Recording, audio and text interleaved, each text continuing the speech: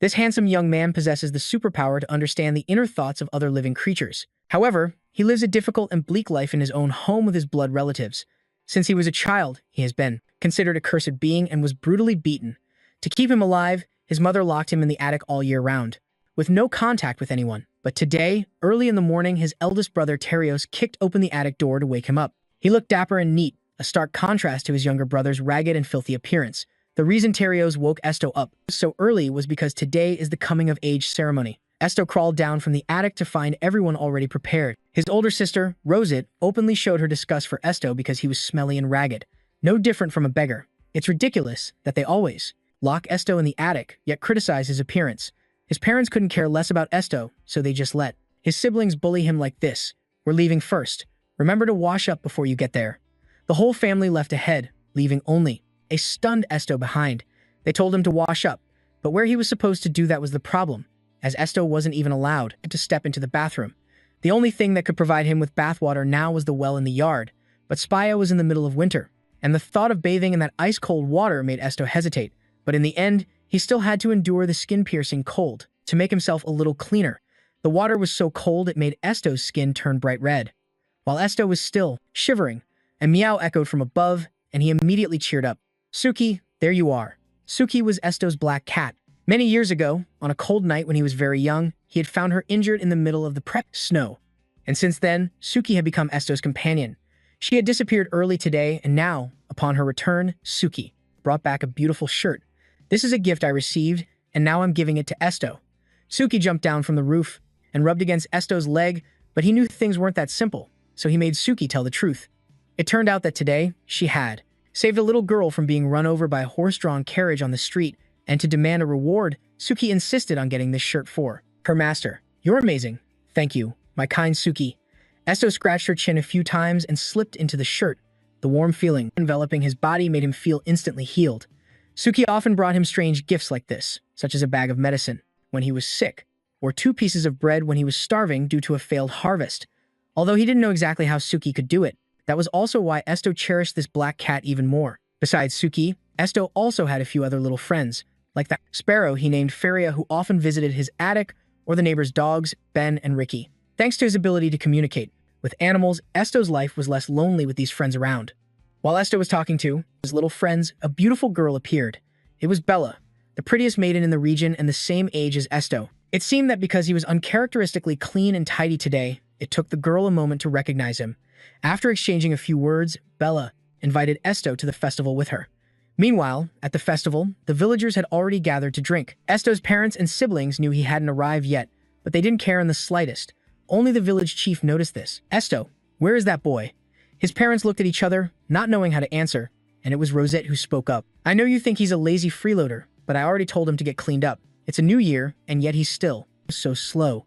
Terios, who was standing nearby, kept waving his hands, telling them to just ignore Esto. Seeing this indifference, the village chief gradually stopped caring so much. He was about to signal for everyone to start the feast, but was interrupted by a young, blonde-haired man for the reason that Bella still hadn't arrived. At the mention of Bella's name, the atmosphere instantly became much more boisterous. After all, she was the prettiest flower in the region, so the young men were all happy to wait a little longer for her. Not long after, Bella arrived, looking beautiful in a pink dress, and radiantly entered the party. Esto was behind her, but no one paid him any mind. The blonde young man named Luis, as soon as he saw Bella arrive, immediately rushed toward her. When he saw Esto, he also looked stunned by how different Esto looked compared to his usual self. Seeing Esto's hesitation, Bella suddenly flashed a strange smile. Then she grabbed his arm and cheerfully pulled him into the party. This simple act of holding his hand caused Esto to suddenly see a flood of the young woman's memories in front of him, from her mother abandoning her as a child to her getting involved with numerous men, both young and old in the village. The truth about this seemingly innocent girl left Esto in deep shock, his face turning ashen. Bella wanted to raise her hand to touch his face, but Esto instinctively pushed it away. Realizing his rude behavior, he quickly offered an awkward apology. "Are you mad at me for holding your hand without asking first?" "I'm sorry," Bella asked, putting on an innocent and blameless facade. "No, that's not it at all," Esto replied, feeling extremely awkward. Bella looked as beautiful and pure as an angel, but the things he had just witnessed were truly unsightly. To ensure the party went on smoothly, Esto tried to suppress his emotions and act like he hadn't seen a thing. He grabbed a cup of fruit wine, chose a spot, and sat down. Naturally, Bella sat down right next to him. Out of politeness, Esther tried to make pleasant conversation with her throughout the party, but this inadvertently rubbed a lot of people the wrong way, especially the blonde young man, Luis. What caught his attention wasn't just that Bella was laughing and chatting so happily with Esto, but also the expensive-looking shirt he was wearing. On top of that, he also happened to overhear Esto's parents talking in a corner. They were also discussing the new shirt their son was wearing. "Honey, did you buy him that shirt? I don't think we can afford it, so where did he get it? He must have borrowed it." Esto's mother seemed worried, since no one in their area wore such a uniquely designed shirt. A surge of jealousy welled up inside Luis. After downing his cup of wine, he decided to go and start trouble with the poor boy. "Esto, where'd you buy that shirt? I've never seen a design like this before. It was a gift." Esto answered honestly. Of course, that wasn't the answer Luis was looking for. He slung his arm around Esto's shoulders, his tone becoming increasingly mocking. "A gift? And who might that be?" "A friend," Esto replied. Naturally, he couldn't reveal that the shirt was from Suki, because no one would believe him anyway. Besides, he genuinely considered Suki a friend, so his answer wasn't wrong. Even so, the smile on Luis's face twisted into a sneer. "A friend? And who might that be? You have a friend so rich that they can give you such an expensive gift?" Luis's voice grew louder, drawing the attention of everyone at the party. "Just tell the truth. You stole this, didn't you?" This wasn't really a question. It wasn't a question, but an accusation. Esto looked around bewilderedly at everyone at the party, knowing that even if he answered no, nobody would believe him. The horrifying memories of his childhood came flooding back, when Esto was always beaten and scolded by the villagers for no reason because they called him a cursed being. Some of the beatings had even nearly taken his life. To ensure her son's survival, his mother locked him in the attic, and so Esto grew up there, living a difficult life. Seeing his silence and darkened expression, Luis was emboldened to press on. "We haven't seen you in a while. You must have gone to the city and stolen these clothes to look so presentable today. Huh?" The crowd started whispering. They all believed Luis's accusation was spot on, because someone like Esto couldn't have possibly obtained that nice coat by honest means. His eyes unconsciously searched the crowd for sympathy, but it was completely futile. Even Bella, who just moments ago had looked at him so fondly, was now giving him a disdainful glare. "You monster!" A child at the party grabbed an apple from the table and threw it right at Esto. The throw missed him, but hit the oil lamp hanging overhead, and the oil spilled out, pouring all over Esto's head. He had just taken great pains to wash himself in ice-cold water, and with great difficulty, had managed to get a little cleaner, yet now he was once again a filthy and pathetic mess. Esto looked toward his family with the last hope that they would speak up for him. But no, from his parents to his siblings, not a single one of them paid him any attention. His hope for a truly happy family was completely shattered, and that was when Esto realized there was no place for him here. That night, after returning to his familiar attic, he thought for a very long time. Esto kept thinking, then suddenly let out a self-mocking laugh. He just kept laughing and laughing, until he was tired of laughing and tears began to stream down his cheeks. After a long while, Esto made the most important decision of his life. He gathered all his belongings to prepare to leave. To him, it didn't matter where he went. The important thing was that he had to leave this place to find a reason to live for himself. That was the first time Esto ever left the village of Spia. The weather was numbingly cold, and in truth, he had no idea which way to go. Fortunately, along the way, Esto met a kind man who offered him a ride in his horse-drawn carriage, inside which it was a little warmer. Through a crack in the carriage roof, Esto could see the night sky filled with sparkling stars, and as he was gazing at the sky, a small black head peeked in. Meow. Esto was overjoyed. Suki had indeed followed him. And on that night after his coming-of-age ceremony, as he officially left the village he had called home for the past 19 years. Sometime later, Esto woke up. The carriage was still moving, but a complete stranger had appeared in front of him.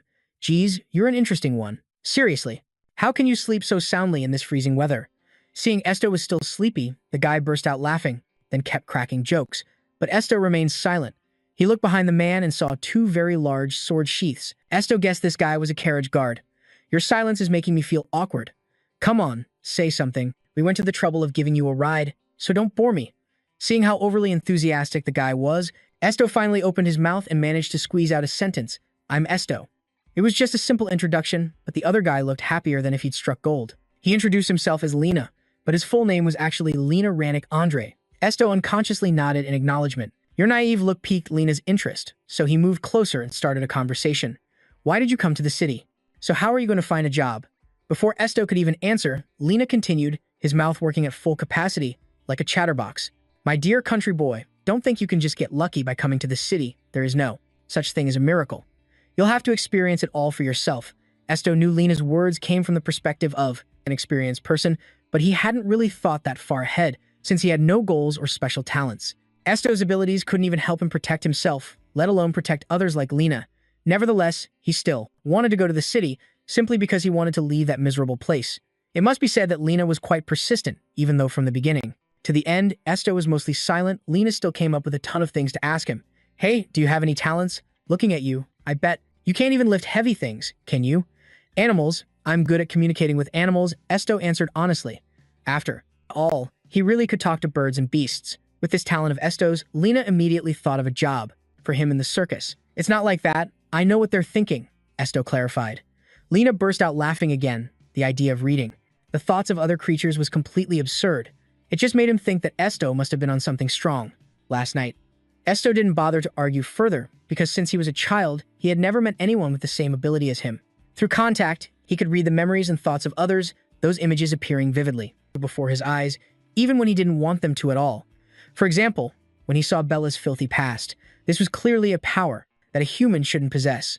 Therefore, it was only natural that others wouldn't believe him when he spoke of it. He was still wondering how to change the subject when the carriage suddenly screeched to a halt. Lena dropped his playful demeanor, suddenly becoming serious. He stood up and leaped out of the carriage in a flash. At first, Esto thought they were being attacked by bandits, but after assessing the situation, Lena seemed helpless as the merchant said the carriage horses were suddenly acting up. They refused to move and wouldn't even touch their food. There were quite a few other people on the carriage besides Esto, and they were all getting very impatient as the journey was halted midway. 3 hours later, the horses still hadn't budged. While Esto calmly munched on his bread, the other passengers were all losing their tempers. Lena had a major headache, and while he was wondering how to resolve this situation, he suddenly remembered what Esto had said earlier.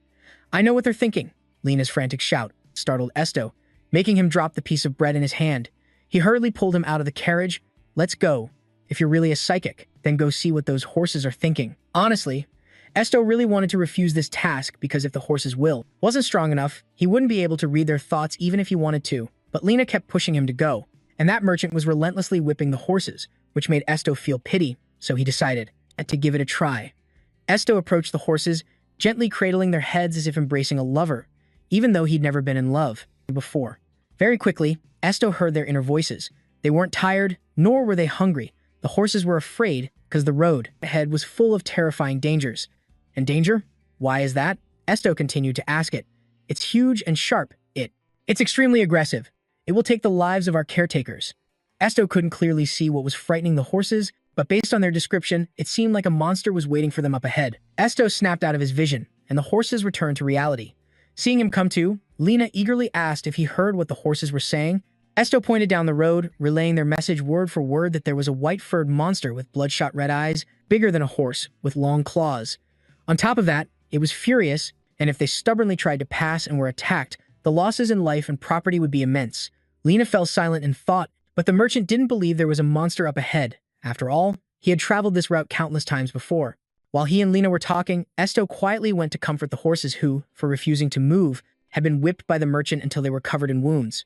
Ultimately, Lena chose to trust Esto because he actually knew of a large creature matching the description, the white-furred ape. It was a rare and elusive being, but one that could certainly appear on this snowy mountain. As soon as the other travelers heard Lena mention the white-furred ape, a buzz went through the group because its fur was highly fashionable among the nobility. That fact alone was enough to put it on every hunter's radar. But isn't it just a beast, not a monster? There's no reason for the horses to be so scared of it, the merchant asked. Just then, Lena retrieved his 2 large swords from the carriage. Since the horses refused to move, he had no choice but to investigate the situation himself. But the main point was that he wanted Esto to go with him. Having been a coward his whole life, Esto wanted no part in this dangerous mission, but luckily, Lena wasn't going alone. He was accompanied by several other mercenaries, all with exceptional skills, so one could feel somewhat at ease. However, the only one who seemed at ease was Lena. Esto was still completely baffled as to why he, who didn't know the first thing about fighting, had to go with them. You have to come too. What if we need a translator? Lena said casually, then pulled Esto along by the hand. Along the way, Esto was a nervous wreck, because according to the horses, the enemy was far more terrifying than a white-furred ape. It had to be a vicious monster, or maybe even something beyond that. Esto had struggled to escape the village of Spia just to survive, and he was not happy at all about being dragged into another life-threatening situation. But Lena's attitude gave Esto pause. He seemed unusually interested and cheerful upon learning about Esto's ability. This was a stark contrast to his own family, where everyone despised Esto for this supernatural power. They had gradually distanced themselves from him after realizing he could read their minds. That's why Esto had lived a lonely life for nearly 20 years.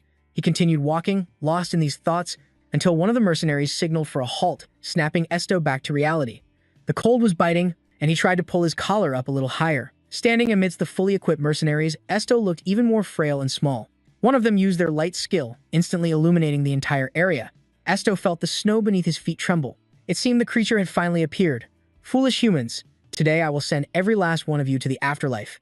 Indeed, it was a giant white-furred monkey, and of course, only Esto could hear the words it spoke. And that very fact terrified him.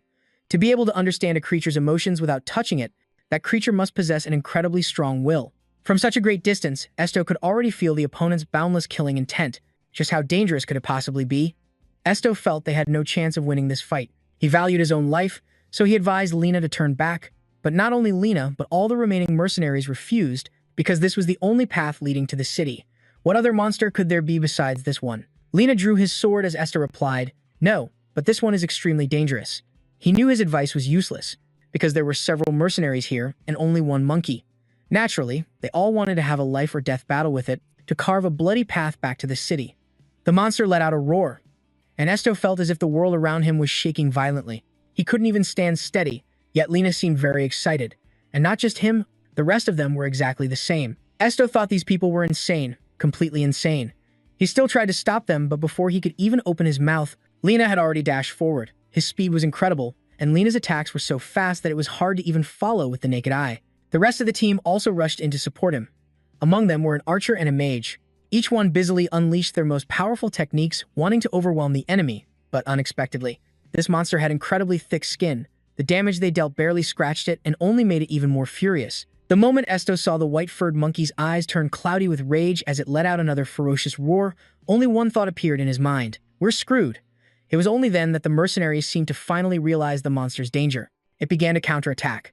With just a single swipe of its hand, it sent the nearby bald archer flying dozens of feet away. Just as he hit the ground, the white-furred monkey's massive hand lunged for him. The young man felt his life was over. Yet Esto, who had no fighting experience whatsoever, rushed forward at that moment, using his own frail body to shield the other man. He used almost all the strength he had to shout at the giant monkey. "That's enough. Please calm down." The monkey's blood-red, cloudy eyes cleared, and it seemed a bit surprised to see a human who could communicate with it. Esto began to feel hopeful, planning to negotiate with the monkey instead of resorting to bloodshed. But just then, Lena appeared from behind and ruined all of his plans. "I told you to watch your distance," he yelled, obviously at the bald archer. As soon as the words left his mouth, Lena used his two swords to slash two long gashes across the monster's back. It roared in pain, and then clutched its face and fled into the forest. The mercenaries quickly gave chase, determined to finish the monster off. Only Esto remained, sitting in the cold snow, still in shock.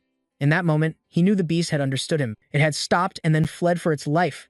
And what Esto heard at that moment was completely at odds with the fearsome appearance of this monster. "Mommy, I'm so scared. Mommy." If that was the white-furred monkey's inner voice, then Esto. Feeling like he couldn't just sit there any longer, he jumped up and followed the sound he heard, eventually finding a cave. In front of the cave were countless footprints not yet erased by the blizzard. It seemed the ape hadn't returned to the cave for long, and the surroundings were extremely quiet. He guessed that the group of warriors hadn't found this place yet. Esto took a risk and cautiously stepped inside. Inside, the overwhelming stench of blood made him unconsciously cover his nose. Esto went deeper into the cave and saw the white-furred ape. It was sitting with its face to the rock wall. For some reason, he suddenly found it strangely lonely and pitiful. Esto took another step. He was immediately pulled into the white-furred ape's memories. It turned out this ape was a hybrid of a white-furred ape and a human. Its mother was a beautiful blonde woman. Not long ago, also on a day of ice and snow, its father and his kind left the cave and found a severely injured girl. They carried the girl on their backs and brought her to the cave. When she woke up, the first thing they did was bring her a delicious piece of meat. In the following days, its father took great care of the girl. Eventually, the girl was moved and decided to stay in the cave. A love that transcended racial boundaries blossomed. And this ape was the result of that love. When he was born, he looked very cute, so he was given the beautiful name Nura. Nura's life was once very happy with such a beautiful and gentle mother, until a group of hunters found the cave. Even though Nura's mother was also human, they didn't spare her. That was the day the little ape turned dark, becoming a monster. Esto fell silent, so this was the reason the ape was always whimpering, "Mommy, I'm so scared." Now, it seemed to have calmed down, even mistaking Esto for its mother. "I'm not your mother. My name is Esto." The white-furred ape looked at him for a long time. Its ferocious demeanor was completely gone, and now it looked like an innocent child. "Did you come to kill me too, Esto?" "No," he replied immediately. Honestly, Esto didn't know where he got the courage to come to a monster's lair. He just felt that he had to be here. Nura looked sad. He began to recount the tragedy of his life. Even though Esto had already seen everything, he listened quietly as he spoke. Those wicked hunters had murdered Nura's entire family, turning him from a happy child into a monster. "I don't understand why they would do such a thing. It was probably for money," Esto answered Nura, not even knowing what money was. Upon hearing Esto's words, he genuinely hoped that if he had money, he could see his mother and family again. Although the creature before him was like an innocent child, Esto had to crush his false hopes. Nura and his mother would never be able to meet again. Even a beast like Nura had human-like emotional awareness when he truly understood that he had lost his mother forever. He suddenly burst into tears. Esto stood still and listened to him cry for a long time until Nura wiped his own tears and stopped crying. "I was really so angry. I thought about killing all of humanity. But when you appeared, Esto, I found that I no longer cared about that." Esto suddenly felt guilty, as if because he had controlled the other's emotions. Nura couldn't even be angry about his own grudge anymore. He spent time staying and talking with the ape for a long time, until it truly calmed down. Nura turned and went deeper into the cave. He said he wanted to rest. Esto then said goodbye and left the cave. Outside, the blizzard was raging again, and I felt like I was about to freeze solid, but just then, Suki appeared with Esto's bag.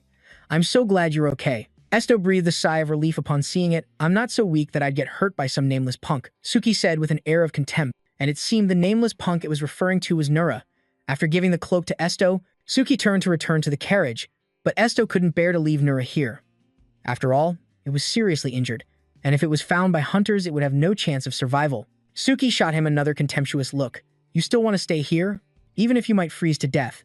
Esto was silent for a few seconds, then he resolutely decided to stay in the cave, where Nura was now asleep. Esto put on his cloak and leaned against it, but it didn't seem to make him much warmer. It seemed that Nura lived in a place that was cold year-round, so its body temperature was hardly any warmer than the weather. Esto didn't leave because he felt he couldn't abandon a child, and Suki didn't leave either. Even though it knew it needed to return to the carriage, it couldn't abandon Esto. Suki waited outside the cave entrance for a long time until it was sure Esto had fallen asleep, then it slowly entered. But now, it no longer had the appearance of a small black cat, but that of a mighty, jet-black tiger. Although it wasn't happy about it at all, in the end, Suki still had to lie down beside him, protecting its master's safety. Suddenly, it remembered the distant days of many years ago. Suki was originally an experimental product with the designation N121, and from birth, it possessed incredible power. But because of that power, Suki was also very difficult to tame, so the very scientists who created it ordered its destruction. Suki was lucky to escape death that night, but it was also severely injured. Suki just ran desperately, hoping to survive. It ran for a very long time and a very long way, and finally, when it was exhausted, Suki had lost almost all its power and transformed into a black cat. In the moment, it was on the verge of death. Its strong will allowed Esto, who was quite far away, to hear its cry for help, and then, as we know, he saved Suki's life. The two abandoned creatures gave each other warmth and relied on one another, even to this day.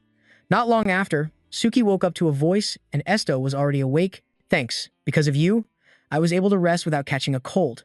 Are you hurt anywhere?" Suki coldly asked in return. Esto shook his head, and only then did Suki relax, shaking its body a few times and turning back into a docile black cat. Nura's injuries had gotten much better by now, because it was a beast after all, and the wound on its back was almost completely healed, and there was no more activity in the surrounding area. It had been quite a while, so Esto was sure that no more groups of hunters or warriors were pursuing them, so he was planning to part ways with the ape here. "Esto," Nura suddenly spoke, not telepathically, but it actually knew how to speak, which even startled Suki with its illogicalness. Perhaps because its mother was a human, Nura had also inherited some human characteristics. Because Esto was a special human, Nura wanted to go with him. It was confident that with its strength, it could protect Esto. Above all, since its family had all left this world, Nura didn't want to be alone. This wish from the white-furred ape put Esto in a difficult position. After all, his destination was a large city, and Nura's size was not small at all, so it couldn't be hidden. He was afraid it would be attacked by humans, and also afraid it would go berserk upon seeing them. "I think maybe I will. Asterisk, asterisk. Angry? If I see the ones who harm my family, yes, but I don't care about other humans." Nura tried to keep bargaining, but Esto warned, "There will probably be many who want to take your life." He didn't expect that Nura, far from being scared, merely chuckled. "In that case, I can get angry to defend myself, right?" Nura's sparkling eyes completely convinced Esto, and so he had to bring the monkey along with him to the city. Upon arriving in the city, Suki disappeared again, but Esto wasn't surprised.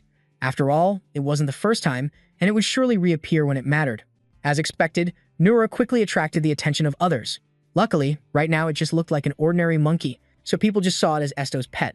A few guards stopped him and reminded him that medium-sized pets needed to be leashed. They then brought over a large collar and chain. Esto hesitated for a long time, not wanting to use this to restrain Nura. But contrary to his own terrible mood, the little monkey seemed quite happy. Esto, it's fine, just do it. If I really wanted to break it, what could possibly stop me? After a moment of internal struggle, Esto had no choice but to put the collar on Nura. Seeing this, the two guards left, relieved. Esto seemed very sad. I'm sorry for making you endure this kind of treatment. Nura didn't blame him in the slightest. On the contrary, it felt that Esto was just like its mother, because its mother in the past also always said, I'm sorry. At first, Nura was very curious and asked why she apologized so much, but every time it asked, she wouldn't answer. Much later, after hearing it so often, Nura finally understood what that apology meant. Mom said I'm sorry with the meaning of I love you, I think.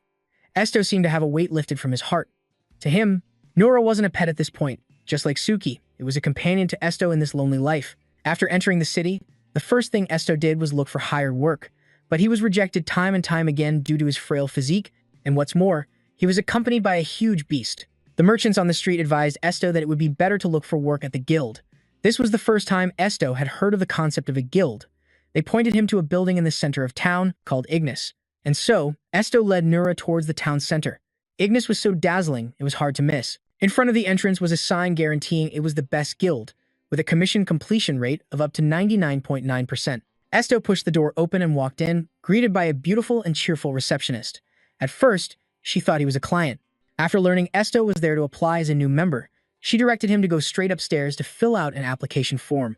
The person in charge upstairs was a middle-aged man. With just a glance at Esto's appearance, he knew the boy had just come from the countryside. Hello, I heard you're recruiting new members. That's right. Do you know what kind of work a guild usually does? I understand that you accept commissions and resolve them. It's simple. The man looked at Esto with the classic expression one gives a naive newcomer. He then took out a business card and handed it to him, and introduced himself as Ha, the branch manager of the Ignis Guild in Galaxia. After taking the business card, Esto followed him to a nearby sofa. Normally, Ha would decide whether to interview a new applicant after reviewing their resume, but recently, commissions had been flooding in while the guild's manpower was extremely limited, so he decided to skip the application review and go straight to the interview. Hack began his interview with very basic questions like where Sto was from and how old he was. From the moment he saw him, Hack had been keeping an eye on Nura. What is your specialty? Animal taming. Something like that. Something like that. You'd better not use those words to describe it. I need to know exactly what you're good at so I can assign you a suitable job. Sto didn't want others to know too much about his ability because he was afraid of being shunned like his family and the villagers of Spaya had done. But he really needed this job, so he had no choice but to tell Hack everything. Upon hearing that Sto could listen to the inner voices of living creatures, the pen in his hand suddenly stopped. Hack never expected this country bumpkin-looking kid to be an ability user, but he had never heard of the power to read the minds of creatures before. The world's ability users weren't too rare. From mages, elementalists, alchemists, apothecaries, and priests to swordsmen. They created magic by using mana or connecting with elemental spirits, and each class had its own unique path. Some discovered and utilized special laws, while others could heal wounds. Most of the ability users in the world were clearly classified, but the strange ability Sto just mentioned didn't fit into any of those classes. This made Hack a bit hesitant. Please forgive me, if I had known you were an ability user, I wouldn't have bothered with this kind of interview. Sto was now like a hidden card because of the strange ability he possessed. Depending on that ability, he could become Ignis's trump card, or he could be completely useless. But Hack was a businessman, and he didn't intend to pass up any opportunity, so he decided to test Sto by giving him his first mission. Go find the animal trader at house number 3 on Sack Street. He's an animal collector who is part of Gui, but lately, he seems to be having trouble with a few rare species he owns. If you truly have the ability to tame animals, you should be able to solve that problem. Sto nodded, understanding what Hack wanted him to do. Then, the man gave Sto a map and told him that if he succeeded, he would receive a Gui token from the merchant. That item would serve as proof of his success. Once he had the Gui token in hand, Sto could become an official member of Ignis. He took the map and led Nura to the address on it. Thanks to Nura's sense of smell, someone with no sense of direction like Sto managed to avoid wandering aimlessly through the streets. He arrived at house number 3 on Sack Street. 2 guard dogs were at the entrance, initially baring their fangs and glaring at Sto, but after being glared at by Nura, both dogs began trembling like leaves. Seeing them like this, Sto found it both funny and pitiful. You don't have to be scared. I'm not going to attack you, so don't worry. I'm here to see the owner of this place. Stowe comforted them, conveniently reaching out to pat each of them on the head. His ability to control animal emotions helped him calm the two dogs quickly. While Stowe was busy chatting with them, the owner of the place came out and opened the door. The man didn't look well. He was probably going crazy over the rare acquisitions he had just purchased. The man led Stowe inside the house. His collection was quite impressive, but he led him straight to a cage. Inside the glass was a tiny, gasping dragon. According to the man, it had been thrashing around and struggling ever since he bought it, and refused to eat. What a damn little pup, it's driving me crazy. The man grumbled and cursed as he spoke, but because of his special ability, Esto could hear the man's truest inner voice. Little one, please don't be sick anymore, okay? Turns out he was just cold on the outside, but warm on the inside. Esto glanced from the man's bald head to the struggling dragon. In the cage, it was still just a baby. What are you? What the hell are you talking about? That's obvious, the man yelled right in his ear, nearly bursting Esto's eardrums. He wanted to discipline the dragon from a young age. Otherwise, when it grew up, it could attack people, and if that caused the nobles to complain about the sale of dangerous beasts, he'd be out of a job. The man's attitude was incredibly harsh, but Esto paid him no mind, focusing only on the little dragon in front of him to find the root of the problem. Suddenly, Esto felt a sharp pain shoot through his chest, as if it were about to explode, causing him to fall backward. Fortunately, Nura caught his master just in time. Seeing this, the man was startled. Hey, what's wrong? Kid, are you hurt somewhere? No, I'm not the one in pain. This is the dragon's pain, Esto panted in response. Just then, the dragon slowly opened its eyes, sat up straight, and gave an innocent look directly at Esto. He immediately entered a vision containing its memories. Seeing Esto suddenly go silent, the man grew more impatient. Hey kid, are you paralyzed or something? Damn it, why did you stop talking mid-sentence? After a long moment, Esto finally replied in a sad tone. This child, its heart is melting. What does that mean? What nonsense are you spouting? The man yelled in confusion. Esto explained to him that this species of dragon usually lives in extremely cold water, but right now he had taken it out of the water and even covered the bottom of the cage with sawdust, so the dragon couldn't breathe and was slowly drying out. Hearing this, the man flew into a rage. Who are you trying to fool, you little brat? This Drakey dragon is a monster that lives in the desert. You can tell just by the name. What kind of nonsense are you talking about? I said its heart, which is made of ice, is melting. Due to his hot-tempered nature, the man was about to argue further, but Esto's determined gaze made him reconsider. After all, he wanted to do everything he could to save this little dragon. Therefore, the man grabbed the shovel next to the cage and threw it to Esto. Go outside and shovel some snow in here, he ordered. Why just me? You expect an old man like me to do it? I don't have any ice right now, so a strong young man like you should hurry up and get some snow. If you're too slow, both you and this troublesome little Drakey will be goners. With that, he lifted the small dragon out of the cage and placed it in a glass basin filled with water nearby. After coming into contact with the cool water, the little one's facial muscles visibly relaxed. The man finally broke into a happy smile, then yelled at Esto again, Hurry up and bring the snow. Esto dropped the first shovel of snow into the water tank under the man's eager gaze. After that, the man made him shovel several more loads. Esto, of course, knew he was being used for hard labor, but with his overflowing love for animals, he was still willing to do it. And thanks to that effort, the ice Drakey, that one had truly recovered.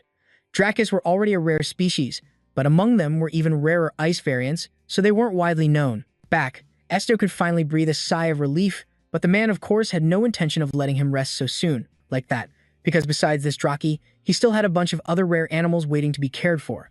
Esto felt as if he had become a veterinarian in just one afternoon, while the man had to truly acknowledge that the abilities of the boy were the real deal. After settling the issues, the man gave him a bag of geek coins as a work fee.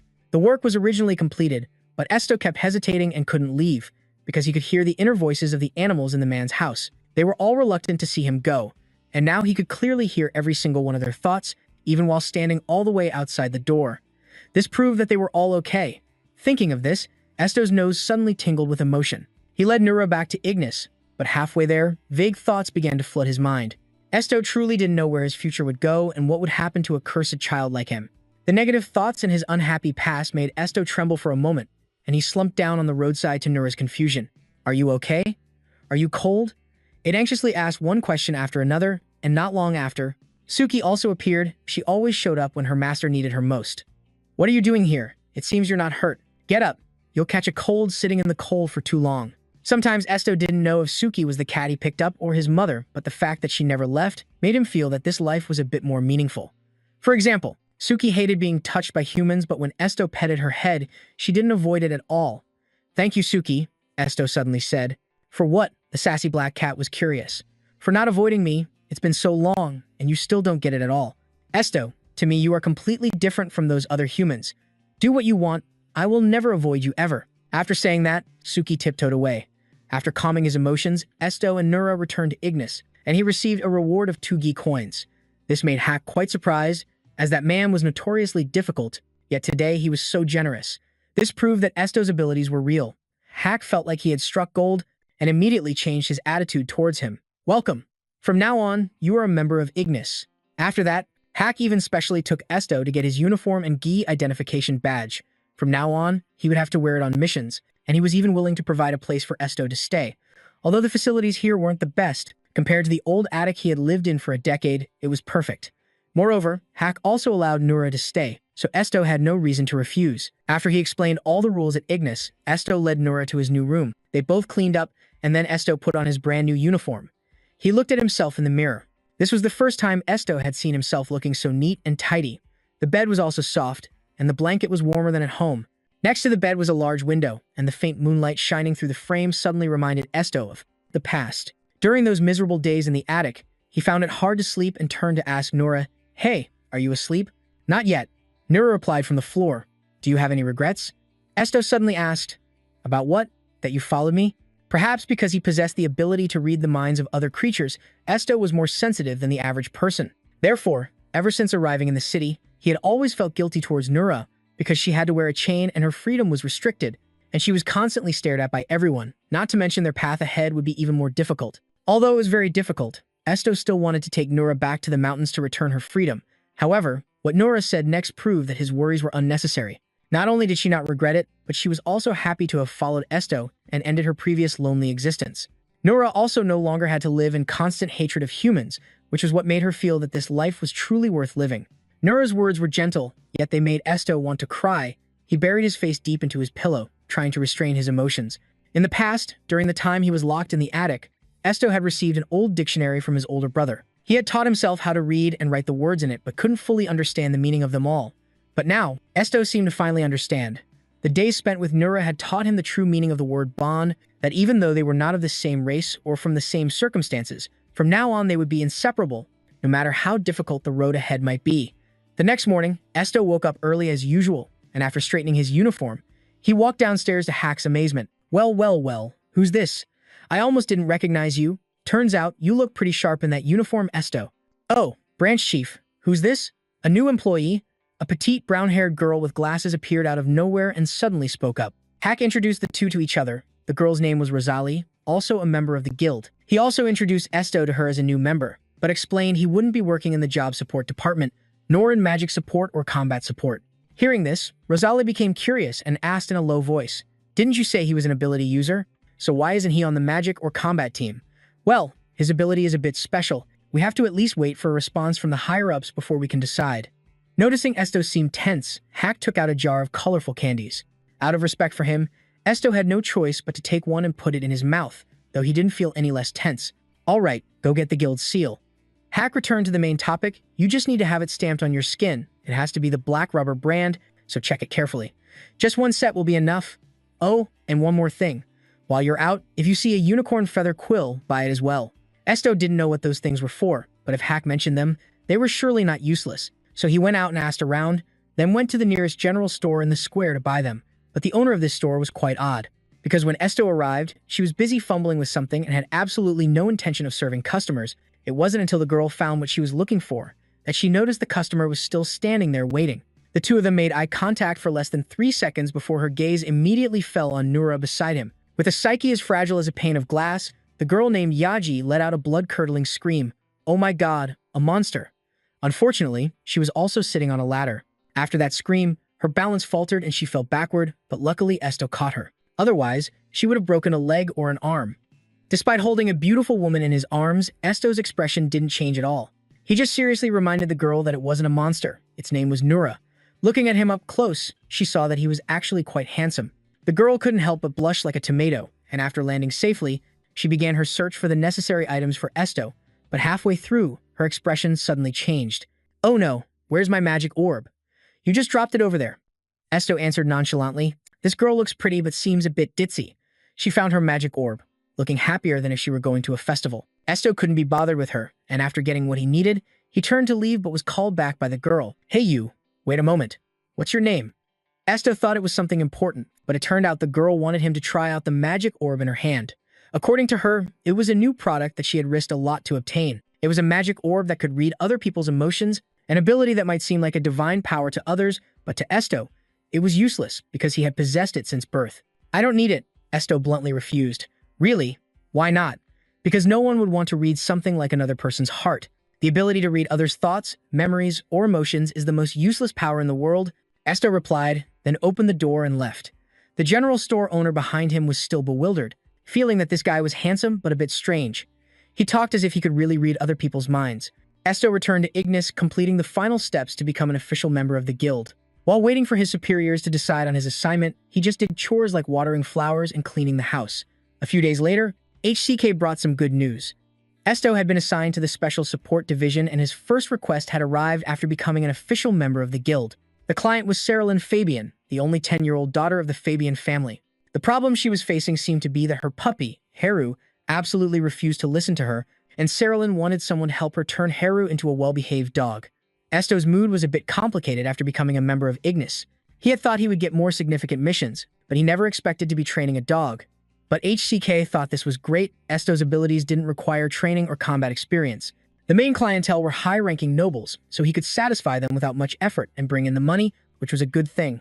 Seeing Esto sigh deeply, HCK started using his entire vocabulary to make the issue sound more serious. "It may look simple, but the problem is that you also have to meet the nobles' demands. If you get on their bad side, not only will this request be cancelled, but your future life could also be ruined, so be careful." He also constantly reminded Esto not to look down on Cerilyn just because she's a child. A noble is a noble, even if they're only 2 months old, and you must serve her with all your strength. Well then, good luck.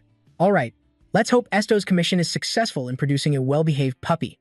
Hack brought over the candy jar again, and Esto picked out a piece to put in his mouth before setting off with Nura. The Fabian mansion was absolutely massive, and after checking the commission request, the guards quickly let him inside. The interior was even more magnificent, but the only thing that caught Esto's attention was the resentful barking of the small dog inside. Getting a little closer, he could also hear its inner voice, which was just as resentful. "Not again. Go away, you human. Haru, don't be like that. He's our guest." A small, pretty, blonde-haired girl ran out from the house. Based on her age, this must be Lady Cerilyn. Watching the way Cerilyn talked and behaved with Haru, Esto could easily sense the girl's love for animals, but unfortunately, Haru was not an obedient dog. Esto introduced himself as a member of Gi, and a doubtful expression immediately appeared on Cerilyn's face. "I thought it would be some grumpy old man. So a girly-looking guy like you works at Gi's too? How old are you? This kid's got a real attitude." Esto wasn't too pleased, but since the customer is always right, he still swallowed his anger and answered her question. He had just turned 19 this year. While the two were talking, Haru in the background was still barking incessantly. The loud barking had started to annoy Nura. From behind Esto, it gently threw Haru a murderous glare, causing the puppy to immediately shut its mouth. At that moment, Lady Cerilyn also noticed its presence, but instead of being afraid of the large creature, she looked very interested. "That gorilla is so big and so cute." Nura immediately retracted its murderous gaze, switching to sparkling, watery eyes to win her over. Lady Cerilyn was instantly charmed. The girl was about to rush forward, but was stopped by a house servant for a very simple reason. Nura was a white-furred ape, and they couldn't let their lady get close to danger. After a moment of pouting because she couldn't pat Nura's cheeks, Cerilyn decided to get back to the main issue. "I heard you can read the hearts of animals, so find out why my Haru is always so hostile to others. Right now?" The young lady's eager demeanor made Esto not dare to delay any longer. First, he told Nura to step back for a moment, because Haru was currently scared, stiff by it. Only Esto and Haru were left facing each other. To gain the puppy's trust, Esto took off his gloves and held his hand close to its face. "Haru, I'm not going to hurt you." Cerilyn looked tense, because normally no one dared to do that with Haru for fear of being bitten. But the strange thing was, today, after a moment's hesitation, it proactively moved forward and used its head to nuzzle Esto's hand. His ability was greatly amplified by this contact, and Esto immediately entered its inner world. It turned out Haru had an unhappy puppyhood, having witnessed its mother being grabbed by humans by the neck and cruelly discarded right after it was born. Because small breeds like Haru were very popular with nobles, its mother had been forced to give birth many times. Even Haru itself, after losing its mother, wasn't fed enough. It was only given just enough food to not starve to death in order to maintain the small appearance that nobles found so appealing. Not long after, Haru was spotted by Viscount Fabian, the father of Cerilyn. The merchants immediately took the small dog, which was barely breathing from hunger, and washed it clean to be sold. Haru became the most beautiful birthday present for the young lady, but for it, this was also when its hatred for humans began, to its peak, because they had taken its mother away and pushed it into endless suffering. Saralyn really liked Haru, and she tried her best to care for the little puppy, but Haru never felt happy being with her. It all came to a head one day when, while they were playing around, Haru bit Saralyn hard on the hand. Seeing this, Viscount Fabian immediately kicked the puppy, as he could not accept a dog that bites its owner and immediately wanted to throw Haru out of the mansion. Saralyn cried and begged her father, as she didn't want to be separated from the new friend she had just made, so she asked Viscount Fabian to send a commission to Ignis. After fully understanding the situation, Esto could only sigh. Saralyn was extremely anxious. How is he? Is Haru unhappy about something? Everything. Haru was afraid of all the affection she showed it. Even though it was just a puppy, Haru was also just a child, and since birth, it had never received love. Esto recounted the entire ordeal it had gone through from the moment it was born, which made Haru believe that one day, humans would also take its life just like how they took its mother away. Hearing Esto's words, Saralyn could only grit her teeth and think to herself, what? I'm the one who likes Haru the most. If I could read hearts, I would treat him even better. These naive thoughts of hers were also overheard by Esto. Just being able to read hearts isn't everything. Its mother was killed by humans, and it was also forced to starve to increase its value. Have you ever considered how to soothe its fear?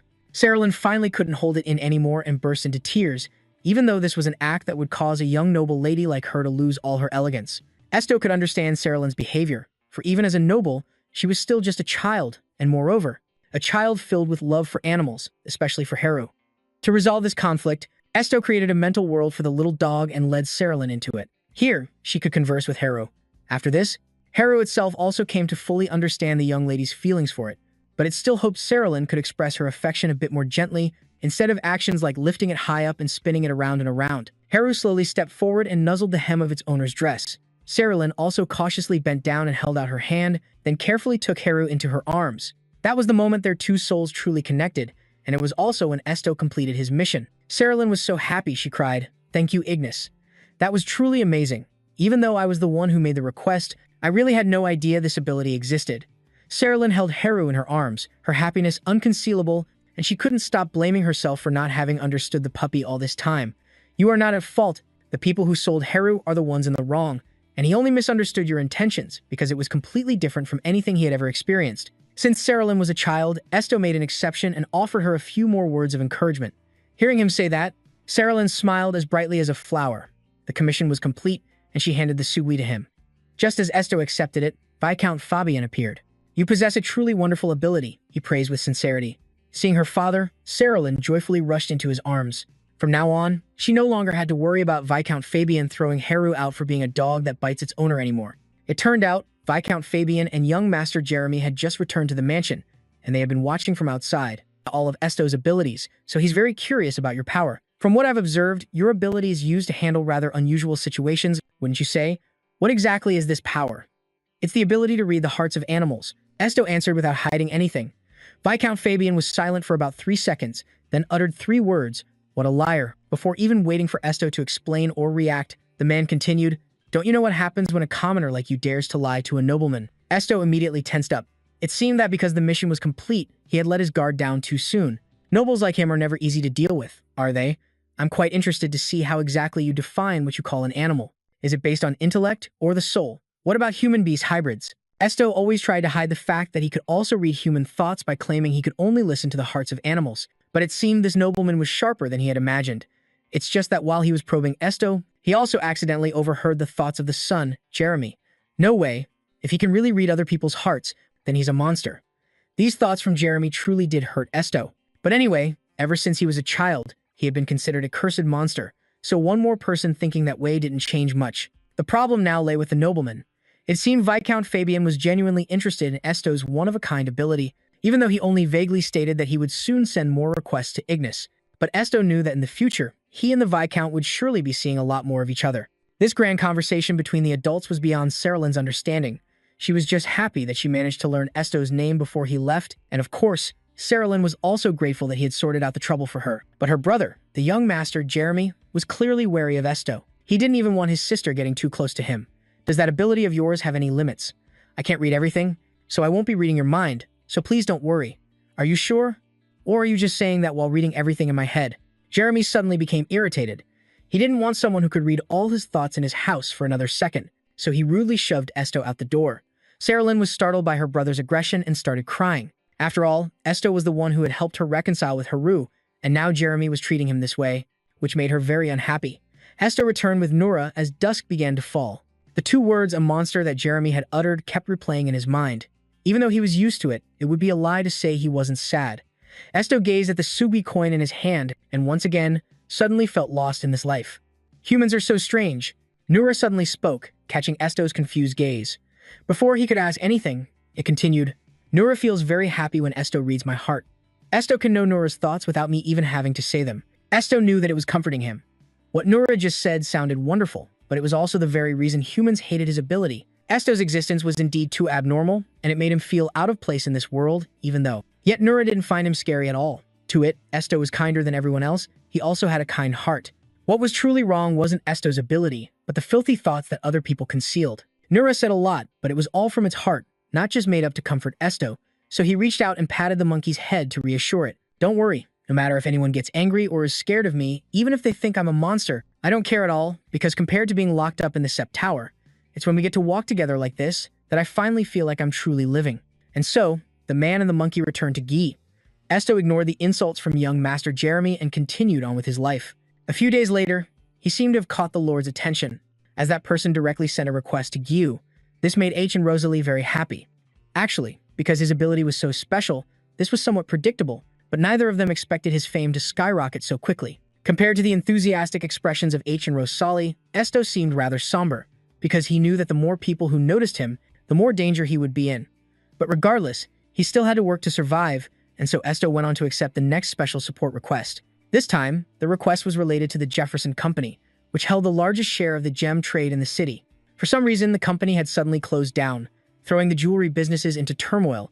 Esto's mission was to find the company's owner, Thompson, and investigate the reason. Just like every other time, after confirming his mission, Esto prepared to set off with Nura. But today, before leaving, he noticed something. It seemed that every time he went out on a mission, H would rush after him just to say something like, "Remember to stay safe." And today, Rosalie also specifically reminded him to buy some cantaloupe bread on his way back after completing the mission.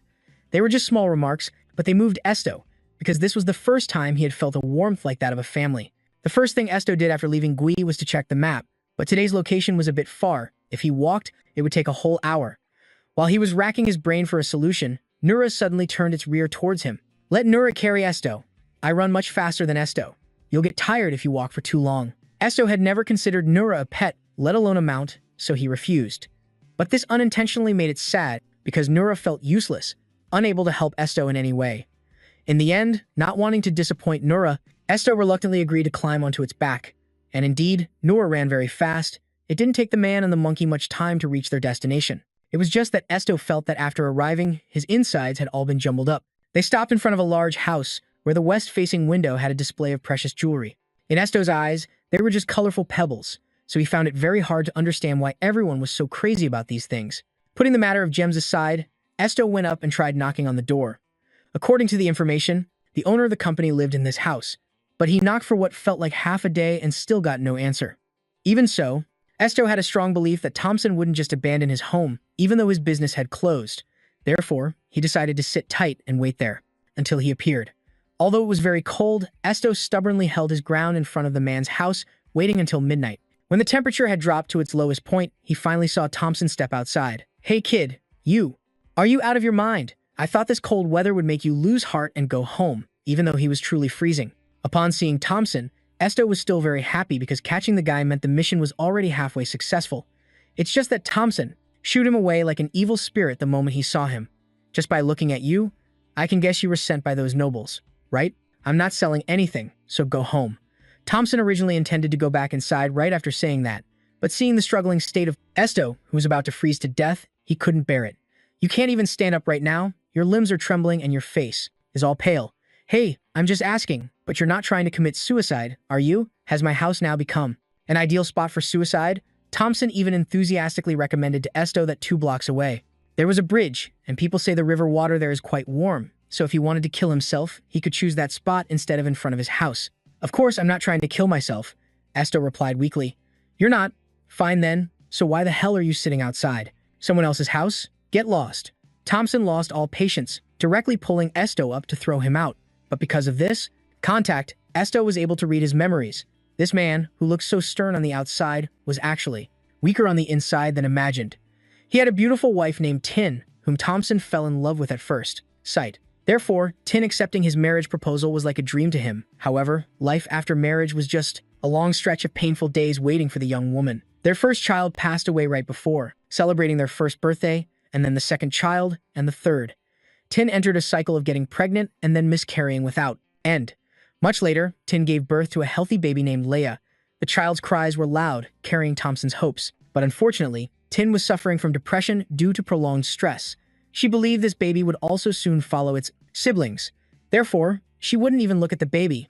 And even after its first birthday, cracks began to form in their marriage. From there, Thompson even knelt and begged his wife, but Tin continued to ignore Leia completely, which was the very reason he closed his company.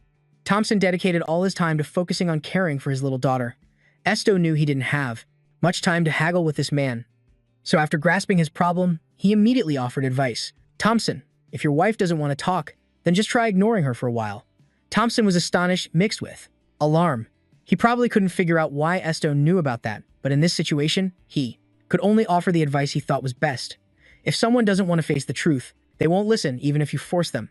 Thompson's reaction was worse than Esto had imagined. He was aggressively grabbed by the collar and thrown straight into the house. After locking the door, Thompson revealed an extremely terrifying face, just as expected. He began to question Esto about how he knew about Tin. Esto's whole body ached, and he tried to calm himself down. To answer Thompson's question, I am Esto, from Geese, Thompson put a hand to his forehead, cursing endlessly in his mind at the nobles for prying into his private life and even sending a commission all the way to the guild just to bother him. However, looking at Esto, Thompson didn't feel threatened at all. Because he looked so frail, it was as if Ignis had sent their worst member here. Besides, the kid wasn't at fault for any of this, so he suddenly felt a little bit guilty for getting physical with such a weak kid who was also about to freeze from waiting for him for hours outside. Damn it. A bunch of fools blinded by their greed for gemstones. Thompson let out a weary sigh, then extended his hand to Esto. Forgive me for my rude behavior. That's right, I am the owner of the Jefferson Company. Esto looked from his hand to the ceiling and finally chose to stand up on his own. His hand left hanging in the air made Thompson feel slightly awkward. Ahem. So, kid from Ignis, what request brings you here? It was a request for help so that he could reopen his business once again. Esto answered bluntly. What the? Thompson thought he had misheard. The Lord sure is impatient, isn't he? In any case, this isn't something that can be resolved in just a few words. Thompson then invited him inside, lit some candles, and they had some wine to warm up. After choosing a bottle of wine and chugging a few gulps, his mood finally relaxed a little. To be honest, thinking back on it now, Thompson felt that not only was Esto not threatening, but he also seemed to lack the wits to succeed in his mission. And at a time like this, he should have been trying to get on his good side, but the only thing Esto had done since arriving was stare blankly like a statue. The only thing that made Thompson interested in Esto was that he had mentioned his wife, but frankly, this interest wasn't positive in the slightest, because he hated it when people pried into his private life. Revealing someone's private matters isn't a good thing, you know? When talking about such sensitive topics, you have to be more aware of the situation. I'm sorry. Esto lowered his head and mumbled. To put it bluntly, he was too naive and childish. Why would the guild send someone like this here? Thompson sighed deeply. Now, he no longer blamed Esto, but he also firmly stated that he had no intention of ever reopening the business. Esto remained silent, not even opening his mouth to ask why. This, in turn, made Thompson wonder, aren't you going to ask why? Oh, then why did you decide not to reopen the business? Seeing Thompson's curiosity, Esto asked back mechanically. Thompson burst out laughing. It was the first time he had ever seen a guild member on a mission who was this clueless. Perhaps this was the funniest thing that had happened in days, making Thompson temporarily forget the pressures weighing on his life. Perhaps because he was in a better mood, he proactively told Esto the reason, explaining that he loved his wife and daughter very much. Even if the whole world made him an offer, Thompson had no intention of trading them for anything. The most important thing was that Tin's condition was getting more and more serious. Ever since giving birth to Leah, she wouldn't even leave her room. One time, Thompson tried to force Tin out of the room, which resulted in her choosing the most extreme action of biting her own tongue. Although she was fine that time, the cruel truth was laid bare before Thompson that his wife would rather die than have to see her own daughter. That left him with neither the time nor the state of mind to care about gemstones or his business anymore. As Thompson finished his story, he covered his face and began to cry. Esto was just silent, shocked, because a moment ago, even after reading Thompson's memories, it turned out there were still things he didn't know. Thompson didn't cry. After a long moment, Once he composed himself, he wiped away his tears and forced a smile. Anyway, I'm sorry for causing your mission to fail, but I have no intention of reopening this year, so you should tell them to find a source of supply from other companies. Thompson patted Esto's shoulder a few times comfortingly, but a stubborn person like him wasn't about to give up here. If your wife's condition improves, will you agree to reopen? Thompson was about to show him the door, but his steps stopped when he heard those words. Perhaps I can help. After Esto said this, Thompson turned back. I will get your wife to leave her room. Seeing Esto's expression, it didn't look like he was joking, but Thompson wasn't very convinced. If even he couldn't get his wife to leave her room, how could an outsider like Esto possibly manage it? How exactly do you plan to do that? Esto didn't answer. Instead, he slowly approached Thompson and suddenly touched his forehead with 2 fingers. Thompson was startled and confused, about to push Esto's hand away. Just then, a strange voice echoed in his head.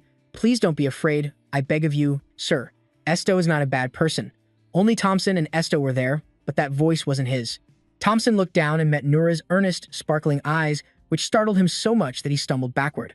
The bottle of wine in Thompson's hand spilled all over. Just now, there was a strange voice in my head. Thompson's face went pale and Esto then slowly walked over, offering a hand to pull him up. Although Thompson didn't know what method he had just used, through this inexplicable event, he was certain this young man was no ordinary person. Thompson reached out and took his hand as a sign of agreement. Afterward, Thompson led Esto and Nura to his wife's room. When he knocked on the door, Esto could clearly see the man's hesitation and caution. His wife's condition had probably caused him a great deal of suffering. My love, it's me. We have a guest today. In response to Thompson, there was only a suffocating silence. He nervously turned the doorknob. As soon as the door opened, Esto could feel a cold wind carrying the chill of snow blowing right at him. Tin was sitting in a chair by the window. Despite the freezing cold, she wore only a thin shirt. From this sight, it was easy to tell the young woman had lost all will to live. Thompson hurried over to close the window. Tin's hand, hanging limply over the chair, was ice cold, which pained him deeply, and her eyes were completely empty and lifeless. She didn't even seem to care when Esto approached. He tried touching Tin's head, but strangely, her mind was completely silent. Esto had never needed to adjust his power to read someone's memories, but it looked like this time he would have to. But when Esto did so, the entire room was suddenly shaken by a dark and gloomy power, causing even a healthy man like Thompson to nearly lose his balance. A gloomy black smoke enveloped the entire room. In an instant, it transported Esto, Nura, and Thompson to another space. It was a lush, peaceful forest. They looked around in all directions, but there was nothing out of the ordinary, until a gentle voice spoke up. Phew, it's so hot. Do I really have to work in the fields in this kind of weather? I really want to take the day off. Thompson's eyes widened in shock. The person before him was his wife. Tin looked completely healthy and normal, not at all like the sick and frail woman from just a moment ago. It seemed Esto hadn't controlled his power well and had entered the deepest layer of her memories. He had also pulled Thompson and Nura in with him. In that memory, Tin looked poor, but her face was still brimming with happiness. Just as the memories Esto had previously probed in Thompson's mind had shown, Tin was the daughter of a poor farming family. Her mother passed away before she was old enough to remember, and after she grew a little older, her father followed her. Beside Tin, only her 2 younger siblings remained, needing care, and so she raised the 2 of them by herself from a young age. Tin worked all sorts of incredibly hard jobs. Fortunately, her 2 siblings were very well behaved, so life was relatively happy, and then Tin fell in love. But the man wasn't Thompson, it was another poor farmer named Johan. The 2 of them were deeply in love, but poverty was like a swamp, drowning their happiness. Tin couldn't provide for the lives of the 3 siblings. Even when she increased her workload, the money still wasn't enough to buy food and medicine for the children. Johan had proposed to her not once, but 3 times. But Tin firmly refused. Their love was immense, but reality was harsh. In the end, Tin and Johan went their separate ways. She went to the city, hoping to get more orders. Then, Tin met Thompson. That was the first time I met Tin. Seeing his wife's memory replayed before his eyes, Thompson couldn't help but be moved. The first time they met, he had fallen face down on the street and was coughing nonstop. Tin was rushing to complete her delivery, but when she saw Thompson was unwell, she still decided to help him to a clinic. When Thompson came to his senses, the first thing that met his eyes was Tin's gentle and beautiful face. He fell for her not long after that. Thompson proposed, and Tin accepted. When she returned to her small house in the suburbs, Johan came to find her, and when he saw the sparkling ruby ring on her hand, Johan nearly went insane. I heard you're getting married? If you're going to leave me, I'll end my own life right here and now. You'll see. As it turned out, Johan wasn't just bluffing, because right after that, he pulled a bottle of pesticide from his pocket. His goal was still to force Tin to come back to him, but she firmly refused, wanting a better future for herself and her siblings.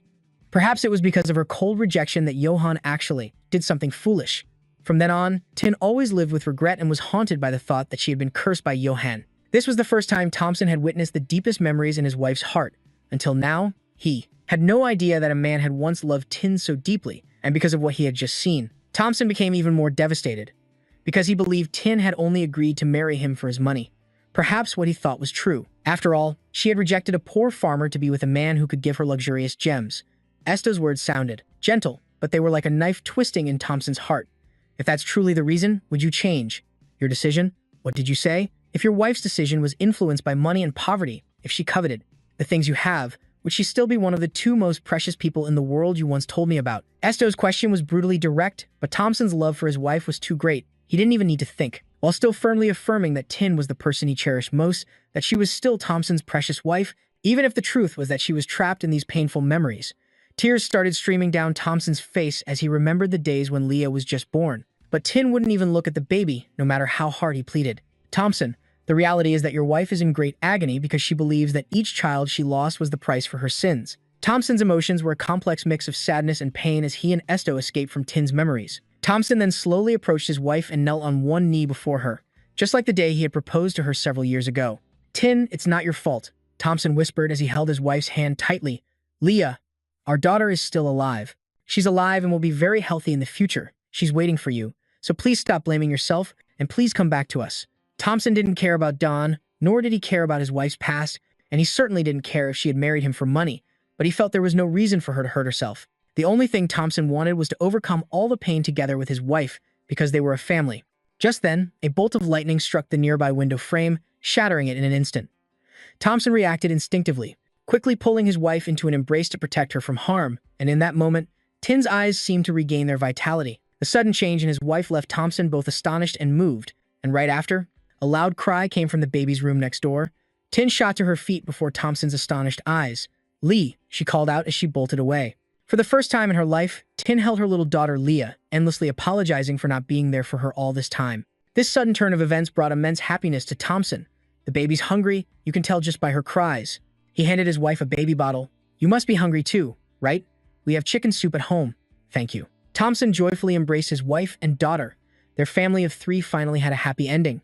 As for Esto, perhaps because he had used too much of his power earlier, his body was completely exhausted. After Thompson and Tin ran to the baby's room, he could no longer hold on and collapsed to the floor. Esto was Thompson's benefactor, so of course, he couldn't just leave him there. So, in the dead of night, the couple took him to the most famous apothecary in the region. Esto was burning with fever and unconscious, and after an examination, the physician was at a loss because he believed Esto's problems stemmed from his abilities, which was something beyond his expertise. Moreover, there were no apothecaries in this area that could treat ability users. The old physician thought this happened because Esto had never lost control of his abilities before. For now, getting proper rest should be enough, and then they could request help depending on the situation. The couple looked at each other. Tin kept looking at Nura, then back at her husband. Nura was sitting at the head of the bed, her worried gaze fixed on Esto. Thompson thought for a moment before daring to speak, because it was Nura who had burst into the baby's room to tell them that Esto had just fainted. This was the first time Thompson had ever seen a white-furred monkey that could talk, and he was still in shock. Leah's still at home, so we have to go back first. I'll pay for the medical treatment, so don't worry, and if you need any help, just come find me. Nura nodded, and then suddenly she remembered the most important reason she came here with Sto. What about the commission? Thompson looked at his wife with a trusting, bright smile, so he had already made a decision. The commission was a request for me to reopen the company, right? Since Sto is our benefactor, I will of course agree. After all, my wife's heart has been healed, so you don't need to worry anymore. I'll leave this fellow to you then. At this point, Nura was finally relieved. The Thompson couple also returned to their home, leaving only her constantly watching over the sickbed, looking extremely worried and anxious. On the morning of the 3rd day, Esto finally woke up. The first thing that met his eyes was Nura's tear-filled gaze. She couldn't control her emotions and immediately jumped onto the bed to hug him. After confirming he was stable, Esto asked the old physician for permission to return. After all, being bedridden for 2 whole days was more than enough for him. They returned to Gilsul, and the reward for the successful commission had also been sent. This time, it was 5 whole coins. Hack was so happy his eyes crinkled into a smile. He had supported many ability users with his own 2 hands, but this was the first time Hack had seen a member achieve such good results as Sto, who had only just joined the guild a short time ago. Currently, Sto is the cash cow of Ignis, and his reputation is so good that it has even reached the ears of the nobles in the neighboring city. After Sto recovered, another problem arose. He received a second commission from the Fabian family. This time, it was personally requested by Vis Fabian, but the letter didn't specify the details of the commission. Even so, Esto had no way to refuse, as he didn't want to displease the nobility, so he had to take Nora with him to that mansion once again. As soon as Esto entered, Hiru rushed out to greet him. It seemed the child had missed Sto a lot since they last met. Serlin also hurried out, and upon seeing the envelope in Esto's hand, the girl immediately realized her father had summoned him. "I'm very happy to see you again. What about you, Esto?" Esto was taken aback by Serlin's question. For a moment, he didn't know how to answer. Well, it's not that. It's not good." Serlin was not satisfied and lunged forward to pinch his cheek. "Huh? Not that it's not good? So does that mean it's good or not? Are you happy to see me again or not? Aren't you afraid I can read other people's hearts?" Esto didn't answer but asked back. Ever since the last time he was treated rudely by the young master of the Fabian house, he had always felt unhappy. Coming here today, Esto also felt very awkward, but Serlin was completely different from her brother. The girl wasn't scared at all, nor did she resent Sto's ability, because she believed he would not go around spreading her secrets, and he would never try to control her feelings, because in Serlin's eyes, Esto was a super kind person. Their conversation was interrupted by the mansion's butler. This scout was eagerly waiting to see Esto. Serlin pouted, but she couldn't go against her father's wishes. All right, but you have to come see me before you leave. Don't you dare sneak off, you hear?" Esto nodded in agreement with the girl and then followed the butler's guidance to the master's room. This was already waiting for him. Before he could even greet him, this scout asked a seemingly unrelated question. "Tell me, do you know about cacti?" "No, sir," Esto replied. "How can a green plant grow in a desert? A place with no water? Isn't that miraculous? Being plants, it's not that they don't need any water, but if they are watered like normal plants, they will rot." This scout began to ramble on about the cactus, finally concluding that if the owner doesn't know its value, they would easily kill the plant. Esto knew that he wasn't just talking about the cactus in front of him. Can you read its thoughts? This scout brought the cactus in front of Esto, but he had never read a plant's thoughts, nor had he ever believed plants had thoughts like animals. Yet after using a bit more of his power, Esto heard a curse. Damn it, why won't this old geezer shut up? Esto tried to contain his surprise. The cactus in Viz Scout's hand could actually think, and moreover, it was furiously cursing him. And just as Esto suspected, Viz Scout didn't seek him out just to chat about this plant. "Esto, a cactus doesn't have a choice, but you yourself have the right to choose the master who will support you." It was very clear. Viz Scout was trying to recruit Esto to his side, promising him a position where no one in this house would dare disrespect him, and the only person he would have to obey was him. At the same time, he would receive the highest privileges as a commoner. Esto guessed that he coveted his mind-reading ability, and in fact, he had guessed right on the money. Viz Scout didn't even bother to hide that thought, demanding that Esto read the minds of the people he designated. "Kid, don't believe him, it's a trap." Those are the words of a master manipulator. Before Esto could even speak, he heard the screaming thoughts of the cactus in Viz Scout's hand. He himself had no intention of accepting this offer. Although he didn't want to antagonize a nobleman, Viz Scout's intentions seemed anything but good. "Thank you very much for your offer, sir, but I am satisfied with my current job," Esto replied. And his answer made the old man burst out laughing. To think about it, it seems there's a misunderstanding here. This is an order. To change his tune so quickly, he was clearly not a good person. Esto tried to remain calm. He frankly asked Viz Scout what would happen if he disobeyed his order. "For now, nothing yet, but bad things will surely find their way to you." It was clearly a threat. Esto was just a 19-year-old commoner. How could he not be afraid of a threat from a world-wise nobleman? However, he still managed to keep his composure until the end. Esto bowed his head respectfully, then told Viz Scout that if he wanted him to change jobs, he would have to discuss it with Gil first. Esto's complete unwillingness, however, pleased Viz Scout. If he had agreed instantly, it would have proven he wasn't trustworthy, and he wouldn't have dared to use him. Viz Scout then retracted his intimidating demeanor and said he would give Esto some more time to think about where his true home was. After that, he handed the cactus to the butler and told him to throw it away. "Get rid of this thing. I'll replace this picky plant with a beautiful flower." Esto could hear the cactus screaming frantically. "What? Where do you think you're touching me? Huh? You bastard. Are you throwing me away? You bastard. Let me go. You damn human." The butler then conveniently led Esto out.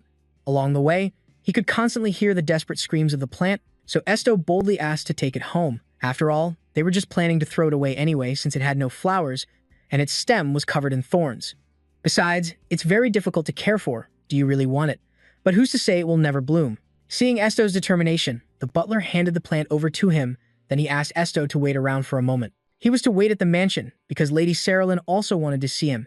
After the butler left, the plant in Esto's hands wouldn't stop trembling. It seemed to be afraid, thinking he would throw it away too, so Esto had to speak up to reassure it. I won't hurt you, and I won't burn or throw you away.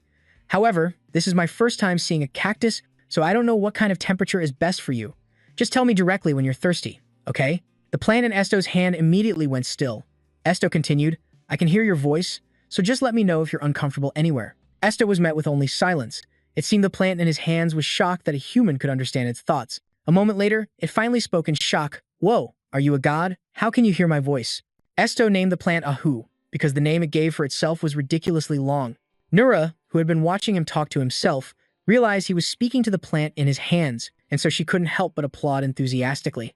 "Esto can talk to plants now? That's so awesome."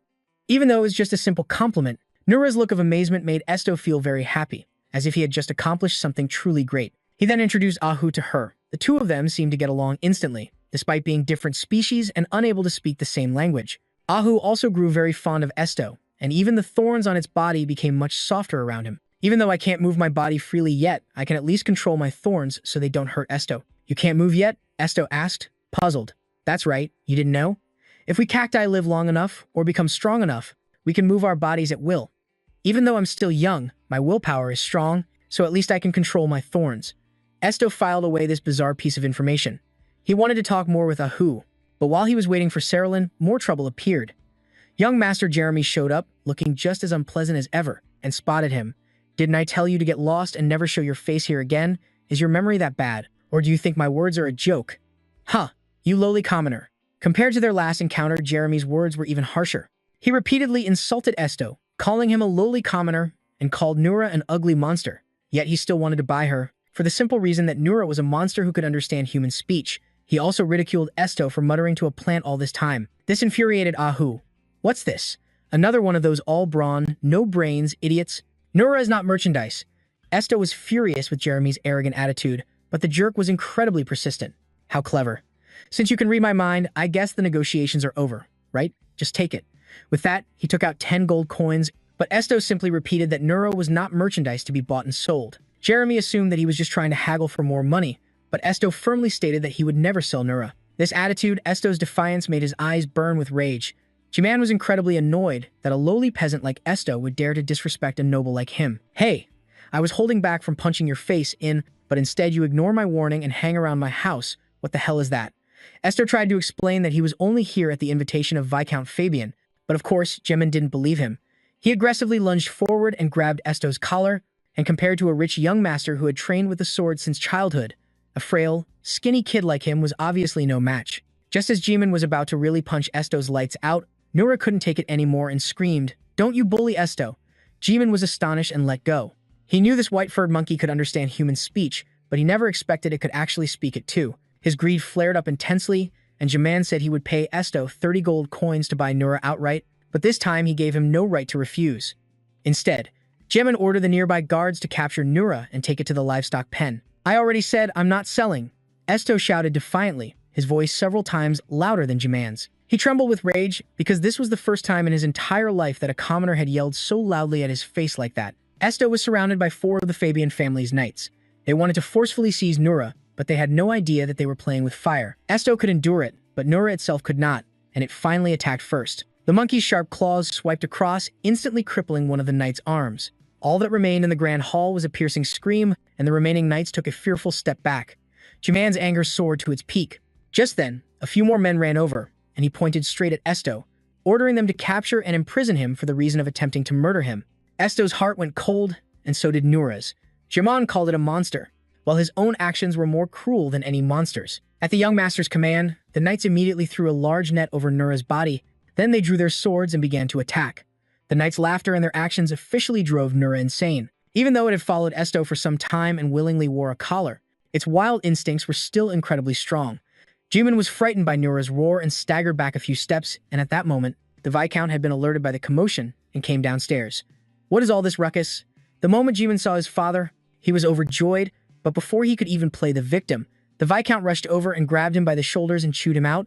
"You fool! That thing was supposed to be in my grasp, but you had to interfere and ruin everything." "What do you mean, father?" Jiman was shocked not only because his father was scolding him so harshly, but also because he was being scolded over a commoner. "Shut up, you idiot."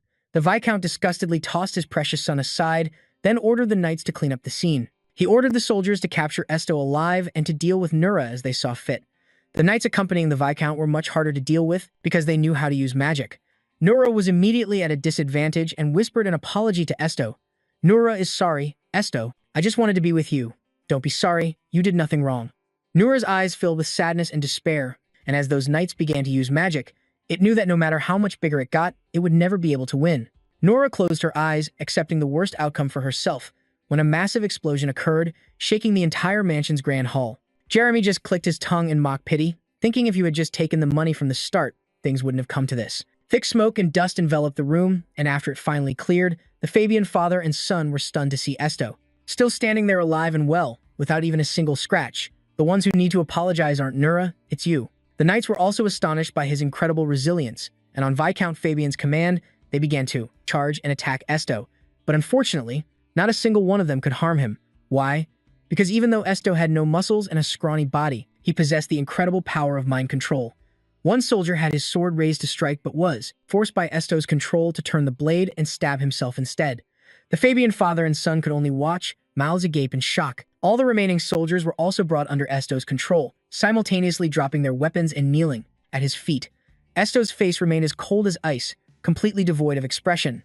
"Father, brother," a young, tearful voice cried out. Esto then noticed that Cerilyn had appeared on the staircase at some point. The little girl saw Esto, with his face covered in blood, surrounded by soldiers lying scattered on the floor. This overly violent scene caused Cerilyn to faint, right on the spot. Viscount Fabian rushed to catch her, then questioned Esto in the tone of a victim. "Now, are you satisfied? Look around you. Does this place need any more bloodshed?" Esto knew full well that the fault was not his. He didn't want to hold himself back anymore either. Since childhood, he always had to suppress himself because of this power that made people think he was cursed, but that didn't make Esto's life any easier and only led to him being beaten and ostracized for 19 years. Now, having just escaped that miserable life, he was suppressing himself again to let Nura be bullied by others. Esto didn't want to endure it any longer, but perhaps the current situation should stop. "Here, I won't attack anyone else. In return, let's just pretend nothing ever happened here." Viscount Fabian felt this was an audacious demand, but before he could speak, the troublemaker Jeremy, lying in the corner, screamed loudly, "You vile beast, you murderer! After causing all this, you dare ask us to act like nothing happened?" Esto turned and shot Jeremy a look that was enough to make him tremble. Then he mimicked Viscount Fabian's tone and said, "This isn't a request, it's a command." Jeremy trembled with rage, but truly, aside from gritting his teeth, there was nothing else he could do. In the end, both he and Viscount Fabian fainted from the overwhelming power of Esto's mind control. Suki also appeared just in time, as always showing up when Esto needed it most, because he couldn't carry Nura back on his own. So Suki transformed back into a tiger and carried her on its back. "You get on too," Suki urged. "But that'll be too tiring for you, Suki. I can just walk. Carrying you too won't make a big difference. Just get on." Esto couldn't refuse any longer and had to climb onto Suki's back.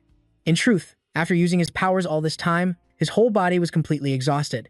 Esto held on tightly to Nura and Suki as the tiger leaped and shot away from the port Fabian mansion. Suki carried Esto and Nura through the dark streets, with Nura unconscious and Esto feeling incredibly sad.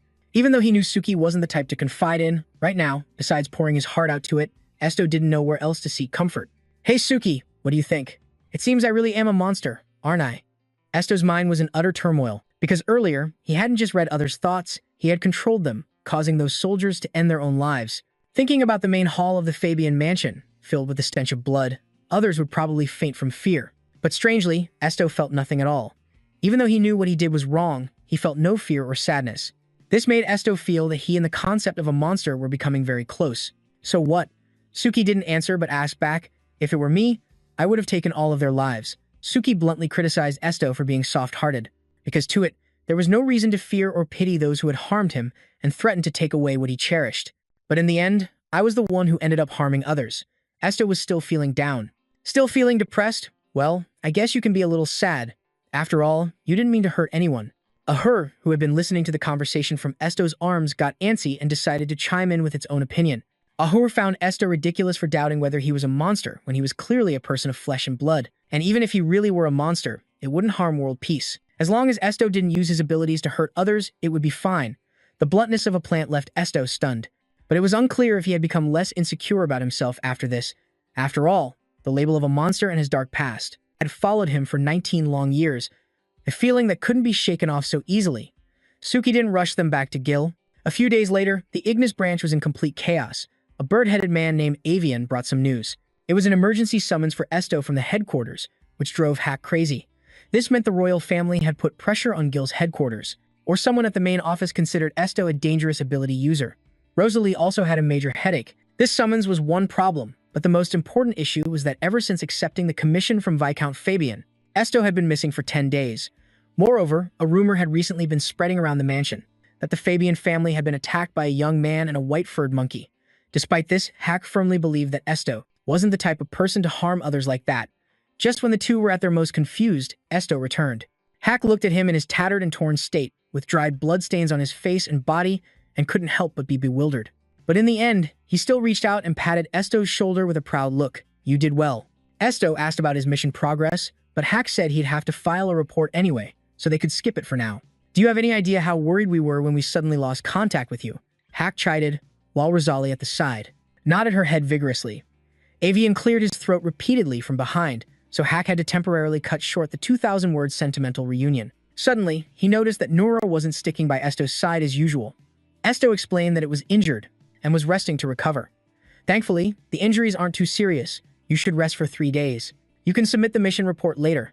Hack tried to push Avian aside to instruct Esto, but even if he treated the boy like a golden goose to be protected, Avian wasn't going to let this slide so easily. If Hack couldn't say it, then he would say it himself.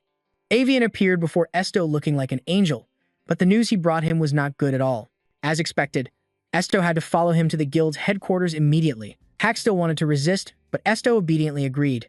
Ignis was his livelihood, and he had no intention of quitting this job yet, and as long as he was in the guild, refusing a decision from headquarters was not wise at all, so he had no choice but to say goodbye to Hack, feeling very sorry. Along the way, Esto kept leaning his head against the carriage window, his sad expression making him look like he'd lost his last friend. Ahu suddenly chirped up, saying it had figured out Esto's most serious problem, which was that he was very bad at refusing people and he was also way too obedient. "If you don't want to, just say no. If you hate it, just say you hate it. It's that simple. Why can't you say it, dude?" This plant was 4 times noisier than a living creature like Nura. Esto shot at a judgmental look, but he couldn't open his mouth to reply because Avian was still sitting opposite him. However, because Ahu was so loud, Esto finally had to blurt out, "Be quiet." Then Ahu replied irritably. Avian was astonished. He knew that the be quiet wasn't meant for him, so was Esto just communicating with a plant.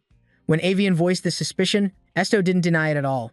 He thought Avian would be like everyone else, shocked and thinking he was a monster. In reality, Avian was shocked, but his shock leaned more towards excitement. "Wow, that's amazing," he exclaimed in awe. "I heard you have mind-reading abilities. Can you read what I'm thinking right now?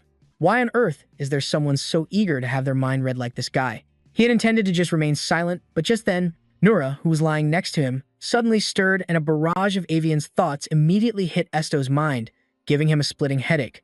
"Whoa, this is so cool and so scary. They say white-furred monkeys are beasts, so what if I get eaten?" Esto began to flawlessly recite what was in Avian's head with a deadpan voice. "Whoa, he can really read my mind. I shouldn't have asked, should I? I'm so embarrassed. Okay, that's enough. I'm sorry." Avian started to panic, even though Esto had only read a small snippet. It was enough to prove that his ability was the real deal. He didn't dare to be curious anymore. Just then, Nora also woke up, and despite still being injured, it saw Esto's tired state and pulled him to lean on its shoulder to rest. Nora's soft fur and body gave off an indescribably pleasant feeling. This scene made Avian ponder for a moment. "Looking at you guys like this, you seem just like a family, don't you?" Night fell, and the carriage continued on its way. Avian prepared a thin blanket and pillow for Esto. Along the way, he was constantly worried that the boy would be cold or uncomfortable. "Do you want another blanket?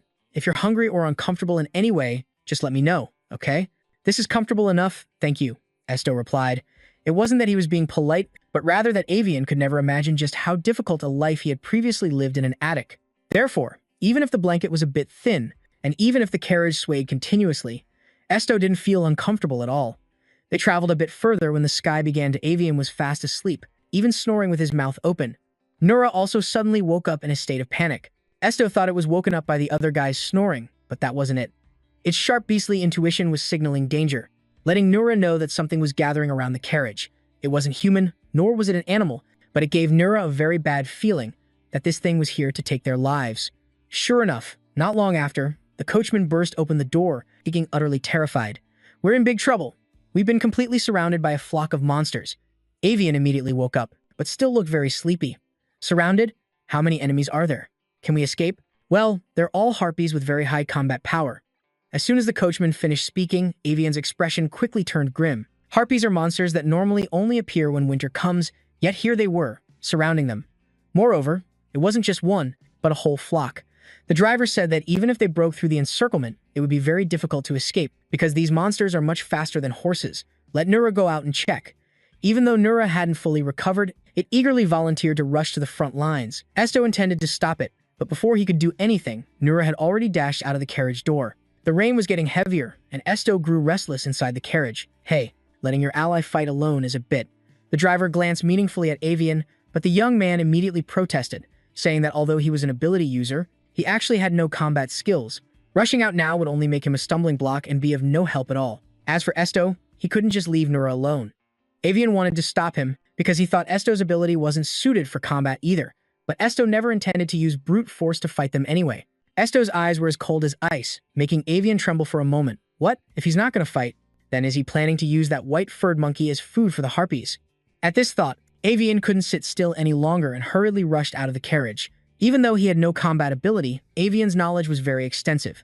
He had to give Esto a few warnings. The harpy beast is known for being extremely vicious, and when they attack in a flock, their danger level increases even more. They are not an enemy you can face with your destructive power alone. Esto, please listen to me. This won't end just by taking down a few of them. Meanwhile, Nura was fiercely attacking the harpies. Avian knew that, but he still thought they should flee before they were slaughtered. While he was busy trying to convince Esto, a harpy suddenly dived down from above. Avian's entire body froze, as he had absolutely no real combat experience. He couldn't even manage to run away. In the end, it was Esto who rushed forward to take the fatal blow for Avian.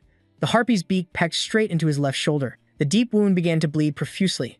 Esto used his ability to control the beast's mind, preventing it from attacking any further. But the most concerning thing was that the smell of his blood had attracted all the harpies in the area to gather here. Meanwhile, Nura was still using its brute strength to take down one opponent after another. The only thing that scared it was that Esto was bleeding. Even though he said he was fine, how could Nura not be panicked? Even so, he couldn't get to his side because the swarm of harpies, as numerous as ants, attacked in wave after wave. To be honest, Esto wasn't really confident he would win because he didn't know if he could use his ability on multiple targets at once. But regardless, if he did nothing, he would just become the enemy's prey. So when the flock of harpies swooped down to attack, Esto took a risk and stood still, and the atmosphere became completely silent. A group of harpies indeed stopped and hovered in the air, and in that moment, Esto truly debated whether or not to take their lives. But in the end, he chose to be a good person. Go back to your nests. The harpies flapped their wings again, but they turned around and flew back. This sight made Avian's jaw drop in astonishment. In his entire life, this was the first time he had ever seen monsters obey a human's command. Esto's test had succeeded, and the danger was eliminated. He and Nura returned to the carriage, leaving only a bewildered Avian standing there. The harpies had vanished without a trace, their recent attack feeling like a dream. Esto ended this threat far too easily. Now Avian understood why headquarters had issued an urgent summons to track him down at all costs. Even though Esto had a gentle face and didn't emit a single hint of killing intent to make one feel threatened, but after this incident, Avian was convinced he was the most dangerous ability user in the world. Night had fallen. With the moon hanging high, a carriage sped down the road. Esto was lying inside when a voice suddenly spoke. "You're so troublesome." His eyes were shut tight, then they suddenly snapped open. Suki said to him, "Do you always have to act on your own? This is why I hate humans." They looked down and continued, "Get some sleep, and stop running around like an idiot getting bitten by monsters again." Esto opened his eyes slightly and said, "Sorry." Suki, while adjusting his blanket, replied, "Don't be sorry. If you just stayed out of trouble, you wouldn't have to apologize in the first place." Esto fell silent. Suki turned their back to him and said, "Esto, don't get hurt again." The carriage passed through a region of snow-covered hills. Ahu suddenly stretched. "What a wonderful morning." He looked weakly at Ahu and asked, "What are you doing?" It replied, "Greetings." Immediately after, bundles of roots shot out from the bottom of the pot and ran towards him, prompting him to ask, "You can walk?" Ahu walked across the table and said, "Ah," surprised to wake up and find a walking Ahu running around. Ahu continued, "I'm shocked too." Nura looked at Ahu and asked, "You can walk?" Then, she pointed at its cactus spines and added, "Congratulations." Ahu also excitedly replied, "Thank you, thank you." Parker shot up and asked, "What the hell?" When he saw Nura and the cactus laughing happily together, he smiled and exclaimed, "Your friend is pretty unusual, huh?" Then, he thought to himself, "Huh, but what's so strange about a walking cactus anyway? After all, That guy can repel a whole flock of harpies with just a single word. Red monsters with 2 pairs of horns flew in the sky, surrounding a young man walking on the grass. The harpies quickly flew away as he approached. Parker thought again, if he's the main character, I wouldn't even be surprised if he could befriend a dragon. The ability to read hearts and dominate others is truly amazing. Parker asked a question. Then Esto replied, those are your wings. He laughed and said, ahaha, I guess I should say thanks, huh? The carriage suddenly stopped in front of a snow-covered pine forest where Esto was sitting. He met Nura with some bread and thought, that reminds me. Ahu was trotting nearby, so he suddenly asked, Ahu, do you need any water? Ahu immediately replied, no, I'm full of water. Seeing this, Nura asked, you've eaten already? Ahu replied, not exactly, it's just that yesterday when Esto was injured. Esto lowered his head and mumbled, Then Ahu continued, didn't you bleed a lot? Your skin. White skin had blood dripping down it, and right after that, the blood fell onto Ahu. It then said, your blood? I drank a little of it. Then it giggled inanely. You drank my blood? Yeah. Ahu replied cheerfully, uh-huh. Esto had a calm expression, but didn't know what to say, and he suddenly explained in a panic, don't misunderstand. I couldn't move back then, and I didn't do it on purpose either. The blood just happened to fall on it. And then, Ahu suddenly bloomed and continued. I also bloomed for the first time. Nura looked at Ahu with a gentle expression. Then he said, how interesting. A flower that blooms after drinking a person's blood.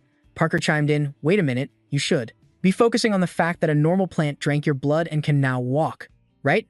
Ahu bloomed, bowing its head on his hand, and said, this is a fruit. Please accept my sincerity. Esto gently held Ahu in his hands and said, thank you. Ahu triumphantly laughed. Then it continued, you're the one who should be thankful. Suddenly, one of Ahu's petals fell onto his arm, and immediately, that spot began to decay, leaving behind black marks that gradually faded away. Esto cried out sadly, the flower dissolved. Ahu then said sadly, my fruit. Next, it said, Esto, look at the light on your shoulder. Esto was surprised, and countless question marks appeared in his head. Esto looked at the wound on his shoulder, then he placed a hand on it and thought about something. Suddenly, a piece of black cloth along with a white string appeared. Esto sat back in his seat and said, this flower seems to have the ability to heal. Ahu exclaimed excitedly, isn't that great? Then a voice called out, Nura. Hey Nura, it cried out upon hearing the voice. Anyway, that person continued, Suki came to visit us last night, right? Nura looked up and replied, you're both right and wrong. The black cat lay on the seat, curled up like a fluffy pillow in a nightlight. That person continued, Suki has been on the carriage with us since last night. After finishing getting dressed, Esto still thought, so it wasn't a dream. His hand reached out to grab something yellow and held it up high. He stood up, leaning back slightly, when the blue-haired guy cried out, what are you doing? It's dangerous on a moving carriage. Esto continued, Suki, I know you're there. Esto's hand reached up to grab onto the roof of the carriage. The black cat suddenly appeared and meowed.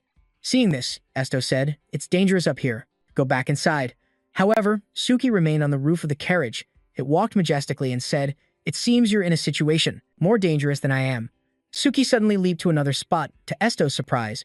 Then it sat majestically before his eyes. Just then, as he returned to his seat, someone suddenly asked, a cat? Parker scratched his head and asked, is that your cat? Esto? Suki yawned and a voice explained, no, Suki isn't a pet with an owner, huh? It's not a stray cat either. Parker then thought, so they're friends? As Suki climbed onto the seat next to Esto, it asked, who's that idiot? He immediately replied, this is Parker. Suki then curled up on his lap and asked, are you okay with your injury? Esto replied, yeah, Ahu helped me heal it. Suki asked again, what can that tiny little Ahu do? Ahu quickly ran over to where Suki was lying as Esto's eyes filled with a gentle expression. He said, it has healing powers. If you're going to follow me anyway. Suki replied, I'm not following you. I just happened to find you injured while you were out exploring. Esto patted Suki's head and continued, why don't you follow me from now on?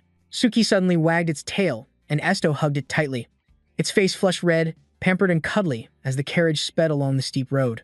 The black cat continued, let me make this clear. I'm only going with you because you told me to. How can you always get hurt by chance whenever I'm not around? Esto smiled and said, yeah, thank you. Suki peeked open one eye when his hand suddenly touched its head.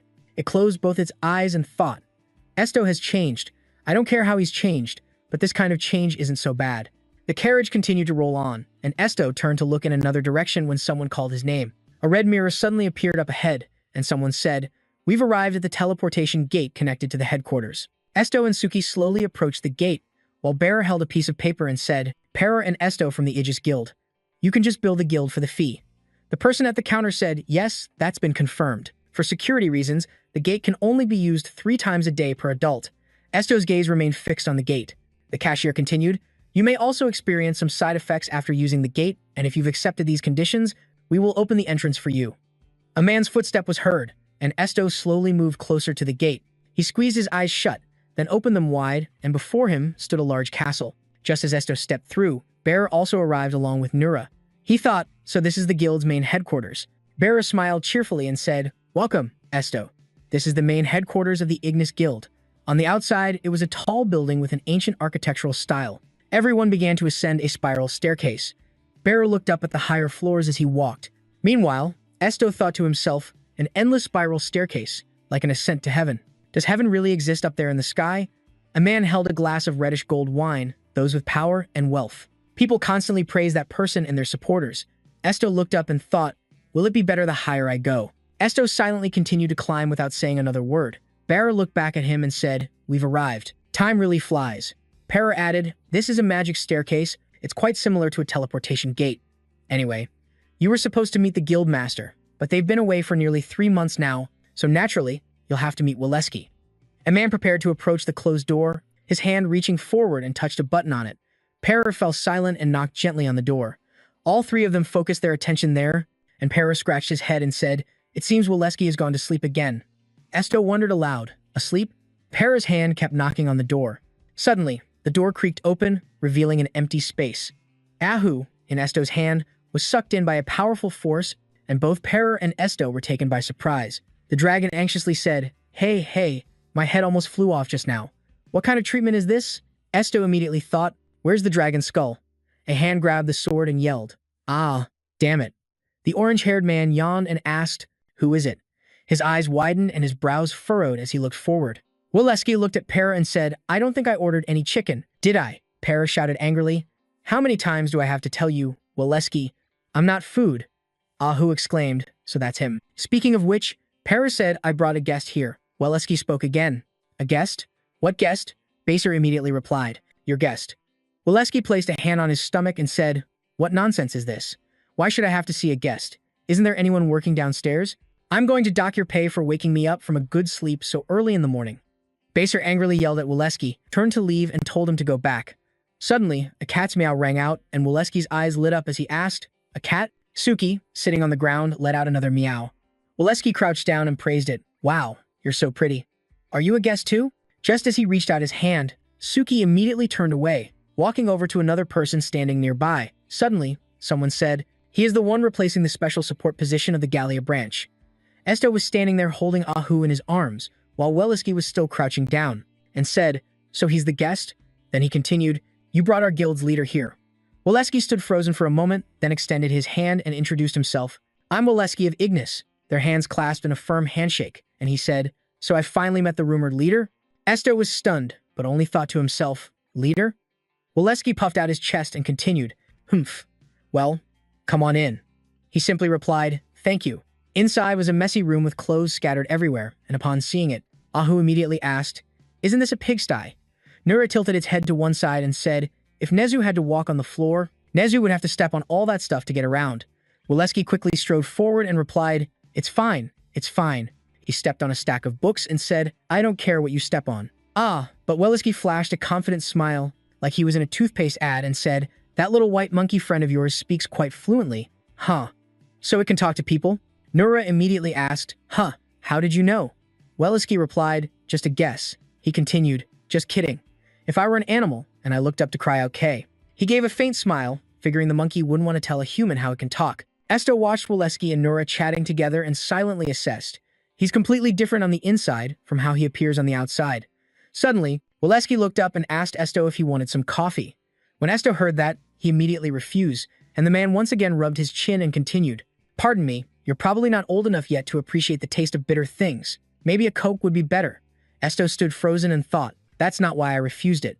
A tray of drinks was brought to the table, and beside a cup of steaming hot liquid was a plate of delicious cookies. Esto lowered his head, cradling the cup in his hands, when Waleski's voice suddenly rang out. It seems our new leader is quite young. Huh? Esto's reply made him laugh out loud. I've already had my coming-of-age ceremony. He continued, That's exactly why I said you're young. When adults get called young, they don't deny it, they say thank you. Baser said worriedly, Waleski heard him, raised the cup to his mouth, and asked, what is it? Baser continued, you sound just like a creep who enjoys teasing children, so knock it off.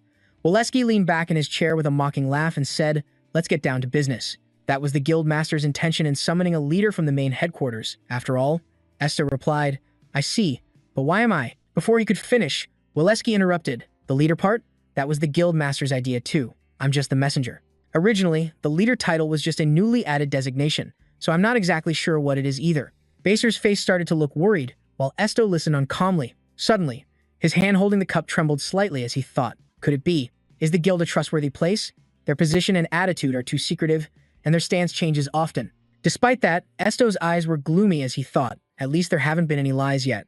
Wesky continued, from now on, you will take on missions very different from before. Esto asked quizzically, how are they different? Suddenly, Wesky raised his cup and said, yes, they will be special missions that only a leader is capable of handling. Right after that, he lowered his head and grinned, a confident smile mixed with a bit of malice. On a school campus, someone else also said, yes, they will be special missions that only a leader is capable of handling. Esto was surprised and thought, a leader? Scene change, someone threw a bag of money on the table and said, you have to take this. The bag was labeled Leader of the Innis Guild. He then added, it's your promotion gift. It includes the new team, uniform and emblem, a card, and other support equipment, along with the team card. Parker looked at Esto with admiration, while Esto, still holding his glass, stared blankly at the pile of money. That person added, and finally, Nura, still wearing her necklace, looked toward the money bag. Vice Leader Wesky added, this is just my personal curiosity. It has nothing to do with the guild master. Esto didn't understand Wesky's intention. Lesky added, I wonder what kind of power the new leader has that the guild master wants you to join us so badly. So I was wondering about that while waiting for you. Lesky placed both hands on his thighs and added, so could you give me a little demonstration before you leave? Little leader? Esto looked hesitant, then grabbed his sword and said, now show me how strong you are. A moment later, Wesky was on the ground, his cup fallen to one side, his sword slipped from his grasp, while Parker and Esto couldn't be seen. Wesky suddenly laughed out loud. A cup of hot water and a plate of pastries were on the table, while a coffee cup lay overturned on the floor, its contents spilled out. Wesky looked up, his face weary, and gazed at the steaming cup of hot water, thinking to himself, I have to fight? Against something like that? Don't make me laugh. Wesky sat on a chair, draping his sword over the back and leaning back to rest. I have to see just how strong this kid is. Wesky then shot towards Esto like an arrow. Esto was startled by the sudden attack from Wesky. A question popped into Wesky's mind. Why isn't he defending himself? But Wesky didn't have to wait long, as something flashed past him. Wesky was shocked to see that Esto hadn't even lifted a finger. Both of his hands were still holding the hot cup. Wesky was stunned to realize that he was now pointing his own sword at his neck. He began to tremble, thinking to himself, I can't move. Esto calmly said, what you wanted to see. Then, Esto's eyes glowed as he spoke again, is this enough? Now truly terrified, Wesky fell to his knees, looking up at Esto, his face a mask of bewilderment and panic. His sword had fallen from his hand. Wesky panted, a leader? Yes, you should have been clearer. Wesky, he should be the guild master. Some papers fell to the floor. A voice explained, this is Dominator's slope. Wesky, then how can I possibly control a predator as strong as myself? Wesky continued to think as he looked at Esto's cold demeanor. Not being swallowed whole by it is already a good thing. But then Wesky broke into a smile. In the end, he just put his hands behind his head, leaned back in his chair, and said, yes, a new era has begun. At a film set, a dark voice spoke up, wonderful. A patch of land appeared. Esto then asked his cactus, do you like it? The cactus replied, yes, I do. I really do. I like it a lot. He then laughed happily and said to the potted plant, that's good, Ahu. After that, Esto was in a room. The room had many boxes that looked like houses for cats. On the cabinet, there were pictures. The pictures showed beautiful natural landscapes.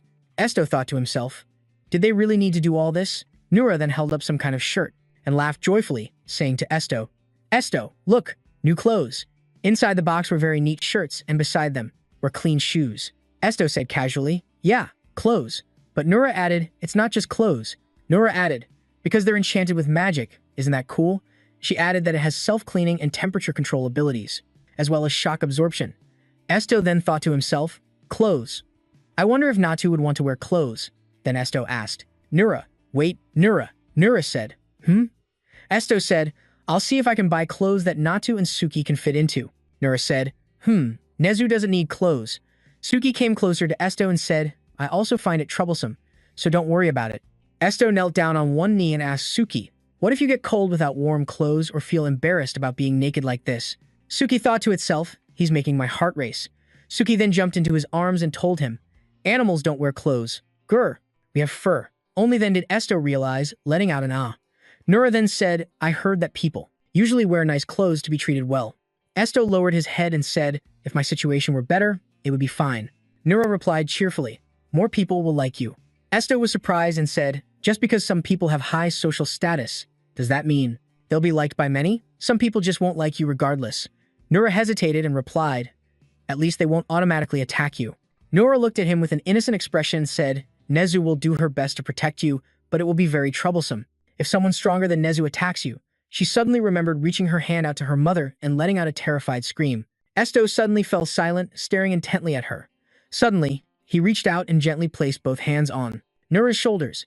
Then he removed her shackles and said, I'll take this off when no one is around, being chained up like this all the time.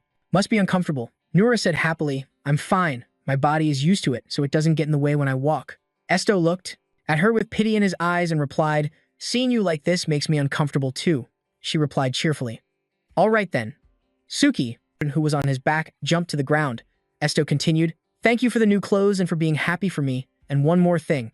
You don't need to worry anymore. Nura leaned forward and called out his name.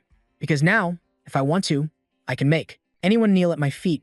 He was still in a half-kneeling, half-sitting posture. He continued, I've realized a few things recently. Furthermore, my powers are getting stronger and stronger, so why should I worry? He suddenly remembered a time when a man swung a sword down at him, and also when he was attacked by other monsters. Think about it. Isn't this better than running away? His hand clenched into a fist as he said hesitantly, I'm probably a more selfish human than I thought. In the middle of the spacious room, a voice rang out, there is a request. A carefully sealed letter was delivered by Parker right in front of Esto as he was eating a meal. Esto was still focused on his bowl of soup. He thanked the person who had just delivered the letter. Parker raised his hand and scratched his head saying, well, this is my salary job after all. Right, you've gotten used to the Academy's ways. Esto took the letter in my hand and said quite comfortably, I was getting a bit bored with nothing to do, but now that there's a request, I feel a bit relieved. Parker was overjoyed and said, woohoo, you're so meticulous, Esto. No. Should I call you leader now? The main character calmly invited him to eat together, and he asked back, really, I'll go get my food right away. With a spoon in his mouth, the main character thought, whether they call me a leader or a commander, I still don't know what I'm supposed to do. The letter was a request form. The requester was Haga, and upon seeing that name, he suddenly repeated it once. The cactus heard the name and exclaimed, whoa, I know that place. It began to show off its knowledge. That's one of the new ducal families in the country. The head of the Mubian family is the current emperor's cousin, and he's incredibly flexible with his body. The main character looked at the cactus and asked, have you met him? It looked back and replied, yes, I have a wide circle of acquaintances. Nura glanced around and asked, what did it say? Esto calmly explained, Ahu said it has met our requester before. Nura started to flatter it. Ahu knows everything. That's amazing. You're truly a wonderful cactus. The cat was curled up at the foot of the table, fast asleep. Thanks. You're pretty cool too. The cactus propped up its two branches and said, the Denmu I know is a little crazy. Recalling his image, it added, I don't know much else, but his swordsmanship is quite good. Esto's eyes widened as he asked, is he that strong? A flat denial suddenly rang out.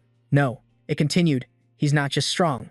Before he became the family head, there was another person also known for their swordsmanship, but rumor has it he defeated that person with a single sword strike.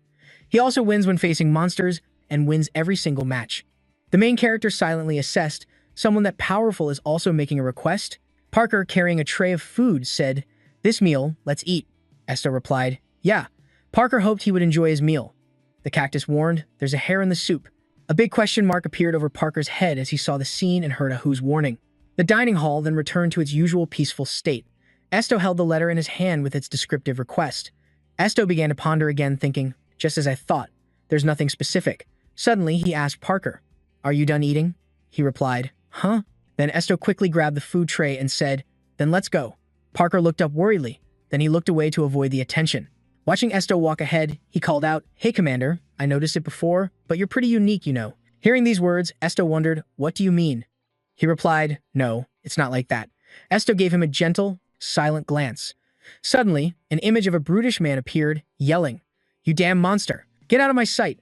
As Esto walked, he thought, now that I think about it, It's been a long time since I've eaten with someone. The scene changes to a corridor. A man's footsteps echoed softly on the tiled floor.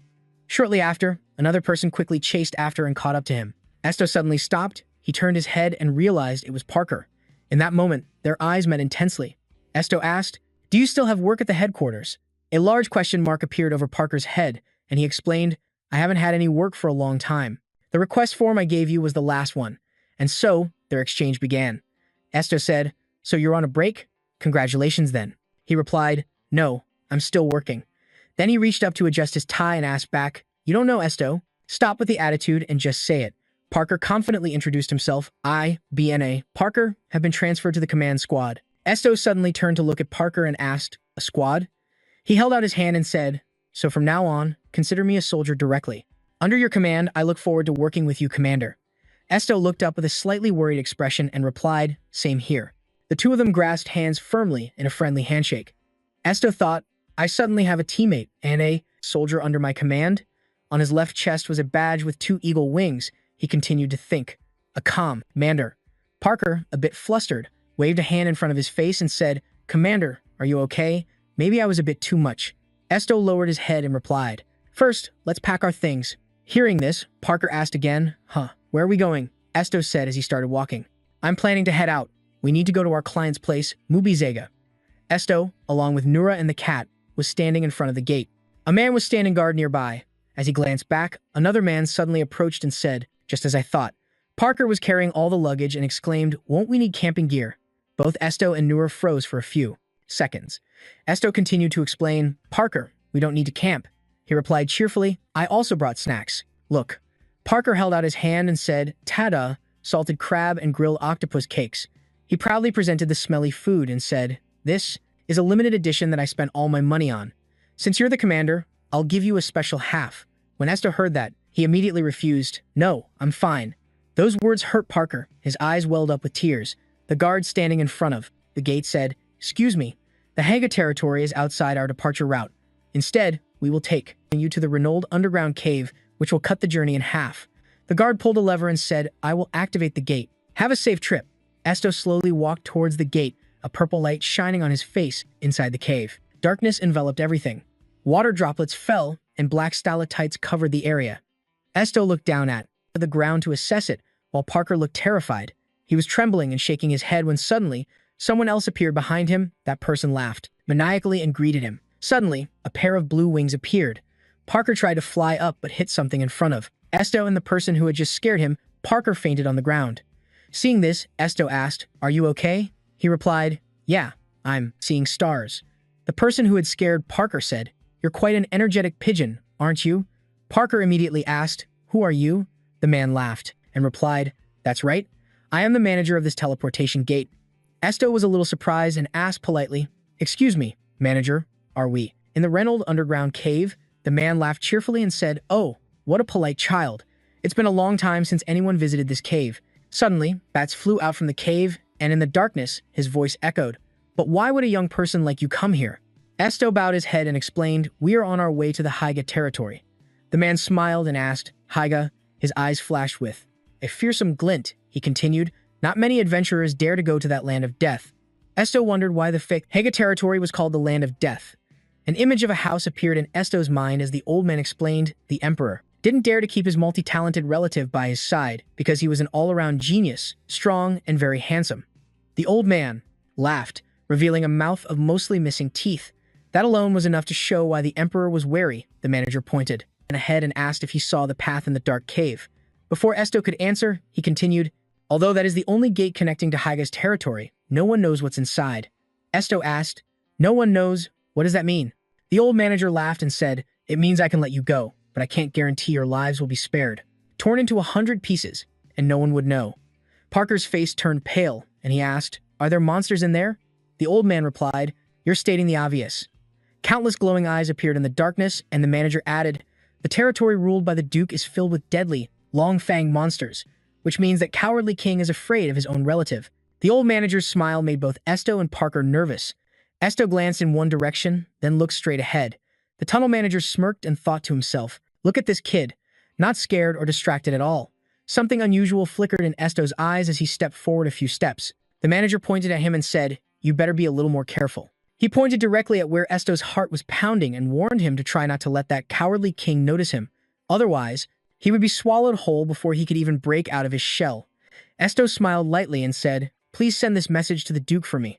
I would be more than happy to accept his invitation."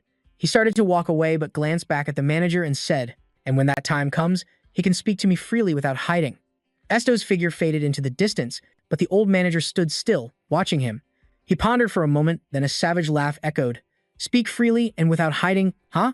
The old manager's hand went to his neck, and a moment later, a cut tore through the skin. Suddenly, a handsome young man appeared and exclaimed, "How interesting!" A small light flickered in the dark, where Esto, Parker, and Nuro were walking. Parker suddenly looked around in fear, then glanced at a stone-faced Esto and an excited Nura. Esto suddenly said, "I didn't know you were afraid of being underground. Sorry about that." Parker trembled and stammered, How? How did you know?" Then he calmed down and asked, "Did you just read my mind?" Esto replied, "I apologize if that was rude of me." Parker, more confident now, put his hands on his hips and said, "No, it's fine. You can read it as much as you want. You're the commander after all." Right after, Parker scratched his head and added, "Rather than being scared, it's more accurate to say it's a trait of my race." Hearing this, Esto asked, "A racial trait? In the desolate, mountainous forest?" A voice echoed, "Because avians are a species that usually lives on high mountains and hills. We tend to feel uncomfortable in enclosed spaces like this." Inside the cave, Parker continued, "It's also hard to fly in here because it's too narrow." Esto replied, "Is that so? Since this cave connects directly to Higa's territory, we'll arrive in half a day if we walk without stopping." Glancing back, Esto continued, "Because of the limited usability of the teleportation gate, we'd have to wait a full day to use it again, so I thought going through the cave would be faster." Parker, as if realizing a new truth, said, "This way is actually more efficient." Esto immediately replied, "It's also because I teleported without thinking about the whole team." He immediately denied it. No, don't worry about making mistakes. You just need to give orders. That's all." Esto placed a finger on his temple and said, "Give orders? Does that mean you'll follow all my instructions without regard for your own wishes?" Parker gave a professional smile and replied, "Yes." Esto pressed his lips together, calculating. In the end, it's no different from dominating their minds and controlling them. Parker was as cheerful and confident as a bird, and continued, "It's not that I'm not thinking about what I want. I'm here because I want to follow you." Hearing that, Esto asked, "You want to follow me?" He replied, "You are my superior, but you also saved my life." Parker suddenly remembered the time Esto stood up to protect him. Esto lowered his head, brushing it off, and replied, "I was in danger too at that time." Parker became cheerful again and said, "Even so, if it weren't for you, I would have died. I'm truly grateful." While Parker was speaking, Nora suddenly got angry and growled continuously. Parker was scared and whimpered, "Hick, why is it acting like that?" Esto called Nora's name to calm it down, when suddenly, from a distance, a dark creature appeared. Esto wondered, "Is it a monster?" "There are so many." Parker immediately asked, "Many? How many?" Nora replied, "A large number, and they're fast too." Parker couldn't control himself and cried out, "So how close are they?" Esto looked down and saw a few cracks under his feet. He replied, "Right beneath us." As soon as he finished speaking, the ground cracked even more, and a species of yellow larvae writhed and crawled up from the ground. Parker was so scared, he stammered, unable to form a complete word. Looking at the wriggling things that had just emerged from the ground, someone shouted, "Sandworms!" Seeing this, Esto asked, "Giant worms?" Ahu immediately replied, "Sandworms. Wow, this is the first time I've seen them." Ahu was excited while being held in Nura's arms, and it continued, "It's okay. They're not aggressive at all. Their temperament is very gentle. As long as you don't touch them, they won't get angry." Ahu pointed forward and asked everyone to look at the sandworms. The sandworms slowly crawled onto the surface, but didn't bother anyone. Ahu continued explaining, "They have no reason to attack us. They don't eat people or plants." Esto squatted down and asked Ahu, "So what do they eat?" It replied, "They eat dirt." The yellow worms crawled on the ground, opening their large mouths to gnaw on chunks of earth. Esto and Nura both calmly watched the scene before them, while Parker screamed desperately, "Help me!" Ahu kept reassuring him, "They won't kill you." "Hey, you lame chicken, are you crying?" Esto looked towards the sandworms as if he was calculating something. Suddenly, he turned around and said, "They say we can pass through." Parker, crawling on the ground, asked, "What if they eat us?" Esto said, "They don't eat people." Watching Esto cross through the crowd of yellow worms, Parker said again, "Commander, what if you get caught by them?" Esto continued to walk briskly and replied, "It's fine. They've known we were here for a while. They're probably curious because no one has appeared in this cave for a long time." He looked up as if he had just grasped an interesting piece of information and exclaimed, "Ah, they said they made this cave." Parker's lament echoed again, "The sandworms? Oh my god. Standing on the other side of the swarm of worms, Esto offered some encouragement. Their emotions are quite similar to human curiosity, so you can just come across. Parker let out a choked sob, hugging his trembling body tightly, then turned his eyes towards the sand, worms, and whined, "Oh dear." Parker hesitated for a long time before slowly starting to walk towards the worms. Esto looked at him with a worried expression and said, "Parker, if it's too difficult," he angrily shouted. "No, I can do it." Parker's feet trembled with each step forward. While Esto was still thinking, I was going to ask the sandworms to move a little. From the darkness, the choked sobs of Parker echoed. After overcoming that terrifying ordeal, Parker complained, "Ugh, I'm all dirty." Nura also replied sadly, "My fur smells like poop." Esto didn't think the smell was that bad, but Parker asked a rather naive question. "So, does it smell that bad?" Esto said as he walked, turning back to Parker. "What's wrong with a bad smell?" "It doesn't smell bad. It's fine." He then thought, someone who's so good at controlling his emotions still can't lie, can he? Looking at the floating light orbs high above, Parker spoke again. "It seems I've misunderstood this Renault cave." Hearing this, Esto turned back and asked, "What do you mean?" Parker's voice echoed, while pairs of eyes lurked from the darkness. "There's a story that says down here there are many monsters that attack people, which is why not many visitors come. But looking at the sandworms, even though they're ugly and incredibly stinky, the sandworms are very nice." Esto asked again, "Are you still scared even though you know they won't attack us?" Parker, while walking through the cave behind Esto, continued to speak, "They're so slimy that I'm scared. Just seeing them appear makes me feel like I'm about to be eaten by them." Esto, walking ahead, glanced at him and said, "Is that so? I think they're cute." Parker looked horrified and asked back, "Cute? Those wriggly, slimy things?" Esto spoke up to defend the worms. "Yes, they came all this way to find us, and they even act cute when they move their bodies." Esto's cute sandworm wriggled a few more times upon hearing Parker speak. "That's them acting cute?" The brilliant yellow lights once again illuminated their path. Looking around, Esto judged, "We must be getting close." Parker continued to complain, "I want to wash this smell off as quickly as possible. Even just a quick rinse would be fine." Suddenly, Nura's nostrils flared as he took a long sniff. He pointed forward and said, "Hey, there's water nearby." Following the direction he pointed, Nura continued, "I can smell clean water and hear a waterfall over there." In front of the two was a large, shining object from which a clear stream of water flowed, and a question arose, was a waterfall inside a cave? The waterfall cascaded down onto the dry ground. Esto's team stood at its base. They marveled at the sight. "It's a real waterfall." He approached the nearby stream, then bent down to scoop some water into his hands before letting it go. The water seemed very clear. He turned his head, about to say, "It's pretty cold, so be careful." Before he could finish, Nura dashed past him and jumped into the stream with a splash, sending water flying all over Esto. He smiled and played in the water, not forgetting to say, "It's so cool in here." Esto and Parker, standing on a nearby rock, also exclaimed, "That looks like fun." The two standing by were splashed and soaked, silent, not knowing what to say. They looked at each other for a moment and then burst into delighted laughter. The blue-haired guy spoke up, "Well, Nura did say so." Esto, sitting on the ground, also replied, "I guess so." Nura played joyfully in the water, calling for Esto to come in too. The blue-haired guy glanced over, asking, "Aren't you going to wash the cat?" Esto looked over at the scowling cat. "Suki doesn't like water." The blue-haired guy said caringly, "But the water's right here. A little wash should be fine, right? You can get sick from being dirty." Suki, grumbled, "That bird brain, no. What are you talking about? I'll wash myself." With that, it stood up and walked away, shakily dipping a paw into the water. "I really don't like water." Suddenly, a gust of wind pushed it into the middle, startling it. Not understanding what was happening, it turned out the bird had picked it up and jumped in. "All right, in you go." It only had time to let out a meow, as the bird shouted and dove, and all that was left to hear were the tragic cries of Suki. Esto, standing in the shallows, called out to Nura and was surprised to see Suki standing on his head, struggling constantly. This immediately made him burst out laughing. Suki jumped onto the bank, growling, "I won't let him get away with this. That bird brain. Just kidding." Esto had to reassure it.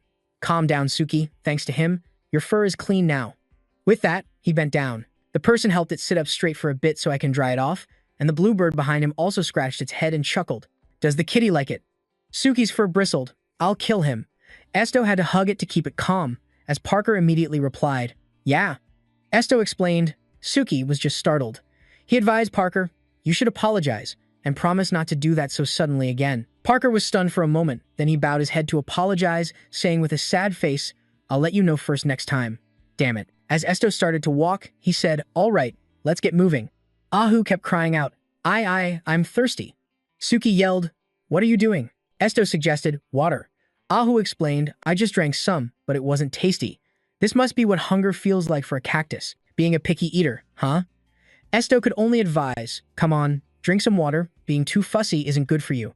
But Ahu kept insisting, can you give me something else to drink? He was puzzled. Something else? He replied, something stronger, with a different texture, and delicious. He frowned and thought, could its diet have changed since that kiss? It's a living thing, a plant that already drinks blood. Then he placed his hand on it, wondering, or is my blood different from the rest? It couldn't help but exclaim, getting my head patted feels so good. Esto said, let out your thorns, quickly. Parker came closer, just in time to see Ahu extend its thorns and pierce Esto's hand. Blood dripped from his hand, and Ahu trembled with pleasure. Blood. It's blood. Parker was confused, but Esto explained, I'm just feeding the cactus, so there's no need to panic. Parker looked suspicious. Do you think someone might have created that waterfall on purpose? Esto also had the same suspicion. Probably. Parker voiced his own thoughts. I doubt an earthquake just conveniently dug out this waterfall to make a spring for bathing. It feels like some magnificent creature used to live here. Esto was quite curious. Why do you think so? Parker replied, I've heard that caves like this usually have an owner. He continued, haven't you heard, Commander? Their owners can be tigers, wolves, or dragons. Esto was surprised. Dragons live in caves too? Parker explained, yes. I learned that dragons' territories are often caves. There have even been some recent discoveries of dragon lairs inside cave systems as well. But their bodies must be enormous. Esto chuckled and said, this place is certainly a bit small for a dragon to live in. Parker held up 2 fingers and gestured, but some people say that the Ifma dragon, the most powerful of all dragon species, has 2 physical forms. Esto was surprised. 2 forms. Parker explained, one form has wings, a tail, and short claws in the front, that sort of thing. They say that unless they need to use their power, most of them maintain a human form. Esto asked, are you saying that dragons live by transforming into humans? He gestured to emphasize his point. It's more than a transformation. It's like they have 2 bodies. Dragons are also a race highly favored by the gods. Isn't it written in the holy texts that the human body is the physical form of God? Therefore, dragons also have a second form created in the image of God. Though, to confirm any of this, we'd have to meet a real dragon face to face. Esto was skeptical. I don't know, because I've never been to a temple. Parker was surprised. Really? Every village is supposed to have a place for worship.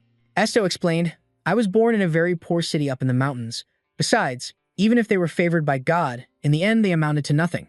Even though they were a race favored by God, they went extinct and left nothing behind. Parker gestured wildly in disagreement. No. It's actually the opposite, Commander. Esto asked, the opposite? And so he began to explain again.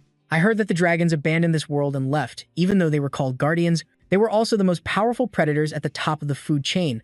Who could make dragons go extinct? Esto asked. Weren't they killed by humans? Bear laughed and said, that's impossible. The real reason is because of humanity's constant evolution and the aftermath of the wars that followed. The dragons mourned as they saw the world begin to shatter, and God gave them the final choice. Esto continued, they could either continue to stay in this world as guardians, Bearer said, or leave this world for a world of their own. Esto understood, so they left. Bearer said, I don't know if it's true, but that's what the scriptures say. But one thing is for sure, dragons were greatly favored, perhaps even more so than humans. Hearing this, Nura became sad and then angry. Esto trembled. Why is something following us? Are they not as friendly as you said? I think they want to kill us. Suddenly, 3 growling wolves appeared. Bearer's jaw dropped. They're red cave wolves. No, they live here. The Nura gritted her teeth. They don't look friendly. Maybe they're on edge because they're hungry. It's attacking from above. 2 wolves pounced, and Nura braced herself and threw a punch to one's jaw, knocking the wolf out cold on the spot. She let out a roar, causing the others to fearfully back away. Nura sensed one coming from behind. She turned and sent the wolf flying with a blood-soaked backhand. The remaining ones grew even more terrified. Standing nearby, Esto also reached out his hand towards 2 other wolves, and they suddenly became incredibly docile. Nura was overjoyed to realize Esto was using his power. He glanced at them and thought silently, I don't want to kill them, but do wolves live in packs? If so, then he murmured, from now on, I am your master. Hearing this, a wolf tilted its nose up and howled for a moment, then the whole pack knelt and cleared a path. Bearer spoke to Nura, but you just bathed this white-furred beast and now it's all dirty again. Nura smiled and replied, it's okay, I'll bathe it again later. And my name is Neu. Calling me Whitey sounds weird, so just call me Neu. Bearer said cheerfully, right, I understand. He looked up and noticed the exit. The 3 of them were truly happy, his eyes lit up. It's Haiga. Esto looked around at the scene of castles, soldiers, and weapons. So this is the territory of Haiga. As they were walking, they suddenly felt a tremor. They panicked. What was that? An earthquake? It's not an earthquake. Nura pointed, look over there. A group of people on horseback is approaching. Bearer exclaimed, so many. The person in the lead dismounted and said, are you the commander of the Ignis Guild? Esto replied, yes. The man bowed respectfully, the Lord is waiting for you. Then, inside the town, everyone was surprised and curious. Are they nobles? No. Look at that one's clothes. He's a member of Ignis. They look strong, don't they? One of them even has wings. Are they preparing for battle? We have to fight. That's right, new mercenaries. Why do we have to fight? Suddenly, the atmosphere became lively. People started shouting, let's fight. Sir, if you need our help, we are always ready to assist. Let's protect this city. Esto was surprised. He had to exclaim, this is truly a wonderful country. The person next to him asked, why do you think so? He explained, because of the hearts of these people. He thought, strong hearts that wish to protect the place where they live together. I have never, not even once, felt this desire to protect the land where I was born. Arriving at the royal palace, they were struck by its magnificence. The soldier spoke up, pardon me, but only the guild commander is allowed inside, no one else is permitted. And unless you have a direct invitation from the duke, that is the rule. Esto turned and said, do as he says.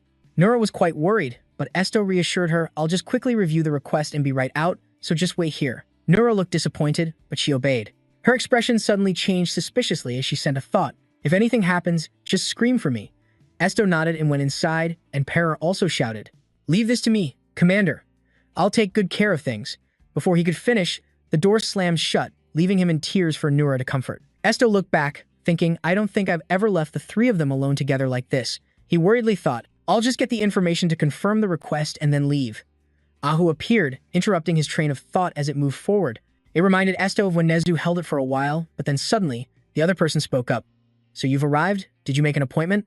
The person propped himself up and took off his glasses. You said you would gladly accept my welcome. Isn't that what you said? Esto's eyes widened when he realized the thing in front of him was a cactus, not a person. Ahu said shyly, my name is Ahu, and I'm a cactus. This made him freeze up and then scream at the top of his lungs. At the same time, both he and the cactus screamed, leaving Esto completely stunned. A moment later, he shook his head as some guards shouted, my lord, is something wrong? This made him snap out of it, clear his throat, glance at the cactus, and then turn back to the guards. It's nothing. Return to your posts. They looked at each other quizzically before leaving. He let out a sigh of relief and said, I heard the commander was an eccentric fellow, but I didn't think he was a cactus. I heard that the commander was a normal human. You can really walk and talk like a person, can't you? The cactus retorted irritably. What? Are you stupid? He looked down, smiled, and added, your spines are quite sturdy. I like that. The cactus replied, no matter what I am, there's no way this blockhead could be the duke. Esto stepped forward and said, I'm the commander of the squad. Didn't you say we've met before? MB looked surprised, then chuckled. Ah, just a precaution. I didn't know if you had a hobby of disguising yourself as a cactus or not. Esto replied, I have no such hobby. The man said, but you have the ability to do so, don't you? The ability of mind manipulation. Esto looked bewildered, and the man added, oh, so I was right? I was just guessing, since someone who can read minds could probably control others too. Esto asked, just how much do you know? The man smiled and said, I was just guessing. Don't be so sensitive, my friend. MB thought to himself, yes, there's no doubt about it. The pressure he exudes is truly endless. He extended his hand. Let me introduce myself again. I am MB Vega, the one who sent the request to your guild. It's a pleasure to meet you. Esto stared blankly for a moment before shaking his hand. I'm Esto from the Ignis Guild. He added, so, what's the request? Before he could finish, the man said, first, there's something I'm a bit curious about. If you're not controlling the cactus, then what is that talking cactus? A monster? The cactus got angry. You're calling me a monster. Well, you're right, but to call me a monster like that, I won't go easy on you. Immediately, the cactus leaped up, startling MB in fear. What is it saying? Then he jumped onto the table, while the cactus ran around it below, waiting for him to come down, leaving Esto standing there speechless. Then he bent down and called, Ahu, come here. The cactus immediately turned and ran towards him. He asked the Duke, so, what is the request? Duke, your grace, did you hear what Ahu said? He turned back, sweating and stammering, that. After a moment, Mubi calmed down. So that's what the cactus said? I heard everything. It was even trembling. How scary. What's wrong? Am I not allowed to hear it? He said, I'm sorry for asking, but can you also hear plants speak? Do you also have the ability? He said, blushing. The Duke immediately cut in, no, I don't. What are you talking about? If it were the sword I always carry, then I would understand. Then he looked up and said, what does your sword have to do with anything? The Duke replied, there's a bond that grows stronger through fresh blood, like if that cactus drank your blood, for example. The Duke rubbed his chin. Is that so? This is definitely your power. Your ability is to let the voices of plants reach my senses. This ability is activated through a medium. You can also give verbal commands, but if enough blood is absorbed, you don't need to say anything to activate your ability. He replied, you know more about my power than I do. Mew waved his hand and said, don't misunderstand. I didn't specifically investigate you. It's just that the information I've gathered over the past few years just happens to be useful now. He said, investigating like that, does that mean there are others with abilities like mine? The Duke replied, there were, but it's only a theory. To be honest, the traits of our physical forms have been passed down in my family for generations. I was misunderstood because of my hair color, misunderstood for my black hair, black eyes, and monstrous abilities. Everyone wondered about this, that the Haga family are descendants of the Black Dragon. Mu raised his sword. Many people have wondered if the Haga family are descendants of the Black Dragon. His face darkened. The Black Dragon? Ahu exclaimed, his ego is so big. Suddenly, the Duke shivered and stumbled. Esto stepped forward. Duke Muon spoke, I can feel the essence of the Black Dragon flowing in my veins. Yeah, right. Ahu tugged at his clothes. Let's just go home. The Duke waved his hands and laughed. Sorry, I was just kidding. Obviously, I'm not a Black Dragon. He sheathed his sword. I was just talking about the rumors that once existed. He turned around.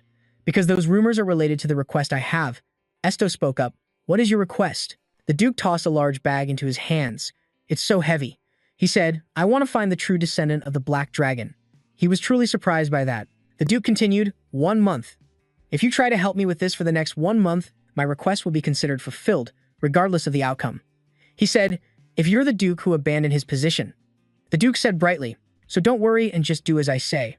I've already found a replacement, so 1 month will be fine.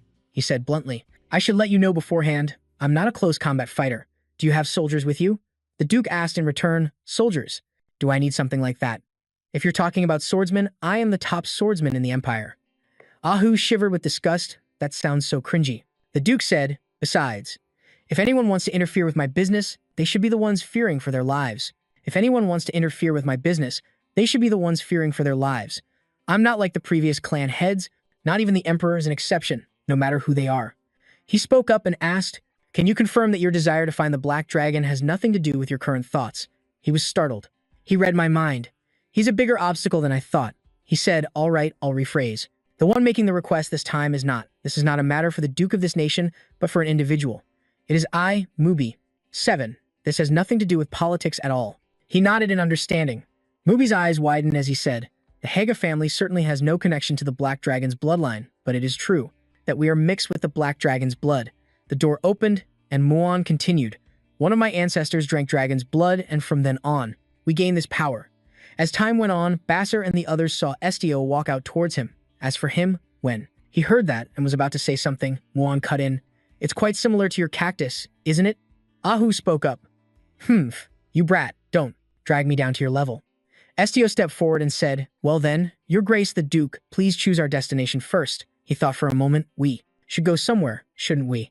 Next, my task for this month is to investigate you, the one with the Black Dragon's power as recorded by my ancestors. Estio. Everyone was stunned, not understanding what was happening. He turned back and said with a smile, isn't this very interesting? Among all dragons, the pure power of the Black Dragon possesses the shadow attribute, and based on its mental abilities, it can dominate the normal rhythm of life. Then he started to look as if he was thinking about something again. From my perspective, the ability to dominate that you have is too similar to the Black Dragons to be called a coincidence. Estio was skeptical. No way. Mubi immediately affirmed, you're right. I called you here because I've always thought you might have some connection to the dragons. So, let's help each other. For the next month.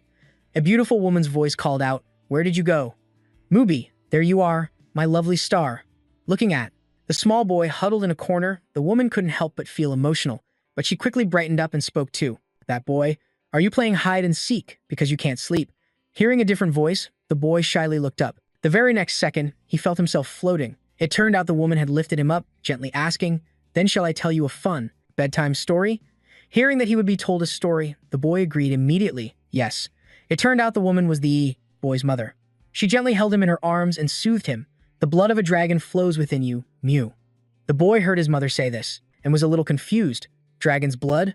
She smiled. That's right. It's wonderful, isn't it? It's a gift from the precious and most beautiful black dragon in this world. The boy pouted, and feeling a bit tired, he rested his head on his mother's shoulder, retorting, you're lying. Grandpa told me that dragons disappeared a long time ago. Oh my, the mother chuckled. Did Mr. Black really tell you that? The woman held the boy in her arms and strode quickly towards the room, telling him as she walked, it's true that the other dragons may have disappeared because the world has become too vast and complex to protect the dragon species. The little boy pouted at his mother. Oh, really? Why is that? The mother continued. However, please remember this, won't you? For my little star. She placed her son, who was eagerly listening to the story, onto the bed, flashing a bright smile at the little boy. The dragons that share this blood with us have not disappeared. The proof is our family. For a very long time, our family has always produced healthy children. Seeing that his mother was about to leave, the little boy reached out and tugged on her clothes. But didn't they die a long, long time ago? Hearing his childish question, she planted a warm kiss right on his little forehead. Dragons are the guardians of the world. They do not grow old, get sick, or ever die. I told you already. They are the noblest and most beautiful creatures in this world. They are surely protecting our family somewhere out there. Seeing his mother's proud expression, the boy flinched slightly, shyly avoiding her gaze. What was that about? If dragons don't willingly protect us, then it's because we're too weak for them to even bother with. She nodded in agreement with her son's words. Yes, compared to dragons, we are nothing. However, by living virtuously and continuing our family line, we will be the only living proof of their existence in this world.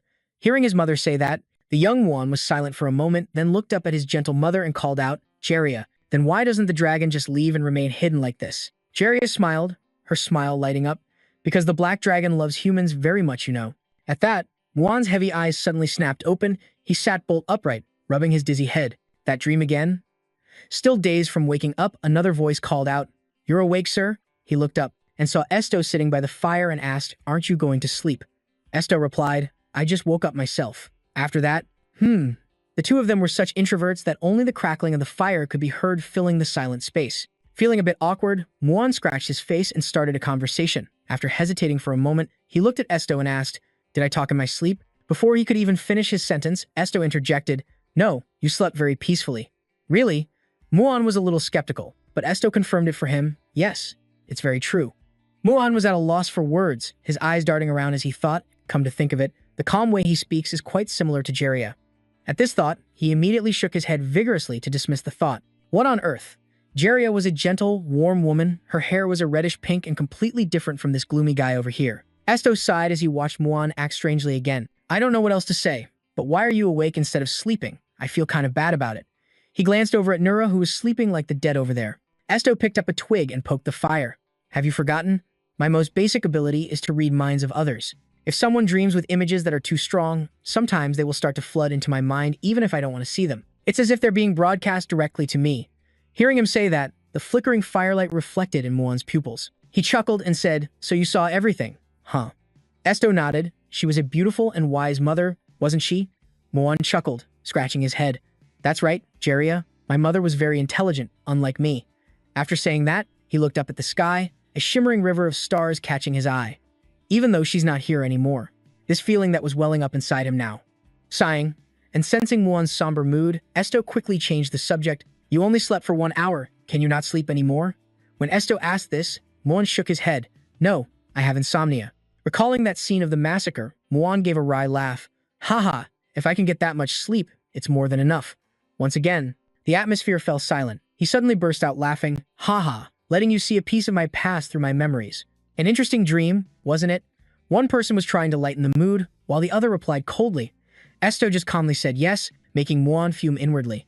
Jeria was my father's second wife, but of course, I always considered Jeria my real mother. I heard my birth mother died while giving birth to me. As he said this, Muan's voice choked with emotion. Jeria was. His voice happily echoed in his head. My lovely little star. She called me her little star, but I couldn't give her anything. Muan gritted his teeth. Not even her life. He was furious with himself. That night, monsters invaded the estate. The servants' shouts echoed continuously. Monsters are coming. The sharp eyes gleamed in the darkness. Frantic calls rang out. Jeria, where are you? That day, they all died, except for me. Muan forced a smile, but he didn't realize how strained it looked. If the black dragon still existed in this world, I would really just want to ask it one thing. Muan said, flopping down, while Esto listened silently as Muan poured his heart out. What should I do? He reached his hand towards the sky. What is there left for me to protect now? Muan said helplessly.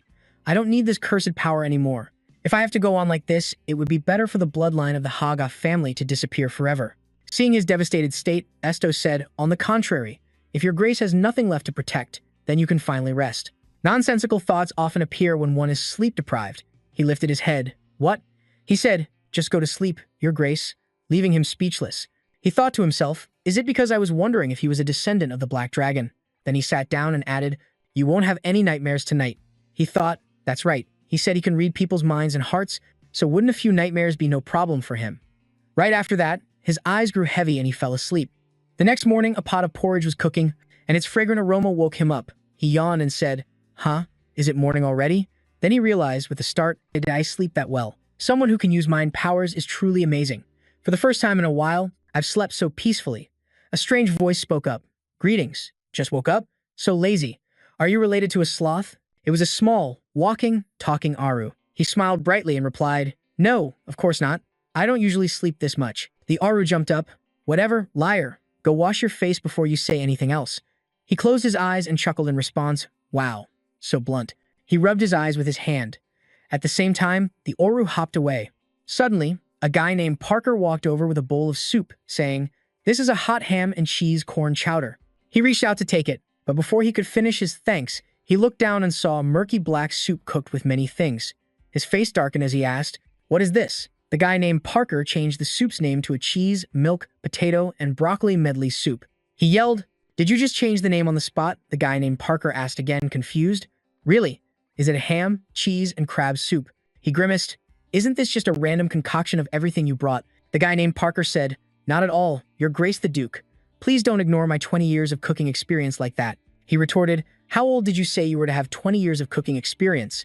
The guy named Parker replied, I'm 21. I learned to cook when I was just 1 year old. Then I started making my own baby food. This annoyed him, and he said, nonsense. The Aru suddenly appeared. It's not unreasonable. Since the aven species are related to birds, they can fly very well at just 1 year old. The guy named Parker added, haha, that's right. I was also a talented little bird who could fly from a very young age, and now with my current job, I also work as a messenger, a recognized member of the commander's squad. He turned away and said, so, where is Commander Parker? The guy named Parker turned away, sweating, who knows? He said he was going to scout the area for a bit. He asked again, where is that reliable member? Parker flinched and waved his hands. Shouldn't we let him be alone sometimes? What happened was pretty shocking, after all. He wasn't adopted either, and he just found out he has dragon-like powers. He asked, when did the commander disappear? He replied, I think it was when I was cleaning the pot after breakfast. Huh. It's probably been a while, but he's the commander, so I'm sure nothing happened, right? He shot to his feet and said, this doesn't sound right at all, but this land is still not safe. He thought to himself, I should have told him to be more careful. Parker asked in surprise, what, not safe? He sighed, bandits, soldiers from the enemy kingdom. Haga is still a land that hasn't escaped war. To say that we're safe without any precautions is only possible when I'm by your side with my sword. Immediately, he dashed off, grimacing as he said, it seems like nothing has happened yet. Parker ran after him, asking, really? Should I go look for the commander then? He walked on saying, I'll go, you wait here. Immediately, he dashed off. Parker was amazed, he jumped so high. As he was leaping through the air, he suddenly detected the scent of blood. He saw someone in a black cloak and shouted, hey! Then he landed and asked, are you okay? Esto turned around, huh? Suddenly, a growling wolf startled him. He said, why are wild wolves out here? Looking at the pack of wolves growling and baring their teeth before him, Muban stared at them thoughtfully. Why are these wild wolves out in the open? Are they being mind-controlled? Seeing their eyes, which held no trace of goodwill, Esto's voice suddenly cut through his thoughts. Are you prepared to leave yet? Muban stepped forward and said, no, we were still having breakfast. Hearing that, Esto replied, then I'll head back right away. Muban paused and looked at him. But what are you doing out here? Esto, holding a wolf pup in his arms, said gently, these are the wolves I met in the underground caves of Renal. A nearby wolf looked at Esto, its gaze entirely different from the way it looked at Muban. He looked at them and continued, they are a species that lives and hunts within the caves, but when they left the caves with us, they suffered great losses at the hands of humans. Hearing this, Muban stroked his chin. That makes sense. To the people of Haga, a pack of wolves is considered a nuisance, so of course they would be hunted. Esto looked at Muban, surprised. Hunted? He explained. They are predators, and the Reynold cave system is the only place that connects the Haga territory to the outside world. To ensure safe passage for the people, eliminating monsters and beasts that pose a potential threat to their lives is the right thing to do. After all, if we don't, the weak will be devoured. Anyway, just let them fend for themselves. As he finished speaking, a scent caught his attention. He looked over and saw a large wolf licking blood from a small pup's body. And that one? Did you give it your blood? Noticing the blood stain on its mouth, Esto calmly replied, yes. I don't know if it will work, but my blood has saved injured animals before. Hearing this, Muban said, I understand you want to help it. However, giving away your blood so freely isn't wise. If you are truly a descendant of the dragons, your blood can revitalize lesser creatures and turn them into your personal guardians, becoming servants to the Black Dragon, just like the Hyga clan. Hearing this, Esto gave him a confused look, which made Muban pause. I said too much? Anyway, you should stop helping and just let them be. With that, he turned to leave. Just then, Esto's somber voice spoke up. I agree with your words, your grace. However, we can change that now. He froze at those words, change. Esto calmly said, yes. If the wolves promise not to harm the people of Hyga anymore, could you give them something in return? These words made Muban turn back to look at Esto. It was once said that the Black Dragon would mediate relationships between humans and other creatures. I'm getting closer to my original goal. Thinking this, he let out a soft chuckle. Just promising not to harm us isn't enough. Perhaps if they promise to become one of Haga's guardian forces, I can guarantee their safety and security. What do you think? Deep in the forest, a fragrant aroma wafted through the air. Parker was cooking soup. Seeing Esto, he exclaimed in surprise, you're back. As soon as he finished speaking, he was startled by the pack of wolves behind him and shouted, what's with them? They're wild wolves. Muan smiled and waved, they're my new companions. Esto calmly added, we've decided to travel together, from now on. Hearing this, Parker yelled, Commander, I can't provide food for wolves too. Esto heard him and said, is that the reason? You're panicking? Parker quickly replied, don't you know how important meals are? On the side, Nura's eyes lit up as she looked at Esto and the wolf pack. She hurried over, smiling with delight. Is that a wolf cub? He immediately replied, yes, but it's badly injured. I think if we just let its mother take care of it, the wound will only get worse. It was shot in the hind leg with an arrow. Parker, can you check on its condition? Hearing this, Parker said, yes, sir. As long as it doesn't require minor surgery, I can help. He approached and said, bring out a few vials of medicine and a cloth. Looking at the wolf cub lying in the cloth, Parker carefully treated it. Let's see. He was suddenly surprised. Where's the wound? Hearing this, Esto was surprised too, and Parker quickly said, if a wolf cub was shot by an arrow, it's in the leg, its tail would have been pierced through. But this is just a tiny scratch that's too small to even be called an injury. Its temperature is also normal. It seems like it just recovered its strength. Parker looked up at his commander. Are you sure it was hit by an arrow? He thought for a moment, then said, I'm not sure. I was mistaken. I must have confused it with another wolf. Behind his back, he hid the arrow. Seeing this, Muan stood behind him, silent and pensive. Esto hid the arrow behind his back, lowering his head to look at Parker, who was sitting on the ground. He said, I must have been mistaken. Esto continued, I probably confused it with another wolf. Muan crossed his arms, staring intently at him. He was silent, as if concentrating on something extremely important. Noticing Muan's gaze, he turned his head to look back at him. He put a finger to his lips, signaling to keep it a secret. He frowned in thought, so he doesn't want his teammates to know about his special ability. I wonder why. The campfire had burned out, and beds for the wolves were prepared. One of them gently bit the scruff of its sleeping pup. Suki was sleeping soundly in a tree when suddenly a voice called its name, Suki. It squinted, its eyes not yet adjusted to the light. Esto called up, we're getting ready to leave. Suki looked down at the ground and saw Parker and Esto looking up at it. Everyone was already prepared to leave. The black cat looked curiously at the pack of wolves. What are these things? Suki stared at them for a moment, then it quickly jumped down. It successfully landed on Esto's head. He looked up at it and said, they're our comrades now, and will be coming with us until the mission is complete. Suki asked, comrades? He glanced at the wolves behind him. Yes, they will also be new, legal citizens of Haga territory. Suki calmly licked its paw and said, do whatever you want. So, have you thought of our next destination yet? Suddenly, a hand was raised, interrupting the conversation. I should have said this sooner, Muan said with a smile, raising his hand. But I've already chosen our next destination. A bewildered Parker leaned in and whispered in his ear, when did you decide that, sir? He nonchalantly replied, just now. Parker was shocked. Huh. Muan walked over to Esto and said, I heard you grew up in a village. Where exactly is that hometown village? Esto was surprised by MB's decision. Looking at him speechlessly, he recalled a village in the dark of night. Looking a bit sad, he quietly answered that it was Spia village. MB declared energetically, I'm going there. Parker was so shocked he let out a shout, while Nura just blinked her innocent eyes in confusion. Ahu spoke up. Why would he do something he knows Esto won't like? Is he a pervert or something? Despite seeing the reactions of those around him, MB just kept smiling as if nothing was wrong. Ahu came to a conclusion. Look at that smile. He's definitely a pervert. Esto looked at him and asked, why do you want to go to my hometown? MB smiled and said, I only intended to observe you. He reached a hand out to him and continued, but from what I've seen, it seems you don't know much about yourself either, do you? He added cheerfully, if I meet the family who raised you, I might understand you better. Esto remembered his adoptive family. The expressions on their faces were full of indifference and anger. He hesitated. The people who raised him weren't his birth parents. No, that wasn't the issue. He frowned to himself, extremely opposed to seeing them again. A voice cut through his thoughts. Hey. MB leaned in close to his face, a meaningful smile on his lips. You should obey the request your master has made. He looked straight at him and said, don't you think so? Esto avoided his gaze. I understand. Let's go. At the Galaxy branch of the Ignis Guild, a voice rang out, welcome back. Oh, I can't say that anymore. Hack placed a hand on his chest and bowed. He greeted politely. Welcome. How have you been? Guild Commander. Esto raised a hand to stop him and said, Branch Manager Hack. He smiled sheepishly. Please treat me like you used to. I'd be more comfortable that way. He asked hesitantly, but my rank? I'm your subordinate now. Esto replied, please. Hack cleared his throat a few times and said, if you insist. He seemed to revert to his old self, smiling boldly as he said to Esto, how have you been, Esto?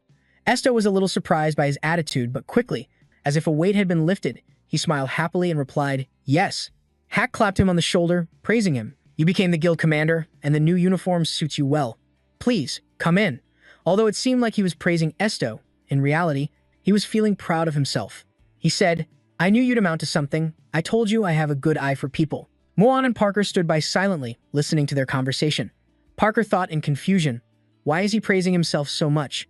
Hack went on a long rant. My eye for people is extraordinary. My salary should be higher. Or if not, at least I should get all those multi-flavored candies you get from Delphia every month or week, right? He talked so much that Esto could only force a reply.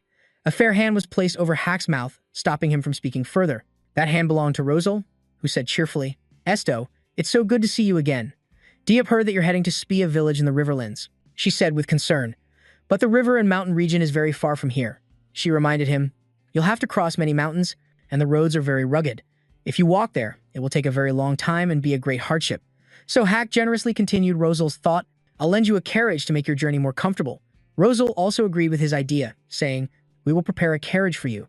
Esto said gratefully, yes, thank you. Hack smiled at Esto's group and said, well then, everyone must be tired. Please go rest in your rooms. The sun had set, and the last light of the day shone into the room. Esto sat silently on the bed, nostalgically looking around the room that was exactly the same as when he left. Just as he was thinking, strange noises from the door caught his attention. He looked towards the door curiously, wondering who it could be. The continuous noises from outside the door put Esto on guard. He wondered why anyone would be coming here. Suddenly, the door clicked open. Esto stared intently in that direction, his eyes widening in surprise when he saw it was his colleague Yu. He called out, Rosaline. Rosaline asked politely, am I disturbing your rest? Esto stood up from the bed and replied, no, it's fine. Rosaline quickly stepped forward. Do you know how to ride a horse? He answered softly, no, I've never learned how. She sounded a little disappointed. Is that so? That's a shame. But there aren't any carriages available right now. It seems they're all being used for other requests. We have a few horses, but if you can't ride. Before she could finish, Esto spoke up, it's fine. He smiled and told her, the request has a long deadline, so I can just go on foot. Rosaline still looked troubled. She tried to offer another solution, saying, at least I can get plenty of knights to accompany you. Outside the door, a few figures were eavesdropping, including 2 people, a beast, and a cactus. Esto noticed the people outside the door and glanced at them, but continued speaking to Rosaline. There's no need for that. She asked curiously, what do you mean? Of course, I have no combat abilities, but my client has proclaimed himself the best swordsman in the capital. I think I can trust him and will be safe going alone. Hearing himself mentioned, he was a bit stunned, but after hearing Esto's words, he thought with extreme embarrassment, self-proclaimed. Rosalind clapped her hands once, having made a decision. That's a relief then. If you need any help, you just let me know. Para raised his hand and said, excuse me. With a bright smile, he said, if you two are done talking, there's something I'd like to say. We're almost out of cooking ingredients. The pot in his hand was pitch black, as he said, the bottom is all scorched and dirty too. Ahu, annoyed, said, what the heck? It's so gross. Para laughed sheepishly while rubbing his head and said, so I thought this would be a good opportunity to get a new one. Can the guild provide one for us? Rosaline turned to point the way. Of course. I'll let you know which office to go to. He then asked, can we buy other things too? She immediately agreed, yes. Muan looked towards Esto and said, well, I'm heading to the weapon shop now. Nura popped her head up from the bed and said, have fun. Esto replied expressionlessly, yes, please be careful. Suki praised, good job. Muan felt a little dejected, not knowing what to say. He asked, am I going alone? Esto replied nonchalantly, I don't know anything about weapon shops. Didn't you say you used to operate in this area? Esto glanced at him, I'm not a close combat fighter. I just belong to a special operations unit. He clenched his arm and continued, so I've never had to use a weapon. Muan asked in surprise, so you don't know how to use a weapon at all? Esto confirmed that he didn't. Muan then asked again, I thought you grew up in the countryside. Have you never hunted animals or tracked them to their dens? Esto frowned, looking a little displeased, and said, I didn't want to kill them. Muan then asked, so have you ever killed a person? Hearing the question, Esto was lost in a memory. He remembered a bloody battle scene, blood, bright red blood from a sword spreading across the floor. He said with a somber expression, I have. Muan mused, so it's not like he's completely incapable. He looked at Esto and thought, the guy has never even slaughtered a chicken, but he can kill a person if necessary.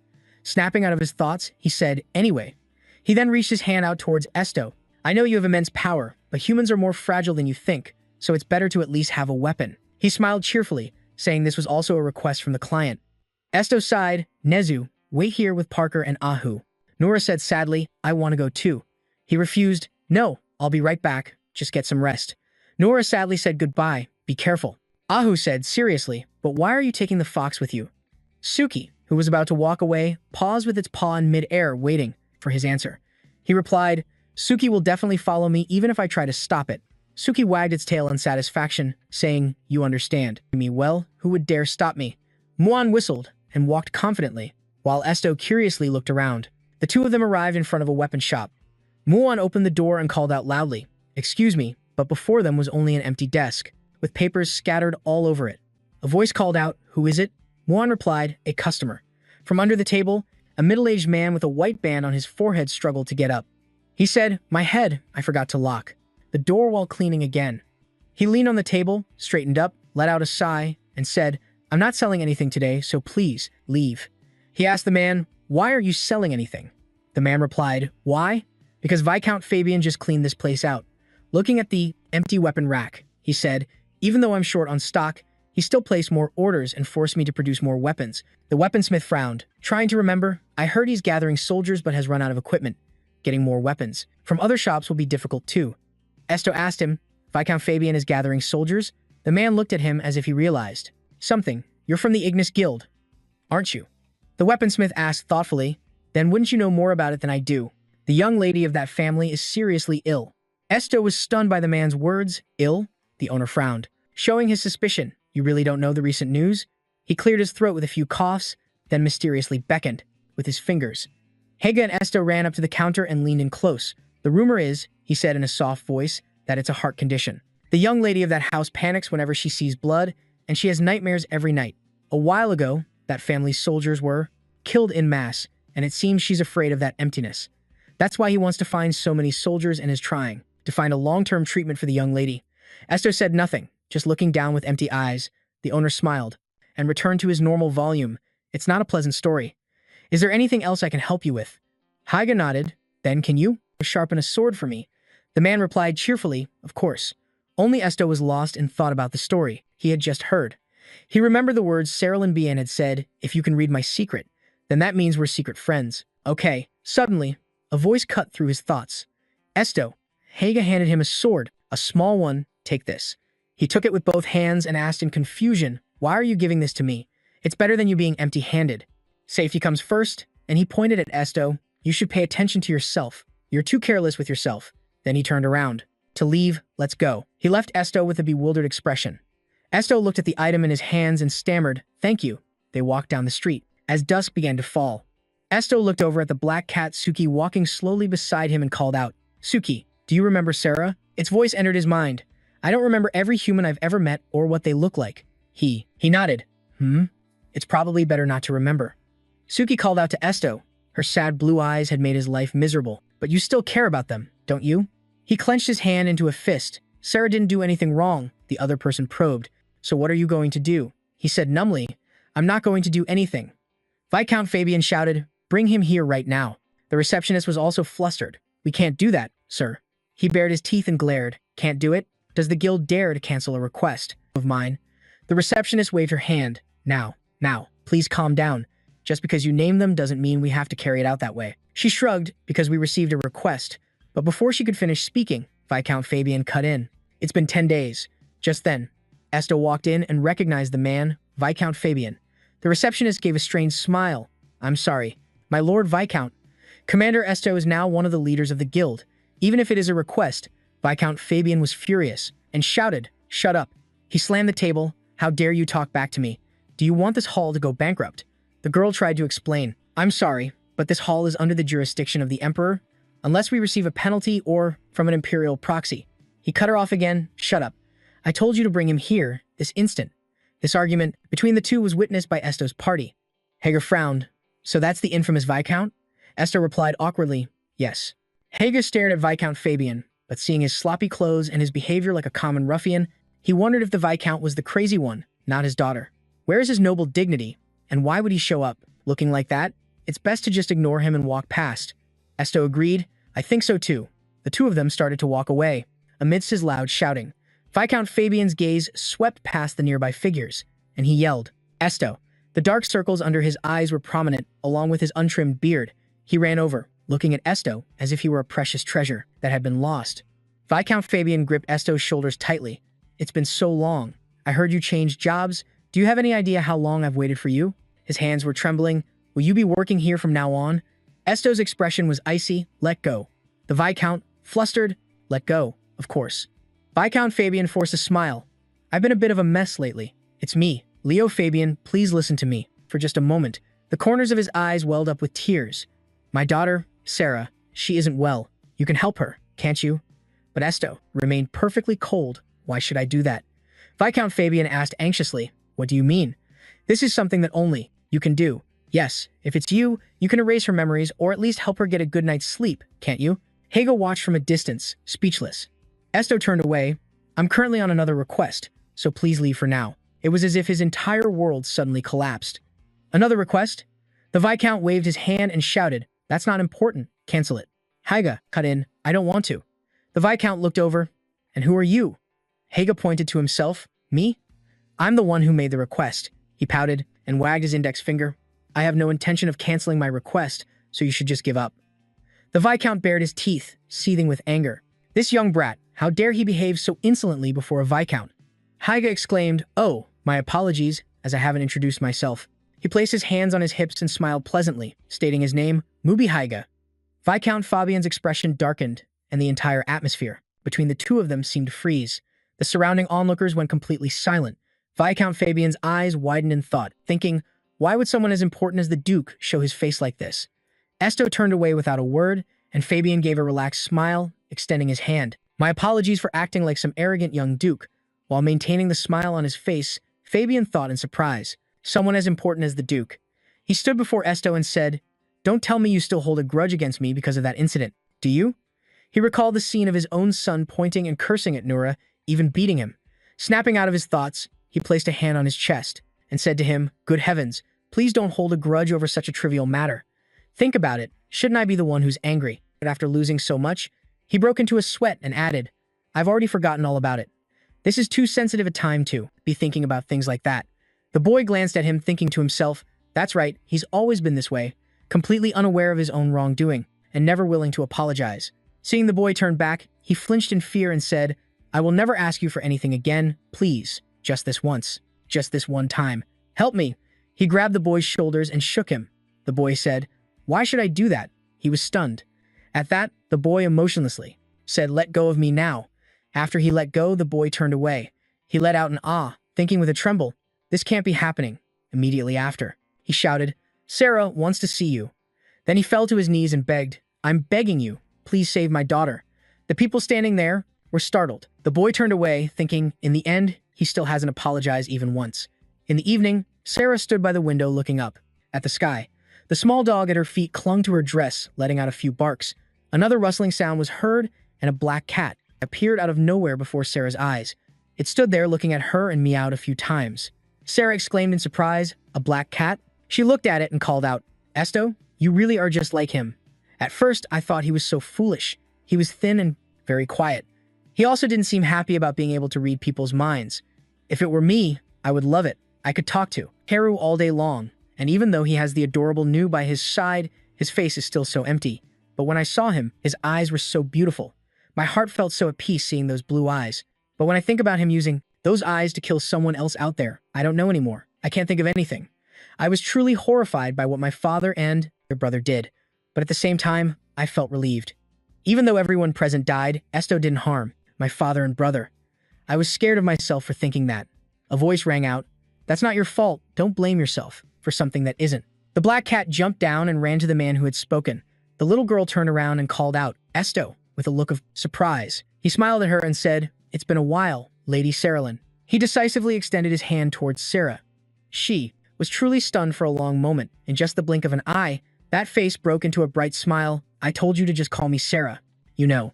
Did you come here after hearing from my father?" He immediately replied, "This has nothing to do with the Viscount. Didn't you also say that last time, my lady?" He shyly and slowly responded, "That we are friends." Sarah's face lit up as she continued, "That's right, secret friends, you still remember." He added, "As your friend, I have no intention of harming you or your family, so I will erase your memories." The girl, who had been listening happily, was left devastated by his words. She asked in a daze, "What?" He patted her head. The boy reassured the young lady, "Don't be afraid, Saralyn, this is necessary for you." She slapped his hand away and said, "What are you talking about?" Esto became pensive again. He hesitated and said, "Otherwise, are you just planning to die?" The little girl looked up at him and spoke of that matter, and seeing her, she hesitated, and he spoke again. "If you forgot everything about me, could you smile happily when you see your family?" The little girl stood frozen. Trembling all over, she lowered her head as if deep in thought. After a moment, Saralyn clenched her fists and spoke up. "What do you mean that's what I need?" She screamed. "Is it better not to know? Is it okay to just ignore the things I don't like? To look the other way? To pretend it didn't happen and forget everything?" She grew even more agitated. "Is that what adults do?" Esto leaned down and said gently, "That's not what I meant." She grabbed his shirt and asked, "Then what do you mean?" "You idiot!" Saralyn's eyes welled up with tears. "I'm afraid I'll forget everything, these feelings, and end up bullying others without realizing I'm hurting them. I'm afraid I'll smile, completely unaware that what I'm doing is wrong."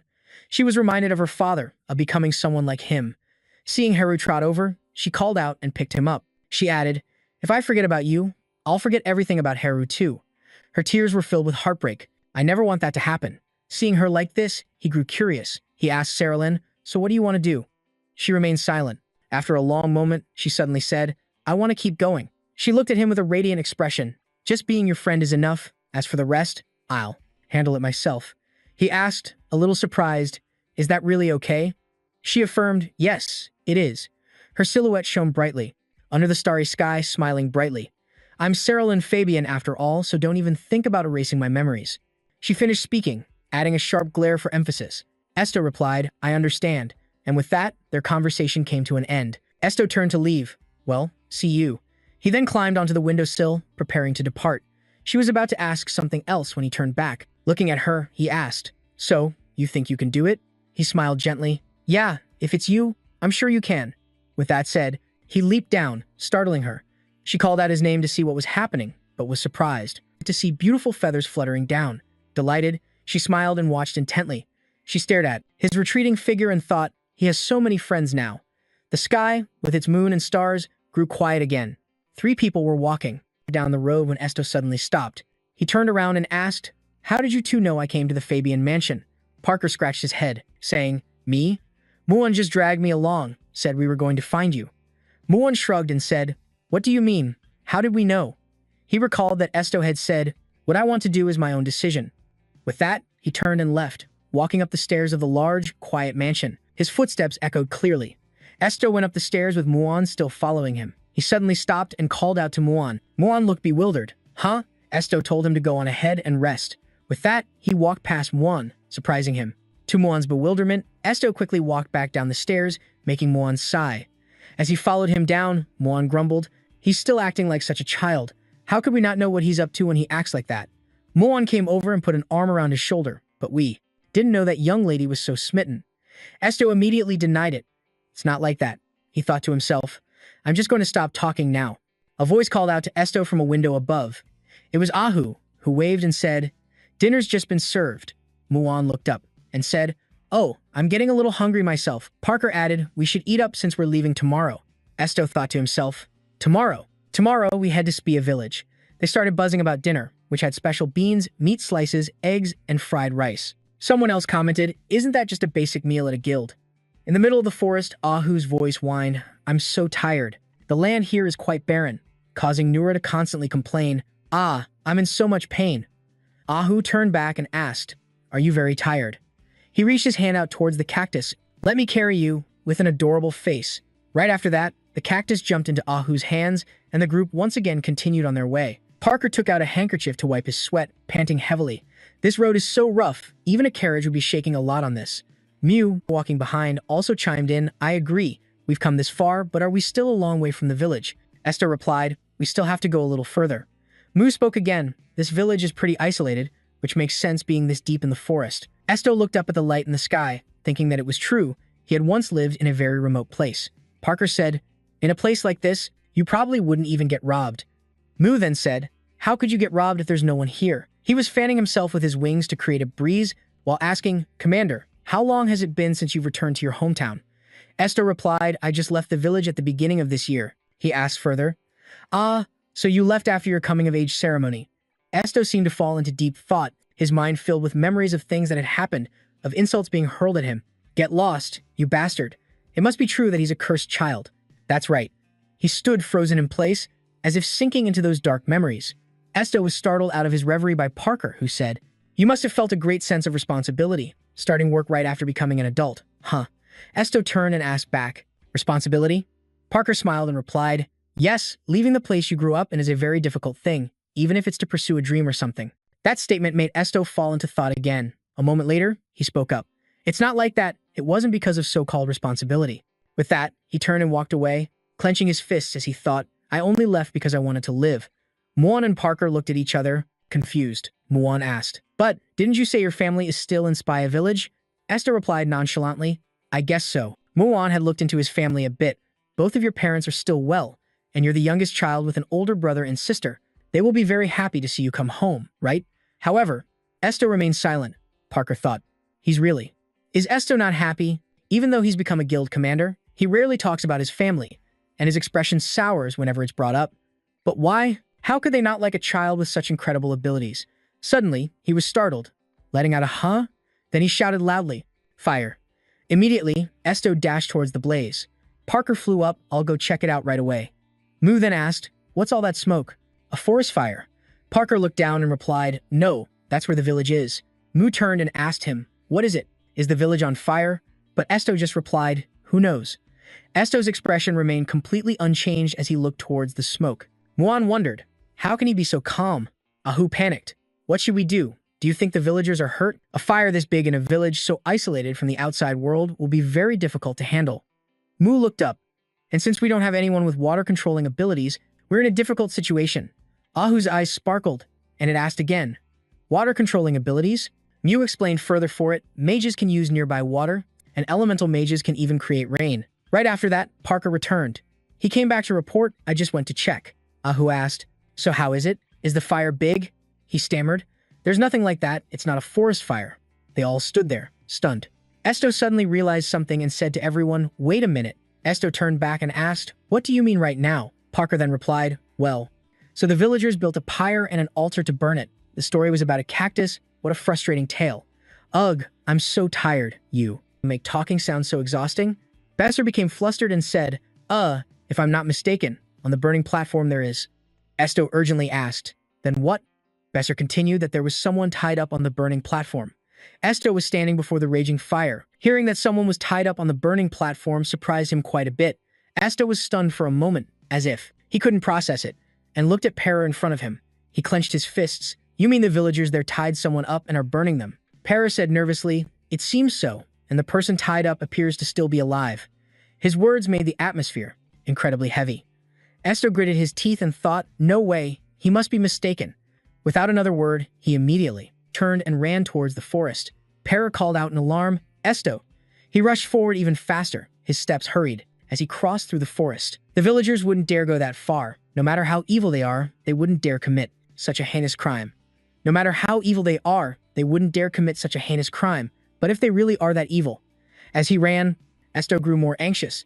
The first person to be tied up there should have been me. After running like the wind for a while, he saw the village. Esto stopped under a tree, looking towards the fire. On that platform, there truly was a girl tied up. Seeing Viola tied up horrified him. She was crying and screaming, "Please, save me." He recognized her and shouted her name, Viola. Viola cried desperately, insisting, "I'm not like that, please believe me." She called out to Dino and Luis, but they just turned away, pretending not to hear anything. Viola then called for Uncle Jack, but the woman standing next to him yelled, "How dare you call my husband? You, witch?" Tears streamed down her face as she pleaded helplessly, "Please, save me." She remembered a memory from the past, when she was still a child. Her parents had abandoned her and she could only stand behind and watch them. "Play with you. We're busy. Don't bother your parents. Just go play outside." The little girl's eyes filled with tears, "But I want to be with Mom and Dad." Suddenly, a voice said, "Are you Viola? Want to play together?" The little girl turned around in surprise. "Together?" She looked at her new friends. "Yeah, let's play together." The little girl felt like she had found a light in the darkness and quickly ran to them. She recalled the memorable moments with her new friends. "You're so cute. Do you want to be my little sister?" The little girl was so happy, her eyes crinkled into a smile. "Is this what it feels like to be loved? I'm so happy." For the first time, she felt love and care from others.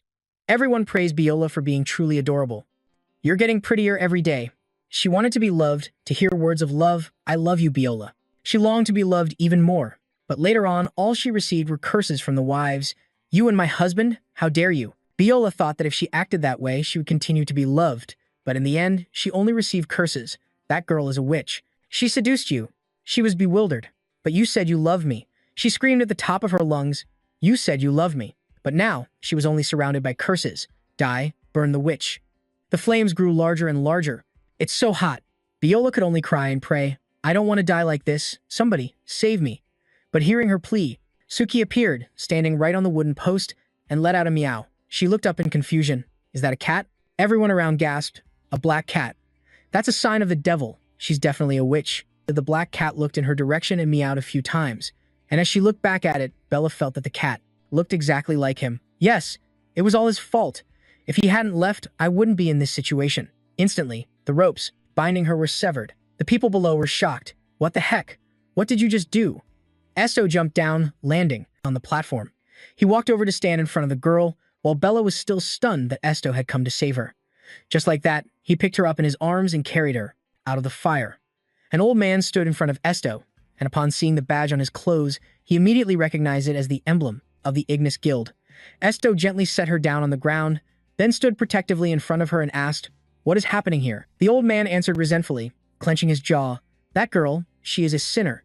She committed a grave sin that angered the gods, and now she must pay the price for it." He calmly asked, "What did Bella do?" Another woman gritted her teeth. "That wench seduced a man and killed him." Rosit, Esto's older sister, approached and said mockingly, "Look at you. Look at the state you're in now that you're back." "So what?" she continued. "The girl you just saved is a murderer." "You know." Bella hurriedly tried to explain. "That's not true." Without letting her explain, the woman shouted, "She's a witch. She seduces the men in the village, kills them, and then eats their livers. They say she loves to eat fresh organs straight from the body. We have to kill her, a disgusting witch." Esther remained indifferent and asked, "Is there any proof? And was this a fair trial?" Rosit laughed out loud. "Why would we need to do that?" Someone else chimed in, "Defending a sinner like that? You truly are a cursed child." Yourself, Terios, Esto's older brother, added, "If you were going to leave this place, you should have done so without a trace." "Why did?" he said sarcastically. "Did you crawl back to the village looking so pathetic?" Esto stated firmly, "Bella has never killed anyone." The moment he said this, it made Terios absolutely furious. Esto then explained, "I just read Bella's memories, and there's nothing in them about any of this." She quickly tried to clear her name. "That's right, I'm innocent." But nobody believed them. He's using that strange power of his, so how can we possibly believe him? This was followed by a barrage of curses. "Get out of here, you monster." Going even further, they picked up a fish steak and threw it at his head. This action genuinely terrified the old man, who turned and shouted, "You fool! What stupid thing have you just done?" Suddenly, the sky began to pour, and the rain grew heavier by the second. Esto stood motionless, facing the crowd. Blood from his forehead mixed with the rain, streaming down his face. Bella hurriedly asked, "Esto, your head is bleeding." He seemed dazed for a moment, then laughed loudly. "This place hasn't changed one bit." Suddenly, his eyes began to glow, and he commanded, "Stop." Involuntarily, everyone fell to their knees, unable to move a muscle. Did you just curse us? Terio shouted, you ungrateful bastard. And after we're the ones who raised you? He suddenly noticed feathers falling from the sky. Mu, who had been watching, could no longer bear it and growled, that's enough. Do not speak so carelessly to the commander of the Ignis Guild. Where are your manners? Rosette's face went pale. The famous Ignis Guild? Since the weather is not suitable to receive guests outside, I will escort the members of the Ignis Guild to my home. Everyone else, go home now. The old man began to disperse the crowd. All right, you can all follow me now. Only then did everyone obey and disperse. Bella, with a sad expression, hesitated. She approached and grabbed his sleeve, tugging it gently as she said, thank you for saving me. He coldly said, I wasn't trying to save you. Don't get the wrong idea. Bella still said, even if you say that, I know what you're really like. He turned his face away, saying coldly, you still owe me, and even now it's as much as when you wished I would be the one to fall into that pit of fire. But Bella shouted, that's not true. He snatched his hand away. I'm not so kind as to accept someone who was disgusted by me. After this is over, I hope we never have to see each other again, because you and this entire place just make me tired. Bella, feeling a bit hurt, wanted to explain to him. Back then, I didn't know anything about you and believed all the slander they said about you. But now I know it's not true. Bella was filled with regret. I get it now. We're the same. We were both abandoned. Muan spoke up. What are you doing? Are you going to keep listening to that nonsense? Hearing that, Esto replied, no, let's go. She still tried to hold him back. Esto, she asked again. We were friends when we were little, right? She was also about to say, we. But before she could finish, he retorted, when were we ever close enough for you to say something like that and just like that? Esto turned and left with Mubio Lang. Bella collapsed to the ground, filled with regret, screaming and crying in the rain, wondering why. Inside a house, everyone shouted in unison, hooray. Inside, the white-haired old man spoke with delight. To think such a wonderful person was born in our village? Ha ha ha. The old man gave an embarrassed laugh and quickly added, that's right. It's been a while since you've seen your family, so a welcome is in order. His words became more and more awkward, making the atmosphere in the house suddenly fall silent. The old man continued trying to ease the tense mood, adding, Sub, Esto has made a name for himself and returned. Isn't that great? The old man held his hand out at a certain height. It feels like just the other day he was only this tall. The hairy, bearded man replied, that's right, ha. A voice suddenly rang out, I don't think. That's it. The two men flinched. Huh. A young man replied, our commander didn't come back here because he missed you people. Muan added, he's here to fulfill a request of mine. The old man's expression soured, looking displeased. I know you're the one who made the request, but don't interrupt when adults are talking. Muan touched his teacup, then looked up and said, such rude words. Muan proceeded to drink his tea as if nothing was wrong and said, you old geezers all talk the same, don't you? He then looked up and demanded, give me a proper answer. The other two flinched, feeling a bit scared. The old man looked at Muan and asked, are you a noble? He rested his chin on his hand and replied, me? He reached into his pocket and pulled out a bag of gold. He emptied the bag onto the table. I told you I was the one who made the request. Everyone around them gasped, their eyes wide at the pile of money Muan had poured out. He then flashed a devilish smile and added, it's all yours. He gestured, scooping up the money and letting it fall through his fingers, adding, if you answer my question, I'll give you all the money on this table. The old man was stunned by what was happening. The power of money was too great. He immediately welcomed Muan with a warm smile, saying, oh my, you should have told us you were a nobleman, sir. An older woman chimed in, I knew it. You exude such an elegant scent as if you bathed in honey. Muan ran a hand through his hair, looking cool. It's not honey. I use perfume. The woman's face lit up with interest as she asked, perfume, you say? He narcissistically caressed his own face and said, more, I use crick distilled fragrant oil, a gift from the emperor himself, to massage my feet every morning. Since it's a gift, if I don't use it, how rude. A voice piped up, sharp and clear, just wonderful. Muan felt annoyed and glanced over. He thought to himself, I had hoped for something special since this is where Esto grew up, but this place is truly disgusting. The old man stood up with a welcoming smile and said to him, but sir, I don't know what kind of information simple country folk like us could possibly provide. For you, Mubi raised his hand, which was holding a bean, toyed with it, and said, I'm surprised at how foolish you are, and more blind than I thought. If I didn't know you were the commander's family, I would have never guessed by looking at you. It's truly astonishing. Really, Mubi said as he crushed the bean, then added, enough nonsense, let's get to the point. He tossed the crushed bean onto the table and said, at the very least, you fools should be able to answer questions about things you've experienced yourselves, right? He then looked up and asked, Are you really Commander Esto's family? Everyone around them glanced over. Beads of sweat formed on the couple's foreheads, then the two of them answered, yes. Of course, Esto is our son. The woman turned to look at Esto, but he was in a daze, not looking at anyone and just staring off into the distance. The woman went closer and stroked Esto's head, trying to show deep affection for him, as she said, he is our beloved son. Mubi replied bluntly, that's not what I want to hear. The woman's face became awkward, and he repeated the question. I'm asking, is Esto related to you by blood? If you lie, there will be punishment waiting, so speak honestly. The woman continued to stroke Esto's head and added, sir, the boy is my son, but Esto's expression remained, completely emotionless. She added, he looks just like his parents and his sister, so why would you doubt it? The other two simultaneously looked towards Mubi, who then turned to them and asked, so were you present when Esto was born? Terios answered hesitantly, I don't remember. The man looked towards his children and spoke up to defend them at that moment. They were too young. Terios was only 3 at the time, and Rosette was just 1 year older. At that, Mubi crossed his arms, looking skeptical. But I remember everything I heard and saw when I was just 1 year old. Para immediately gestured wildly and said to him, that's because you're special. Lord Mubi. He looked at Esto and asked, so are they telling the truth? Esto, bewildered, asked him back, why are you asking me? Mubi looked at Esto again and added, because you're the only one who can tell if someone is telling the truth or not. At this moment, Esto looked bewildered and asked again, I have to check if they're lying? Esto turned and fixed his gaze on the old man, a man with white hair and a goatee. Esto then turned to look at the woman, who was also looking at Esto. With a worried expression, Esto thought to himself, I can't. Esto then saw a memory from his childhood. The woman was holding a soup ladle, about to strike him with it. At that time, he could only shield himself, curled up on the ground.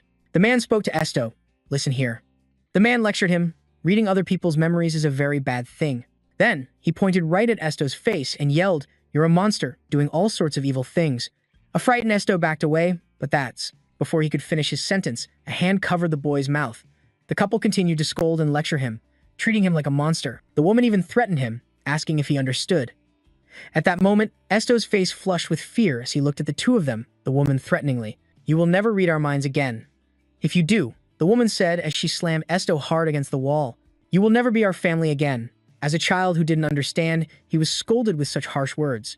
Feeling wronged, Esto's eyes welled up with tears as the words, you will never be our family again, kept ringing in his head.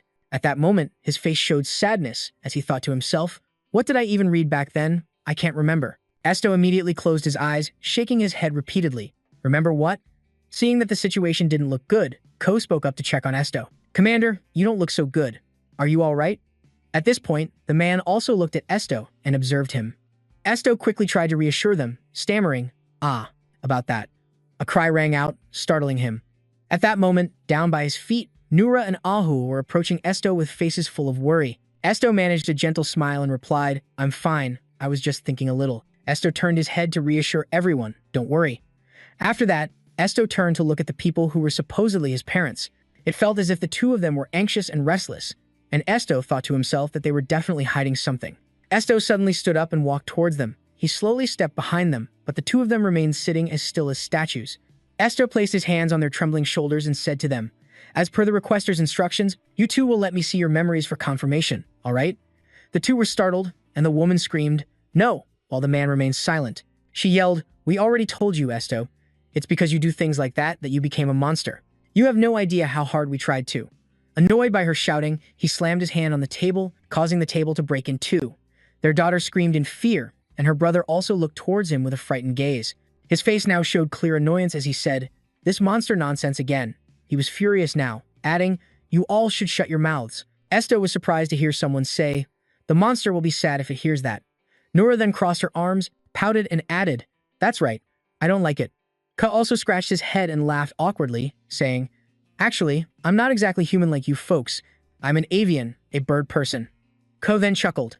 Hiro, who had been slumped over the table this whole time, suddenly shot up. Ahuo then chimed in, what's going on? I want in. Everyone there was stunned, staring wide-eyed at the talking cactus. The daughter screamed, a monster, and then fainted from the shock. Everyone immediately panicked and called out, Rosette. Ahu asked in confusion, hey wait, what? Is this thing scary? Ahu then yelled in anger, I know you're just pretending to be fainted. Wake up, he even added, good grief. There's a talking hairy monkey and a guy with the bloodline of a black dragon and also a talking chicken, but I'm the only scary one. Ko was taken aback, feeling annoyed in his heart at being called a chicken. Awo's face then darkened with anger. It jumped onto Esto's hand, then looked down to see what was happening and saw that Awo was crying. Awo sobbed to Esto, complaining pitifully. "Everyone looks down on me, asterisk, hic asterisk." Esto reassured it, saying, "They don't look down on you, they're just scared. Being able to scare so many people is quite a talent, Awo." Then he patted Awo's head and said, "If you put it that way, then I guess I'm pretty amazing, huh?" Esto didn't reply and just turned to look at them. "If you want to receive the requester's reward, you should cooperate." The brother, Seo, yelled, "Who do you think you're threatening?" Then, he strode aggressively towards Esto. The guy grabbed Esto by the collar and shouted, "You bastard! Damn it! You've been nothing but a burden from the start. We have to live in shame and humiliation because of you. Why do we also get scorned and badmouthed just because of you?" The more he spoke, the angrier he got. "I threw you in the attic so I wouldn't have to see you, you little brat." Esto remained silent, saying nothing. He continued speaking with an arrogant expression. "You know what? That attic wasn't built for living in." He added, "Did you know that in the winter, that place becomes like a freezer, so no one can survive there?" The older man shouted at him, telling Tyrios to stop. At that moment, he was startled when he heard the man say that. But he continued, "We didn't feed you for a whole month, yet you survived like a cockroach." The older man yelled, "I told you to stop," but he wouldn't stop and continued to shout at Esto, "If you can survive even after we sent you to the gates of hell, what are you if not a monster?" The man was horrified to hear his son say such things, and even the woman covered her mouth at his words. Esto, with an indifferent expression, looked at him coldly and said, "So that's how it is." He continued, "I hate you. You're the biggest outcast of all. It's disgusting. You live as if you're one of us by imitating our mother's eye color." When thought to himself, to imitate her eye color, Esto suddenly grabbed his hand tightly and said, "For a very long time now." With a look of annoyance and anger, Esto said, "I hate you too, brother Terios." He gritted his teeth in absolute fury at the boy's unyielding words, and then he threw a powerful punch towards Esto, yelling, "You bastard." The punch flew, but the man, his father, stepped in and blocked his attack. Esto was surprised by what was happening, and the man called out, "Father." The older man remained calm and said, "He is your brother, Terios. I'm not forcing you two to get along." The man with determined eyes looked at his son and said, "But you cannot disown him." He asked, "What?" Terios angrily shouted in his face, "Father, you hate him too. You've always been afraid of him." The man answered honestly, "That's right, I am afraid." The man's whole body was trembling, but I have never hated him. Esto thought to himself, "If you don't hate me, then why?" Esto quickly placed his hand on the man's back and thought, "Why are you doing this?" Suddenly, Esto's hand emitted a stream of light, and something made Esto utterly surprised. With his mouth agape, Esto thought, "This is the source of the light. It's spreading throughout the room." Esto thought to himself, "This light." Suddenly, everyone in the room disappeared. There was no one left. At that moment, outside in the forest, the sky filled with dark, gloomy clouds. The man was panting heavily, holding an axe with some kind of container on his back, taking step after step up a high mountain. A crow flapped its wings and flew out, startling the man and causing him to fall backward. When the crow flew away, the man slowly got up, muttering, "Damn it." He looked around and cursed, "I've taken the wrong path." A light shining in the distance made the man squint. Squinting his eyes toward the light, he saw a glow shining up through the canopy of trees, appearing right before him. The man immediately ran quickly in that direction, shouting as he ran, "Excuse me, hey over there, help me." The man continued to run, panting, towards that spot. "Please wait for me for a moment, at least stay with me until sunrise." The light gradually grew more dazzling, getting larger and larger, striking the man's eyes and forcing him to cover his face with both hands. When the light subsided, the man slowly opened his eyes to look and couldn't help but exclaim, "My God." Down below in a wide crater, there was a stone, glowing yellow. The man looked at the yellow stone and continued to call on God. Then the man slowly slid down into the pit. He went towards the yellow stone, and as soon as he got down, the man had to exclaim, "Oh." The man thought to himself, "That must be gold." He broke into a joyful smile. "It's gold, a massive, giant chunk of gold." Then the man excitedly said he could take this thing. Suddenly, a strange sound echoed. It turned out to be a wolf with injuries on its front and hind legs. The wolf growled as it walked towards the man. The man jumped back in fear. The wolf bared its fangs, its cold, steely eyes staring at the man. He trembled in fear, a few drops of cold sweat running down his face. The chunk of gold continued to glow while the wolf kept dragging its wounded body towards the man. In his mind, the man saw the image of his wife and two small children, gripping the axe in his hand. "If I can bring that back, my life could turn around a little." After that, the man desperately lunged forward, axe in hand, towards the wolf. The wolf looked up at the man. Then, the man was about to swing the axe at the wolf, but the wolf bit the man's arm. The man gritted his teeth in pain, raising the axe to strike the wolf. A spray of blood shot into the air. The wolf's cries slowly faded. It lay motionless in a pool of blood. He then dropped the axe, slumped to the ground, and hugged the yellow rock, laughing with joy. If I take this thing. His laughter echoed everywhere. Then the man ran back home. He banged on the door, calling for his wife. Honey, open the door. The woman, holding a child, said to the man, No, dear, you've.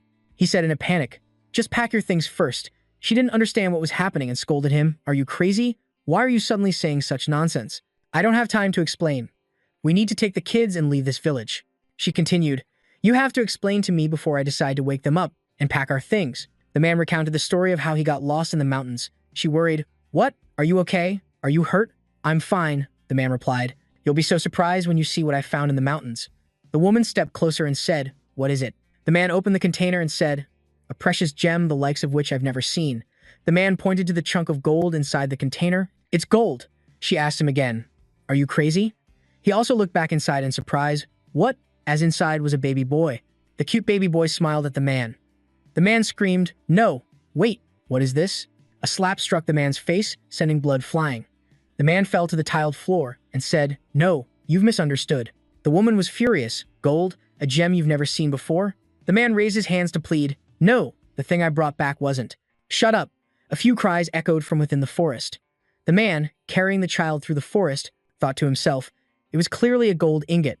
The child lay in his arms. Did I get lost? Am I haunted? The man looked behind him and saw his wife with an angry face following behind. His wife's face was stern and annoyed. Take it back to where you found it. The man silently continued carrying the child, thinking to himself as he walked, If that gold nugget was a person, then what was that beast? He became terrified, wondering if he had killed someone. The man walked to a tree and looked towards a certain direction, his wife following behind. When he arrived at the place where he had taken what he thought was a gold ingot, he saw a few. People were gathered below, and others were crowding around the rim of the crater, chattering loudly. He reassured himself, That's right, with a crater this big. It's only natural they'd find it, just act normal. Someone said they heard the priest from the temple had arrived. It looks like they're about to do something. Another person added, From what I've heard, the thing that was supposed to be here has apparently disappeared. The man then spoke up and asked, Excuse me, what's going on here? The orange-haired man was surprised and said, You came here. Without knowing anything, the orange-haired man pointed to the crowd below. See over there? The man holding what looks like a cross is the priest from the holy temple. The man was startled, his face darkening as he thought to himself, The holy temple? And a priest? He anxiously asked the orange-haired man again, So why is the priest here? The orange-haired man said that they're saying, A dragon's treasure fell here. The man panicked, and the woman behind him was also startled by those words. The man stammered, A dragon? The orange-haired man confirmed, Yes, a dragon. The orange-haired man added, Aren't dragons divine creatures? According to what's been discovered, it's said to have been in hiding for 100 years, so the holy temple must be in chaos right now. The woman's face turned pale upon hearing that. However, they're saying someone killed the dragon's guardian and stole the treasure. That person clicked his tongue. They've got some nerve. They deserve to be punished 1,000 times over for daring to steal a dragon's treasure. If they're caught, they'll be executed. The man, terrified, hugged the child in his arms tightly. The other person added, The royal family will probably take care of it before the dragon can act. They won't survive. When they returned home, both of them were silent. The man was still cradling the peacefully sleeping child in his arms. The man then asked his wife, What should we do? His wife didn't know how to answer either. A child came out of the house and called for his father, and the man replied, Terios. The boy continued to ask, Did you go to the market, Dad? What did you and Mom buy? Anything yummy?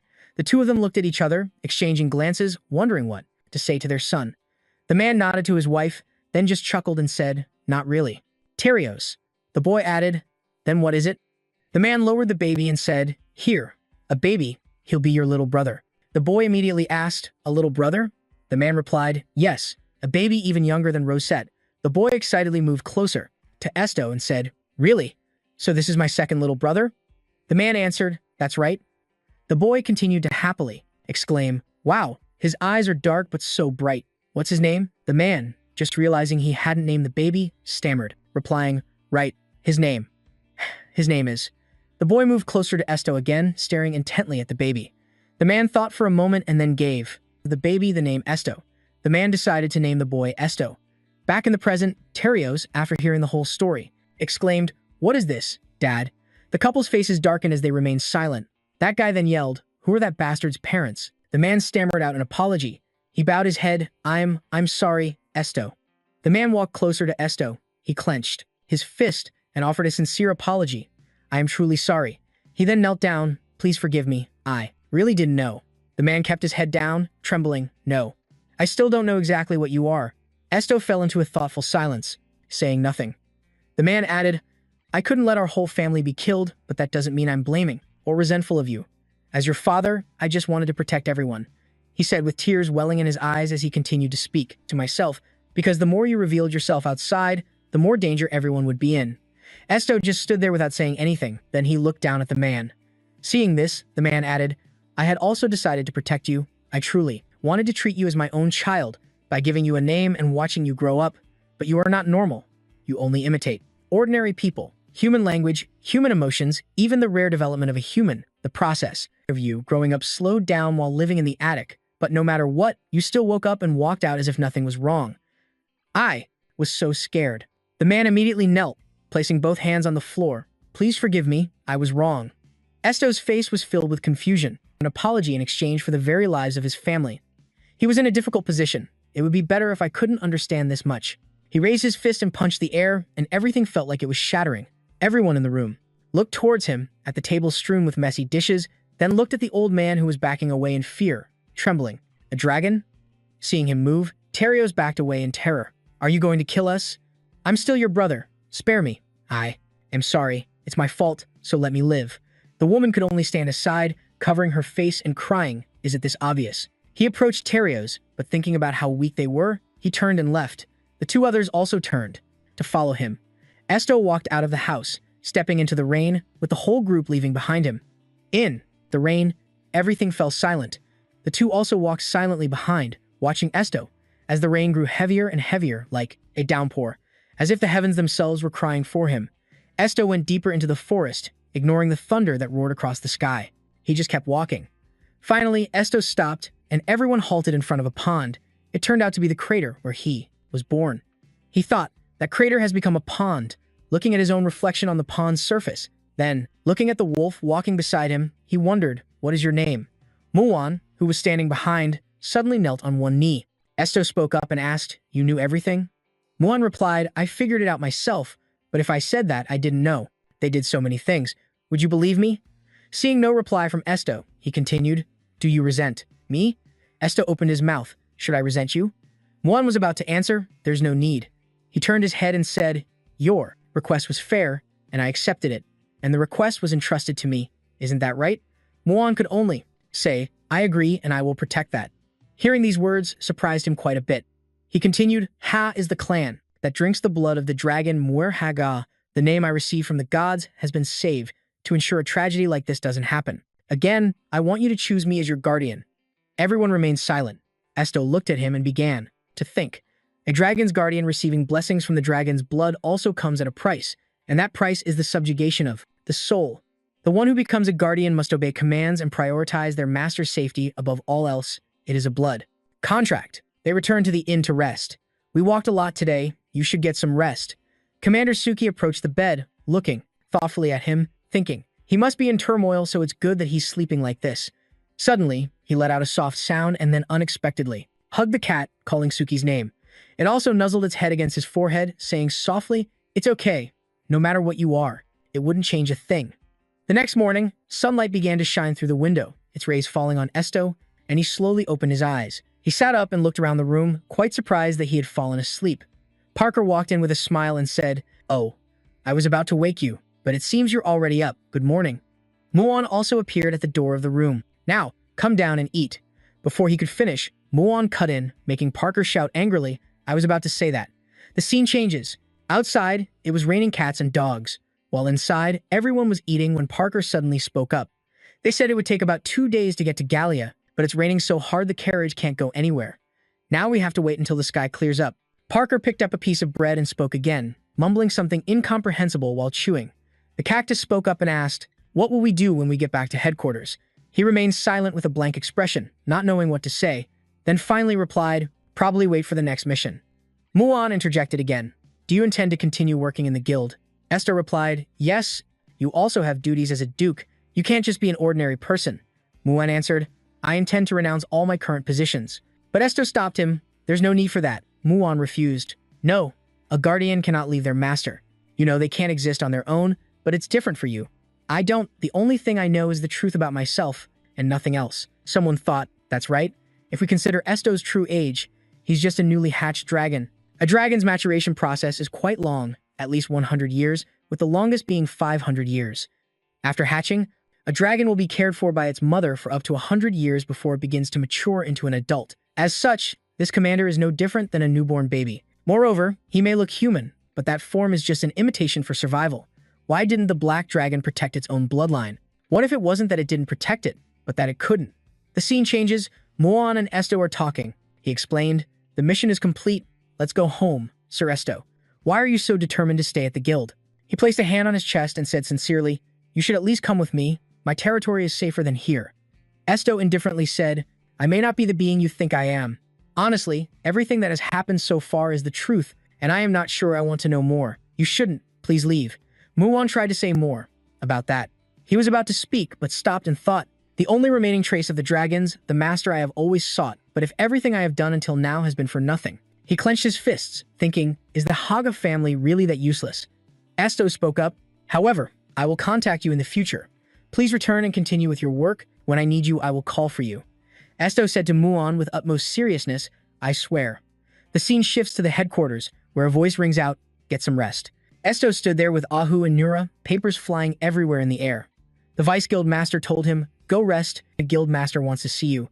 He will come find you soon, so just rest before then." He stood there looking blankly at the Vice Guild Master. He stood up, walked over to him, and handed him a blanket, saying, "This is very precious to me, but I'll give it to you. You don't know the joy of rolling around in bed wrapped in a blanket, do you?" Esto still looked bewildered. He added, "Try reading a book in a warm room. Since you have a blanket now, you can open the window a little for some fresh air.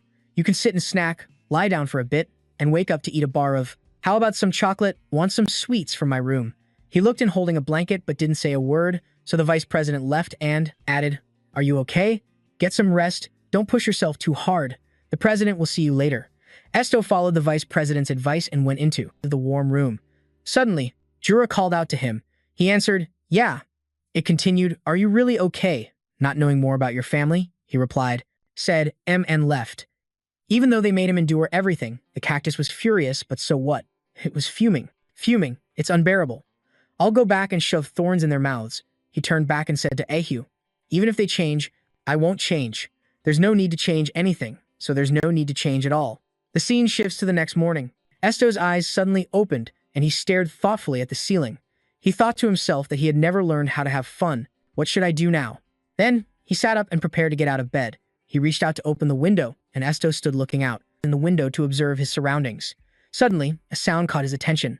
The surrounding area was filled with tall buildings. Under a canopy of trees, Esto was now sitting on a stone bench, looking pensive. Suddenly, a voice said, "Huh?" And then, it was Baki, walking with Lena, waving at him. "Commander." Lena spoke up. "Wait a moment, I'm going to go say hello." "The commander that you're always praising? Should I go say hi too?" Baki paused to think. "I'm afraid it'll get noisy. If we go together, he's probably enjoying his time alone, right?" He looked over at Esto. I can't read his expression. Then Lena started walking. "I'll go say hi by myself." Baki flew over to Esto and called out to him, "Commander." Then he asked, "Have you eaten yet?" Esto was a little surprised. "Is it already lunchtime?" Baki replied, "That's right. Actually, it's a little past noon. I'm waiting for a friend to finish up some work." He smiled and continued, "I'm on break, just like you, just relaxing." Esto replied, "Is that so?" Then Baki suggested, let's all go together." He added, Nezu, Ahu, and the kitten too. Esto wondered, "Me too."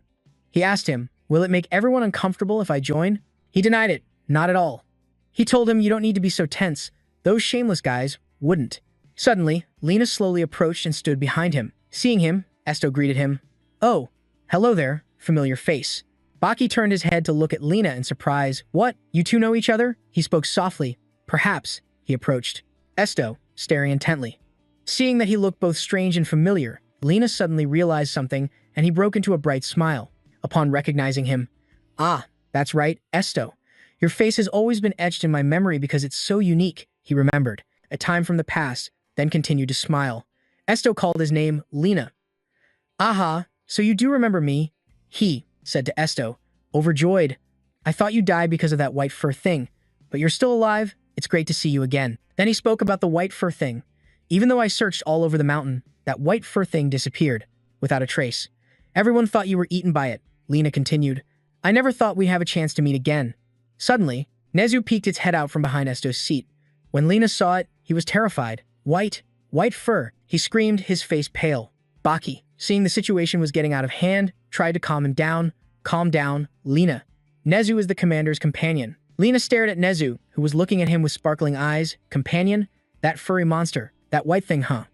He then asked Esto, so you tamed that beast with your mind-reading ability? He complimented him. You're more impressive than I thought. Huh. He then wondered, oh my god, you're the guild's commander? Baser, standing to the side, reminded him with a helpless expression, Lena, you're being too rude. Even though you're the ace of that combat division, you still need to show respect to the commander. You're going to drop quite a bit in the rankings. Hearing this, Lena didn't understand what was happening. Lena guessed, the rankings? He replied, exactly, as you already know. Causing a disturbance can get you demoted or expelled, right? Esto suddenly spoke up. Baser, go eat with your friend. Baser asked, huh, you're not coming with us? He replied, I'll go separately. If it stays like this, everyone won't be comfortable. He added, I also feel uncomfortable when you talk about Nezu like that. After hearing this, the three of them looked at him with an expression of helplessness. Afterward, everyone said their goodbyes and left. Lena stopped, thinking about something. Then he called out to Esto. Hey there, Commander Esto. Hearing him, he turned his head back. Is there something else you want to say? Lena bowed his head with great sincerity. I'm sorry, Esto. As Esto stared at him blankly, Lena spoke up. It's not that I was uncomfortable. It was because I was so surprised when I saw it. I promise. I won't call it that white furball anymore, and I'm also not used to someone I'm familiar with being the commander. From now on, I'll call you commander. He looked up and said to Esto and Nezu, so please don't misunderstand. Amy, I'll treat you to a meal today as an apology. Since we're already out, I'll take you to enjoy the best restaurant. A cheerful voice rang out from an old-fashioned building. Here, this is the best restaurant in a Revital City. Lena happily waved over a restaurant server, and he generously told Esto, I'll order for you. Trust me, this is the most popular dish. Esto exclaimed in surprise, Oh, really? Lena immediately replied, Of course. Esto silently stared at Ahu, thinking to himself, He's strangely quiet today. Ahu really didn't show any movement at all. He was completely motionless, looking just like an ordinary cactus. Esto was extremely worried. Is he hurt somewhere? Suddenly, a voice broke through his gloomy thoughts. May I ask? Perhaps Jen was genuinely curious, so she asked directly, How old is that cactus? Esto felt awkward. I've never asked it, so I don't know. Jen had no intention of letting it go and continued to probe deeper. For some reason, Jen's face was calm, her voice even and without a ripple. You can know without asking. As she finished speaking, Jen's expression suddenly darkened, quickly. Esto stared at Jen, silently assessing her. This is strange. I can't read any emotions from her. He didn't beat around the bush and got straight to the point. Who are you? Lena, who was beside him, suddenly leaned in and introduced her to Esto. Jen isn't human. She's a doll made by the guild master. Esto was extremely surprised. A doll? Baser then joined the conversation, smiling as he asked, Huh, you didn't know? Then he began to explain Jen's origin more clearly. The captain of Ignis is the most unique puppet master in this world. Carefully observing Jen's eyes, hair, nose, and mouth, Esto couldn't help but marvel, except for the fact that I can't read her emotions. She looks exactly like a human. He curiously asked Lena, How can you tell that she is a doll? Lena didn't answer directly, only telling him to look closer at Jenin. Sure enough, when he looked closely at Jenin's face, Esto easily spotted a small star right under her eyelid. Lena calmly continued, Do you see the tattoo under her eye? All the dolls made by the guild master have that mark for identification. Then he rested his hands on the table, his tone a bit troubled. Well, don't pay her too much mind. After all, a doll is just a doll, Lena advised. But it was as if he was also telling himself, a doll that only obeys its master and knows no pain. It's not good if you treat it like a human. Lena glanced at the delicious plate of food that had just been served, finishing his thought, I'm speaking based on experience, so you can trust me. The waiter also spoke up right on cue, Here is everyone's food. Lena exclaimed excitedly, Oh! Esto fell into deep thought again, a living doll. Once all the food was served, Lena cheerfully called out to him, Esto, look at this. Parker also chimed in, All right, everyone dig in. The look in Nura's eyes sparkled like 1,000 stars, unable to contain her happy mood. Everything looked so delicious. Esto looked at the glistening plates of food before him and agreed, It does. The group started to eat heartily. When Parker was about to bring a piece of fish to his mouth, his ears suddenly perked up as if he heard something. He looked at Esto, who had been motionless all this time, and asked doubtfully, "Commander, aren't you eating?" Then it dawned on him, could it be that you can't eat raw food? Hearing that, Lena also panicked, just as I thought. We should have asked before ordering. He quickly thought of a solution. Should we order some cooked dishes? Esto gently refuted. That's not it. It seemed like he was about to say something, but then stopped. He turned his face away and said helplessly, "It's just that it's not to my taste." He silently glanced back at the plates piled high with food, which still looked very appealing. But in his eyes, those dishes looked horrifying. He couldn't help but think, creatures cut into pieces that were alive just a few minutes ago, or maybe even just a few seconds ago. His gaze on the food darkened, the terror and palpable pain of a creature that had once lived. The atmosphere around him also became gloomy and bleak. I can only see it as a massive hatred. Then he quickly pushed the chaotic thoughts away. Forget it. Anyway, it's not something necessary. He returned to the conversation with Lena and Parker, and I'm not that hungry either. Parker still wasn't convinced and wanted to try persuading him a little more, but Esto quickly cut him off. It's really fine. Damn. Parker, unable to sway him, angrily turned to scold Lena. Lena, this is all your fault. Even though the Vice Guild Master told us to take good care of the commander. Lena scratched his head helplessly. I know. If I had known beforehand, I wouldn't have done this. Parker could only clutch his head and scream, oh my god. So, Lena cautiously asked, what should we do now? Esto, at the side, didn't intervene in the conversation between the other two. He leaned down and caringly asked Nura, are you okay to walk? Nura happily replied, yes. Seeing this scene, Parker suddenly had an idea.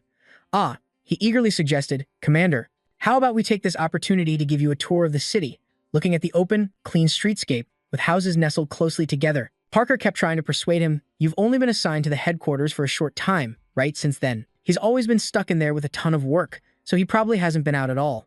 Baser genuinely and sincerely cared about Esto, and most importantly, you've looked quite tired these past few days. After completing the mission, Lena confidently assured him, don't worry, giving city tours is my specialty too. He playfully winked at Esto, a cutesy sight that sent shivers down his spine. Lena cheerfully rushed over and put an arm around Esto's shoulder. Let's go, Commander. You don't have anything important to do today, right? With that, he pointed towards the city. So let's get going. Esto asked, go where? Lena smiled smugly and began his job as a tour guide. Ahem, actually, our guild has a tradition that dates back a very long time to when the guild was first founded. His face was beaming. It's our culture for welcoming newcomers. Esto didn't show any reaction, just staring intently at Lena. Baser, however, was very excited and chimed in, that's right. Then he attested, I went through it too. After that was a flood of information from Lena, explaining the welcoming ritual for new members to him.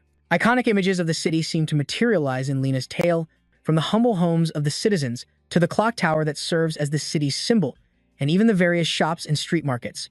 Usually, we'd require the newcomer to patrol around the headquarters to understand the layout of the fortress, and afterward, they would be randomly called to answer questions about the city, like the biggest sculpture in the main square, the most famous candy shop, and countless other things like that. Lena twirled his finger for visual effect. If you can't answer, they make you run laps until you're completely drenched in sweat. Then he laughed loudly. But since you didn't get to experience the rookie phase, yours truly, Lena, will help you out, Commander. Esto nonchalantly confirmed, really. Then he earnestly bowed his head, showing his respect. Then please guide me well. Lena, full of confidence, pointed to himself. You can trust and follow me. The safest and most prosperous castle, Rivet. From this moment on, I will give you the most amazing tour. Esto didn't object and quickly agreed. All right. Baser suddenly noticed something else and yelled, wait a minute. Why do you have your arm wrapped around the commander like that? Ren walked silently behind them, calmly observing and putting up with the noisy group of people. Ren watched Esto from behind and smiled, a truly beautiful smile, thinking to herself, you really are a good person, Commander. Sunbeams shone down on the magnificent and bustling city as a peaceful and cheerful atmosphere filled the air. Lena said, this is Sunshine Street, not very famous. He enthusiastically explained, the interesting thing is that the sun moves directly along this street, so how about we hop in a carriage and go exploring? Esto looked around and shook his head, declining, no, that's not necessary at all. Lena looked at him, puzzled. But Commander, you've been looking around for a while now. Are you searching for something? Esto then looked up and asked him, is there a medical center around here to check on a plant's condition? Lena looked at him, stunned, as he looked at the Ahu cactus in his arms and thought, if it's a plant then.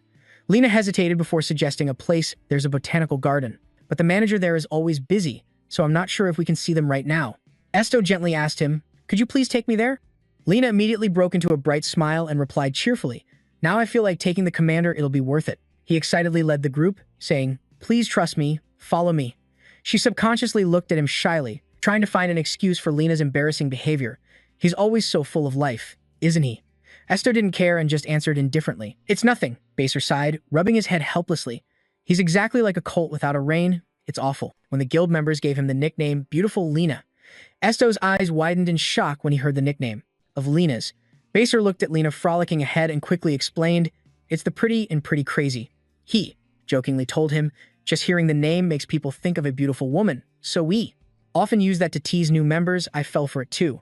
Lena, who was walking ahead, saw that Esto's group had been left far behind, and shouted, what are you two doing? You're not talking bad about me, are you? Baser chuckled and replied to him, yes. Yes, we're coming. Esto looked down grimly at Aha on his arms, who was still silent. The scene changes to a garden. In a beautiful white house, Baser wondered, is the gate open? Lena quickly answered him, because this is the botanical garden that receives a subsidy from the guild. I guess it's also considered the city's garden. Esto's party was walking along, the path leading into the garden. Lena continued, this way, anyone can come and see the flowers and plants. Baser was surprised, and looked around saying, this is my first time at the botanical garden too. The peaceful, sun-drenched scenery made him exclaim, unlike animals, plants don't move or talk. Baser suddenly turned his head to ask the person behind him. I just had a thought, Commander. Do the plants here talk? He replied flatly, I don't know. He was surprised, and asked again, what? Lena also turned back and asked curiously, can't you read animals' emotions, Commander? Is doing it with plants harder? Esto looked at the cactus in his hand and slowly explained, it's not that I can always hear them. It might happen if I look at it or have a certain degree of contact with it. Lena looked enlightened and said, the more I hear about it, the more interesting it sounds. He suddenly grabbed a tree trunk. Lena said innocently, so can I now know what this fellow is saying? Esto looked pensively at the large tree as sunlight shone down, reflecting brilliantly off its leaves. Esto bowed his head and replied, even if I could, I wouldn't want to hear it. Lena looked blankly at the silent Esto and asked, but why? He began to think, if I could read the hearts of other things, I would get curious and try to read everything. Damn it! A voice rang out, welcoming him. Baser and Lena said in unison, Ren. She called out to him, Esto. Ren faced the tree, saying, it's welcoming all of you. The tree began to shed its leaves, and its voice rang out, it's a pleasure to meet you, the last child of the Black Tribe. What a relief it is that you are still alive. A leaf gently fell on his head. It was like a greeting touch from the tree. Esto raised his hand to take the leaf, looking at it in his palm and swaying it back and forth. He turned to her and asked, Ren, can you hear the voices of plants? She calmly replied, I was also made from a tree. He was surprised, then lowered his head and thought, so her ability isn't like mine. Ren moved closer to him and suggested, here, listen to the trees. Esto immediately refused. No, I'm fine. She wondered, why? Do you hate trees? He shook his head, denying it. It's not that. Esto replied to her with a sad expression on his face. They probably wouldn't want me to read their minds. His fractured inner self was revealed. Esto continued with difficulty. Reading the heart of someone who doesn't want you to can become violence. Jen asked back in confusion, violence? All the indifference, oppression, and harsh scoldings from the past began to resurface in his mind. Esto replied heavily, that's right. Jen walked closer to him, reminding Esto, the trees can't talk if you don't listen to them. He reacted, looking up at her. Jen began to explain, even if they want to say something, even if they have a story to share, even in the moment they are withering and slowly dying from lack of water, they can't express themselves. She slowly took off her hat, saying that is the nature of trees. Jen revealed her radiant face and smiled at him. Did you know? To us, your existence is a blessing. Esto looked at her, about to reply. A shout suddenly cut him off. You people. Green angrily questioned their group. What are you doing in the garden? Basker quickly bowed his head and admitted fault. I'm sorry that Lena touched the tree without permission. Lena froze, standing behind him and saying, why are you using me to apologize? He hurriedly ran over. No, not the tree. He pointed at Nezu, hastily saying, you're stepping on the flowers. It was startled and yelped as it lifted its foot. A poor flower had sacrificed its life. Nezu hurriedly tried to avoid the flowers in the bush, guiltily replying, sorry. Another crack was heard, and it flinched, feeling guilty. Green stared blankly at the small flower branch resting pitifully under Nezu's foot and unconsciously snapped the broom handle with his strength. He clutched his head in pain, looking at his treasures and screaming miserably, no. In the botanical garden, sunlight streamed through the leaves, creating a beautiful scene. Lena repeatedly said, we're terribly sorry, Manager Green. He suppressed his grief and replied, is that you, Lena? Are you still living as a wandering mercenary because you're not famous yet? She immediately flared up, denying it. What are you talking about? I'm very famous, you know. Lena forced a smile, speaking with feigned pride. I'm the captain of the combat division, Now I have many missions and items. You're so mean for bringing up old stories in front of the commander. Green, curious, looked up and asked, the commander? He looked at Esto's group, thinking for a moment. Could you be? He looked straight at him, surprised. Could it be that you're the guild's newly promoted commander? Green warmly shook his hand, introducing himself. I'm Granger. Although I'm still lacking, I'm in charge of taking care of this botanical garden. Esto also replied softly, I'm Esto. The thoughts of the nearby tree appeared as it saw the two of them shaking hands, someone who can read the hearts of others. Looking at the sincere smile on Green's face, it exclaimed, how wonderful. I should ask him what these kids are thinking. Esto froze when he heard the tree's silly thought. He was silent, unable to speak. Scene change. Now Green is using a magnifying glass to closely examine a cactus. He thought seriously, a few quiet hums escaping his throat. Basker, next to him, quickly asked, how is it, manager? What's a whose condition? He examined it carefully and replied, it's a bit difficult. Hearing this, he let out a dissatisfied sound, questioning it. Green assessed it once over. This cactus is named Ahu. It has been very well taken care of. He looked at the pot on the table in confusion, explaining, it's not lacking water and it's also not lacking nutrients. From its appearance, there's absolutely nothing wrong with its health. Basker was suspicious. Then what about the condition? Isn't it doing well? He held his chin, denying it. No, I don't know why, but it looks strangely weak. In a weird way, Green turned to Esto to ask the commander for permission. Can I take this little one out of its pot and check its roots? A strange sound rang out. Roots? He looked down in confusion at Ahu on the table. Green froze, completely stunned as he realized where the voice came from. Ahu swayed its body and said, whose roots? Mine? Are you serious, you pervert? In a flash, he had jumped back, screaming in terror, oh my god. Green muttered grimly, pervert, you're calling me that? Baser suddenly asked, aren't people usually surprised by something else?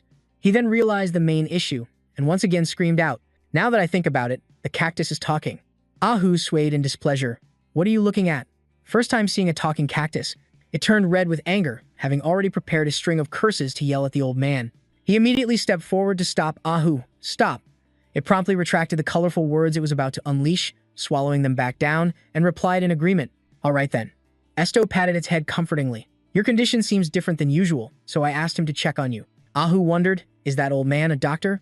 He looked at the man and introduced him. A plant doctor. He's Briner. Ahu asked in awe, are you really a plant doctor? Green stammered in reply. That's right. It thought for a moment, then said, here, you can see my roots from the bottom of the pot. Isn't pulling me out of the pot a bit too cruel for a plant like me? Its roots began to emerge from the bottom of the pot and sway back and forth. The man examined them seriously and meticulously. Green touched its roots and then delivered his conclusion, you are extremely healthy. Ahu eagerly replied, see, I was just sleepy. I'm perfectly healthy. Green was suspicious, sleepy. He looked at it and asked, hey little one, I'm just asking as a precaution, but how old are you? Ahu shyly covered its face and said, 200. Baser appeared from nowhere, scoffing, no way, this cactus has been alive for 200 years. It looked at him, speaking up in surprise. What? You don't believe me? Ahu flared up, ready to prove its point. To be precise, I'm even older than that. It's just been 200 years since I've been on my own, and in my tribe, I'm still considered part of the younger generation. Green's eyes widened in astonishment. Oh my god. He excitedly shot up and turned to report to Esto. Commander, this little one is a rare plant thought to have been extinct for a long time, a giant cactus. He was surprised and asked, what? What is that? Green began to explain its origin. It's a species of very large and beautiful desert flower that is believed to produce a celestial fruit once every 1,000 years. Ahu was shocked to hear him say that. What? We're extinct? My mother and all my relatives are still alive back in my homeland. Green couldn't believe it, saying, how can that be? He was still in an excited mood as he reported to him. From what I've observed, Ahu's current sleepiness is a dormant phase caused by a growth period. But a moment later, he gradually became serious and reminded him, because this is the first time I've seen a giant cactus, I can't be entirely certain. Esto looked at him and asked, how long will the dormant phase last? Green answered him, I need to research the data on this to be more precise. I only know that giant cacti, during their growth process of up to 1,000 years, will have several long periods of dormancy. Esto turned and called out, Ahu. He said to it, this is the botanical garden at the guild's headquarters. I'll have them take care for you safely until your hibernation period is over. So, please rest well. It was a fully equipped greenhouse. Rest and light are truly ideal for plants, but Ahu firmly refused the request, I don't want to. Esto bent down and gently asked for its opinion. If you feel uncomfortable here, I can also ask Sir Haga, as Muen is a powerful person. Before he could finish his sentence, Ahu interrupted, reaching out with a hurt expression. Do I make you uncomfortable? He was surprised and speechless, then patted its head reassuringly, replying, That's not it, it's just. Cutting him off once more, Ahu asserted its firm determination to Esto. I don't want to sleep. I will never sleep. Then it leaned its body against his hand, thinking to itself, because I'm worried about you, Esto. When it was time for Esto's group to leave, Green spoke a few words of advice about Ahu to him. Since it's a special type of plant that can talk and even move, I can't be completely certain about this. He explained the consequences gravely, but continuously refusing to sleep will likely lead to some health problems. I hope you will keep this in mind. He replied, understood. Green looked at it resting in his hand and continued, although plants may seem simple, when you understand them better, they are as delicate and diverse as animals. The rays of light shining through the glass panes enhance the beauty of every plant and flower. Green said softly, their habitat, size, gender, age, or even the shape of a leaf makes them all different. He smiled as he watched the cheerful Ahu and remarked, although this little friend here might take advantage of the fact that it can talk. Green handed Esto a bag and reminded him, I've packed some nutrients in loose soil. They will help it take root. Taking the bag, he replied, thank you. Green suddenly remembered something, rummaging in his pocket and saying, and one more thing. A letter was tucked inside a glass bottle. He handed it to Esto, saying, this is a handwritten guide that the guildmaster sent for you. Esto looked at Green holding the glass bottle before him and asked in surprise, did you know I was coming? He scratched his head, replying with an embarrassed laugh. Not at all. I was only notified a short while before you arrived, Commander. He took the glass bottle and looked at it thoughtfully for a long moment. Esto realized something, thinking to himself, so I'm being watched. As if knowing what he was thinking, Green quickly waved his hands and explained, please don't misunderstand. The guildmaster doesn't only do this for you, she always looks out for all of the members. Esto asked skeptically, always. He began to introduce the guildmaster. She is a puppet master, and the number of puppets she is publicly known to control is over 1,000.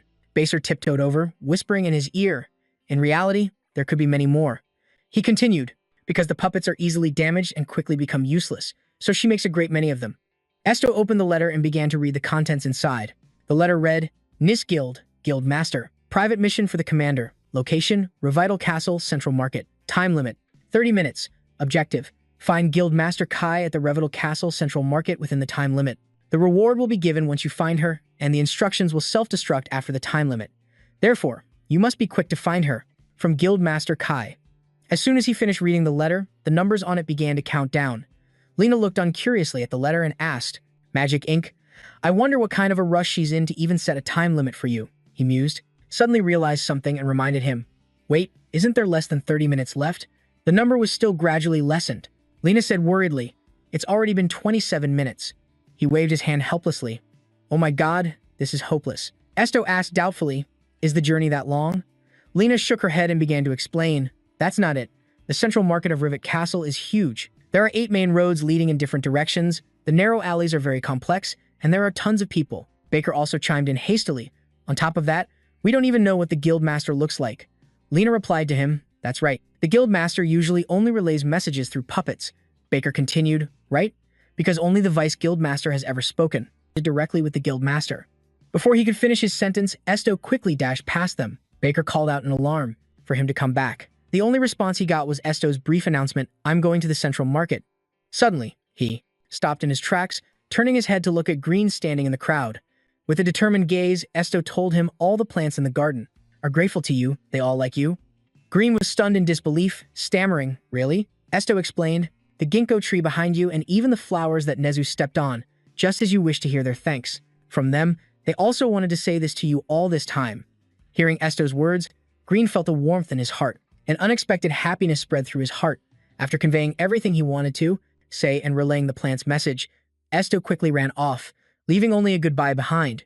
Esto's group was walking through the central market. Dark thoughts surrounded Esto, making him uncomfortable. The hand holding the letter unconsciously tightened. Tangled thoughts swirled in his mind as Esto thought to himself, if I have to find who Guild Master Kai is among so many people, I'll have to read them. His ability was like a double-edged sword that wounded his own mind.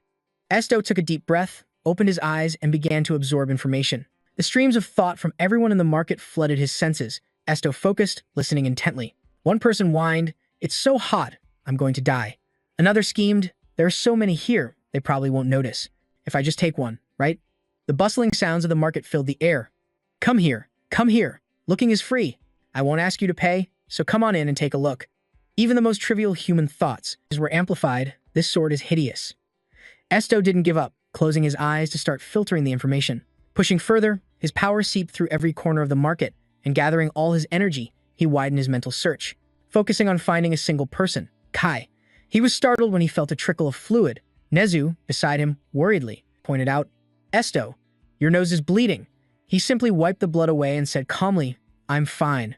Nezu's eyes began to water as he whimpered, "You're bleeding, you're not fine at all." Ignoring the crybaby beside him, Esto stared intently in one direction, his gaze sharp.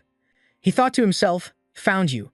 Without a word, he walked forward, prompting a bewildered pair to call out, "Esto." At a certain corner of the central market, Esto approached a stall, from which a gentle voice emerged. "Welcome." A blonde girl smiled and asked Esto, "Are you looking for a gift?" Her smile grew even brighter as she continued, "Or perhaps something for yourself?" Esto stared at her and immediately confirmed in his mind, a puppet of the guild. He held out the letter and said slowly, "I'm here to see Guildmaster Kai."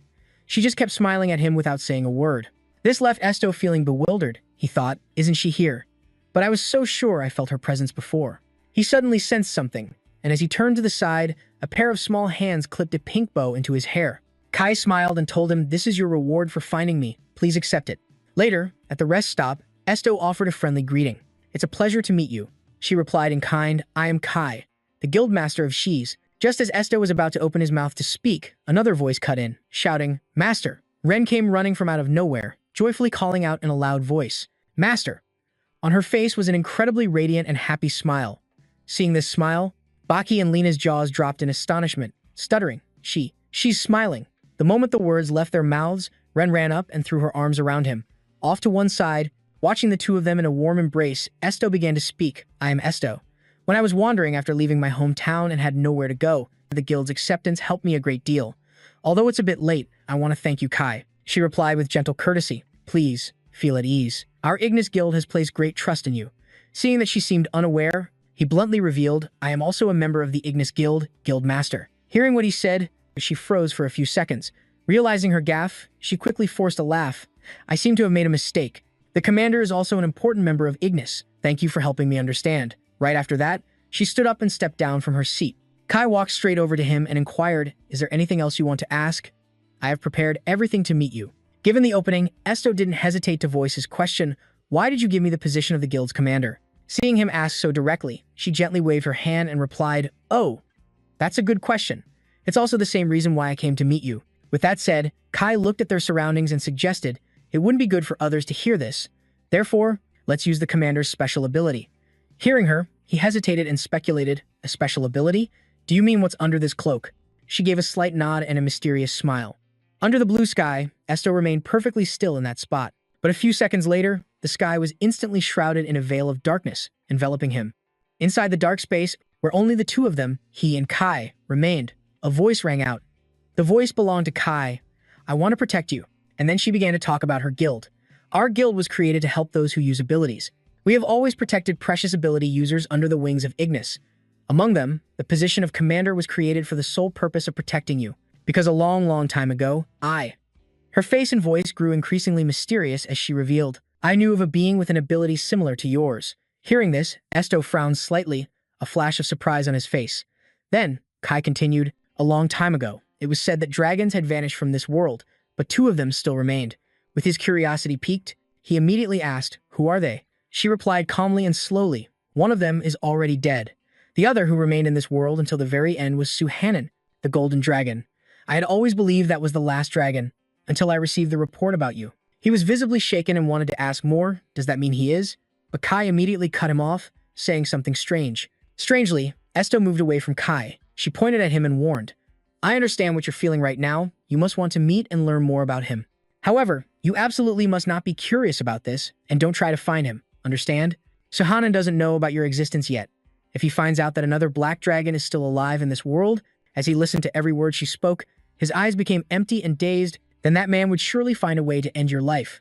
But she also reassured him, "Luckily, Suhanan doesn't live in the Ruin Empire. Since I can't hide you forever, I've decided it's better to let everyone know that you are under special protection in this empire." After rambling for a bit, she finally made a decision regarding Esto. "For these reasons, I think from now on I will accompany you." But beneath his cloak, no one could see his hand clenching tightly to maintain his composure. "Why?" He was filled with confusion and asked, "Am I worthy of that? I don't even know what I am exactly. What on earth does the guild master believe in to be willing to put the entire guild in danger just for me?" Kai took a small step forward and spoke. It seems you still don't know your own value. She stood before him, asserting firmly. However, please remember this. I won't do anything that would put me at a disadvantage either. With that, she gave a light, bright smile, hiding a secret to end the conversation. A moment later, they returned to the present and Kai spoke cheerfully. Together, we will slowly find the answers. She looked up at him and said with an amused smile, It seems that even if I told you right now, you still wouldn't be able to understand. Just as she said, Esto had remained silent the whole time, not understanding. As soon as Kai turned around, Parser and Lena immediately stood at attention as she said, Go back and rest. I apologize for today. The two of them quickly bowed respectfully to her. And before leaving, she waved lightly, smiling brightly, as she made a promise, I will see you again soon, Commander. Time passed, night turned to day. In the Ruin Empire, dazzling sunlight shone down on a villa from which voices could be heard. Esto had been asleep for several days. Nezu was holding a meeting with Suki and Hao. What should I do? It turned its head to look worriedly at the soundly sleeping human. Should I wake him up or not? On the bed, Esto was unaware of this conversation, still lost in a pleasant dream. Suki twitched its tail, wagging it as if in thought. Immediately after, it leaped up high and dashed forward. It sat on the bed, tilting its head slightly to watch the person breathing evenly. Suddenly, Suki turned its head towards Nezu and gently shook it, as if refusing its earlier suggestion. The two creatures in one plant sat there quietly, watching their master sleep soundly. However, Nezu didn't know that Suki was extremely worried inside, thinking that continuing like this might be very dangerous. At a time like this, who could possibly help? It looked at the two useless individuals and made a choice. That muscle brain Lena probably wouldn't understand its signals, so perhaps the bird person would be a better choice since they have good senses. Suki turned its head again and looked back pensively. Just then, Esto woke up, shattering its worries with a reassuring voice. I'm okay. Under the light of the setting sun, a guilty voice rang out.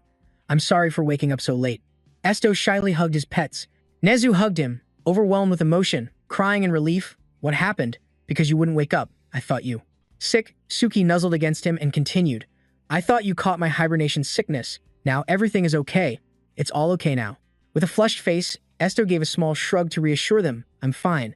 With that, he picked up Suki and staggered to his feet. Seeing this, Eniu cried out, Est. Watching him suddenly grab his coat, one of them exclaimed in alarm, Hey, the sun has already set. Where are you going? Ahu shifted its body, trying to persuade him. You woke up late anyway. Just rest a little longer. But holding his coat in one hand and Suki in the other, he refused. I'm going to get some food. Suddenly, one of them spoke up, interrupting. You have a fever. Having been held by Esto, it seemed to have felt his temperature, questioning, You're sick. Why are you trying to act like everything is okay? Hearing its words, he froze for a moment and let out a sound. Just then, a knock sounded at the door, catching his attention. Esto put Suki down and asked as he opened it, Who is it? Outside was Kai, who smiled brightly as she held out a piece of paper to him. Mission delivery. Suddenly, her smile vanished when she saw his condition. She noticed his flushed face and labored breathing, each breath heavy and tired. Kai then lowered her hand, expressing her concern. It seems I've come to see you a bit too early. With that, she tucked the paper back into her pocket and changed the subject. Let's put our talk about your job on hold for today. Seeing her change her mind, Esto barely managed to say, The mission. Before she cut him off again, So, where were you planning to go then? He put on his cloak and stepped outside with his 3 pets. I was heading to the cafeteria. Hearing his plan, Kai suggested, Oh, let's go together then. The food in our cafeteria is the best, right? At that, she began to imagine countless delicious dishes. To be honest, I want to go there more often, but for some reason, every time I do, I attract a lot of attention. It's not comfortable at all. Ahu, seeming to realize the reason, probed again. You really don't know why? Immediately, it gave a blunt and tactless answer, wear normal clothes. But Kai naively repeated, Are my clothes that strange? And of course, Ahu didn't hold back, affirming, extremely strange. However, she could only reply helplessly. But I can't change my clothes. Hearing that, it asked, Why? She casually uttered 2 words. They're expensive. Ahu was officially exasperated. Fine, do whatever you want. Just do what you want. It's your life after all. It watched her walk ahead, instinctively assessing. Besides, a child dressed like that is bound to attract more attention. People are often interested in things that are special. A while later, they arrived at the bustling cafeteria. Here, eat a lot. An incredibly lavish table with food piled high as a mountain was brought out. Esto looked at the mountain of food in front of him and said shyly, I can't eat this much. Kai casually told him, I'm just telling you to eat as much as you can. I'm not forcing you. Then, she turned to Suki at his side. You too, Black Tiger. But its glare clearly showed its dislike for her. Realizing the situation within his heart, Esto cried out helplessly, just as I thought. She already knows so much. Then he picked up his spoon, dipped it into the soup, and thought to himself, fluffy golden dragon. He gently scooped up some soup, telling himself, I don't think the name is based on color alone. Thinking this, he looked up and addressed the person in front of him, President. Her mouth was so full of food that her cheeks were puffed out, correcting him, just call me Kai. If possible, I'd rather not have my position revealed. Esto understood her and put down his spoon, getting to the main point. Got it, Kai. How did you find out about the dragons? After taking a big bite of food, she laughed, cheerfully for a moment, and answered him, I was wondering what you were so lost in thought about, but now you're getting serious. Huh. He replied softly but coldly. That's right. She picked up her chopsticks, turned to the fish dish, and remarked, You seem quite indifferent to your own problem, Commander. While deep in thought, she skillfully made a cut along the fish's body, carefully separating it into two halves with her chopsticks, nonchalantly saying, There's no how when it comes to this. After separating the fish, she pushed it towards the dark, four-legged shadow and revealed, This is just information I've learned on my own throughout my long, long life. Suki stared intently at the beautifully presented dish placed before him. Without a word, he used his paw to send the plate of fish flying, that unsightly thing away. Then, he coldly climbed onto Nezu's back, who had to explain for him, Suki doesn't eat fish. Hearing this, Kai was a bit surprised. I thought cats liked fish, don't they? Nezu wisely explained to her, that is just a stereotype. Hearing that, she seemed to understand. Ah, I see. From this interaction, she drew an example for Esto. As you can see, I also possess incorrect information. With that, she stuck her fork into a loaf of bread and mused, living. A long life simply means I've experienced more than others. Therefore, it's possible the information I have about you isn't completely accurate either. Suddenly, the grip in her hand tightened, and both her gaze and the atmosphere around her grew tense and heavy. But I can guarantee you, the golden dragon Suhanan is the enemy. Immediately after, her tone changed once more. Oh, and one more thing, Kai revealed an interesting piece of information. Starting tomorrow, I'm thinking about joining the commander's support team. Esto quickly asked for clarification. The team with Parker? Kai took another bite of food and nodded slightly, replying, That's right. This is to support you, not as the president, but just as Kai. His voice dropped slightly, as he said, Understood. A while later, she seemed to have finished her meal and walked to the door. Goodbye. Enjoy your dinner. I'll see you tomorrow. Not long after she left, Suki also suggested, Should we finish our meal now too? Esto immediately stopped him. No, let's take our time. And we can go for a walk after dinner. The entire sky grew redder with the light of the sunset. This beautiful and peaceful. He and his pets went for a walk on the guild grounds after a satisfying meal. It was a peaceful scene where the monkey played with rabbits, and bears and horses drank water together from a small stream where a duck was swimming. Witnessing this sight, he was so surprised he could hardly believe it. I never thought these animals could thrive in the same habitat. Just then, a greeting voice called out from below him, Hello. A tiny raccoon appeared, smiling brightly at Esto's feet. Countless question marks popped up over his head. He bent down slightly and uttered, A raccoon? Upon hearing Esto call it a raccoon, the red panda immediately put its paws on its hips, gesturing wildly, and angrily scolded him. Huh, a raccoon? I'm a red panda. Its scolding flustered Esto, and he quickly replied to soothe it, Sorry, my mistake. Receiving Esto's apology, it quickly brightened up and replied with a satisfied look, Humph, you are forgiven. Then the red panda started to introduce itself. So, my name is Ban, and who are you? Esto calmly replied to it, the panda's question. I'm Esto. I just arrived at headquarters not long ago. He wondered to himself, is this one of the animals belonging to the Ignis Guild? It looked a bit different from the animals he'd seen in the village. Esto was curious and stared at the red panda's paw with its sharp claws, then shifted his gaze to its tail, which was very fluffy. Suddenly, other animals appeared out of nowhere. A rabbit, a monkey, a bear, and a horse, all gathering behind the red panda. It cheerfully spread its arms to welcome him. Then you're one of our family. Esto looked in surprise toward the standing animals. He leaned down toward the panda and asked curiously, Aren't you afraid of humans? Its face lit up, and it quickly answered his question, Nope. Everyone in the Ignis Guild is very kind. The red panda listed off all the reasons they weren't afraid of humans. They feed us, teach us, and they even clean up our poop for us. Even the horse neighed in delight hearing that. The panda continued to speak. They play with us every day and take us out, so we really love humans.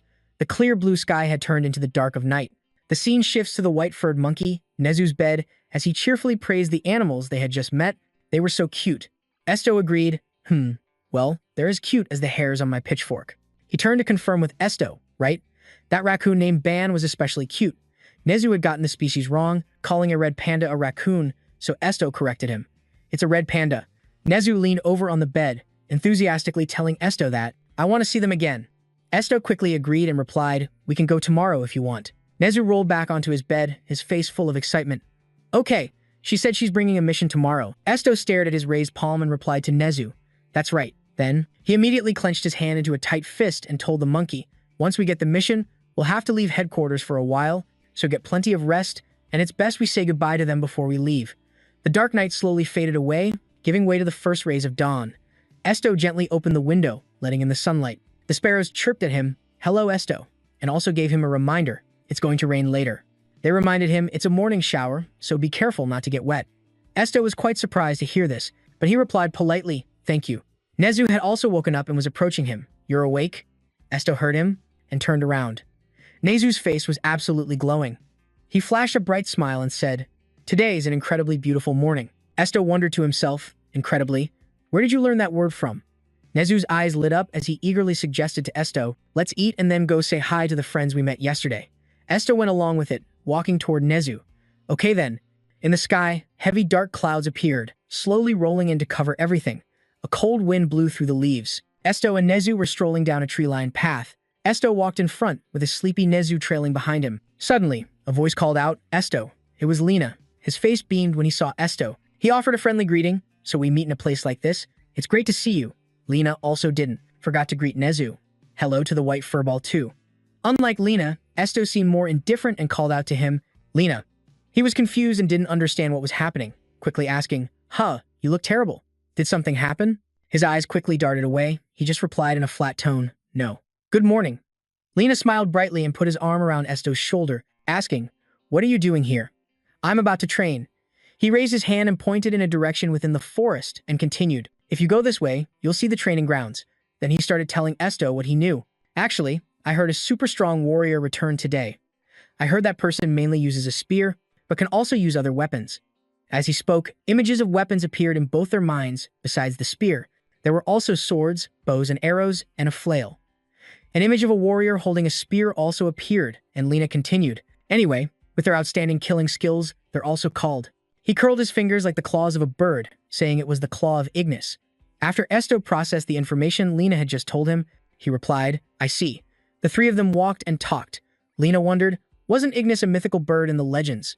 If that warrior is called the Claw of Ignis, then they must be a legend too. Esto turned to ask Lena, why are you trying to meet them?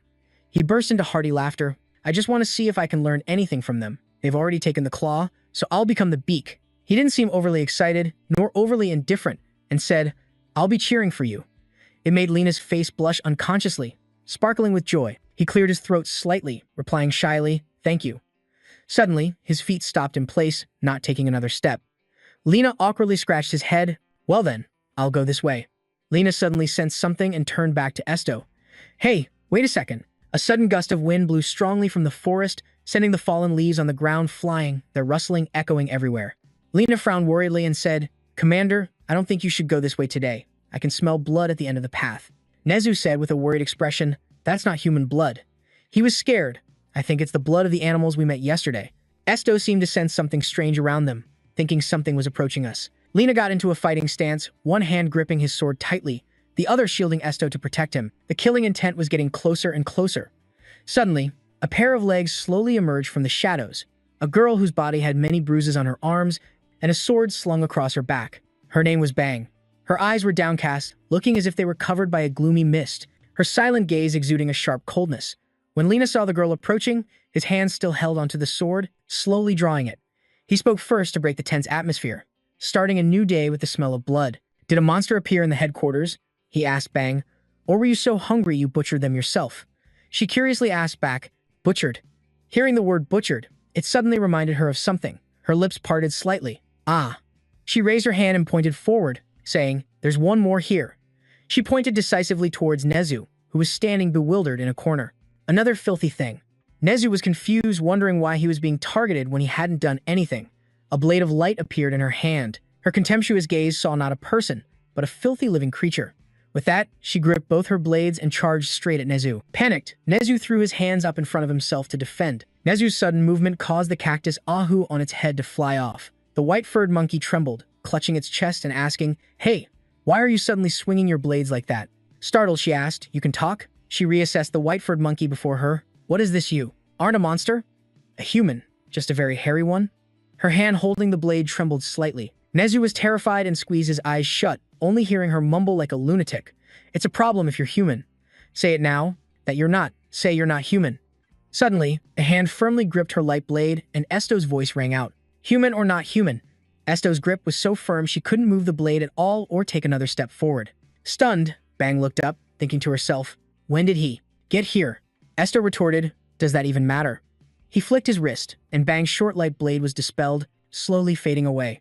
Esto looked at her and called out her name, Xian Bang. She was still a bit confused, wondering how he knew her name. She pulled her hand back, asking cautiously, you're the new psychic-type user. Esto, right? Why did you stop me? Esto stood protectively in front of the white-furred monkey, Nezu, and asked Bang, why did you try to hurt him? She nonchalantly replied, monsters are pests that need to be eliminated. Esto explained, Nezu is not a monster.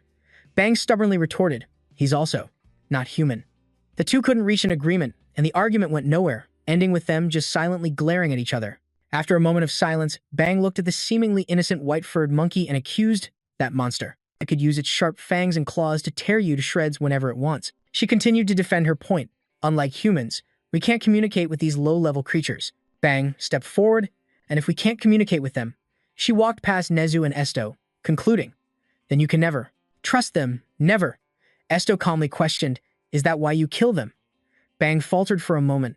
Without turning back, she replied, the guildmaster ordered me not to recklessly harm others. She glanced back over her shoulder, which means it's fine as long as they aren't human. Just then, Kai appeared and clarified, that's not what I meant. Bang turned around happily at the sound of Kai's voice. Kai approached.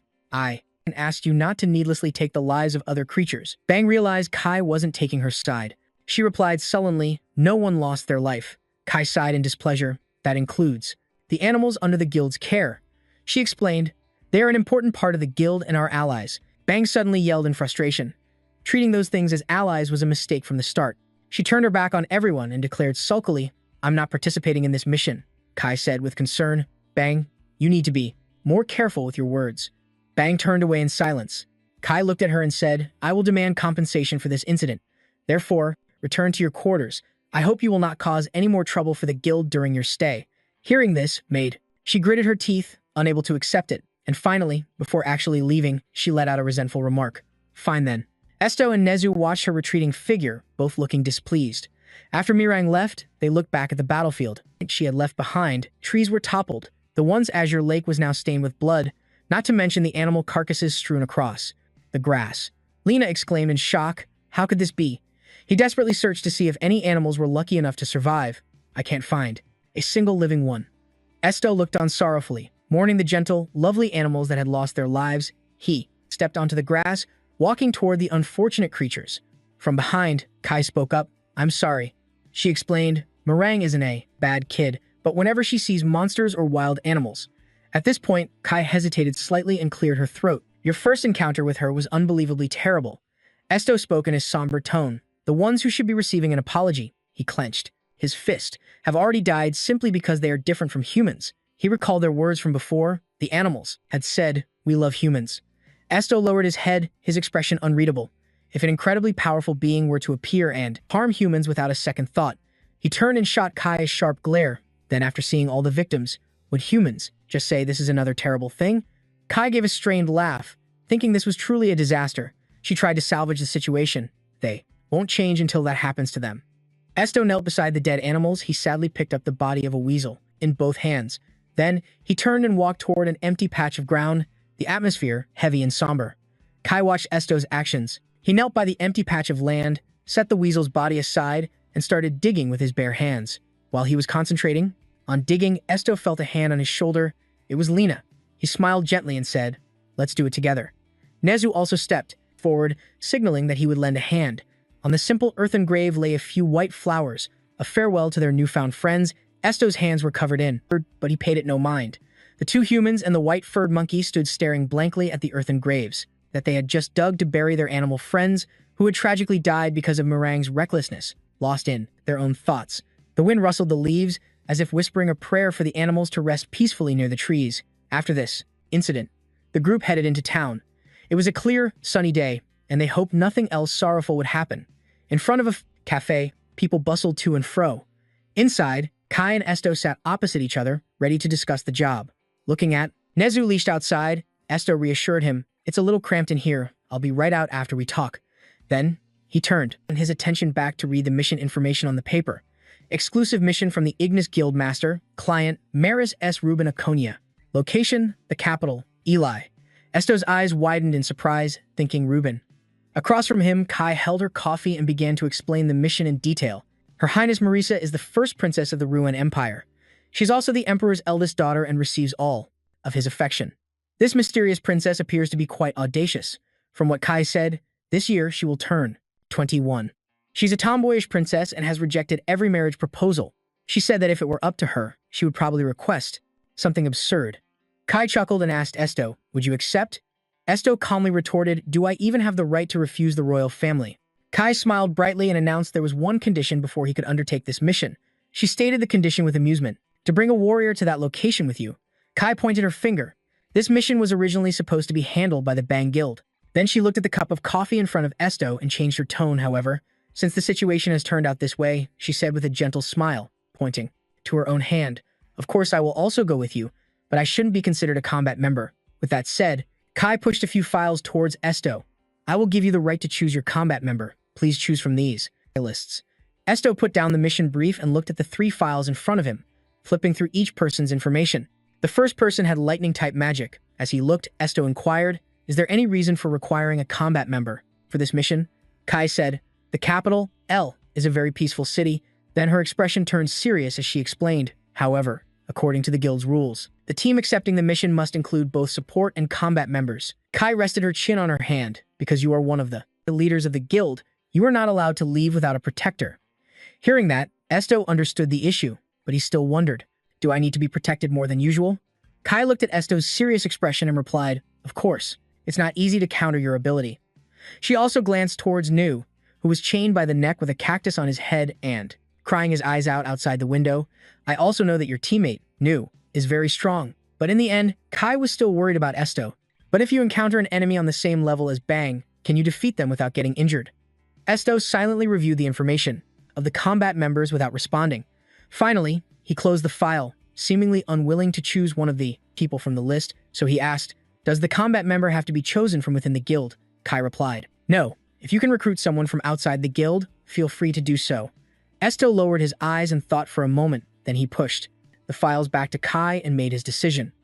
And so, on a clear blue day, deep within a lush green forest, there was a sound of pathetic groaning. Parker had just stepped out of the teleportation gate and was hugging a tree, vomiting his guts out, while Esto had to stand behind him and pat his back. Parker's face was as pale as his hair. He covered his mouth. "I'm sorry, Commander." At that moment, Kai also stepped out of the teleportation gate. Parker continued to empty his stomach and tried to justify his embarrassing behavior. "The gate itself is fine, but sometimes I get side effects." Worried about Parker's condition, Esto turned and asked Kai, "Isn't there a gate that goes directly from the headquarters to the capital?" Kai explained, "The Emperor is very cautious. The royal family always has many enemies." Thinking of the Emperor she had yet to meet, she gave an example of his caution. Even Muen and Haga, who were from his maternal family's side, were sent to the front lines and were never called back.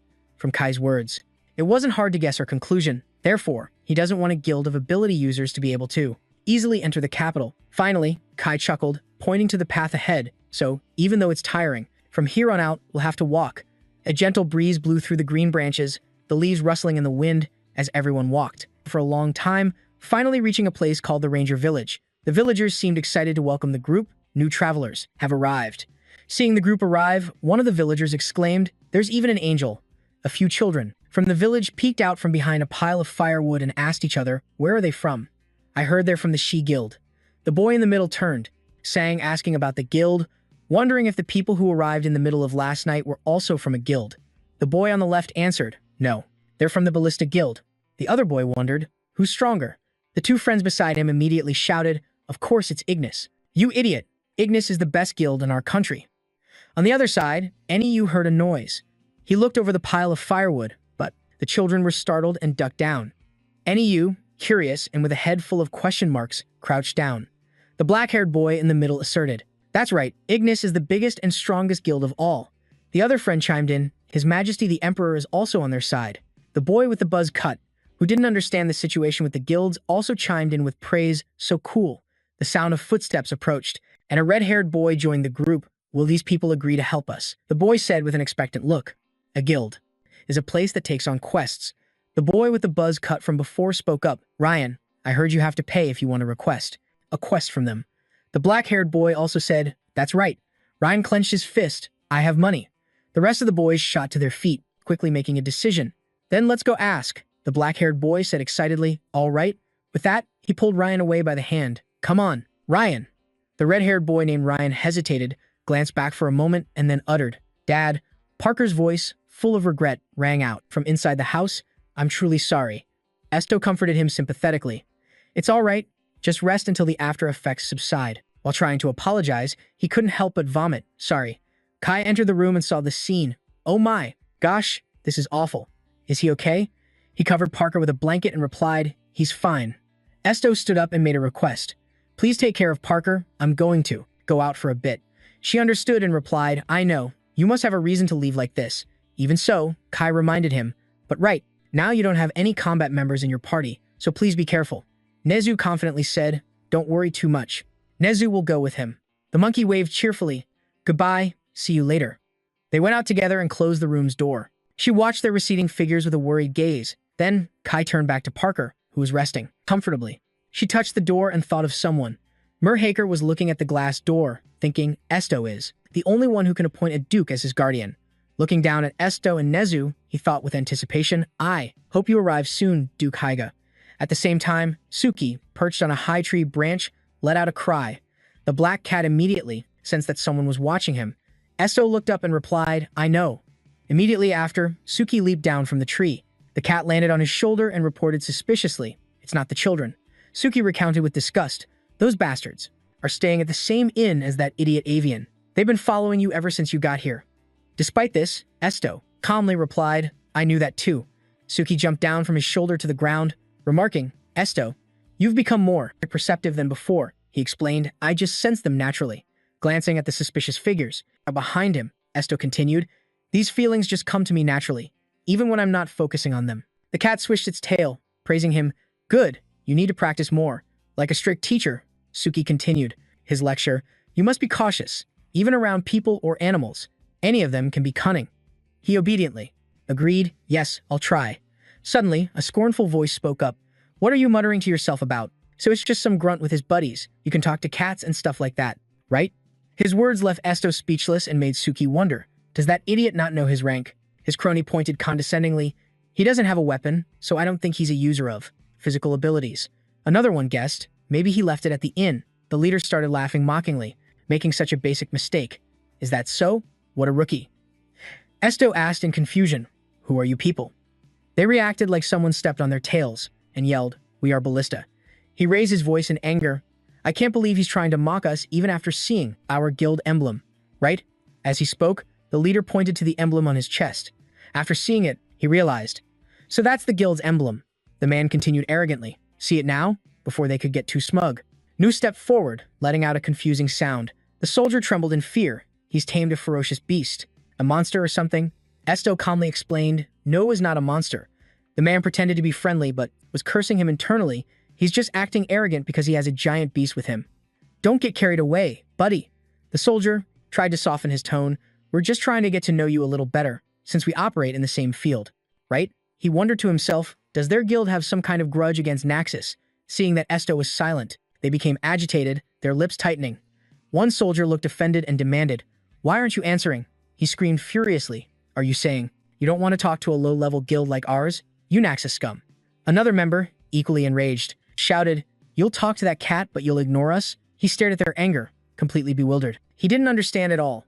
The Ballista Guild members kept muttering, which agitated Nu. Meanwhile, Esto walked closer to Nu. He said to the monkey, I can't stay here long, so please finish what you came to say. Although he was still quite nervous, the leader spoke up.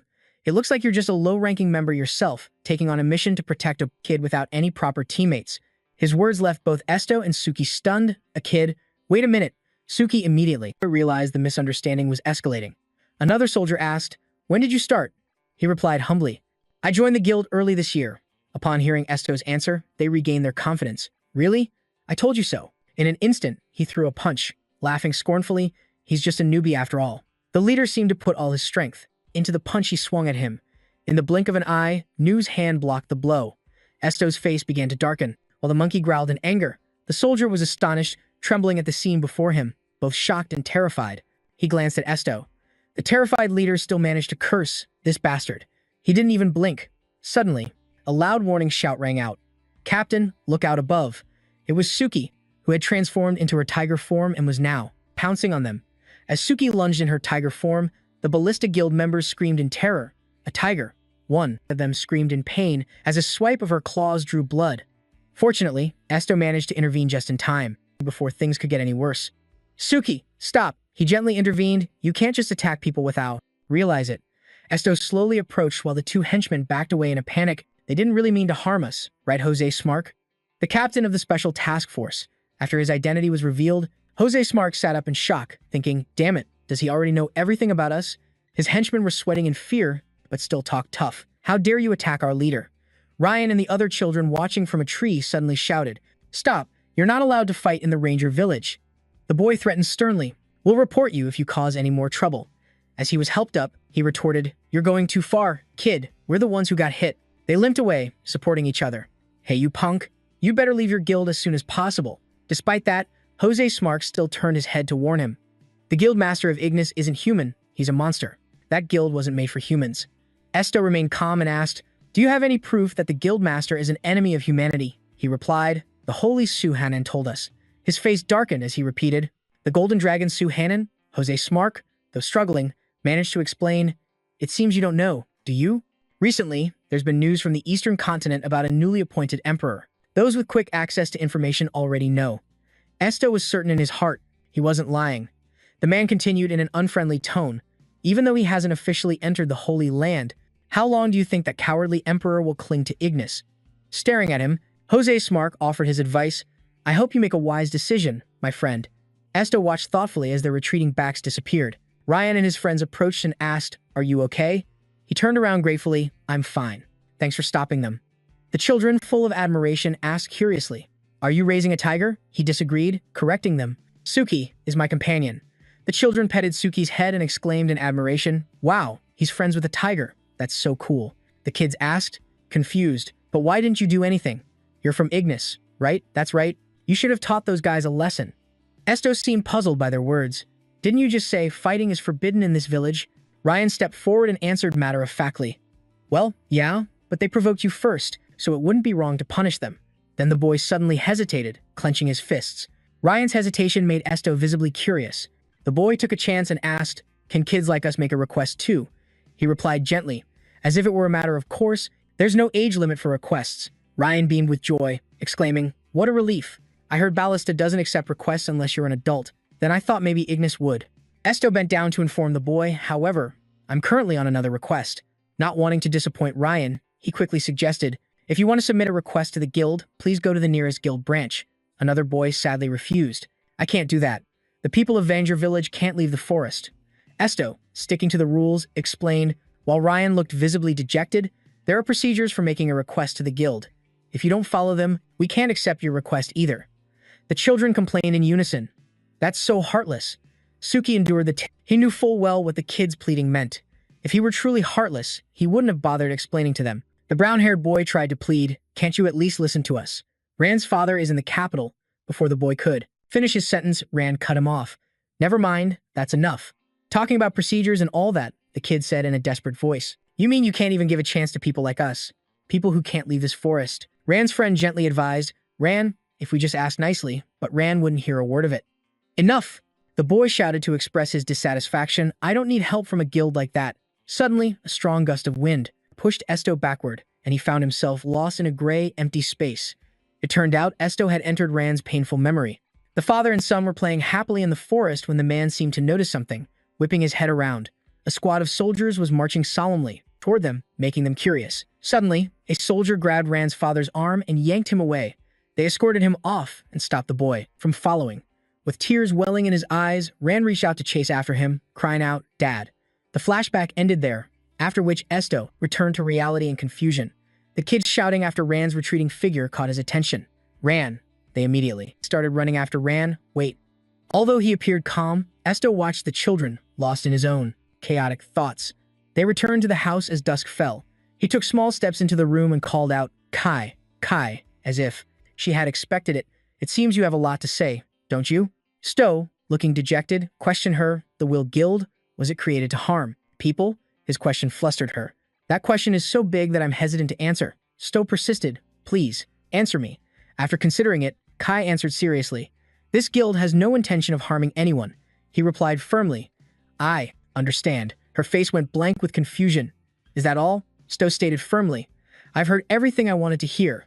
There's just one thing that I'm not sure about. Between Suhanan and Kai, one of you is lying. He declared confidently, I can tell if you're telling the truth or not. Sto continued his judgment while thinking of Suhanan. I just wanted to hear you say the truth, yourself, which means the one who's lying is the golden dragon, Suhanan. The owner of the unconsciously clenched hands spoke up to apologize. There is still one thing I haven't told you. Kai sat by the bed and expressed sincerely, I didn't mean to deceive you, but in the end, I used you without being clear about it. She carefully revealed what she knew. A very long time ago, when the guild was first established, people with abilities like us were once hunted and oppressed, so the guild was born with the desire to create a place where those with abilities could live with dignity. At the same time, we also hoped for a world where everyone could coexist peacefully. But times have changed, people with abilities are no longer looked down upon, and the leaders have joined hands with the guild. As she said this, she remembered that giant figure. That's when I met Suhanan. The dragon's eyes were filled with anger and hatred, swearing a hideous oath. I will never, ever forgive you, Black Dragon Do-Ren. I despise the human race that you so adore. The flashback ended, and Kai slowly raised her hand, looked up at Esto, and said, Do-Ren was the Black Dragon who did not abandon humanity, even until the very end, choosing to remain in the human world. She pointed directly at him and stated her suspicion. Esto, I suspect that you carry its blood. She furrowed her brows slightly, asserting based on her knowledge, because only dragons could only kill or harm another dragon that was near death. I can only assume that Suhanan survived after killing Do-Ren. Then she recalled the moment she arrived at the location of that giant dragon, after the roars had subsided. I went back to search, and I was heartbroken when I saw the ground was completely bare. But Suhanan had vanished without a trace. I gradually composed myself and began to suspect. I'm sure he's plotting something, so I roamed the world searching for him. Finally, I found his trail on the far eastern continent, the place furthest from the Empire. Kai lowered her head gravely, thinking to herself, although he has lost his former authority, for Suhanan to seize the position of Pope and openly confront the Ignis Guild, it means he has begun to act on his plan to destroy the world that he hates. It was during that time that I found you. Esto had been listening silently and intently this whole time. I was afraid that you would follow the path of the Golden Dragon and come to hate humans. That's why I wanted to keep you by my side. Suddenly, he spoke up, calling her name and interrupting her. Right after, he posed a difficult question to her. Is it a sin just to harbor hatred? Have you ever tried to see things from Suhanan's perspective? Hearing him, Kai looked bewildered. Suhanan's perspective? She immediately shook her head in denial. Impossible. I can't read people's hearts like you, so how could I possibly understand him? Esto firmly retorted, you can still try to guess. He then offered a hypothesis. Perhaps Suhanan was the one who sensed your hostility first. I also hate those who hate me. Hearing his words, Kai lowered her head, resting her chin on her hand in thought, but Suhanan's rage and authority cannot be taken lightly. With that thought, she stood up, preparing to leave. It's late, everyone should get some rest. Esto quickly stepped aside. Thank you. Thank you for telling me this story without holding anything back. Surprised by his gratitude, she asked, You're not angry? He calmly repeated his earlier words, replying, I'll say it again. Just because you didn't say it doesn't mean I didn't already know. Hearing that, Kai somewhat agreed, That's true. Without lingering, she pulled up her cloak's hood and headed for the door. Farewell. Good night. The next morning, a clear voice echoed through the inn, sorry for the intrusion. Inside Esto's room, he and the others watched the staggering man with concern. Parker, are you able to walk already? He turned around, gave a thumbs up, and replied with a bright smile. I'm perfectly fine, let's go. Suddenly, the room door burst open. Huh? Rushing in from outside was the group of kids from the village, greeting them enthusiastically. Hello, members of the Ignis Guild. Seeing the children, Esto's entire group had giant question marks pop up over their heads. At that moment, Parker watched the kids rush past him and complained, Hey, you kids can't just barge in like this. It's a real problem. Seeing they were ignoring him, he quickly reminded them, if you want to see the leader, you have to speak properly, one at a time. The moment he finished, the children immediately formed a neat line in front of Esto. He looked at the children before him and asked, "Were you all waiting for me?" The kids quickly nodded, replying, "We've been here since before sunrise. Please accept our village's request." Esto looked at the kids helplessly and instructed them again. "I already explained the procedure clearly yesterday. If you want to submit a request, you have to file it at the nearest branch." But the freckle-faced boy cried out in distress, "But we can't leave the forest." Just then, the other boy at the door stepped inside. "Sir." It was the red-haired boy. The one who seemed to be the leader of the kids stepped forward to ask, "You refuse because you've already accepted another mission, right?" The boy furrowed his brow and pleaded earnestly, "In that case, after you finish that job, could you help us?" Hearing the boy's words, the other children immediately put on pleading looks with sparkling eyes. "That's right, you can accept our request after that other mission, please." The freckle-faced boy pleaded to the point of tears. "If you leave, we don't know when we'll ever see anyone from the guild again." Caught in a tough spot, Esto turned to Kai for help, but it seemed she was on the kid's side, her face beaming with a saintly smile, radiating a sparkling aura. Feeling awkward and flustered, he turned his head to look away, only to meet the pitiful, pleading eyes of the boy leading the village children. Suddenly, an image from the past appeared. A huge bear was being carried back by a big man. The man carrying the bear boasted confidently to the delight of the little boy, "Look what your dad caught." The boy then enthusiastically declared his dream, "I'm going to become the best ranger in the village, just like Dad." Hearing this, the boy's father praised him. "That's my boy. Become an excellent ranger so that we can proudly boast to your mother in heaven." Returning to the present, Esto knelt in front of the boy and said, "Ran, I heard that yesterday you said you didn't need the guild's help. So this time, what do you want me to do?" Hearing his question, the boy suddenly hesitated. At the unexpected question, the boy's eyes began to well up with tears. Ran seemed unable to control his emotions, squeezing his eyes shut and cursing in frustration. Damn it. He clenched his fists and mustered all his strength to reveal, "Honestly, I want to leave the forest on my own, to find my dad. But if I leave, I don't know what to do or where to go. I can't do anything at all." Ran mustered all his courage and shouted his request. "Please find my dad in the capital. Find him and tell me how he's doing. Even if it's just a little, please." After finishing his plea, the boy burst into tears in the middle of the room. Seeing him like this, Esto said with a hint of regret, "I'm sorry, but I can't accept your request." Hearing this, Ran immediately turned away in disappointment. "I knew it. I knew from the start you couldn't do it." But before the boy could finish, he cut him off. "On the contrary, I'll go and find out about your father myself." The boy turned back around when he heard the next question. "What is your father's name?" Ran quickly stopped crying and placing a hand on his shoulder, replied, "It's Isaac." Having gotten the answer, Esto stood up and said, "Understood. When I'm done with my mission, I'll pass by here again, so wait for me, okay?" The boy suddenly thought of something, hesitating slightly. "So, what's the fee?" Without a second thought, he told the boy, "This isn't a mission, so you don't need to pay, but you have to promise me you'll wait here and not leave the forest." The boy was overjoyed and firmly promised him, "I promise, thank you." Satisfied, Esto then headed for the door. "All right." Suddenly, the boy called out to stop him. "Ah, but wait." Upon hearing the boy's question, "What's your name?" he paused for a moment, then immediately turned his head back, answering with a gentle smile, "S." The scene shifts from the inn to a dense forest under a vast blue sky. The chirping of insects in the heat created a vibrant soundscape when suddenly a clear voice cut through the tranquility. The weather was pleasant, which humans might like, but Ahu did not, complaining that it was too hot. Becker, who was holding him, somewhat agreed. "Well, it is summer. Lately, I've been waking up suddenly every morning because of the heat." Ahu sighed wearily. "I just wish winter will be here soon." He agreed with him again. "I also prefer winter over summer." Suddenly, he realized something was off and yelled, "You're from the desert, right? So shouldn't you like hot weather more, Aru?" Aru, a bit exasperated, shot back a question. "My gosh, if that's the case, do you like eating insects because you're a bird?" Seeing the jab, Bakur angrily retorted, "I'm not a bird, I'm a winged species, and I absolutely hate insects." Based on his answer, Aru said, "I hate summer too.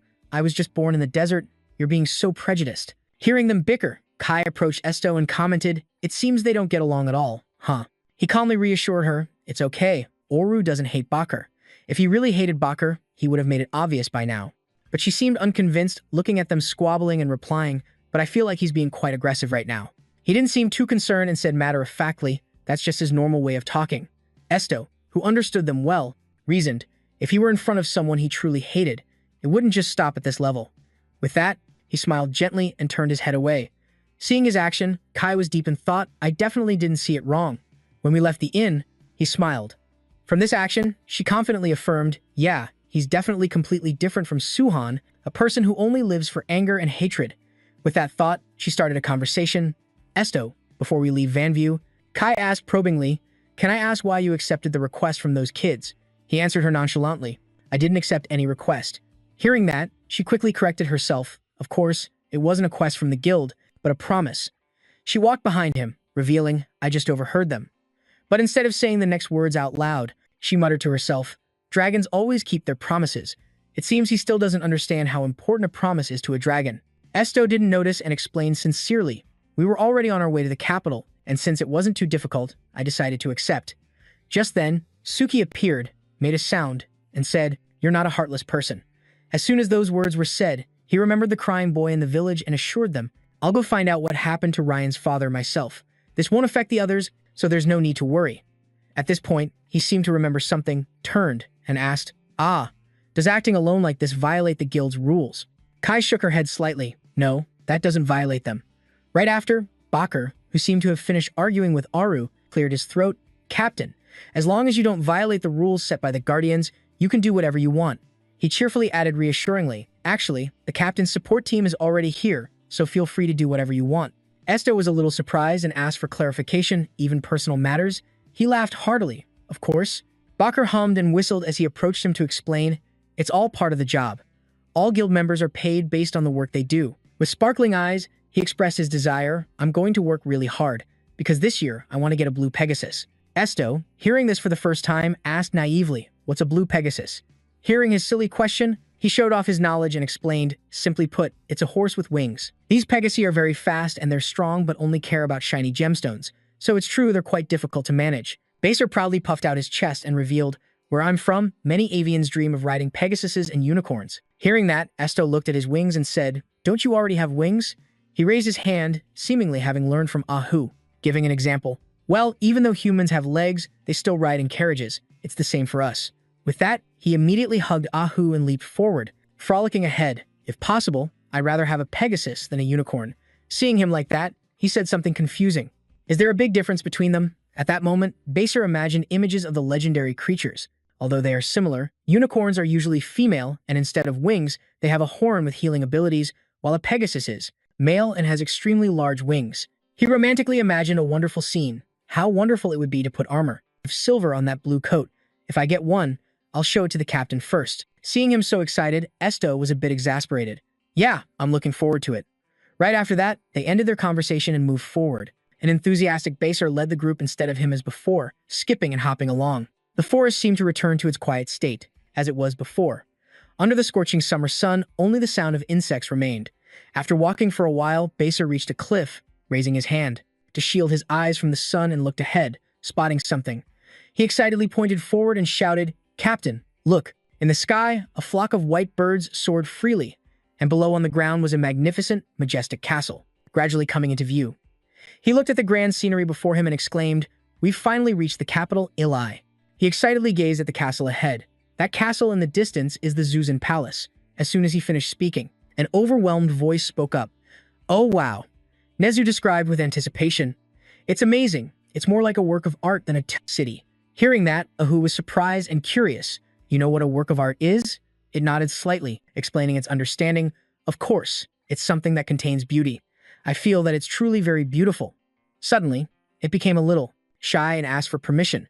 "But, can Nezu go there?" Ahu found this strange. "Is there a problem?" Nezu clenched its hands, wringing them together, and said hesitantly, To other people, a sense of guilt and withdrawal immediately enveloped it. Then, it blurted out, "Nezu is very dirty." The white-furred monkey, full of guilt, said, To other people, Nezu is very dirty." Hearing this, Esto fell silent for a moment, deep in thought. Nezu continued to speak self-deprecatingly about its own body. "I'm really big, and I have a lot of fur." And just then, he stepped forward and interrupted it. "Was it what Bang said that upset you?" Hearing his question, it looked up at him, its eyes welling up with tears, hesitating with tightly pressed lips. Finally, it bowed its head and honestly admitted, "To be honest, yes." Nezu remembered the moment when someone pointed right at its face and scolded it, another filthy creature. "Monsters are pests that need to be exterminated." Bang shouted loudly in anger. From the very beginning, considering those things as allies was a mistake. After she finished speaking, both Esto and Nezu fell silent, glancing at her. Its heart was now filled with hesitation. She's right, most people hate beast-like species like me. Can I really stay by Esto's side? I want to protect Esto. but if I do, I might put him in more danger. Returning to the present, he grabbed, sincerely apologized for letting any you have to hear those words. Hearing this, he was startled and cried out, "It's not that I feel bad." He carefully expressed his inner thoughts. I'm worried that people will attack Esto. Again, just because of me." He stood on the mountaintop with the others looking down below and suggested, "The capital will have more people than other cities, right? If so, I won't go inside, I'll just wait out here." Esto immediately stopped him. "You don't have to do that." Hearing this, he looked at him, but Esto gently placed a hand on his shoulder to reassure him. "It's not your fault." NEU also gently placed his hand on Esto's, replying thoughtfully, "I know, but I don't like people who say such nasty things like that." Hearing him refuse, Esto got a bit annoyed and said sternly, "NEU, I'll get really angry if I hear words like that again." With that, he turned to look ahead and boldly declared, "And I already told you that you're not dirty, just different." Under the sunset glow, Esto made a reassuring declaration. "I will face this with you, so don't hide from their gazes." NEU looked up at him, smiled, and nodded slightly. Ahu immediately chimed in, promising that if anyone said anything, he would talk back to them. Feeling empowered, he cheered up. "Thank you." The scene gradually shifts closer to the villagers, carrying and pulling goods below. Then, it cuts to two men laughing and talking while admiring a small bird. And then the scene shows Esto's group following the villagers into the city. The sky grew increasingly stained, with the deep colors of sunset. Behind the city wall, under the gate, a guard was asking the group for their information. "Where are you from?" "We're from the NNIS Guild." Just as the guard was demanding a few things, he noticed a hurrah move. "Please present your identification papers." Ahu seemed to sense something, shifting his tree-like body slightly. After being cleared, they began to enter the capital city. Just then, Ahu exclaimed, "Oh, it smells so good here." His words immediately caught Esto's attention. "You smell something?" Ahu looked at the faint lights ahead, puzzled by the question. "You can't feel it, Esto?" Under everyone's dumbfounded stares, Ahu immediately revealed, "This is definitely the scent of divine power." Hearing his words, Kai seemed to realize it too, adding, "Now that you mention it, the capital has the only gate that connects directly to the holy temple." Seeing his unexpected usefulness, a proud pair held him up high and praised him. "Oh my gosh, Ahu, you can detect divine power?" "Flattered," he replied excitedly. "I don't know either." He didn't care about that and continued to hype him up. "Are trees sensitive to divine power? That's amazing, Ahu. It's very possible." Suddenly, he started explaining again with a knowledgeable air. "Of course, divine power can only be sensed by chosen priests. I've heard that trees tend to grow well in sacred places, and they will wither and die in impure places. That's why there's a theory that trees are the first creatures to detect divine power." Ahu helplessly retorted, "That's just a theory." Being contradicted, Perra gave an awkward laugh, trying to save face. "Actually, since we can't communicate with trees, we have no way of asking them, no matter how curious we are." After that, they continued deeper into the capital city, and Kai looked as if she was searching for something. Suddenly, she stepped forward and called his name, Esto. She inquired, "Do you know where we're supposed to meet the person who made the request?" He nodded slightly. Hearing that, Kai immediately thought about it and suggested, "Well then, since we still have a few days before the deadline, let's take a break today." Seeing her suggestion, he got a little curious. Is there any special reason? She carefully elaborated on her request a bit more. "It would be best to postpone the meeting so we can gather our combat forces first." As she mentioned this, he let out a sound of realization. S now recalled the image of two guys, thinking to himself, "I appointed him because I remembered that I said I'd call him when needed." Right after that, Kai turned and called out the full name of the person beside her, Bunny Parker. Being called out like that, he jumped and shouted, "Present." She questioned him like a commander. "Do you know where the Ignis Guild's L branch is?" He regained his composure and replied to her, "I've come here every year for deliveries, so I'm very familiar with it." Right away, she issued a command, "Then I'll leave the rest to you." Upon receiving the order, Parker immediately gave a sharp salute, accepting the command. Suddenly, he realized something and asked her, "But what about you?" She gently turned around, revealing her own plans. "I have someone I need to meet briefly." With that, she blended into the crowd and left. "You go on ahead." Just like that, her figure receded deeper into the city. Time passed, from the afternoon sunset until night fell, and until the next morning, at the Ignis Guild's L branch building, Parker was sitting on a chair when he saw Stowe walk by and asked, "Where are you going?" While carefully fastening the clasp of his cloak, he replied, "I heard the guild has a dedicated information management team." Hearing this, he immediately shot up with excitement. "The information management team? Is this related to Les' father?" "Goodness, you should have told me. This is a job for the captain's support team." Stowe looked a bit awkward as he declined. "No, that's not necessary." But Parker didn't seem to hear him. He ran up the stairs, telling him, "Please wait here. I'll summon the information team at once." He stared blankly as the man rushed off so fast that he shed feathers, and all he could manage to say was, "Ah." Stowe helplessly watched the feathers floating in the air and called out, "All right, Ahu." He asked Nu, "Do you know?" Nu replied innocently, "Know what?" Looking at the pigeons circling in the sky, Ahu continued, "Every time a pigeon flaps its wings, 100 lice fall off it."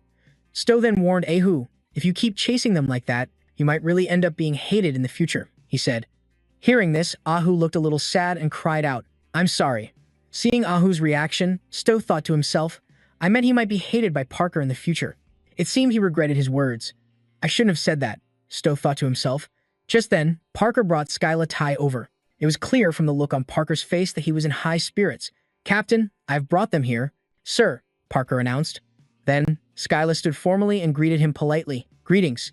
She courteously introduced herself. "I am the team leader of the Senior Information Management Department, Skyla Ty. It's an honor to meet you, Captain." After the greetings, Skyla and Stowe sat down to discuss the business at hand. "What kind of information are you looking for?" she asked. Stowe promptly replied, "I am looking for 2 things." Hearing this, Skyla followed up, "Can the information be discussed here?" "One of them can," he replied. Then, the 2 of them started discussing the main topic. "Then can you tell me about that one first?" Skyla asked. "I'm looking for a person," he said. After hearing him out, she handed Stowe a form and requested he fill it in. "Understood. Please fill this out, this form with the characteristics of the person you're looking for."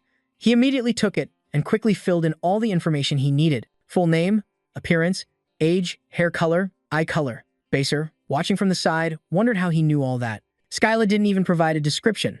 I guess the captain would know, in just a flash. Esto had filled out the entire form. Skyla then said, "I'll waive the other documents since this isn't an official request." She added, "All right, then we can change locations and continue our conversation." Suddenly, 3 guys appeared out of nowhere, brazenly kicking the door open and walking in, even breaking a potted plant in the room. Seeing this, the people in the room, not understanding what was happening, all looked at them with confused expressions. The 3 guys had murderous looks on their faces as they slowly advanced. It seemed Esto recognized who those guys were, he thought to himself, the ballista guild that I saw in Ranger Village. Meanwhile, the attendant looked a bit bewildered. He stammered, "What are you guys doing here?" One of them looked annoyed and replied, "What?" Then he slammed his hand hard on the table and said, "What kind of question is that?" Seeing their attitude, the staff member clutched his head in fear and let out a scream. One of them spoke up, "Oh my, you think we came to the guild for? We're here to make a request," he said. Hearing the answer, the staff member calmed down a bit and continued, "Sorry, but that emblem. Aren't you members of the Ballistic Guild?" The one in the middle crossed his arms and said smugly, "So you do recognize us. It seems the great Ignis Guild also pays some attention to a weak guild like us." The attendant immediately denied it. "I'm sorry, sir, but the Ignis Guild doesn't accept requests from other guilds." As soon as he finished speaking, the man's face contorted with rage. The attendant then replied, "I am also very sorry to have to turn away a client who came all this way for us, if perhaps another time."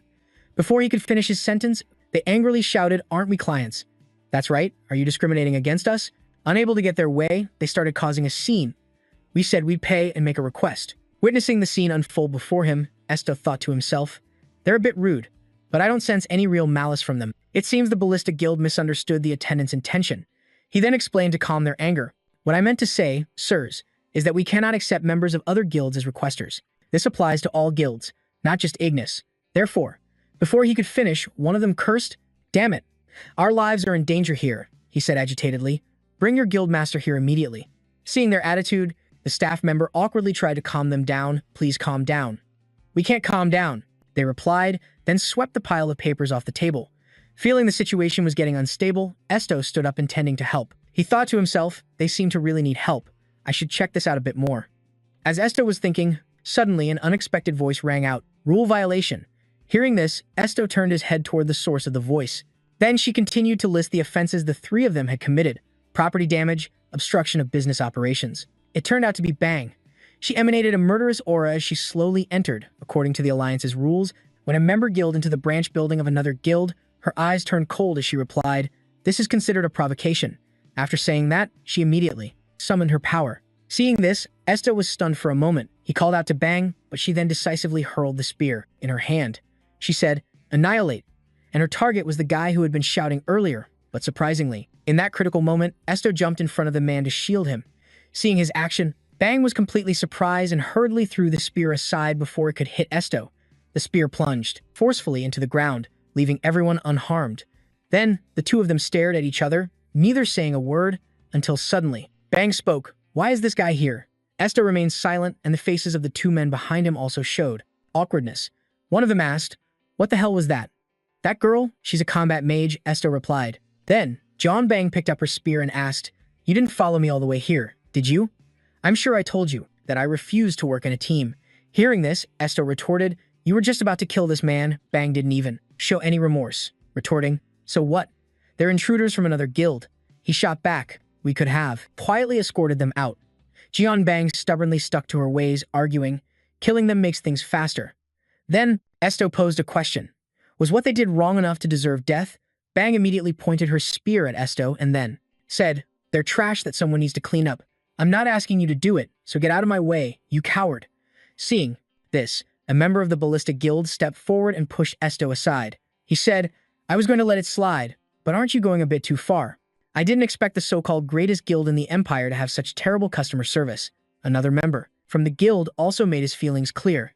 He said, let's just go. All right. Then, he looked at Jian Bang and, with a look of disappointment, said, we really came here to submit a request, not to start a fight. Hearing that, she didn't even bother to apologize and instead pressed her spear to his neck. The Ballistic Guild member continued, so if you don't get that damn spear out of my face, we'll draw our swords too. By now, the man was furious, and the two of them glared at each other, with eyes full of killing intent, as if a battle could break out at any second. Seeing this, Esto intervened, saying, lower your weapons, down. Bang became agitated, stepping back and saying, you're not even the leader, how dare you give me orders? Suddenly, a look of surprise appeared on Bang's face. It seems she tried to grab her staff but found she couldn't reach it. Bang looked around, searching for it. Somehow, her staff had been teleported to the corner of the room and she said in disbelief, what was that just now? It seemed Bang's anger had reached its peak. She furiously called out to him, and then an enraged Bang rushed forward and grabbed Esto by the collar, shouting furiously, what did you do to me? In response, Esto didn't answer, instead meeting her with silence. Bang continued to press him. Isn't your only ability reading? She went on, you're not human if you're not human. While she was trying to pry more information out of Esto, behind her, Bang's staff, it began to move, aiming its sharp end at her. Seeing this, the Ballistic Guild member shouted a warning. Hey, watch out! Esto, watch out! Nezu also yelled in surprise. Then, suddenly, some guy swung a blade, slashing the air between the two of them. Luckily, Bang and Esto managed to dodge in time. After that shock, Bang's mind still couldn't settle down. It turned out to be Duke Haiga. He nonchalantly said, stop right there, hothead. Then Haiga walked over and put his arm around Esto's shoulder. He then said, if this man gets even the slightest scratch, I'll get really angry. Haiga's eyes radiated a murderous aura. You won't like me when I'm angry, he said. Hearing that, Jian Bang gripped her staff tightly, thinking to herself that she didn't even realize when he got close. Then, she approached Higa and asked, who are you? He smiled and replied, me? I'm a combat member of the leader's support team. Bang continued, I heard there were no combat members, so you guys have won now? Hearing that, Higa replied, it's just temporary, my circumstances don't allow me to join a guild. After hearing the answer, she got angry and said, you're helping him, but do you have any idea what kind of monster he is? Higa was incredulous, asking back, a monster? It seems you're attacking him because he has different abilities. Next, he pointed towards Parker, who was confused over there, and said, then why don't you attack that winged gentleman over there? He doesn't look like a normal person. Seeing this, Parker hastily justified himself, I am a person. Although Phoenix, men might be a subspecies, we are still human. Hearing that, Higa paid it no mind and continued, also, this big friend next to me has both white-furred monkey and human blood, so what? Are you only going to kill half of him? Annie Yu also spoke up. Don't bully Esto. Then Higa continued, as you can see, this world is much more diverse than you think. If you keep clinging to your own thoughts, you won't be able to see the incredible things that exist. Despite the ugly look on Bang's face, he still continued to lecture her. Don't be arrogant. It's not your place to judge them. As expected, Jian Bang turned and left in a huff, without a single glance back. I don't know what happened, but it seems like things have settled down for now, Higa said to Esto. Then he replied, thanks for your help. After that, he looked towards the members of the Ballistic Guild. Esto asked, so, what brings you here? The man then stood up and answered, actually, the Ballistic Guild is in danger of being disbanded, he said. The man sadly exclaimed, actually, the Ballistic Guild is in danger of being disbanded. He raised his voice in distress. We were tricked by that recent trending gambling quest and are now on the verge of bankruptcy. Esto asked in astonishment, a gambling quest? The other person explained in detail. It's a scam targeting small-scale guilds recently. They offer a massive quest with an extremely attractive reward, but it's incredibly dangerous. If you can't complete it, they charge a quest cancellation fee. Esto couldn't help but be suspicious. You accepted the quest without knowing it was dangerous? He looked down regretfully. We knew, but the reward was too big to refuse. He clenched his fists, trembling uncontrollably. And just recently, we heard that our guildmaster failed after returning to the capital. The other teammates beside him also hung their heads in sadness. The man, suddenly disheartened, turned to leave, saying, "What's the use of telling these things to a rookie like you anyway? Well, sorry for causing a scene, I'll be going." Watching them turn their backs and leave, Muben asked curiously, "Aren't you going to tell them you're the commander?" Esther replied, "No, I don't want to interfere in their affairs." Parker excitedly ran over to greet him. "Long time no see, Sir Muban. I thought you'd be gone for quite a while, because you have to go through many teleportation gates. Who knew you'd get here so fast?" MU replied to him, "The one gate a day rule is actually just a suggestion." He continued, explaining in detail, "As long as you accept the risks and don't complain about any side effects, anyone can use more gates than the recommended limit." Parker was suddenly stunned. "Wait, don't tell me you used 2 gates in one day?" MU casually held up 4 fingers in response. "No, I used 4. Parker screamed in shock. "What?" MU calmly explained. "I had a few things to take care of before leaving the station for a while. I was short on time, so I came straight here. The longer I wait, the more news of my location will spread." Parker, flustered and a bit worried, asked him, "But I think you should go get a checkup. Should I call the medical team?" MU let out a hearty laugh to reassure him. "It's fine, I'm all right." Then Esto suddenly cut him off. "We're not leaving today." Suddenly, someone walked up to them, and this person was Skyla. She was carrying a folder of documents and greeted them. "Thank you for waiting. We should continue our conversation elsewhere." She then gestured upstairs. "This way, please." Esto started walking slowly, then suddenly stopped, turned his head, and asked Nu, "Can you go back to the room with Parker and wait for us?" He replied, "Okay." Ahu spoke up in disagreement. "What? Where are you going? You're not letting me come with you?" Esto confirmed, "That's right. You can't come either." Ahu let out a sad sigh. Esto then explained, "I know you're curious, but this stuff is boring, and it doesn't have any of the information you want to know. I also don't want you to hear it." Ahu broke out in a sweat, wringing his small hands. "I'll wait, but you have to come back quickly." Esto smiled in agreement.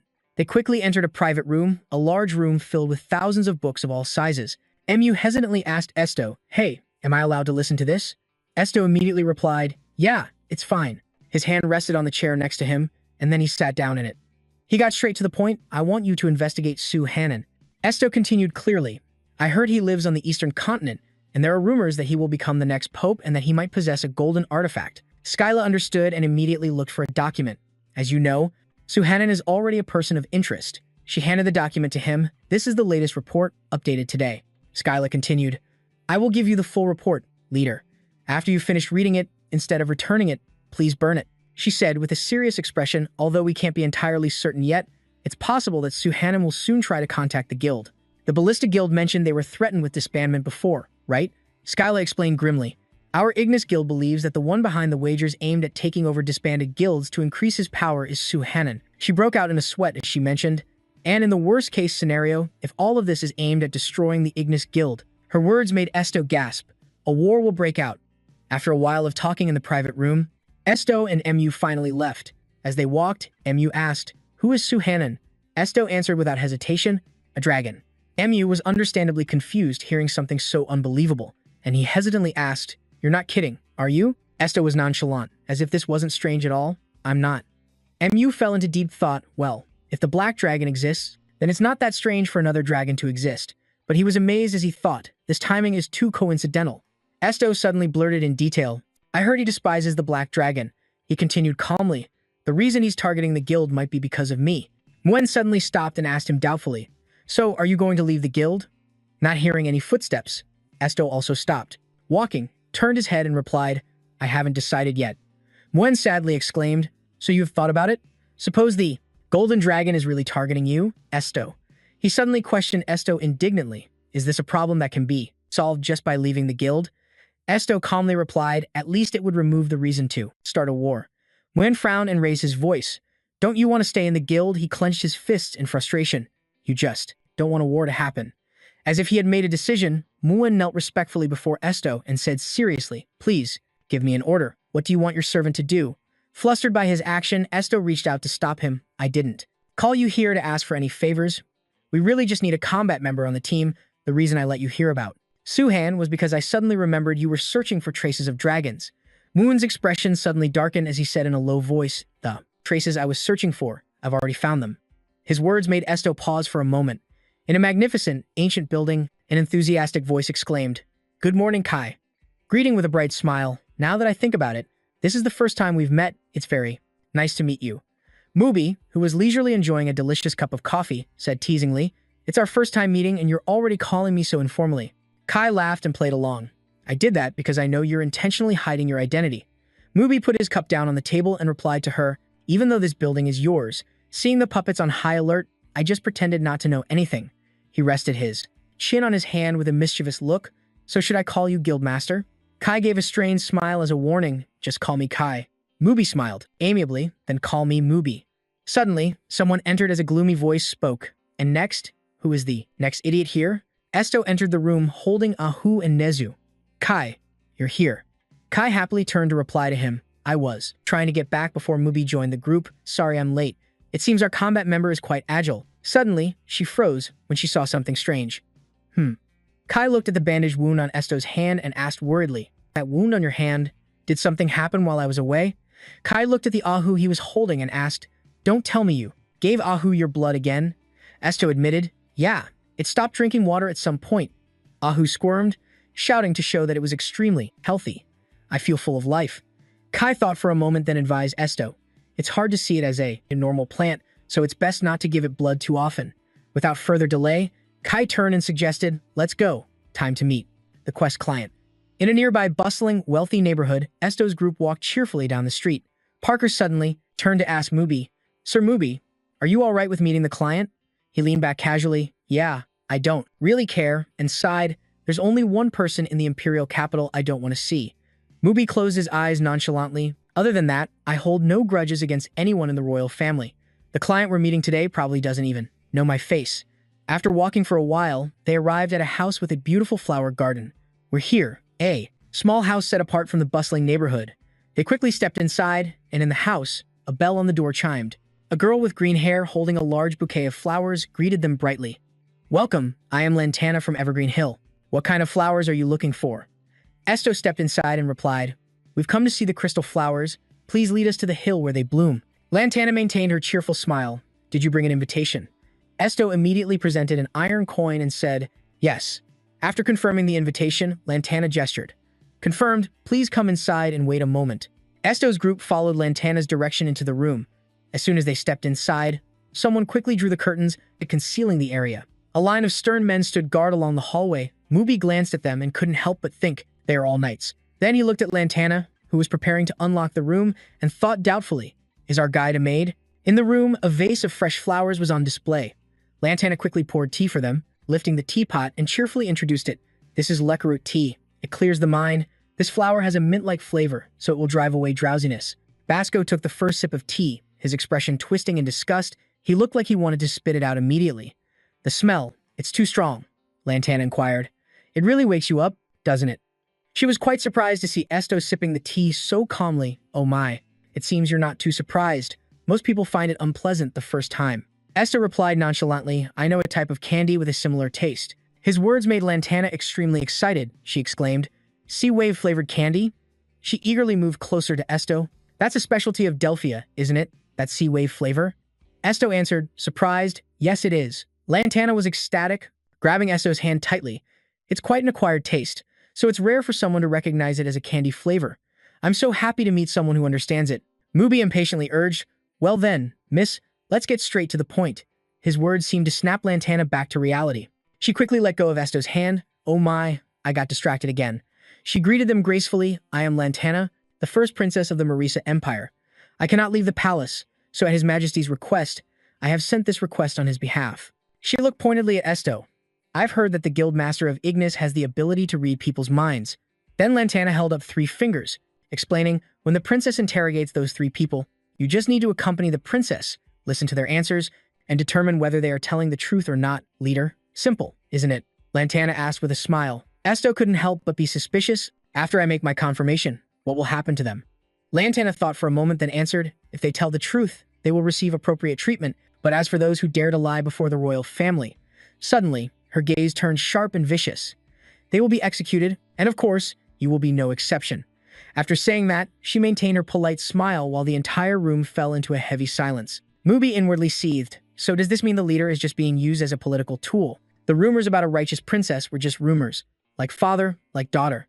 Esto didn't take much time to think. He quickly made his decision. I accept the request.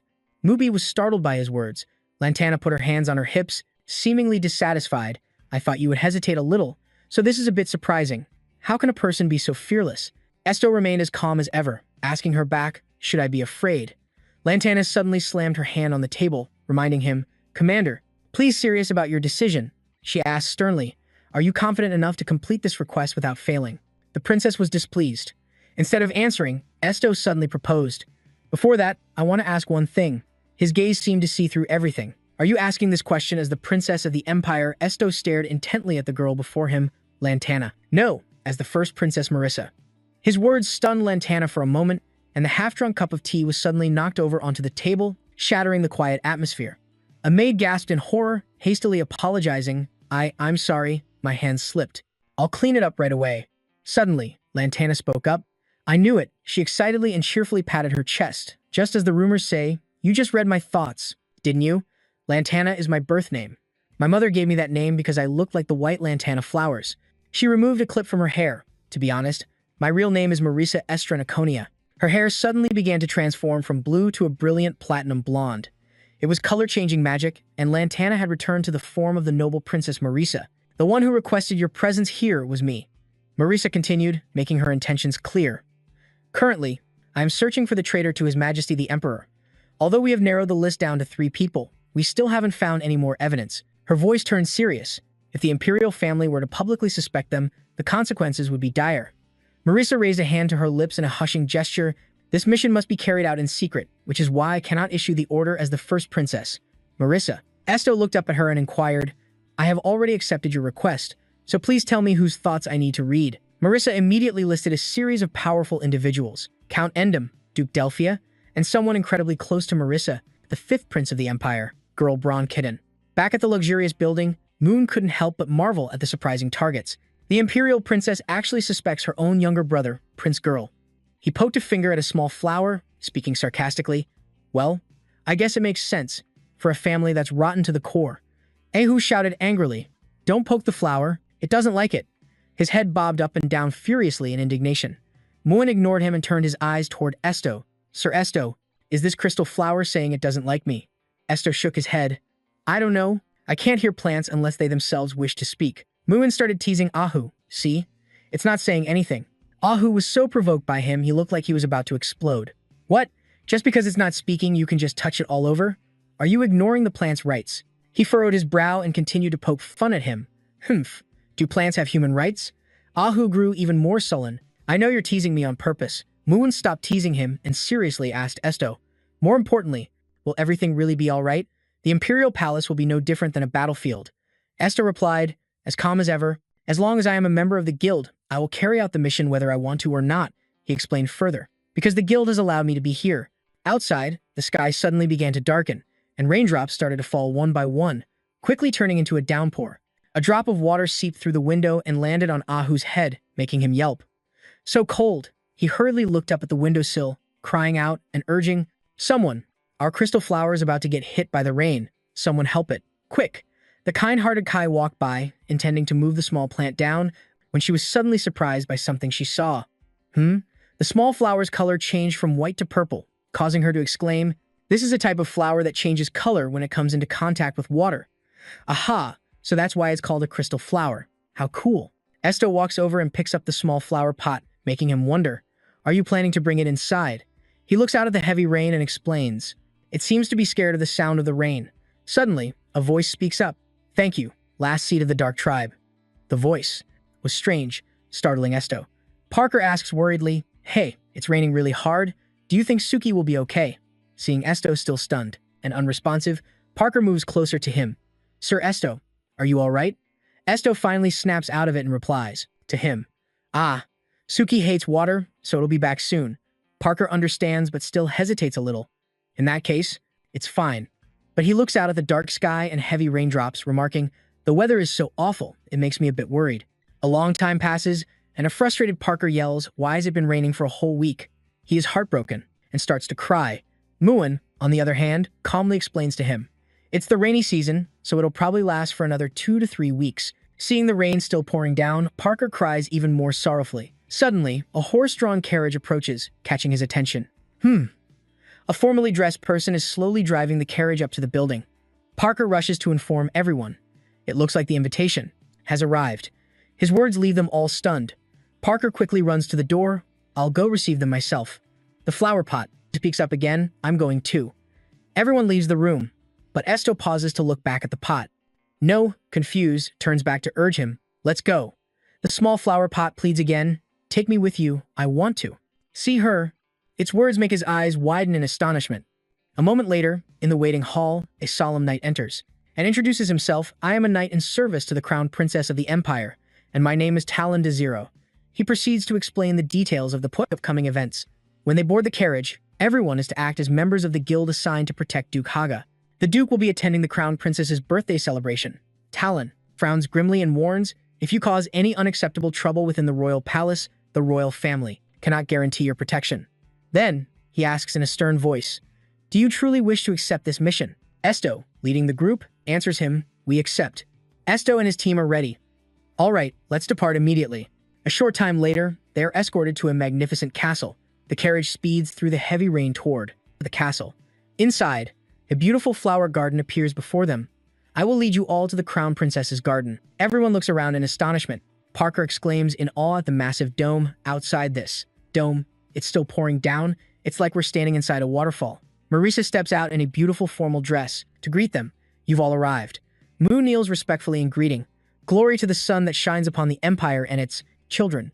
I pay my respects to the crown princess." I suppose that's what I should have said. After speaking, he looks up and asks, "But isn't this greeting a bit too impersonal? Outsiders might think this is the first time we've met." Marisa offers a polite smile and replies to him, "It is better to be cautious within the palace, Duke Haga." Muin understands, if that is what the princess wishes. Suddenly, Marisa's expression shifts, her face darkening as she warns, "Very well, from now on, you will obey my every command." Marisa's abrupt change in demeanor leaves the entire group frozen. They fall silent for a moment, and Marisa couldn't hold it in anymore and burst out laughing. She waved her hands with a radiant smile. "I'm just kidding. Don't worry so much. Hey. Marisa, cheerful as ever, turned to instruct her handmaiden. "We'll be meeting some cunning nobles, so if we're too rigid, it won't do. Benzia, please serve the tea you've prepared for our guests." The handmaiden understood and gracefully replied, "Yes, your highness." Immediately after, a delicious-looking cake was placed on the party table, along with other fragrant sweets. Marisa politely raised her teacup to reassure them, "Don't worry, this is just a simple birthday party. Although I'm still not very used to parties, so I'm a little nervous too." Hearing this, Mubi thought to himself, "Now that I think about it, I've never heard anything about the eldest princess participating in any of high society's social activities." He looked towards Marisa, who was talking non-stop, and suddenly thought with admiration, the one who has received so much praise for her noble character for organizing charitable activities to help the community outside the I can understand why she has such strong support. Although I heard she gave up her right to the throne, naturally the other princesses and princes are still wary of her. Marisa cheerfully asked them, "So how is it? Are you all feeling less tense now?" Baki suddenly let out a long yawn and couldn't help but wonder, Wait, I'm not worried at all. Why is this?" Yawn, he suddenly looked at Marisa, startled and apologetic. Please forgive me. I was rude in front of Her Highness the Princess." Marisa replied nonchalantly and in detail, "It's all right. The tea contains a herb that helps soothe the soul and relieve tension in your body." Hearing this, Mubi was momentarily horrified and questioned, "Did you just say you put something in this?" Marisa gently explained, "I only use ingredients that are good for your health, so you don't need to look at me with such a scary gaze, Sir Chicken."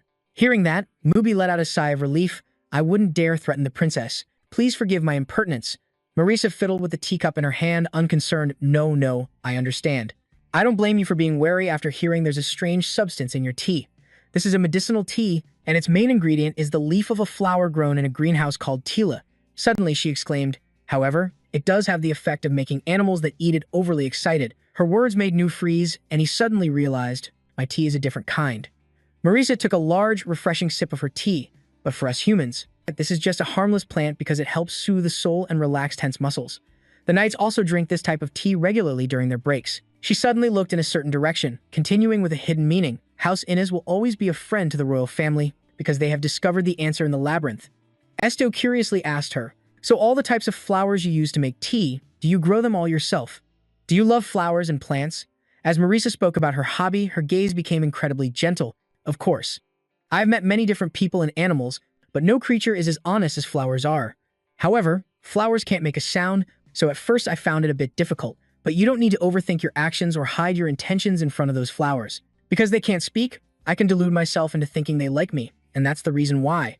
I really like flowers and plants. She suddenly paused, wondering to herself, why am I telling him all of this? Is it the effect of the Asura tea? Marisa realized she had said too much, so she quickly stood up and suggested, everyone seems to have relaxed, so let's end the introductions here. We should get ready for the evening party, everyone. Ton, will you lead the way for them? Ton quickly replied, yes, your highness.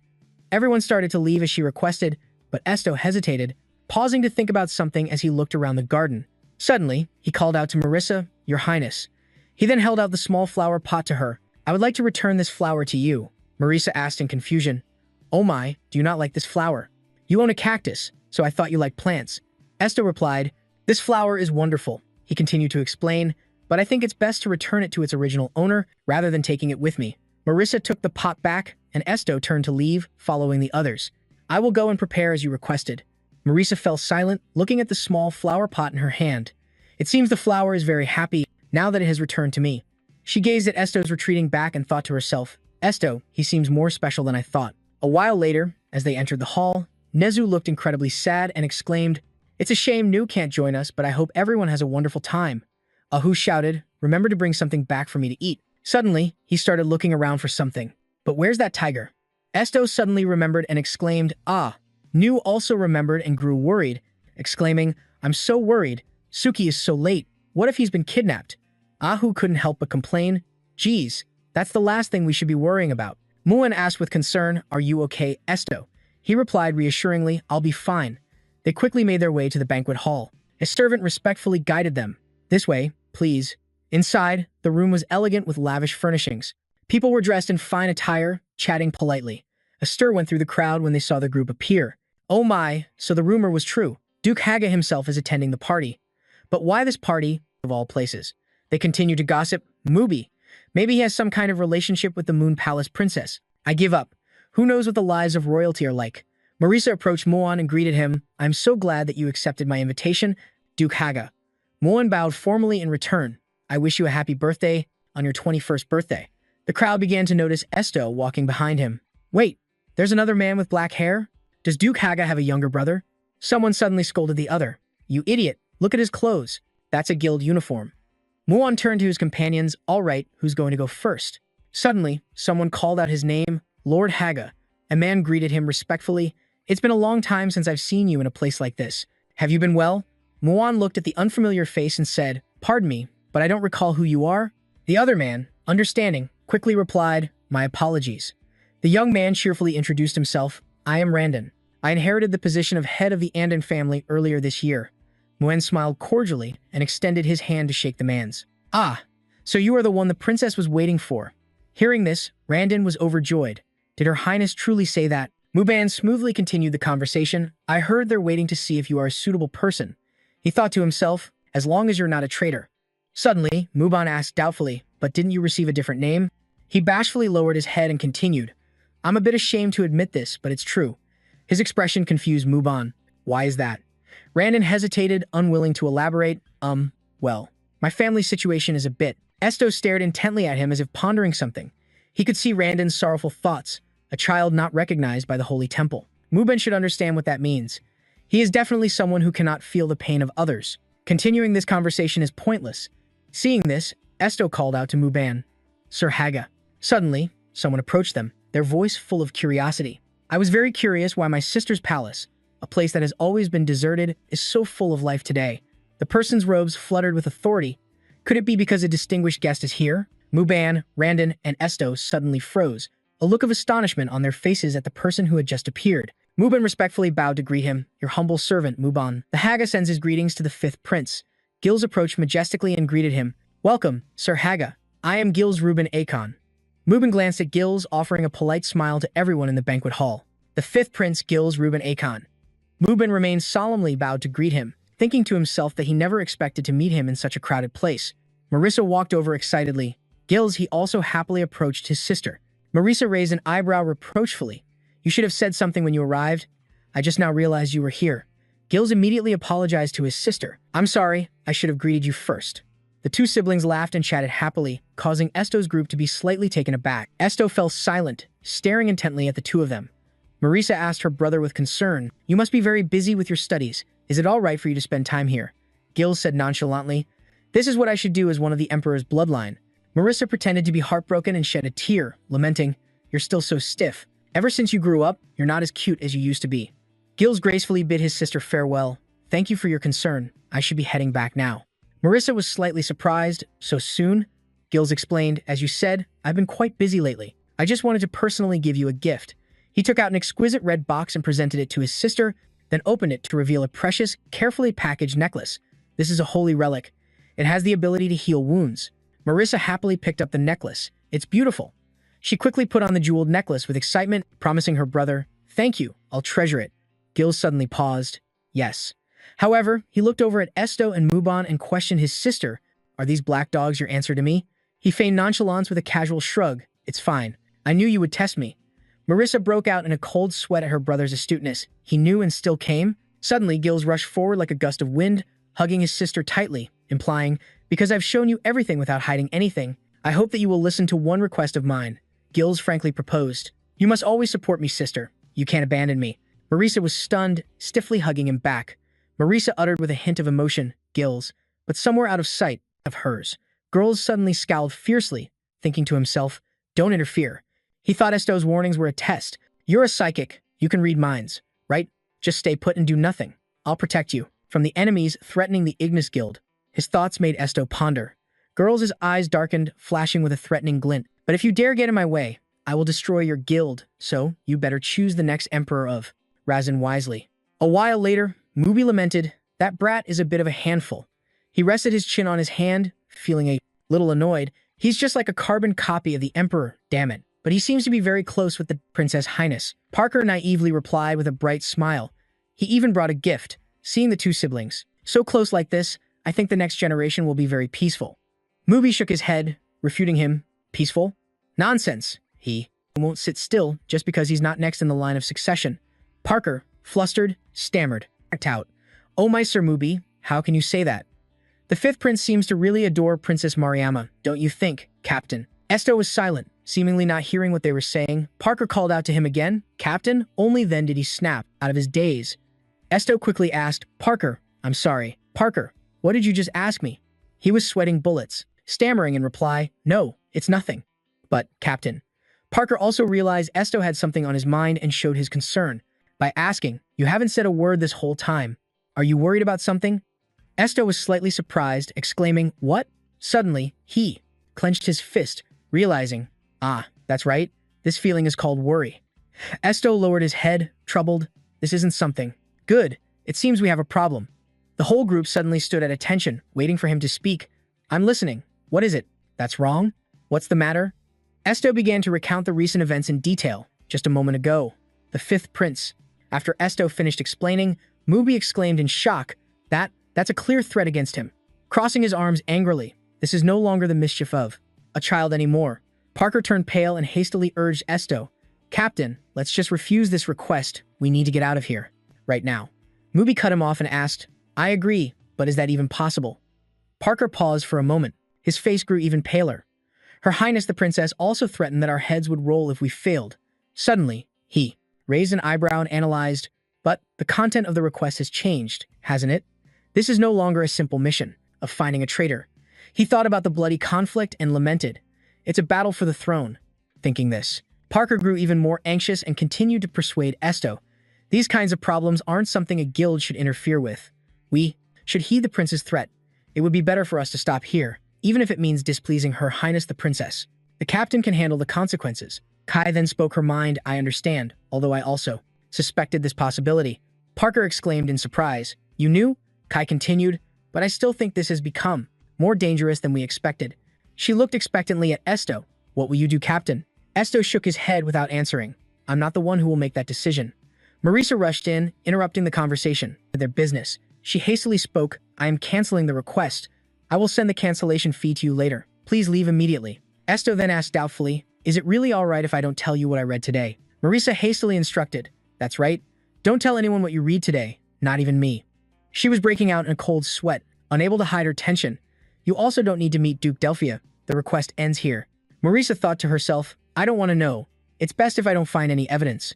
Girls doesn't have any supporters. Suddenly, reading her thoughts, Esto spoke up, she does. His words left Marisa stunned. What? Esto continued, she is much stronger than you think. He calmly shared his thoughts. She never complains. She has been preparing for this since she was very young. When she said, please don't abandon me, she truly meant it. His words made Marisa freeze. She gritted her teeth in fury. How shameless. Who gave you permission to listen in on my private thoughts? Let me say this again, she warned them. The only reason I'm treating you specially is because of the request. Do not interfere in this matter any further. Understanding her intent, they bowed in unison to accept her command. We will take our leave, as you've ordered, Your Highness. Immediately after, they left the castle. Gazing at the plant on her desk, Marisa picked up the small pot and fell silent. She gently touched one of its leaves, pondering Esto's words. Wait a minute, if Girls is stronger than I thought and has been, preparing to seize the throne for a while now. A possibility crossed her mind. Are they all traitors? A heavy rain was still pouring outside the palace. Esto's group was quickly departing as Marisa remained, frozen in place. Her maid called out worriedly, Your Highness. Suddenly, Marisa turned and rushed in one direction, causing the maid to panic. Your Highness. Marisa rushed over to the departing group and shouted, Wait, please stop. She grabbed Esto's arm and asked in a serious voice, Answer me. How deeply can you read into another person's heart? Esto promptly answered her, How much do you want to know? Marisa's hands were trembling nonstop as she lowered her head and said hesitantly, I need to stop that child. Marisa looked up straight at Esto. Tell me everything that you read. Sometime later, Esto's group finally departed in a horse-drawn carriage, heading to an unknown destination. Para's face was pale as he exclaimed in dismay, so it came to this in the end. Mu calmly crossed his arms and replied, There was nothing to be done when the princess herself was crying and begging us. Para began to sweat, wondering, aloud, Even so, I really thought the request was cancelled. I never imagined we would be traveling all the way to the Delphia family's territory like this. Not long after, they arrived at the elegant grounds of a powerful house. A well-mannered man bowed to greet them. I, Pratten L. Delphia, extend my greetings to the crown princess. Marisa responded in kind, It has been a while, Duke Delphia. He offered a warm smile to his honored guest. I have prepared a bath for you. Please take a moment to relax. Marisa agreed and thanked him. After she left with her maid, Pratten's demeanor suddenly changed, his expression turning to one of disgust. He continued, Now that that's over with. Crossing his arms and fixing a sharp, scrutinizing gaze on Muan, someone from the Haga tribe should have no business with the princess.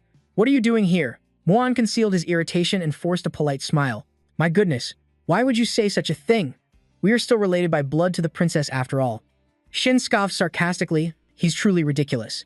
If you cherish the royal family as you claim, things wouldn't have turned out this way. Muan appeared calm in the face of his taunts, maintaining a polite smile. Oh my, but surely, Her Highness, the princess, must have a reason for coming all the way to the territory of the Delia clan. Could you perhaps explain what that is? Muan's thorny words left Shin speechless, and he could only exclaim angrily, You're as sharp-tongued as ever, aren't you? Muan laughed heartily, thanking him for the compliment. Ha ha ha, thank you for the compliment. Shin's smile gradually stiffened, and he cursed inwardly. This guy is really... He still tried to appear courteous, forcing a smile as he said to Muan, At the very least, I'm impressed that you survived the Emperor's game, Duke Haiga.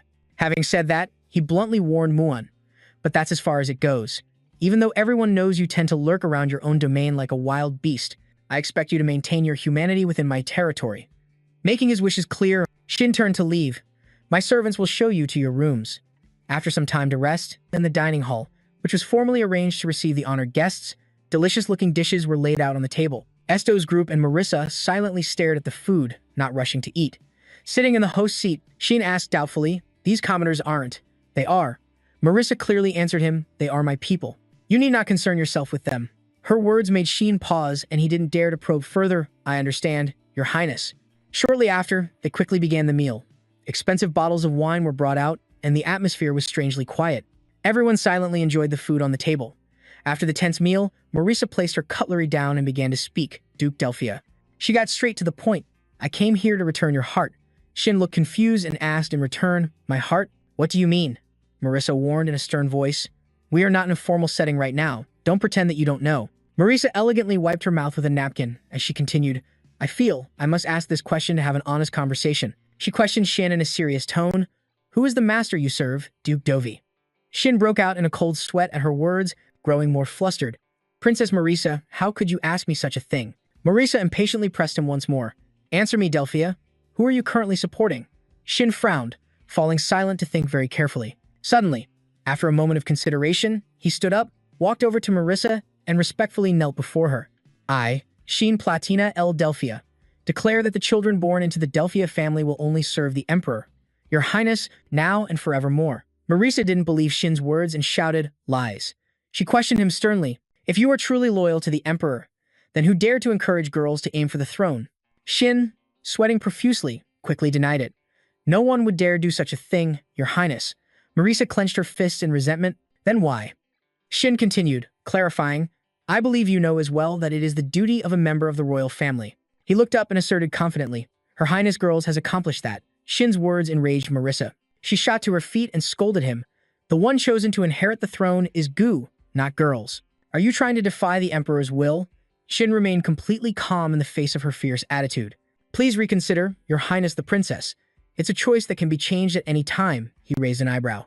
To be clear, Crown Prince Gu is aiming to eliminate all of your siblings the moment you ascend to the throne. Marisa exclaimed in shock. What? Shin continued to explain clearly. Prince Girls is indeed very young, but he has chosen to fight for this position in order to protect you, Princess Marisa. With that, he furrowed his brow and firmly declared, the Delia family will follow the Emperor's command under any circumstances. However, if we can be of help to the future of the imperial family. To Marisa's astonishment, Shin continued to clarify, then we wish to use our strength to support a leader who is willing to fight to protect. Please punish this disloyalty. The information that Shin revealed caused Marisa to lose her composure, and her face paled considerably. Shocked, she suddenly turned and left, leaving. Shin kneeling right there. Before leaving, he just quietly said to Esto's group, tomorrow we will return home. Outside the residence, the rain was still pouring relentlessly, and dark clouds gathered in droves. In a certain room, Parker sadly lamented, This is so boring. We came all this way for nothing. He momentarily felt uneasy. I'm a little scared. What if something big breaks out because of this? Mubian remained calm about what had just happened. This isn't the first time internal conflict has appeared in the Empire's history. Honestly, I find it more surprising that the Empire is still standing. Parker disagreed and advised him, You are a man who stands on the front lines to protect the Empire, yet you say such things. Suddenly, Mubian asked him, Hey buddy, have you ever raised a puppy? Para replied, confused, he hasn't. Why? Mubian explained in detail, dogs also like the masters who feed them, the ones who care for them, pay attention to them, and love them are their masters. Parker hesitantly realized the meaning and said, I understand. Mubian continued to clarify, I am the same. I don't raise my sword to protect the country.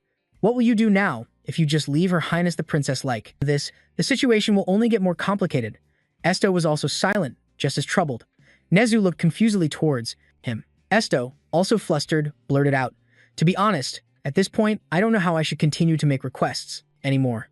The whole group fell silent for a moment at his frank words. Ahu, from the side, suddenly spoke up. Well then, he suggested, can't you just control all of them? The Duke, or the Prince, or anyone else? Ahu jumped up and down on the table and continued, Just order them not to kill anyone, and the problem is solved. Esther replied, My ability doesn't last that long, so unless I stay in the palace permanently, that would be very difficult to do. Ahu sadly exclaimed, Ah, really? Esther turned away to avoid the subject, and he couldn't help but think, If possible, I don't want to use that power. He silently wondered, Is this why the Dragon Clan keeps its distance from humans? Ahu continued to suggest another course of action. Then what if we incite the war ourselves? Nezu disagreed, retorting, We can't do that. Esto will be in danger. Ahu waved his arm, wondering, Then can we say that Mubian supports the fifth prince? If both dukes support him, then even the emperor can't object. Mubian cut him off. Hey, sorry. I can't openly oppose the emperor's wishes like that. Ahu asked in amazement, Why not? Delphia just did that, didn't she? Muan looked into the distance and explained in detail, Our situation is different from hers. In short, it concerns the fate of the people in the territory who helped us when our family was on the brink of destruction. Ahu understood and dismissed his thought. Tesk. All right then. A new day came, the rain had stopped, and the sunlight warmed the entire mansion. A black cat scratched lightly at the window of a certain room. The person inside heard its sound and called out, Suki. Esto quickly opened the door to let him in, and Suki immediately began to report, The child who asked you to find his father. I found the father. Esto was slightly surprised. Ran's father? Suki explained in detail. His name is Isaac. They probably didn't want to leave any traces, so it was quite difficult to find him. It took me quite a lot of time to find him. Esto asked in amazement. You went to find him in person? Suki confirmed. Yes, I did. There are traces showing he was taken to the 5th Prince's palace. He's currently in the capital. She also saw him by the window and walked over. She vaguely guessed and exclaimed, It seems the Black Tiger went to find that child Ran's father. Esto replied to her in detail. That's right. It seems the 5th Prince's men took him. She exclaimed in surprise. Guards skilled in ambush and pursuit are kidnapping people. Suki recalled the scene and recounted.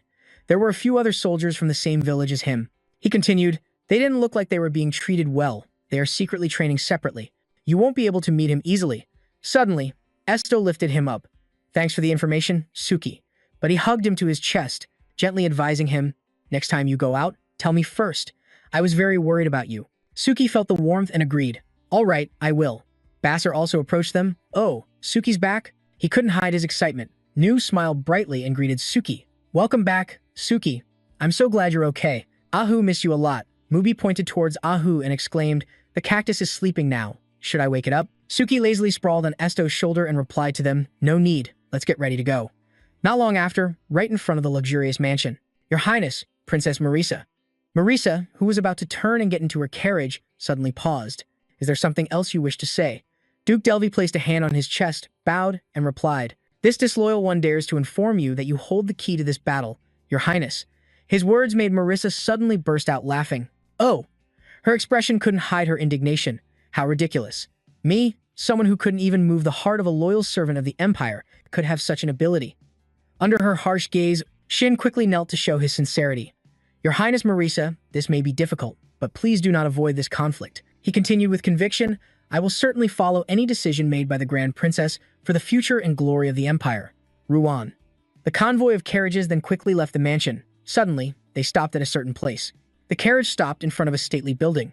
Marisa walked amidst the respectful knights. I almost knew nothing about Girl's plan to oppose the Emperor. She frowned in thought, and if the Crown Prince was planning to eliminate all the other heirs, which meant the Emperor knew about this but deliberately ignored it. Marisa couldn't help but feel bewildered by the chaotic situation. What could she do from now on? Suddenly, she turned back to the teleportation gate. Well done, we will part ways here. Marisa looked over the people present and exclaimed, Thank you, all of you, for giving me courage. She flashed a radiant smile. Without you all, I would not have thought of visiting Duke Delphia. Esto also bowed respectfully in return. Yes, I wish you a safe return. She cheerfully bid them farewell. Just then, before anyone could finish speaking, Marisa's eyes suddenly widened in shock as she sensed an unusual danger. Something was thrown past her face, terrifying her. Immediately after, a loud explosion erupted in the middle of the room, and Marisa collapsed on the spot in fear. Ah! The knights quickly shielded her. Protect Her Highness the Princess. Marisa, still in shock, looked towards the blinding light. What was that? A group of people in black robes appeared near her. The leader had just thrown the dangerous object at her. Marisa questioned them loudly. Who are you? Show yourselves. The soldier broke into a cold sweat, anxiously reporting, Your Highness, they are individuals with a very high level of magic proficiency. Marisa was shocked and full of suspicion. They are targeting me, aren't they? Immediately after, she forced herself to calm down, instructing the knights, I'm fine, you all just focus on fighting. We need to capture at least one of them alive to interrogate them about who sent them. The soldier understood and accepted her order. As you command. The others said nothing, once again raising their hands to summon orbs of light, and those orbs were continuously fired towards Marisa and the knights, making them struggle to defend themselves. Thick smoke and dust obscured their vision for a moment. As the dust gradually cleared, the black-robed figures had vanished. Damn it, they disappeared? Marisa was astonished to see Esto confronting a mysterious figure. Head-on, Esto? She couldn't help but feel anxious, remembering she had heard he wasn't a combat-specialized member. Immediately, she ordered her knights, help him. One of the masked figures shouted in frustration, Damn it. That person ran away quickly, looking back to urge his comrade, What are you doing? Hurry up. The one facing Esto replied in confusion, My legs won't move. Through the thick smoke, Esto's sharp gaze stared intently at the mysterious foe. Another masked figure stopped, looking at his comrade in confusion. Your legs won't move? What nonsense are you spouting? The other one shouted angrily. I don't freaking know either. His heartless comrade abandoned him and quickly left. Everyone else is retreating first. The remaining person's face turned pale, horrified as he recalled only looking into his eyes for a brief moment back then. As he was hastily retreating, he suddenly froze, looking at the nearby Esto who was lost in thought. He was suddenly jolted back to reality. when his two heartless comrades from before were thrown at his feet, looking utterly pathetic. Mubian complained as he tossed them, "Oh dear, I caught them quite easily, but one of them died." Nezu also excitedly dragged two over to him. "I caught some too." Beiji also joined in, bringing another person over, one more successfully delivered. Seeing all his comrades captured made the one standing frozen in the middle of the room panic. Gritting his teeth in resentment, exclaimed, "Just kill me." Esto indifferently gave a command, "Sit down." The man was forced down by an invisible pressure. To his knees, he bit his lip, bewildered by his body's reaction. Esto slowly walked over, looking down at him, and continued to command, "Lower your weapon. Put your hands on your head." The man, trembling, once again obeyed his will and raised his two hands over his head, his body not acting on its own accord. Marisa broke into a cold sweat at the abilities of Esto's group and dazedly stepped closer, expressing her gratitude. "Thanks to you, we were able to easily capture the culprit. Thank you all so much." Esto replied to her, "We still haven't caught the true mastermind behind this." Marisa glanced around anxiously. "That's right," she agreed. She tightly gripped her dress, her expression resolute as she thought, "Now that things have come to this, I need their strength again." With that thought, she immediately proposed, "Until we find the one pulling the strings behind this ambush, I wish to hire your services again." Esto asked in surprise, "Are you using your status as a member of the royal family to order us?" Marisa replied in a serious tone, "No, as Princess Marisa Estranacania, I need your assistance. I am formally making a request." She thought about the group from earlier. The Peregrine Magic Guild, one of the strongest guilds, is a professional magic guild composed solely of members who are mages. Marisa also secretly guessed who was behind this attack and who had hired them to carry it out. Crown Prince Gu. She silently lamented, "I don't want to believe this, but the Crown Prince really is trying to eliminate all the other heirs." She suddenly broke into a cold sweat, worrying, "This still isn't enough. I still need more solid evidence." Soon after, the entire group arrived at Marisa's palace. Marisa gave them instructions and then turned to leave, saying, "You all, please wait here." Beaker looked up at the luxurious dome and exclaimed, "Wow, we're here again." He clenched his two hands in excitement and shouted, "We must be the first guild members to enter Her Highness the Princess's garden 2 times, right?" Kai confirmed his words. "That's right." Mu couldn't help but ask her doubtfully, "That's strange. I heard that the Ignis Guild has a very deep connection with the royal family." Kai shrugged reluctantly. "It's a relationship built on the exchange of documents." Suddenly, she recalled Leski's lazy demeanor. Then again, "I did hear that Vice Guild Master Leski once met the Emperor in person." Hearing him mentioned, Para crossed his arms, displeased. "Huh. Well, the Vice Guild Master handles most of the external affairs, but he's still a bit unreliable." Esther remained silent, not joining their conversation. Kai then turned her gaze to him and asked, "Esto, after this, the royal family owes our guild a favor. Did you intentionally suggest that Her Highness the Princess seek help from us again?" She continued with her speculation. "Are you preparing for the moment Swan targets our guild by resolving this power struggle and using it as a pretext to protect the guild?" Esther replied to her frankly, "That's not entirely my purpose." He elaborated, "Helping Her Highness the Princess is my personal wish, although I am aiming for other things as well, but those are just for me, so you don't need to feel bad about it."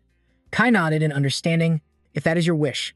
She thought to herself, "Ever since I realized Esto's identity, I've seen him as a weapon to confront Suhanan." Suddenly, she fell silent. However, he's different from Suhanan. He isn't. She was controlled by rage and many other human emotions. She felt a bit guilty about her plan for dragging him into it. Is this really the right thing to do? Meanwhile, Parker was strolling around the garden. He was stunned when he saw a familiar flower pot. Ah, that crystal flower. Mu, curious as well, moved closer to look at the flower pot. Isn't this the crystal flower the cactus was looking for? Parker suddenly realized something. The flower's color has turned blue, looking a bit gloomy, which made him sigh. But it doesn't look very lively, does it? Nezu, confused, looked closely at the small flower, asking, "It looks healthy to me?" Parker also looked at the flower pot again and said in confusion, "I must have seen it wrong." The entire group fell silent and looked towards Esto. Esto was confused when he saw them staring at him, and he suddenly understood and exclaimed, "Ah." Esto quickly walked over to them. "Let me see." Parker jumped up happily. "Thank you, Captain." Esto approached the small flower pot, his hand caressing its pale leaf. Ahu exclaimed worriedly, What is it? Is Crystal really not well? Did it get sick after coming here?" After examining it for a moment, Esther replied, "It's not sick, but just as Parker said, it really doesn't have much vitality." He looked back at the lifeless flowers. "This flower will wither soon." Suddenly, Estio fell silent as if pondering something. Hearing his words, Nezu and Ahu also became very sad as they looked at the small flower pot. Mu, amazed by Parker's keen observation, exclaimed, "You noticed that its vitality had diminished?" Parker turned to him and replied, "It was just a feeling. I even thought I was seeing things. He became troubled as he thought about Estio's earlier words, "I'm a bit sad. Even as it's dying, it can't even say that it's in pain." Mew immediately tried to reassure him, but its wish to return to its master has been fulfilled, so it must also be very happy. Suddenly, the small flower pot spoke up in rebuttal, "I am not happy." Estio noticed its words and turned to look at it intently. The small flower pot continued, making it clear. What living creature would be happy when it's about to die? It seemed content, as it said, but even so, I was able to return to the place I was born before withering away, so I have no regrets. Then it turned towards Esto, saying gratefully, "Thank you, Estio." Parker noticed the flower pot's unusual behavior and asked, "Huh? Did the flower just move?" Suddenly, a door opened, interrupting their conversation. A maid entered and respectfully invited them to a banquet. "Her Highness, the princess invites you all to join her for a banquet." The evening sun painted a corner of the sky red. A lavish banquet table with delicious and appealing dishes on the table, decorated with vibrant flowers, made the group exclaim in awe, "Whoa!" Marisa smiled and invited them to join. "Welcome, everyone. I'm a bit embarrassed as the preparations aren't very thorough." Moo's jaw dropped in astonishment at her words. "This isn't thorough, princess? What is all of this?" Marisa replied cheerfully, "I wanted to use this as a way to say thank you." Suddenly, her voice lowered. "Although after that recent request, I realized what the members of the royal family truly want is completely different. Furthermore, choosing to become one of my own subjects during times of danger is not an easy decision." Marissa hid her emotions and flashed a radiant smile. "I want to express my gratitude through this banquet. I hope you all will enjoy it." At her words, they walked to the banquet table. Parker, excited, rushed ahead. "Thank you, Your Highness." Moo was lost in thought, thinking about this princess. This person, she is completely different from that cowardly prince. They quickly sat down at the banquet table to enjoy the delicious food. Suddenly, Estio began to speak. "Your Highness." Marisa noticed and asked excitedly, "Do you have something to tell me?" Suddenly, she seemed to realize something and suggested, "Oh, am I making you uncomfortable? Should I leave?" Esther refuted her. "That's not it." Marissa fell silent in thought. Then she leaned close to Esto's face to carefully observe his expression. Why has it become like this? Realizing her blunder, she flusteredly took a few steps back. "I don't mean there's anything wrong with it, but usually, you only ever show one single expression, so I was just a little curious. I'm sorry, did I make you feel uncomfortable?" Esto lowered his head and replied, "No." He thought to himself, "That's right. People who can't hear the thoughts of others will guess their emotions based on facial expressions. It would be strange if I always had only one expression." Both of them suddenly became awkward and fell silent. To break the awkward atmosphere, Marisa raised her glass. "Here." She cheerfully introduced the special drink in her hand. "Go on, try it. I used some very fine flower petals." To our victory, she heartily took a large sip of the drink. The others quickly took a sip as well. The taste of this drink made Muon pause in astonishment, and he immediately spoke up curiously. "I have tried many fine drinks, but this is the first time I've ever tasted a flavor like this." Marisa frankly explained how the special drink was made. The primary ingredient for this drink is nectatantalus, a precious flower that blooms only once every 10 years. It's also known as the golden flower because of its golden color. Hearing the flower's name, Muon exclaimed, "Oh-ho, even the name sounds luxurious." Marisa swirled the drink in her hand and continued her detailed explanation. "Nectar has been used to make beverages for a very long time. There's a saying that if one is fortunate enough to taste a drink made from nectar, the drinker will possess both heaven and earth." She cheerfully added a jest, because they say that the nectar flower is a narcotic that can even entice dragons. She seemed to enjoy her own story. Isn't that a funny story? But her story made Muon jump, and he hastily spat out the drink he had just sipped. In horror. Pfft. His expression made Marisa worry, and she immediately asked, "Duke, what's wrong?" Muon's entire face was covered in sweat as he stammered, You just said this is a narcotic?" Marisa covered her mouth and laughed loudly. "Haha, are you surprised by that? Don't worry, the nectar flower is completely harmless to humans." Marisa pictured a large dragon lingering by the beautiful flower. She continued to explain in detail about this interesting flower. "Instead, I've heard that it has a scent that is alluring to dragons. But since the dragons left a very long time ago, it's become a pitiful flower with no one left to entice." Muon grew even more confused, thinking to himself, what does she mean? Meanwhile, Esto was still holding his glass, about to take a sip of his drink, paying no mind to their conversation. Suddenly, Suki approached, getting his attention. "Esto," he advised. "Esto, it's best if you don't drink that." Marissa suddenly remembered and turned to ask Esto, "Oh, that's right. Didn't you have something you wanted to say?" Esto put his glass back on the table without drinking. "Yes." He continued in detail, "The crystal flower I brought back to you is starting to wilt." Marissa was astonished to hear him say this. "Oh my, it still looks so fresh and vibrant. You can tell that? Thinking of the weakening flower, Esto stated, I can. It will fade, soon. But this is inevitable. Crystal flowers usually only live for 1 year. His words made Marissa feel sad for a moment. Flowers bloom quickly and also wither quickly. Another sprout will grow in its place, and then, when spring comes, a beautiful new bud will bloom again. As if she suddenly thought of something, she hastily clarified. Its life cycle may be very short, but it's also very beautiful. I didn't mean to give you a low-quality flower. Please don't misunderstand. Me. Esto interrupted her and said, the flower asked me to bring it back to you. Marissa froze in confusion. What? Esto looked at her and continued. It wishes to spend the remainder of its time with you, princess. Marissa was silent for a moment, then asked doubtfully, you can read the thoughts of creatures other than humans. She asked in amazement. That little one wanted to come back to me before it fades. Do plants have feelings like that too? Esto answered her question. It's rare for a plant species to be able to let others know its thoughts or express such strong emotions. He continued in detail. However, they know who cared for them and have feelings similar to humans. Marissa trembled and stammered, it can't be. Moan seemed to understand Marissa's feelings and thought to himself. You said you liked plants because they can't talk, but now you know they can think just like we do. Marissa burst into tears, feeling sorry for the little potted flower that was slowly wilting. If only I had known this a little sooner. Marissa's words surprised Moan, who thought, She shot up urgently. I need to go see it right now, before the crystal flower fades away.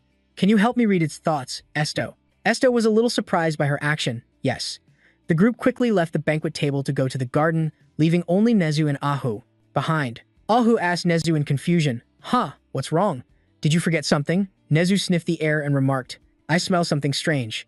Ahu dismissed it and urged him on. Didn't someone just fart? Forget about it, and let's follow them. Nezu kept thinking about the scent he had just smelled. There's something. Suddenly, he shot up, shocked, and screamed. This smell is... In the garden, Marissa spoke, recalling precious memories. This greenhouse garden was a gift from the Emperor for my 5th birthday. At first, I liked it because it was beautiful, and over time, it became a place where I could spend quiet, private time with the flowers and soothe my soul. She looked towards the nearby gardening tools, and before I knew it, gardening had become my hobby. She looked again at the beautiful, vibrant flowers. They grow and bloom when I give them my love. The more I cared for them, the more beautiful they became. Marissa reached out and hugged the poor little potted flower. I thought this was a place where the results of my care were most clearly shown. She happily shared her feelings with everyone. That's why I always thought our interactions were one-sided and that I just needed to take care of them. I never thought that these little ones would also grow fond of me. Her cheeks flushed as she remarked, thinking back on it now, I feel like such a fool. She affectionately pressed her face against the small pot in her hands. Welcome back to me. We'll see each other again next year. The little potted flower was deeply moved and spoke out. Marissa. Interrupting their emotional moment, Nu rushed over and shouted a warning. I smell something. Something's burning. The whole group stared at him in astonishment. Nu urgently shouted, there's a fire. Right after Nu's warning, the palace servants also rushed to deal with the fire. A fire has broken out at the entrance to the flower garden. Quickly put it out. The count exclaimed worriedly. If it's at the garden gate, weren't we just in that area of the garden? I hope the fire isn't too big. Marissa, breaking out in a sweat, replied to him, you're right, that's where the garden gate is. Muan frowned, feeling that something was unusual about this, that something wasn't quite right, but putting that thought aside, he hurriedly urged them, we need to get out of here first. At his words, the whole group rushed towards the fire. Over by the gate, a fire was blazing with thick black smoke, but luckily it hadn't spread very far. Suddenly, a huge explosion erupted from within the flames, the blast reaching them. Muan quickly moved to shield Marissa, and right after, a tense Marissa asked, is everyone all right? Mubi, sensing the danger, warned her, Your Highness, please step behind me. This is quite dangerous. The fire by the gate grew larger, obscuring their vision. This was an attack. Amidst the thick smoke, Marissa's handmaiden emerged unharmed. Marissa was relieved to see her was safe. B. She rushed over to her. Are you okay? Thank goodness. We need to inform the Emperor before things get any more chaotic. B. cut her off, saying sadly, I'm sorry, princess. Marissa replied, What? B then cast a spell to do something, and the gate quickly slammed shut. A stunned Marissa then shouted, Wait, B. Mubi stepped forward and said pointedly, There's a spy in the palace. I believe you must have already considered this possibility, haven't you, Your Highness? Marissa pressed her lips together in anger. She turned, agreeing with what Muan had suspected. You were right, Duke. The Imperial Palace is a battlefield where anything can happen. Muan gripped the hilt of his sword and suggested, We need to give up on trying to escape through conventional means. Your Highness, how intricate is the protective magic on this garden? Marissa answered hesitantly. It's the highest level. Muon unleashed a powerful slash at the closed gate, but the sturdy gate was completely unharmed by his strike.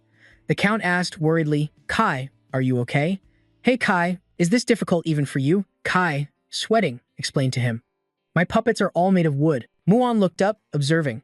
He couldn't help but think, what a disaster. If I pour more power into my attack, the entire structure will collapse. Suddenly, as if remembering something, he frowned and paused. He turned and asked Marisa, Your Highness, don't the plants need to be watered? She suddenly remembered and exclaimed, Oh. Marisa quickly replied, There's a lake in the center of the garden that provides water. We can get it from there. They quickly made their way to the lake. Let's hurry. A while later, they were carrying large buckets of water to the location. The fire was quickly extinguished. The Count, exhausted, exclaimed, So we can get out now, right? Marisa replied to him, That's right. The entrance gate doesn't have a protective spell on it, so we can just destroy it and escape. Mubi suddenly became even more tense. To remind her, I think so too, Your Highness, but please look outside, Marisa pleaded. The leader turned his head to look back. You mean outside that door? Those bloodstains are from a brutal battle. Marisa was stunned speechless, as Mu spoke with a heavy heart. This is the consequence of believing the Emperor's orders. Blindly, Your Highness, the Crown Princess. Esto suddenly dropped to his knees, shocked by something, as Nu worriedly approached to ask, Are you okay? Suki couldn't help but worry about his unstable condition. Esto, you've been sweating for a while now. When did this start? Esto's face was covered in sweat and he panted heavily, thinking to himself, Why has everything gotten so hot? Like this?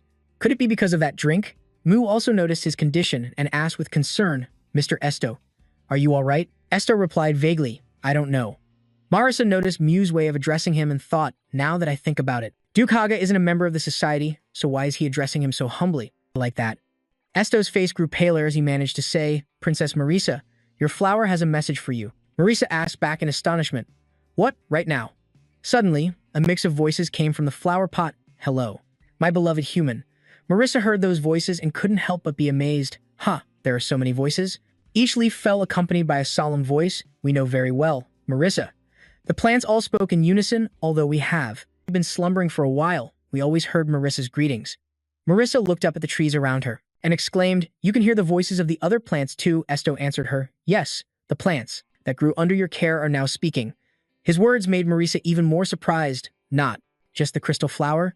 Esto's face flushed with difficulty. I tried to do it, but right now I can't control it.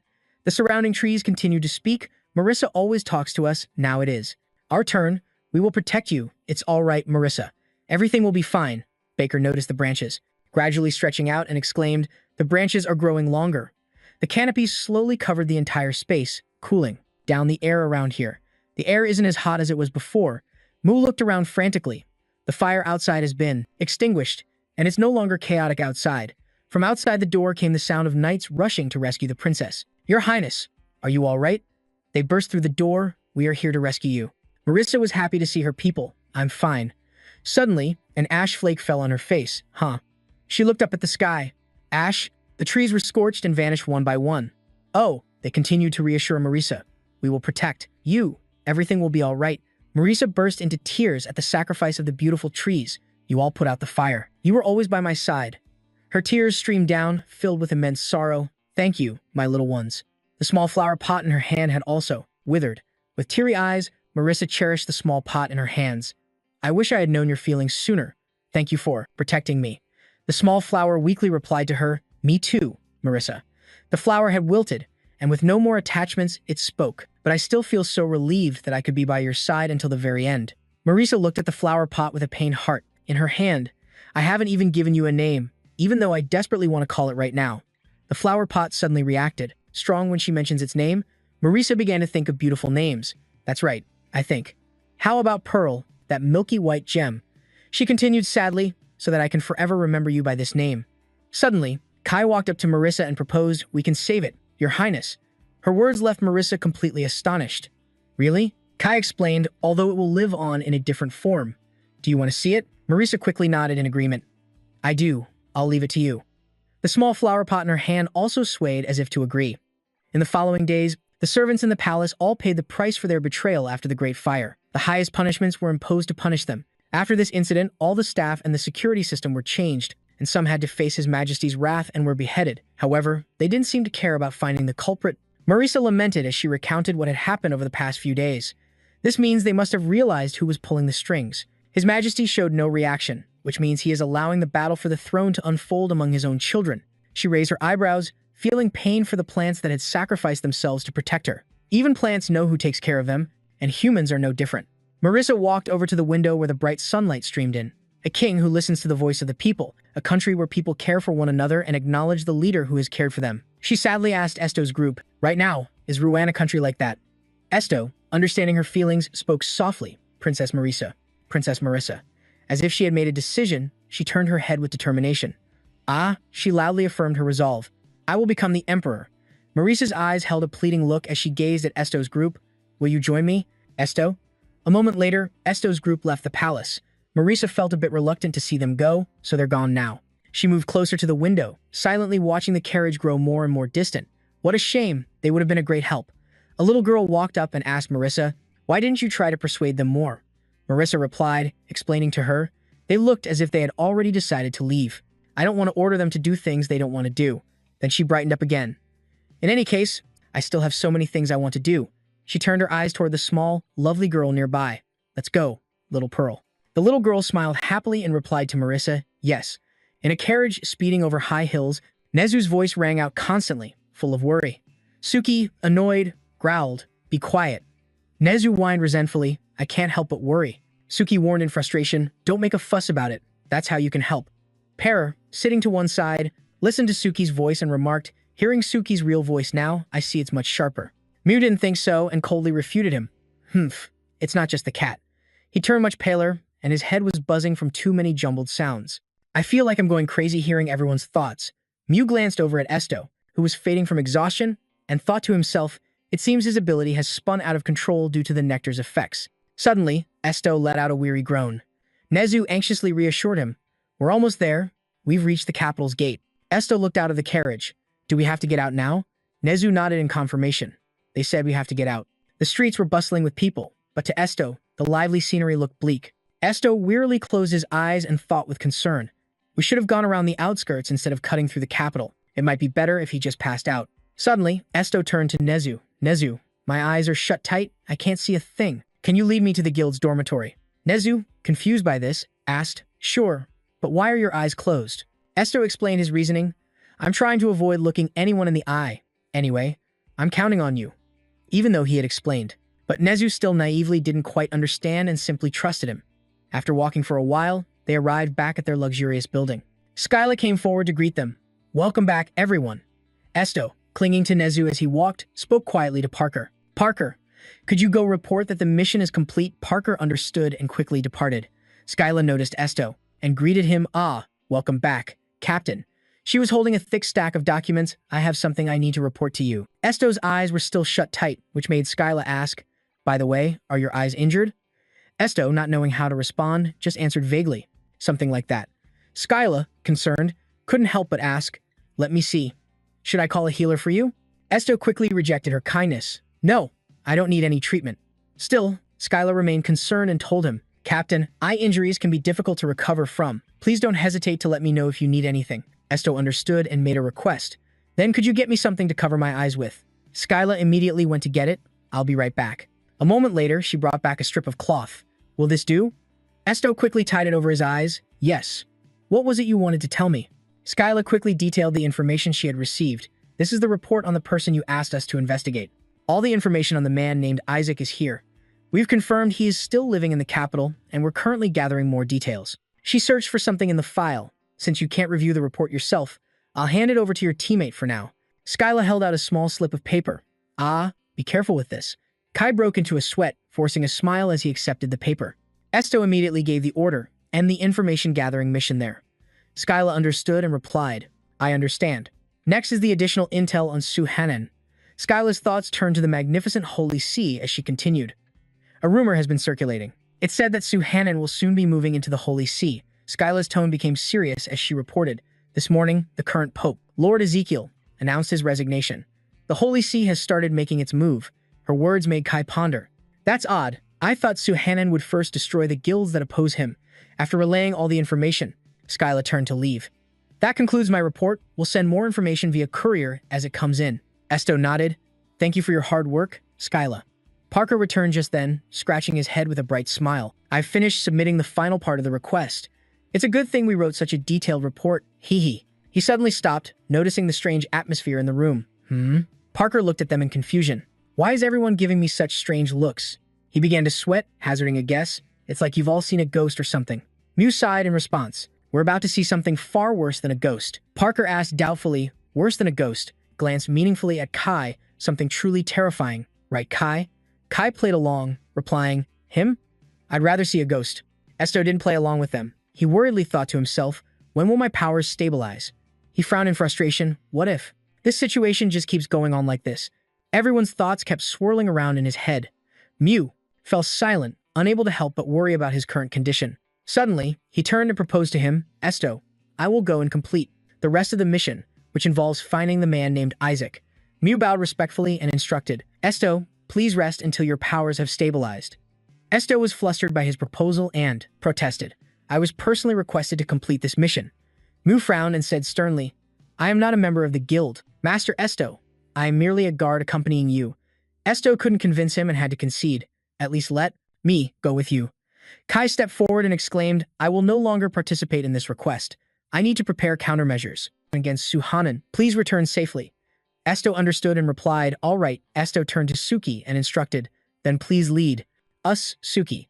He quickly accepted the order, replying, "Yes, sir." Sometime later, in a rundown residential area, and dilapidated, a man sat huddled miserably in a corner. The boxes in the place gave off a foul, unpleasant stench. Right next to that man, another person lay bedridden, covered by a simple, smelly blanket. Suki led Esto's group to the front of the house. "This is the place." Mu raised an eyebrow in disbelief at the dilapidated house. "Is this really the place?" "The fifth prince took him away only to leave him in a dump like this," Suki affirmed with certainty. "I am sure of it." Mu quickly walked up and knocked on the door of the house. "Is anyone inside?" He knocked for a long time, but no one came to open the door, so Mu called out again, loudly, "Is no one home? We're here at Rand's request." Hearing him mention Rand's name, the person inside slowly cracked the door open, suspiciously. "Did you just say Rand?" Mu peeked inside and described the boy's appearance. Rand from the Guardian's village, red hair, 10 years old. "I'm here to see that child's father." The man looked over Esto's group, inquiring, "You all look like members of the guild, but you came all the way out here? Is it for an accepted request? Follow me." They quickly followed him inside. They approached a stained curtain. Esto, supported by Parker, also stepped inside. He vaguely sensed through the smelly air the place smelled of blood and urine. He muttered doubtfully, "Is this man still alive, or not?" They all looked towards a man who was severely injured and unconscious. The man who led them, in reply to Esto, "He is, at least for now." Parker looked at the wounds wrapped around the man and cried out in distress, "Oh, heavens, his injuries are too severe. We need to treat him." The other man cut him off. "It's no use. This isn't the first time someone has passed away like this." He turned his head and glanced at the well-dressed people. "Don't forget that this place is like the Empire's garbage dump, my esteemed guests. I'll be right outside. Just call me when you're done talking." As soon as the man left, Esto approached the bedside and asked, "Are you Isaac, Rand's father?" Isaac whispered back in response to him, "Rand?" He tremblingly asked about the boy's condition. "How is that child? How are you doing? Are you okay?" Esto sensed his faint life force and thought to himself, "He's not going to make it. I'm here." "Too late." Esto quickly reassured Isaac, "Rand is very healthy. You don't need to worry." Isaac, relieved, stammered his thanks. "Thank you. Truly. Rand." Suddenly, he coughed up a large mouthful of blood in agony. Esto sensed that his time was running out and immediately removed his blindfold, looking directly into his eyes. "Mr. Isaac, if you find it difficult to speak, just think of what you want to convey in your mind." He thought telepathically to Isaac, "What is the message you wish to send?" Isaac was shocked by Esto's extraordinary ability, his eyes filling with tears as he thought sorrowfully, "My son, Ran, please tell him about my death. If he asks, tell him how I died." He recounted the details, reflecting on his past. "I was not captured and brought here. It was entirely voluntary, and even in my final moments, I do not regret placing my complete loyalty in Ruber Razin. My only regret," he thought of Rand's radiant smile and lamented internally, "is that I cannot return to my boy." Isaac tremblingly turned his pleading eyes to Esto. "Please tell my boy for me that I love him." Understanding, he accepted the man's request. "I understand. I will tell the boy the words you wish to send." In the peaceful village, tears streamed down Isaac's face as he, before closing his eyes for the last time, managed to whisper his thanks to him. "Thank you." His hand went limp, and he departed from this world to a place far away. Meanwhile, Nezu was waiting obediently, tucked into a corner for Esto's group. Being too large to enter with them, the people nearby stopped to stare and gossip about him. A visitor, for the first time in a long while. Their thoughts and voices swirled around endlessly, I heard. They're from the Ignis Guild. What's with that monster? Is it a pet? 3 men nearby suddenly hatched a wicked plan and laughed amongst themselves. Let's steal it and sell it. Nezu, at that moment, was distracted by a melody he was hearing. Suddenly, he looked around in confusion as the melody vanished. While he was scratching his ear, trying to hear better, from behind him, a man rushed forward. He swung a wooden plank hard against Nezu's head, grinning wickedly. I thought I had you, gotcha now. But the sight before him made the man panic. Nezu was still conscious, and on his head a large lump had formed. Nezu turned his head indignantly. Hey! He grabbed the long wooden plank from the man's hand. Nezu raised an eyebrow resentfully. Your wooden stick hit Nezu. The man, terrified, shouted for his accomplices to help. This thing is strong. Help me. His 2 accomplices were cowering to the side, assessing the situation. One of them exclaimed in astonishment, Did you hear that? The monster can talk. The other one replied doubtfully, Is it a rare monster? The first one, excited by the thought of a huge profit, said, Isn't it just a monkey? It looks like selling it would fetch a hefty price. At this point, Nezu was still unaware of the danger, looking with innocent eyes at the man with ill intentions towards him. The 2 men came out of hiding, looking at Nezu with a sinister smile. It seems selling it will bring in a lot of money. Nezu still didn't understand what was happening and looked at them in confusion. The man who had just attacked him was terrified by his strength and quickly let go of the plank. Yikes! He promptly ran away shouting for help. Help me! Nezu, surprised, reached out to stop him. Wait. The man grew even more frightened and screamed, Whoa! A monster is chasing me. Nezu retorted in confusion. That's not it. Wait. Suddenly, a splash of blood appeared before Nezu's eyes. The man who had just run away was taken out by his own 2 accomplices. It seems you understand our language.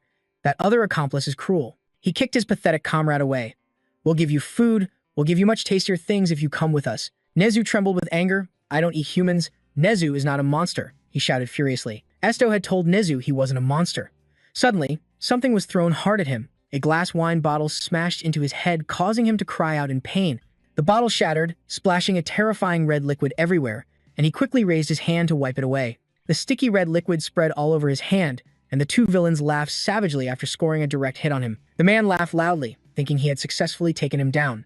If you absorb that liquid, no matter how powerful you are, a monster like you won't be able to fight us. Huh.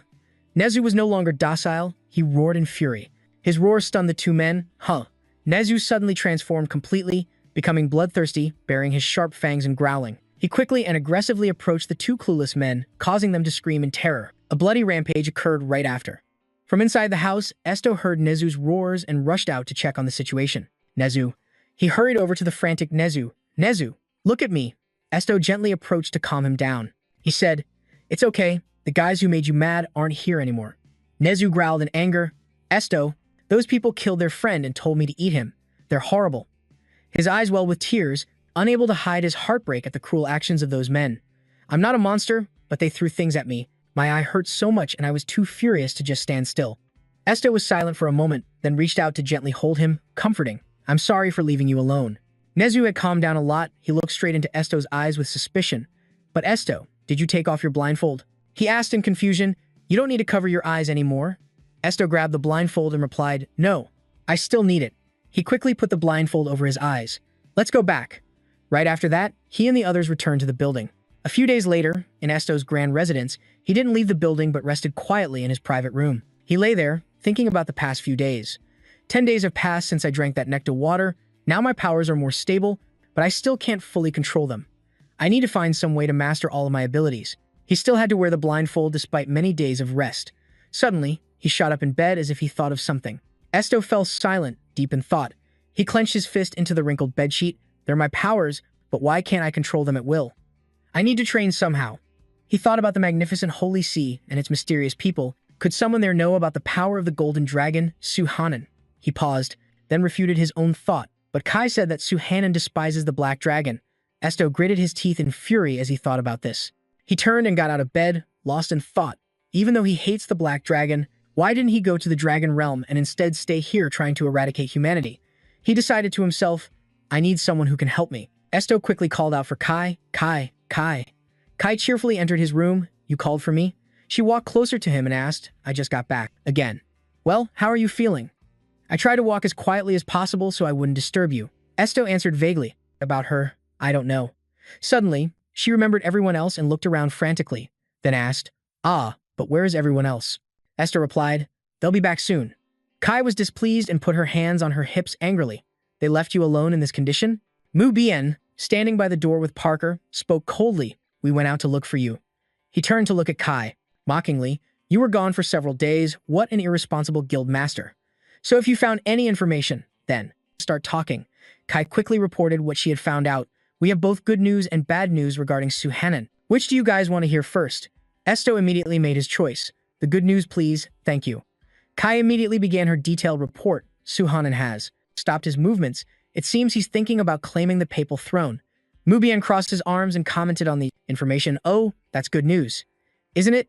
Kai turned to look at him and continued, "That's right, but it could also lead to more trouble." She pondered the worst-case scenario. If he manages to become the Pope, then not even the Emperor could deal with him easily, to be able to. Furthermore, Su Hanan will definitely try to pull the Emperor to his side. Parker scratched his head in confusion and blurted out, "So what kind of trouble will it cause if he becomes the Pope?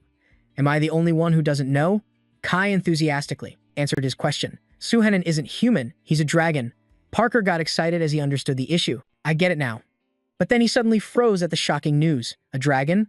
Kai then continued, "Don't you want to hear more about this?" Parker quickly gestured with his hands. "No, no, I think it's best if I don't know." He turned, pale with fear. Dragons are supposed to be mythical creatures, so why do I seem to be running into them everywhere? Esto asked doubtfully.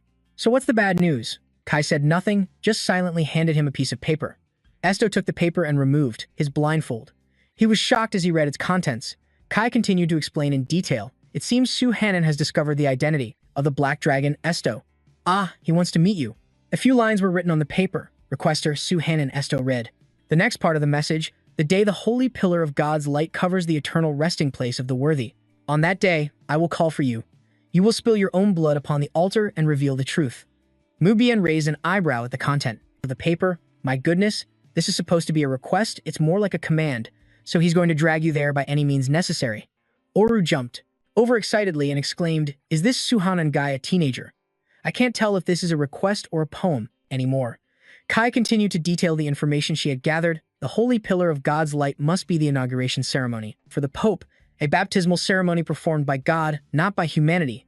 The moment the new Pope's position is decided, a pillar of God's light will descend to illuminate the entire eternal resting place of the worthy, proving the Pope's divinity. Mu Bien frowned as he analyzed the situation. "So he plans to meet Esto at the very moment. He becomes the Pope? We've already received their request, so if we refuse," Kai stated in a serious tone, "he would even destroy our guild to find Esto." She closed her eyes, breaking into a cold sweat, feeling troubled, because the only emotion Su Hanan harbored a bone-deep hatred for the Black Dragon lineage. The entire group turned to look at Esto, awaiting his decision. Parker suddenly spoke up in confusion. So, does spilling blood mean he's going to die?" Kai turned to explain clearly to him that he wouldn't summon Esto all the way to the Holy Temple just for that. Besides, don't the followers of God consider killing a taboo? Kai couldn't help but wonder aloud. He must have some secret method to deal with Esto. Parker, still not understanding the situation, continued to ask, "Then why was the captain summoned to a place of rest?" Mu, looking troubled, quickly dismissed those chaotic thoughts. "Ugh, why are we trying to understand the wishes of a crazy dragon? I just don't want my master to get hurt." Parker agreed and reassured him, "You don't need to worry too much. From another perspective, we still have time until then." After a while pondering the paper, Esto suddenly called out to Kai. He turned and continued seriously, "If we can't find a solution before the Pope's inauguration ceremony, I will leave the guild." Kai disagreed, objecting to his request. "You don't have to do that. Our Ignis Guild won't just sit back and let things happen. You know that." Esto fell silent for a moment, clutching the paper and feeling guilty. "You all don't have to be in danger because of my involvement." He looked at the name on the card again.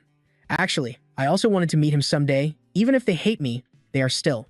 He thought of the Golden Dragon's appearance and continued, "The first of my kind I've ever met, but I don't want my choice to involve the guild." Esto put his blindfold back on and proposed once more. "May I have permission to leave the guild, guild leader?" He pressed his lips together, waiting for Kai's reaction. Esto fretted silently. Will she be disappointed? He thought of Kai's cheerful demeanor from before. "I don't care if people I don't even know hate me. I'm used to it." But then he recalled her serious expression and firm words, "I want to protect you." After a moment of thought, Kai sighed and said, "Well then, there's no other way. Let's go meet him." Her words surprised Esto. "Huh?" Kai firmly asserted to him, I've always told you that the Ignis Guild will always support you, which means that no matter what choice you make, we will follow you. She pointed towards Esto and continued, because you are the captain of this guild, Esto. Her voice was serious, firm in her decision. That title isn't just for show. Mu leaned back casually. Humph. So, do we have free time until that inauguration ceremony takes place? Kai turned and replied to him, for now, yes, because we've already completed our previous mission, so we don't need the combat specialized members right now. Mu exclaimed unhappily. How heartless. Why are you in such a hurry to kick me out of the guild? I'm outside my territory now, so I'm going to enjoy life. Parker looked at him, stunned, thinking to himself, I thought you were already enjoying it though. Kai once again turned her gaze to Esto, suggesting brightly, Esto, let's head back to headquarters. Esto smiled faintly, nodding in agreement with her suggestion. This morning, the sky was clear blue, the air was fresh, and the plants grew lushly. Stretching to greet the morning Sunday, Parker looked around cautiously and remarked, summer is almost over. Mu replied to him, that's right, I hope autumn comes soon. Parker asked him curiously, is something fun happening in the fall? Mu pointed in a direction, explaining in detail, one of the biggest festivals in Rouen, the Autumn Leaf Festival. Parker exclaimed doubtfully, the Autumn Leaf Festival? Mu thought about it. One of the biggest festivals in Rouen, the Autumn Leaf Festival. Parker exclaimed doubtfully, the Autumn Leaf Festival, Mu pondered. The vibrant golden maple leaves continued. That's right, it's a shame the Haga family's territory has so many monsters, so it's not a suitable place to watch the leaves fall. This thought made him incredibly happy. When autumn comes, I want to run and play around somewhere with lots of beautiful leaves. Parker grew even more confused, thinking to himself, aren't you going back? Suddenly, he remembered and exclaimed, if we're talking about leaves, my hometown has beautiful ones too. Mubian paused and asked, Avian Village? Parker recalled the lush green canopies amidst high cliffs and confirmed, that's right, although they're deep in the mountains. The more he reminisced, the more excited he became. Maybe it's the location, but the leaves there come in all sorts of colors, and the fruit from those trees are also delicious. Mubian suddenly asked curiously, do you want to go home? Parker took the chance to share his true feelings. I really like my life right now. I see the headquarters as my home. He laughed cheerfully and said, of course. When there's a break, I'll go back to my family and rest for a while. If I get the chance, I'd like to invite everyone to my home. Heh. Nezu also got drawn into their conversation and chimed in. Nezu wants to go too. Parker suddenly remarked, it might be a bit too high for you. Nezu was still very excited. It's fine, Nezu can climb mountains. Parker found it hard to explain clearly. Thinking of the sheer cliffs and forcing a smile, it might be a little steeper than you imagine. Time passed quickly, and the evening painted the sky red, with orange-golden sunlight shining through the leaves onto a clearing. Esto's group stopped at a certain place. By the roadside, a wooden sign, old and worn, indicated the area's name, Guard Village. Parker stared at the sign and remarked, even though we had to pass through this place, it seems we ended up back at Guard Village. Suddenly, a voice shouted out, startling them, it's the Ignis Guild. The children, along with Ryan, ran excitedly to greet them. Ryan hugged Esto tightly, eagerly asking for news of Isaac. Brother Esto, did you find my dad? The boy's voice was high with excitement. I was really good while waiting, so tell me everything. Esto hesitated, unsure how to begin. Ryan's eyes were sparkling in anticipation of Esto's answer. Ryan then noticed something unusual about Esto's face and faltered. Huh? The boy asked with concern. Brother, is your eye hurt? At that moment, Esto remained silent, lost in somber thought. He knelt down, tightly gripping the boy's hand, and spoke in a low voice. Ryan, listen. He continued seriously. There's something I must tell you. Esto slowly began to answer the boy's hopeful expression. Your father. Everyone around fell silent as Esto recounted the events, explaining in detail Isaac's illness and how he passed away. Everyone nearby who heard the story could not help but shed tears of sorrow. The boys, who had been cheerful just moments before, were now sobbing uncontrollably. Ryan stood frozen, tears streaming down his face in horror. Esto, filled with pity for the unfortunate boy, said, I'm sorry to be the one to bring you this sad news. Ryan didn't blame Esto, retorting, Why are you apologizing? The boy forced a pained smile. Thank you for keeping your promise to me. I'll be sure to repay you one day. Esto was stunned by Ryan's innocent words. Suddenly, a voice pulled him back to the present Esto. Esto's group had long since left the village and were continuing on their journey. Mubian asked with concern, Are you still worried about that kid? You've been in a daze ever since we left Guard Village. Esto confessed, I thought he would hate me, at least a little. Mubian couldn't hide his surprise, surprised by his thoughts. Hate you? Esto said in a gloomy, troubled voice, because I was the one who brought him the bad news. Even so, Rand still thanked me. Mubian turned to comfort him. That child wanted news about his father, and you fulfilled that request. It's only natural for the boy to be grateful. He reassured Esto with a gentle look. Why would the boy hate you? He was still troubled and blurted out, That's true. But he pressed his lips together, not saying more, and just thought to himself, sometimes humans need something to resent. Parker looked around the crowded space. The headquarters is a bit noisy now. Kai knew all too well this situation will continue for a while longer because the power struggle within the royal family has officially begun. She mused about the countless letters being sent and the waves of requests that will continuously flood the captain, but I encourage us not to get involved with any faction, whether it's the princesses or the princes. Esto nodded in understanding. I understand, Kai suddenly added. There's one more thing. She instructed, the Pope's inauguration for Suhanan will take place in the winter. Until then, everyone can do whatever they want. Kai suddenly waved goodbye to them and left. Well, I'm very busy now, so I'll be going. If you need my help with anything, just call me. Kai hurriedly turned and left. Parker hesitantly spoke up. Captain.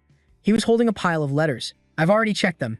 There are a total of 88 requests for you. Should I give them to you? Esto broke out in a cold sweat at the overwhelming number of letters. Please filter out the ones related to the royal family for me. Looking at the number of letters left in the basket after Parker finished filtering, there were only 9 requests left.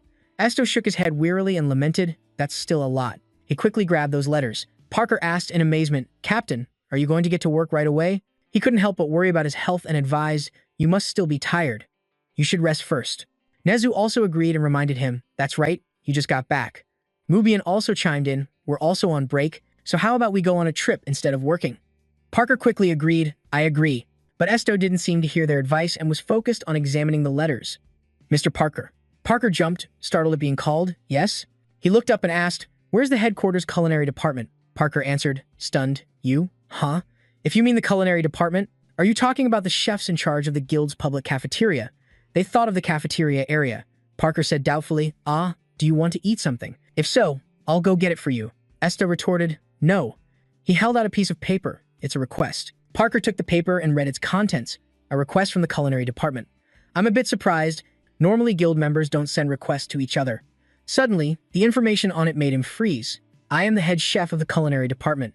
It seems there are 2 creatures in the kitchen that we can't tell apart. Because of them, there has been a lot of confusion and accidents happening lately. Parker continued reading the contents aloud. Captain, please tell us which one is real and which one is fake. Captain, are you planning to take this mission? Esto nodded in acknowledgement. That's right. I don't want to pretend like I don't know about a troublesome situation happening within the guild. Parker understood and replied, yes, I understand. In that case, since we have a mission now, we won't be splitting up yet, right? Suddenly, Esto blurted out, Mr. Parker, you will not be participating in this mission. His words shocked Parker, who shouted, huh? Esto calmly explained, a mission from the department. The culinary division doesn't require you to move, so there's nothing you need to worry about, Parker. Parker cried heartbrokenly. However, Esto took back the request form, telling everyone else to rest today and start the mission tomorrow. You're on vacation, Parker, so just rest and take it easy. Parker fell silent for a moment before turning away, scratching his head reluctantly. I'm a little tired, but you don't have to be so thoughtful all the time. Time passed quickly, and a new day dawned upon the magnificent building. In the empty hallway, the sound of someone walking quickly could be heard, and Mew exclaimed as he walked, Hey, it's a good thing I stayed with you, isn't it? Nezu and Suki couldn't enter because they're too furry. Esto nodded in agreement. That's right, you did a good job, Mew. Pleased with the compliment, Mew couldn't help but smile as they both walked on quickly. Mew elaborated, since we purposely came after the lunch rush, it should be empty in there by now. Soon they arrived at their destination. Mew smiled and led the way. Okay, this way. Suddenly, from a nearby room, an angry voice shouted, Damn it! An enraged person screamed, You dare call this a dish? Inside the kitchen, an angry man was berating the assistant chefs. Is there something wrong with you all? Mubian opened the door and entered, sighing wearily. Oh, for goodness sake. As for Esto, he had put his blindfold on again because it sounded noisy. An extremely tense scolding was taking place inside this kitchen. I hope shouting isn't part of the request. The man complained with a burning tongue. Where's the head chef? Get him to answer for this dish, and tell me why my tongue is burning like this right now. The staff members in the kitchen bowed their heads and apologized. We are sorry. A small mistake was made during the cooking process, but he continued to scold them, annoyed. There's a limit to spiciness. Do you have any idea that my friend, who has a very weak stomach, ate this insanely spicy dish, fainted, and had to be rushed to the emergency room? After listening, Mubian finally understood the reason for the man's fiery demeanor. I thought he was just furious, but it's the spice that's making him turn all red. Suddenly, a voice called out, I am the head chef. The head chef was tall and imposing, blocking his view, but another person approached and declared, No, I'm the head chef. At that moment, 2 identical head chefs had appeared. Hearing this from behind, Esto sank into thought. They must be the real and fake versions mentioned in the request. The two head chefs confronted each other, their eyes shooting sparks at one another. I'm the head chef. How dare an imposter like you ruin my dish? You're the one who ruined the food. Get this imposter out of here immediately. I'm the real one. He's the fake. Can't you see that he's the imposter? The young man who had been complaining about the food stared at them in astonishment, stammering. Are they twins or something? Hearing that, the two chefs came together, face to face, and shouted at him in unison. Don't say something so ridiculous. I don't have any siblings. That's right, I'm an only child. The whole situation devolved into a chaotic mess in front of Mubian and Esto. At that moment, a female staff member turned towards Mubian and Esto, her eyes lighting up with relief as she rushed over to them. Ah, is that the captain? Esto calmly replied, yes, I came after receiving the request. After seeing her rescuer, she frowned, her eyes welling up with tears as she looked at them. Mubian asked in confusion, hey, why are you crying? We, here to help. She sobbed as if she had been holding it in for so long. Thank you both. As you can see, the past few days have been like hell. We can't tell who's real and who's fake. Mew calmed her down and asked, start from the beginning for us. What happened here? She explained through her sobs, a few days ago, a doppelganger escaped from the magic research department and entered the kitchen. Mu asked in surprise, a doppelganger? She replied, that's right. It's a psychic-type monster. Its body is like a mirror, and it transforms into a perfect copy of whoever looks at it. After it transforms, you can't tell who is the original just by looking at them. It doesn't harm anyone, but it keeps ruining the dishes. It really loves playing pranks and getting attention. After explaining, she said joyfully, anyway, thank you both for coming. If it weren't for the captain, we wouldn't know what we would do. Suddenly, Jianbang appeared, suggesting something incredibly insane. You could just kill both of them. Esto, displeased with this method, raised his voice, Jianbang. Meanwhile, Mu waved a friendly greeting, long time no see, little lady. She replied coldly, you're not a member of the association, are you? Why are you here? Mu answered, well, because I was called by my master. Then Bang scoffed at him. I don't understand why you'd use your skills to serve a child like this. It's such a waste of a good sword. Mu didn't seem to care much, laughing as he replied, oh, do I look like I'm serving him that well? Bang didn't seem to care either. She summoned her weapon and walked towards the two identical men. Seeing the situation turning bad, Mu gently tried to stop her. Hey, wait. I don't think this is your business. Bang angrily, pointing her weapon at the pair, warned, don't interfere. I'm an independent combat member of the association, codenamed Jiang. I received a request to exterminate a monster from the magic research department. She pointed her weapon at one of the two men and demanded, all right, speak up. If you don't want to die, who's the real one? The man with the weapon pointed at him still insisted he was real. I already told you, I'm the real one. Hearing this, the other man looked at the one being threatened, and they both shouted in unison, pointing at each other, no, he's the monster. No, that guy is the monster. Seeing this, a murderous Bang decided, there's no other way. Just die, both of you. At this, they exclaimed, what? How can someone in this world be so cruel? Wait, we didn't send a request for you. Then they pointed at Esto and said, but we did for him. Bang turned to ask the boy, you did? You sent a request for the captain? That just makes me even more annoyed. Captain, I bet you won't let me kill them, right? But what's with that weird eye patch? Are you injured? Esto explained, some things happened. She asked as Esto slowly walked forward. So what are you going to do now? Are you planning to tell who's real and who's fake with your eyes covered? You can't see what's in front of you, so how can you use your special mind-reading ability? Am I right? Esto paid her no mind, he just continued with his task. Could you two please hold out your hands? They were confused, surprised, and bewildered. Huh, our hands? They looked at each other doubtfully for a moment before holding out their arms for Esto. From behind, Bang watched Esto with apprehension. Wait, can he read their minds just by holding their hands? Esto focused his senses, listening to the thoughts of each chef one by one. Oh ho, so he's a mind reader. Please, tell everyone that I'm the real one. Hearing this thought, Esto deduced this was the real head chef, the real one. As for the other one, I can't sense anything, as if he's completely empty. Then the head chef eagerly asked, so, do you see that I'm the real one now? I am real. Please expose the truth. Captain Bang was also anxious, asking about the situation. Esther spoke up, yes, I understand now. The real. The culinary department head will be revealed when we arrive at the magic research department. Let's all go. After saying that, Esto turned to Bang and sent a telepathic message. Killing monsters isn't the only way to deal with them. We can return the doppelganger to whoever is managing it. She was furious at being lectured by Esto, this damn brat. Meanwhile, at the magic research department, inside a large building, guards were diligently on duty. Muan observed his surroundings, thinking, this is the most heavily secured place of all the guild buildings I've seen so far. Does that mean they're doing something extremely secret? Just then, Esto's group arrived and was met by the guards. Greetings, Guildmaster. What brings you to this facility? Esto replied, I've brought back the imposter that the Magic Research Department lost. Hearing this, they immediately led Esto and his companions towards the first floor. The head of the Magic Research Department is on the first basement level. A staircase appeared, leading everyone to that place. Muan walked with his jaw agape in amazement. The stairs are also created by magic, and they even have remote communication devices. Hearing this, Esto turned and asked Muan, remote communication devices? Bang chimed in to explain, it's a magic marble, to use for surveillance. It's a three-dimensional object that allows the other side to see what's happening on this side. It's also used for unmanned expeditions during wartime. Esto wondered, where's the other side? She replied, anywhere Telemar can send a magic signal to.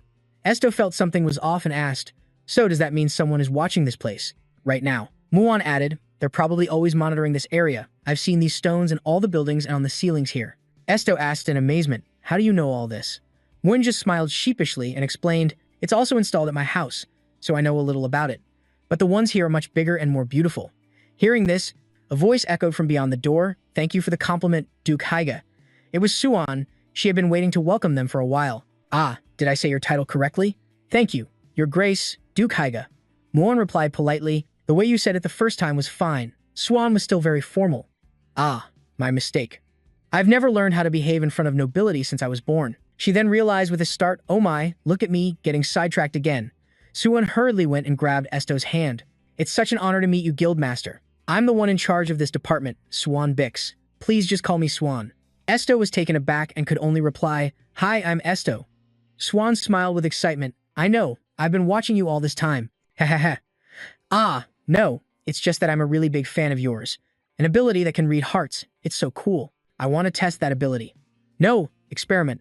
No, I want to research it. Seeing her flustered state, Esto sweated nervously, I see. Then Swan continued her greetings. Ahem, welcome to you too, Kang. Thank you for accepting the request. She was as cold as ever. Shut up. I wouldn't have accepted if I knew I'd run into the president. Suan asked, why don't you like him? Bang just fumed silently, turning away with a huff. Wen then got to the main topic. So you are the one who sent the request about the doppelganger? Suan said, that's right. I had Jiang handle it. I really thought that it was dead by now, to think it was still so lively. But thankfully, you managed to capture it without much damage. Wen waved her hands, sighing in relief. Goodness. If it weren't for Sir Esto, the kitchen would have become a sea of blood by now. Hearing this, Swan replied excitedly. No problem. There's no way to kill it completely anyway. The doppelganger is a type of astral body, a spiritual entity originating from the material world. Moon asked curiously. I'm just asking to make sure. But are you people experimenting with creating souls here? Suan was startled and replied, huh? Of course not. It would be great if we could, but this was a complete accident. We were just checking if an old mirror that was displaying psychic phenomena contained new magic or not when those doppelgangers crawled out of the mirror. Hearing this, Esto immediately understood. That's why I couldn't read its heart, Suan continued. President, we'll take this spirit with us, Esto asked. What do you plan to do with the mirror's spirit? Swan thought for a moment and replied, it doesn't have a contract with anyone and it can't be killed. We'll have to seal it back inside the mirror. Esto asked again. Seal it. She explained material spirits have a very strong connection to the object that gave birth to them. Based on that trait, we will trap it inside the mirror. If it feels the mirror is about to break, it won't dare to come out again. Wen thought this was a bit violent and immediately asked, do you really need to threaten it like that? Suan was certain of her intentions and walked over to tap the mirror. If we don't do this, it will continue to cause trouble everywhere. This is how we protect both the spirit and everyone here. If it meets a suitable person to make a contract with, maybe a great archmage will be born from it. Then she tapped the mirror and ordered, all right, now go back before your precious home is destroyed. Hearing this, the doppelganger of the head chef suddenly transformed. His head down to his arms began to dissolve. Esto lifted his eye patch to watch curiously. It turned into a pitch-black liquid. Is that the true form of the mirror spirit? The real head chef watched it disappear and said nervously, these phantoms, or spirits, or whatever they are we sure it will stay sealed in the mirror? Swan answered hesitantly, well, not 100% sure. We need to research it more. Bang spoke up again. This thing is a menace, so just kill it. We won't know if we can kill it or not until we try. Who knows when that monster will escape from the mirror and harm people again? Goodness, Bang, that's a spirit, not a monster. I don't care what it is. If it harms people, then it's a monster. With that said, Bang aimed straight for the mirror. Esto rushed to stop her. Wait. Esto's eyes were filled with urgency. He really wanted to stop her. Suan couldn't do anything but gasp. Because at that moment, another person appeared standing right in front of the mirror, blocking Bang's attack. Before them was a black-haired, brown-skinned version of Bang standing calmly in place looking at the other version of herself right in front of her. Bang aimed her spear at the opponent and asked, "Why is it black like a shadow?" Seeing things get out of control, Bang gritted her teeth in anger, her body trembling uncontrollably. Suan slowly explained, "The spirit of the mirror reflects your true self." As she said this, she gently covered her mouth and exclaimed, "No way." Esto, standing nearby, thought with concern, Jian Bang hates having her real name revealed. Even the people in the research department only know her by the name Jiang.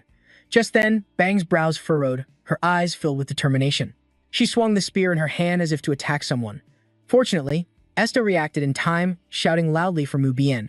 He immediately rushed forward with his sword, blocking the spear in Bang's hand. Their strength seemed evenly matched, the sword and spear vibrating non-stop. Mu smirked slyly. "There's some kind of power behind that. Are you really thinking of killing your own ally?" Clutching her spear tightly, Bang's entire body was still shaking, and she lowered her head and whispered, "No one can know," she mumbled in a panic, "that I used to be her, that I survived that place." Mu Bian looked at the black-haired spirit and asked, "Black hair and tan skin, are you from the east?"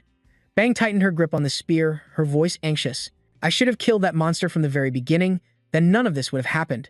She whipped around to look at the people standing behind her and screamed, "This is all your fault." Esto felt a little worried for Bang. She was terrified, and Suan, next to them, was uneasy about Bang's unusual behavior. She took a few steps back and stammered, "Why is Jiang doing this?" Esto immediately took action. He turned to Suan. "Forget everything you saw today." Suan didn't understand, exclaiming, "Huh?" He used his ability and began to hypnotize them. "Today, the only thing you saw was the chef turning into the spirit of the mirror. Forget the girl with black hair." Esto's eyes glowed, followed by a crucial memory-wiping command, "that you were never here today." With that, he put them to sleep, and sleep peacefully. Instantly, drowsiness washed over them and Suan's body lost its balance, and she collapsed. Not just Suan, but the chef and her two teammates also fell to the floor and sank into sleep. Esto called out softly, "Jian Bang." Plunged into extreme terror as her secret was exposed to so many people, Bang angrily shouted, "Don't call me by that name." The unrelated people who now knew Bang's secret were sound asleep. Esto calmly reassured her, "You don't have to be afraid, they won't remember seeing you." Bang asked, confused, "How can I trust you?" She looked around and saw a communication device, so she questioned him. "There's a long-range communication device here too. There could be others watching us through that stone, right?" Esto asserted, "That's not a problem." He placed a hand on his chest and sincerely expressed his sincerity. "If I'm lying to you, you can come and kill me anytime." Hearing this, Bang finally lowered the spear in her hand. The air fell silent for a moment, then Bang lowered her head and asked the question on her mind. "You, the first time we met, you read all my thoughts, didn't you? Not just my name, but also where I came from and the reason I dyed my hair." The more she spoke, the more certain she became of her suspicion. "You knew everything, so you erased the memories of everyone, right?" Esto replied, "Yes." Bang questioned him again. "Then why didn't you say anything?" The spear in Bang's hand turned into light and disappeared. She spoke to Esto, as if muttering to herself, "You knew my secret. You could have told someone or used it to threaten me." Esto stepped in front of Bang and said sincerely, "I didn't want to do that to you." The girl lowered her head and raised her voice, "And I'm asking you, why?" Instead of a direct answer, Esto asked her in return, "Do you need a reason not to do something you don't want to do?" Bang couldn't hold back her tears as she choked out, "Just as I thought. I hate monsters like you." With that, she turned and ran, not wanting them to see her in such a pathetic state at the moment. After Bang had left, he turned to the black-haired spirit of Bang behind him and asked, "Can you stop imitating her, please?" The spirit didn't understand, asking sorrowfully, "Why does everyone hate me? Even though I don't go out anymore, even though I don't cause trouble, did I hurt anyone?" The melancholic spirit began to dissolve, no longer able to hold Bang's form anymore. It gradually reverted to a puddle of dark gray mud as it returned to its original form, not imitating anyone. It asked in confusion, "If I'm a useless soul, then why was I even born?" Esto sat down to comfort it. "Someone will come for you, I'm sure of it." The spirit, half believing and half doubting, asked, "For me?" Esto affirmed, "No life in this world is useless."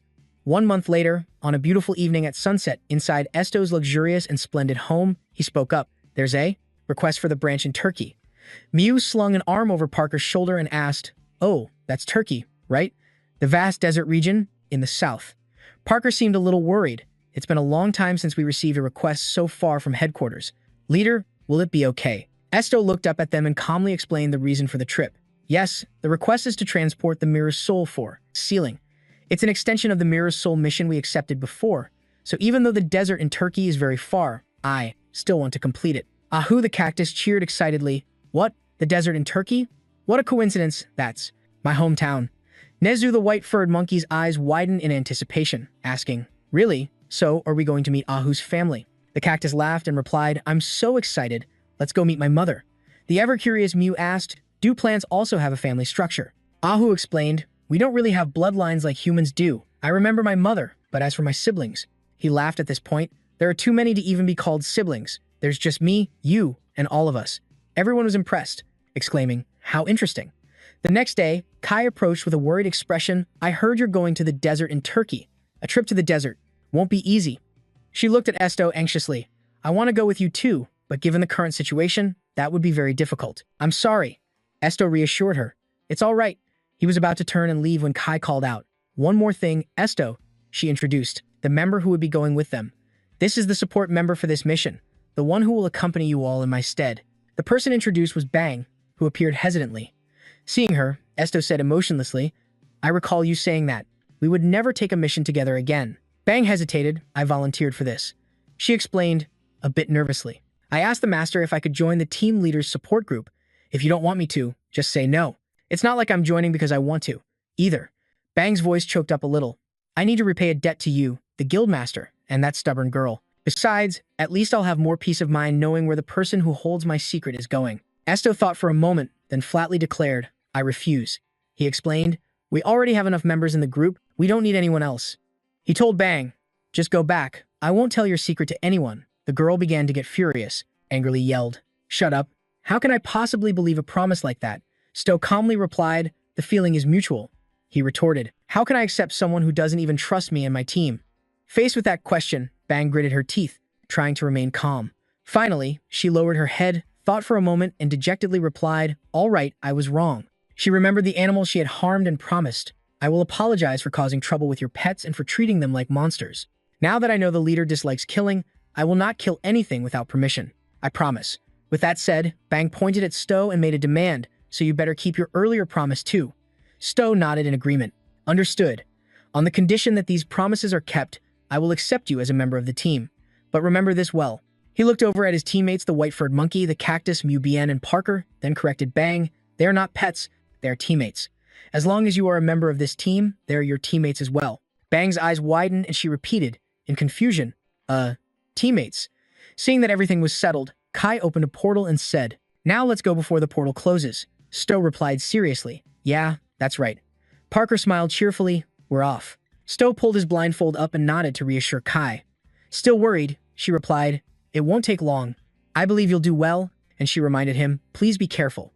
The group stepped through the portal, arriving in a scorching desert of only sand and barren rocks. Among the group, Parker, recalling some common knowledge about deserts, asked, "Just as I thought, do we need a camel to cross the desert?" Mew Bien, casually putting his hands in his pockets, asked, "What are you worried about? Doesn't the guild provide all the tools necessary for the mission?" Parker cleared his throat and replied, "Only if we request them, and we can't request something we don't know we need." Mew Bien pressed on relentlessly, "Haven't you done a lot of delivery missions already?" "You haven't ever done a delivery mission to a desert?" Parker awkwardly scratched his chin. "Nope. The wings of the avian tribe aren't really useful in the desert." He explained that we can't fly during sandstorms. Looking around, his gaze suddenly fell upon the white-furred monkey, and a thought struck him. Parker asked doubtfully, "Now that I think about it, is it okay for Nezu to come with us?" The white-furred monkey, Nezu, turned his head to look at Parker. He elaborated, "White-furred monkeys usually live on cold mountains. Is it okay for you to be wandering around like this in this?" The cactus, Ahu, excitedly cheered, "I'm fine, let's go." Nezu raised both hands to show he was perfectly fine, replying, "Nezu hates the heat, but Nezu is also half human." Mew Bien came closer and teased, "If it gets too hot, why don't you shave off some of your fur?" Nezu shyly cried out, "No way, that's too embarrassing." Mew Bien crossed his arms and started to brainstorm. "I guess we need to think about what to prepare." "I don't know much," so Bang spoke up. "I know what to do," surprising Mew Bien. "Huh?" Bang said. "I've been to the desert many times. This is my 5th time in Turkey." Mew Bien didn't seem to believe the girl. He asked pensively, "A kid like you going into the desert? For what?" Bang replied curtly, "A mission." Bien clarified his question. "What I mean is, why would you take on these kinds of missions when you're so young? Aren't you really strong? Even if you weren't in a guild, you could still have a comfortable position somewhere." That question seemed to startle Bang. She hesitated, then turned her face away, looking uncomfortable and unwilling to answer. "It's none of your business." Mew Bien also turned away, not seeming to care much. "All right, I'm not that curious anyway." Bang raised her voice in annoyance. Then why did you ask? Meanwhile, Parker pulled Esto ahead, not getting involved in their argument. Let's go find what we need. Team leader Mu Bien replied nonchalantly. Just because I was bored. And hey, he put his arm around Bang's shoulder as if they were very close, while Bang's face darkened as if she were being forced. He said with a laugh, you need to go through the process of talking about yourself to close the distance between people. Mu Bien grinned. Did you know? It can be really easy to strike down a stranger, but if you know their circumstances, you might hesitate. Bang frowned and remained silent. The group went to a small market selling necessities in the desert. After shopping for a while, Mu Bien assessed, all right, so we've gotten everything we need. So there's only one thing left. He stroked his chin, and that's our mode of transportation to Turkey. Esto thought, we'll probably need camels. At that moment, Mirang shared some information. To get to the village of the Turkish tribe, you need a proper astrologer. Esto wondered. An astrologer? Parker provided some insight. There are people who tell fortunes based on the positions of the stars, but honestly, I think most of them are just frauds. Mu Bien shook his head, disagreeing with Bang's opinion, and astrology is also banned in Ruber Zan. The girl snapped, that's why I said a proper one. We don't want to run into a quack. Mu Bien stroked his chin. So, Bang explained, astrology is a practice similar to shamanism, which is used in the empire. Esto was confused by this new information. He asked curiously, shamanism? Inzu also wondered. So it's not magic, but sorcery? Bang sighed and gave a simple explanation. In any case, because astrologers can read the paths of the stars, they are essential for navigating the desert. With a good astrologer, we can even find an oasis in the middle of the desert. Parker asked innocently, can't we just use a map? Bang was at a loss for words with these clueless people. She snapped. The magic axis in the Turkish desert is constantly changing, so maps and magic compasses are useless. Parker was confused. What? How does that axis change? Bang elaborated, there are also mirages that make you hallucinate, and starving monsters could be hiding in any corner. Mu Bien agreed. That's right, I've heard the desert is pretty dangerous. Finally, someone in the group with a bit of knowledge. Bang thought with frustration. Exactly, that's why we need a good astrologer. We will never be able to get to the Turkish village without someone who can read the stars, ever. On the other side, among the less knowledgeable members, Parker hesitantly asked, so what do we do? Bang shared a desert survival tactic. The best way is to follow a merchant caravan. It's what I usually do, and most merchants traveling between towns hire guards to protect them from monsters and bandits. Parker caught on, so we're going to take a merchant escort quest.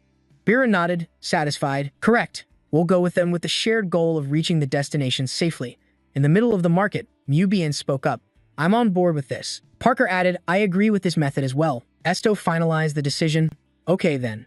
They started walking around, searching for merchant caravans. Amid the desert heat, some people were shouting loudly, looking for fighting mercenaries.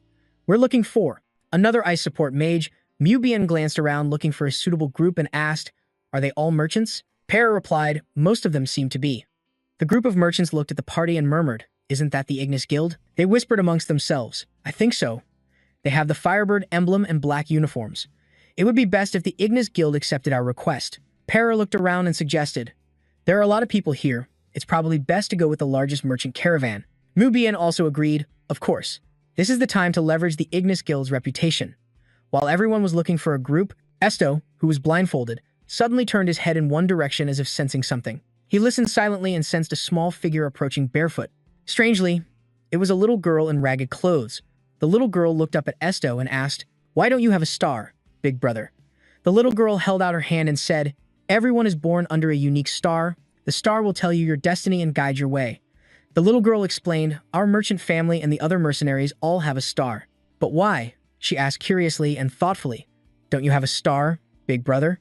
Mu Bien crossed his arms, deep in thought, remarking, a little scammer. The little girl looked at him and said, you have a very ugly star, mister. Looking at its jagged shape, this star will have a very difficult life in the future. Mu Bien couldn't believe it. What? He pointed at himself with a dumbfounded look. Ugly? Me? Check again. Is it really that ugly? Someone in the group tried to calm him down. Please calm down. The little girl is talking about your star, not you. Mu Bien didn't feel comforted at all. He grew even more frustrated and shouted, that's right, I don't believe it. My star must be huge and brilliant. Para, who was following, was speechless. Please calm down. The little girl looked at Para with admiration. This Mr. Angel has a small star, but it shines very gently. Are you a guardian angel who protects everyone? These words left Para stunned.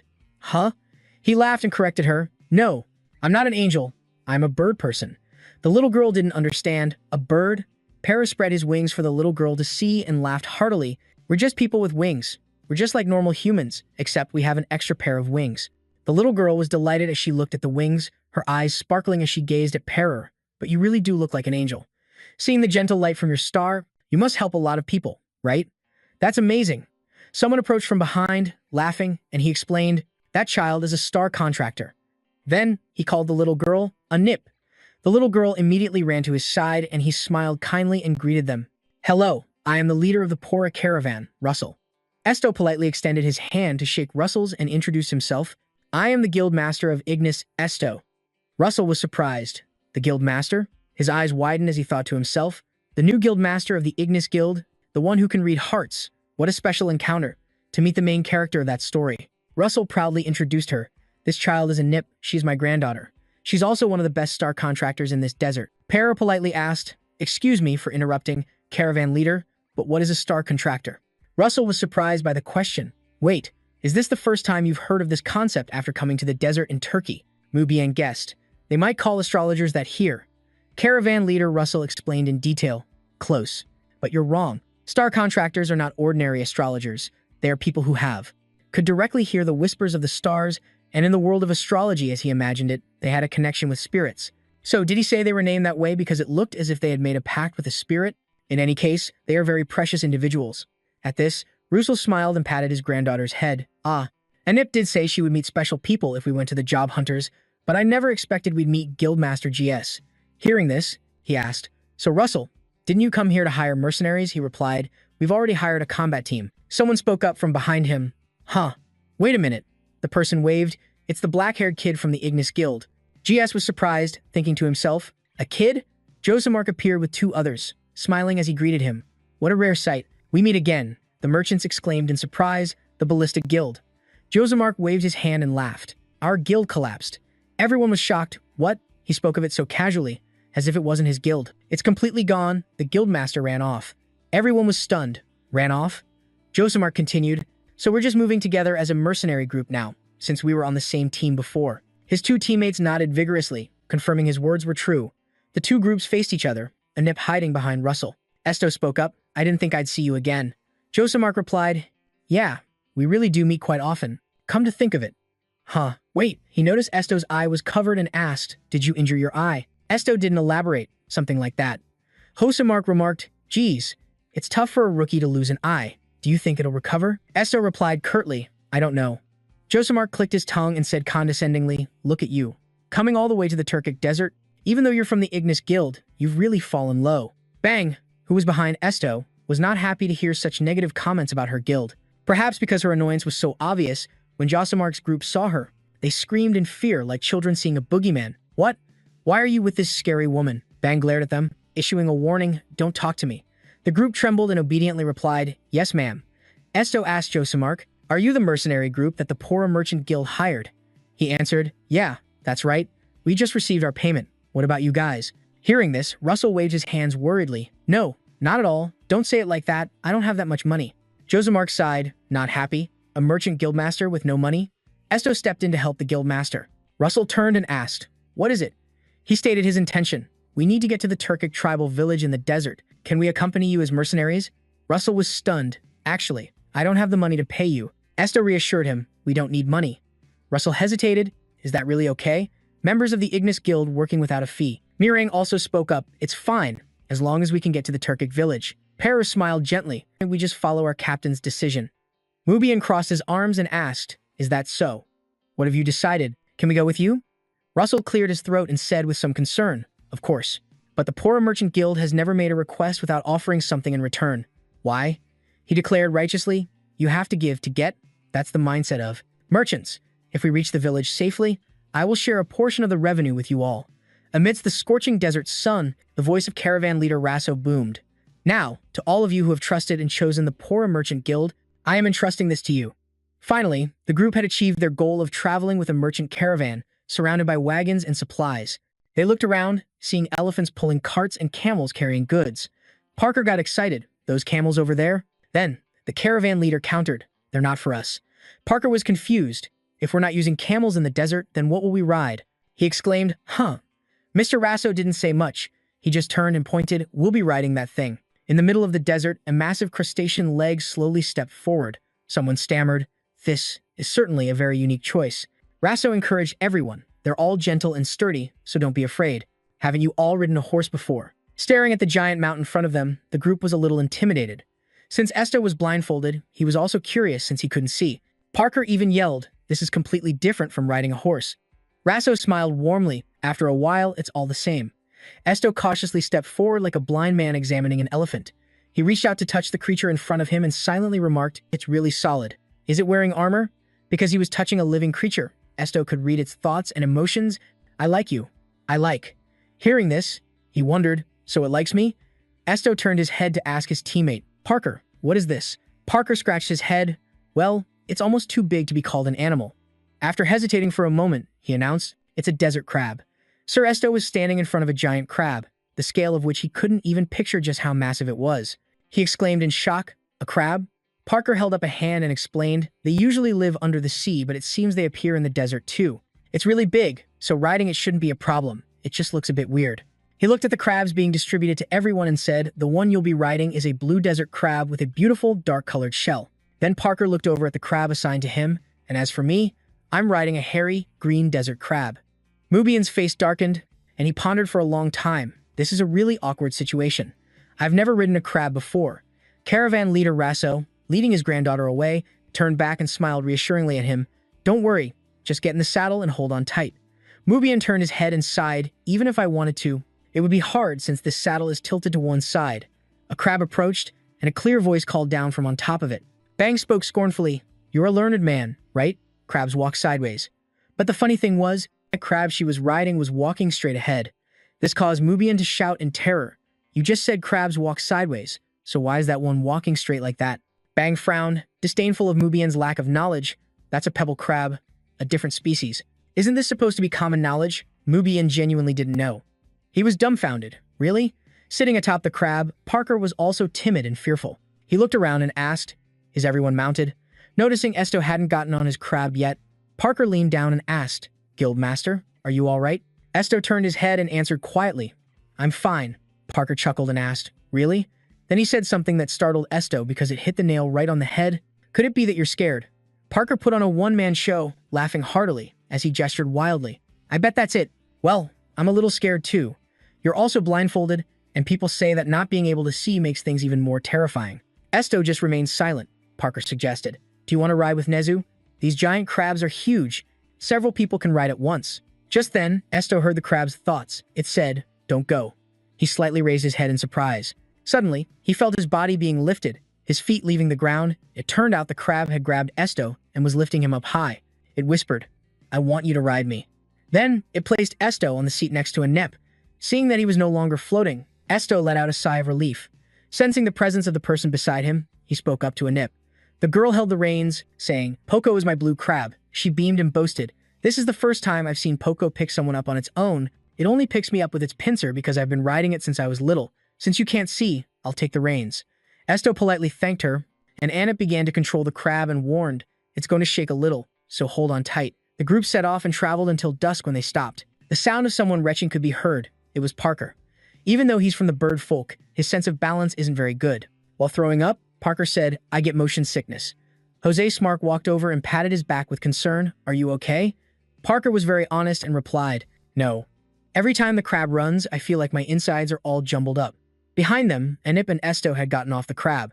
The little girl looked up and asked Esto, "I'm curious about something. You're not really human, are you?"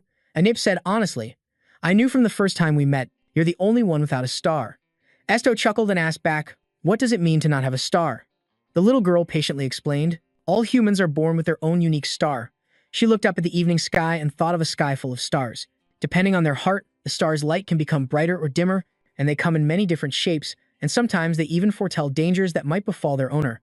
Esto seemed to understand, so reading the stars is actually astrology? Under the twilight glow, Anip agreed. That's right, Esto pondered. Not having a star felt as if he didn't truly exist. After thinking for a moment, he asked the girl, "So you're not afraid of me?"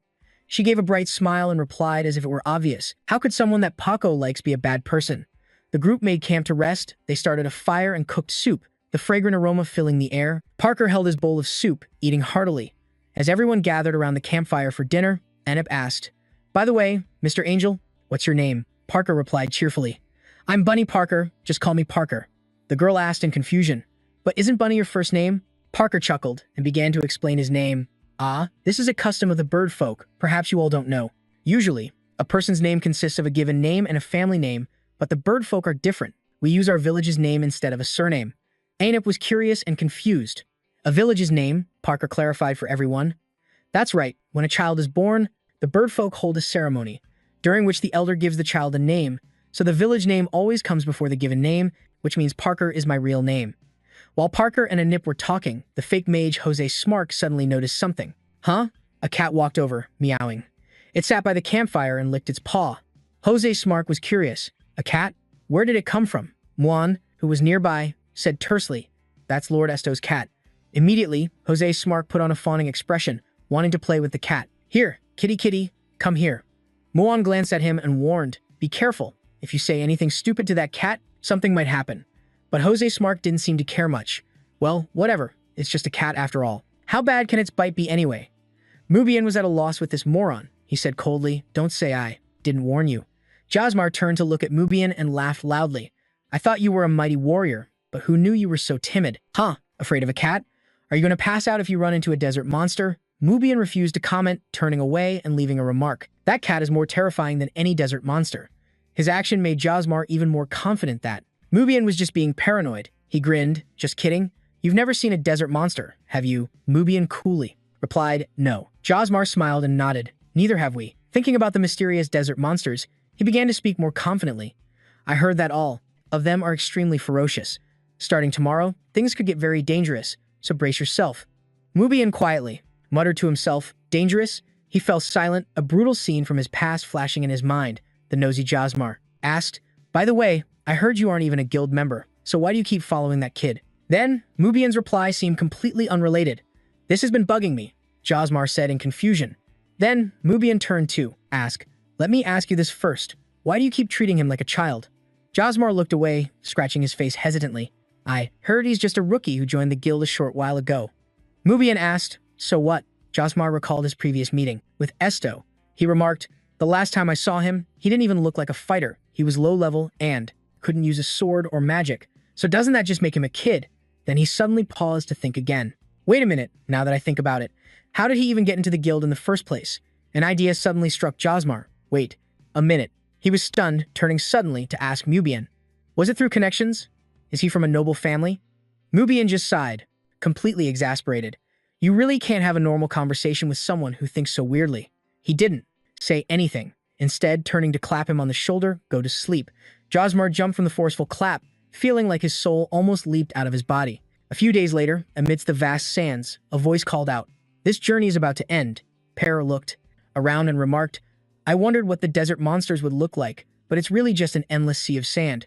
Guildmaster Rasso laughed and said, "Even if you get close, you still wouldn't see most of them." He was filled with questions and asked, "Why is that?" The group's campfire crackled in the desert night, he slowly explained. "Most of them hide beneath the sand. Sandworms, giant scorpions, all sorts of them. They move by burrowing through the sand." Para sighed heavily, complaining, "This is all so terrifying." Mubian looked up and added, as if trying to be intimidating, "It would certainly be harder to spot them if they're moving under the ground." Suddenly, Josmar, sitting across from them, spoke up. "But the most dangerous enemy is the desert ghost of the card, blue sand." A curious voice repeated, "Blue sand?" While warming his hands, he slowly answered, "The blue sand is a place that often appears in ghost stories." Josmar immediately began to describe it in detail. "It's an illusion. At some point, the mystical blue sand will spread out before you. The blue desert looks beautiful and dreamlike, but don't let it mesmerize you. The moment you step on it, you will definitely die." Mubian asked in confusion, "Die instantly? Is it because there's a powerful monster in that area?" He answered hesitantly, "No one really knows. I've only heard that as soon as you set foot in that area, you'll die in a..." Puzzled, Parker turned to the caravan leader and asked, "So have you ever seen the blue sand?" The merchant replied as if it were a matter of course, "I have seen it," recalling the terrifying sight from the past as he spoke. The blue sand was truly just a footstep away. It looked like the ocean. "I was terrified when I saw it." He fearfully and carefully warned everyone, "Even if you follow the guidance of the stars, the blue sand can still suddenly appear like an illusion, so everyone must be very careful." Parker pondered, "A blue desert?" Suddenly, his face turned pale as he stared intently in one direction. Then, Parker anxiously shouted, confusing everyone, "Is it something like that?" Gathered around the campfire, everyone quickly jumped to their feet. The blue sand, we need to get out of here immediately. His hesitant, fearful voice rang out again. What is that now? Before their eyes was an enormous scorpion, a giant scorpion. Bang recognized its characteristics in an instant. They are cunning monsters that always move in swarms. Meanwhile, Parker trembled in fear. It was this close to us and I didn't notice at all? Then she summoned her weapon, comforting him. There's no way to know since they move underground. They must have been watching us all day, seeing us as prey. Bang stepped forward and shouted as if to announce, Damn it, I'll distract it. Everyone, wake up the others now. She boldly advanced to provoke them. Hey, come on out, you stupid scorpions. Bang swung her staff down on the scorpion, trying to draw its attention to buy time. She gritted her teeth, glaring at it with extremely fierce eyes. Next, Bang launched a magical attack, striking the leader scorpion right on the head. Fortunately, the blow flattened its head, leaving it stunned and dazed on the ground. Russo shouted a command. Retreat, retreat. Don't fight the monsters, get out of here. As everyone was scattering in panic, Parker, confused, called out, Sir Muan, shouldn't we be helping instead of just standing here stunned? Muan replied without a care. Who knows? I don't see any reason for me to step in when that young lady is fighting. He chuckled and asked back, Aren't you being too cold? This is a human life we're talking about. His expression didn't even change as he gestured forward with his chin. Even so, just look. It turned out Bang was ferociously attacking the scorpions in front of them. Muan spoke as if he could see the future. She'd probably get even angrier if we interfered. Parker watched helplessly. Yes, that's true. He continued to analyze. What we need to do is open an escape route. At the same time, panicked shouts erupted continuously. The blue sand is flooding in from the other side, from the west too, and the east as well. The caravan leader looked around and cried out in despair. Oh heavens! The entire caravan has been surrounded by the constantly flowing blue sand. Anip, terrified and on the verge of tears, cried out, Uncle. Rod didn't hesitate to ask the mages. Please erect a barrier. A blonde mage asked in confusion. Wait, in this situation, shouldn't we be trying to escape? He tried to explain as quickly as possible. It's precisely because of this situation that I'm requesting a barrier. Since there's no escape route, we can only rely on magic. After analyzing, the caravan leader gave his opinion. If we use a barrier spell, the blue sand won't be able to get any closer. We can only wait inside until the blue sand recedes. The mage was shocked by the bold idea and asked, Wait, you mean we just wait for the blue sand to pass? How long will that take? He calmly held up 2 fingers. At least 1 day. Or worse, it could be several days. He flared up and yelled, Damn it, do you think I'm a dragon or something? I can't hold on that long. Forget 1 day, I can't even stand half a day. Lasso rushed over and pleaded earnestly, causing the mage to click his tongue. Left with no other choice, he reluctantly said, Please, just hold on for as long as you can. He announced decisively, burying the crabs in the sand, and gathered everyone as close together as possible. The mage stood tensely before them, preparing to cast the barrier. He watched the turquoise sand that had nearly covered the entire desert, fearing that this was the kind of sand that would kill anyone who touched it. Josima spoke up worriedly. Hey kid, once the barrier is up, you won't be able to pass through it anymore. Call your teammate back now. Juan immediately agreed, I'll bring her back. He couldn't help but think to himself that their group was full of people with incredible skills. No matter how many times he saw them, they were an amazing team. Next, Josima looked at Este, who was blindfolded, and wondered, come to think of it, what is this kid's special ability? He had just opened his mouth, but before the kid could speak, Muan announced, brought her back safely. Seeing him carrying Bang under one arm, Parker panicked. Did you too? Just get into a fight? In such a short amount of time, Muan hesitated while she fumed with a dark look on her face. My hair. Muan waved his hand and laughed casually. No, I just accidentally cut her hair while trying to restrain her. Bang snapped, accidentally. Huh. After setting her down, he casually said, Sorry, here, this is for you. Muan offered Bang a black ribbon from his hand. In any case, it's better than dying, right? She snapped back. Shut up. While they were bickering, the blonde mage raised his magic staff and shouted, Shield. A circular barrier appeared and began to expand rapidly, enveloping the entire group. Suddenly, a scorpion advanced and struck the circle with its pincer, attacking repeatedly as if trying to shatter the barrier that the mage had painstakingly created. The blonde mage warned, if it's attacked continuously, the shield could break. Despite his anxiety, a calm voice spoke up. There's no need to worry about that. It was the caravan leader holding his granddaughter. The monsters will soon be gone. Suddenly, several blue circles materialized and shot straight towards the scorpions. The light washed over and completely enveloped the scorpions that were nearby. Afterward, they slowly lost their color and appeared to crumble. Soon after, the scorpions turned entirely blue and began to disintegrate before the astonished eyes of the group. The sea of blue sand had utterly wiped out the giant scorpions. A trembling voice belonging to Parker rang out, Hey, What the? How is that possible? Muan saw it too but was unfazed. Who knows? Maybe it's some kind of plague or something.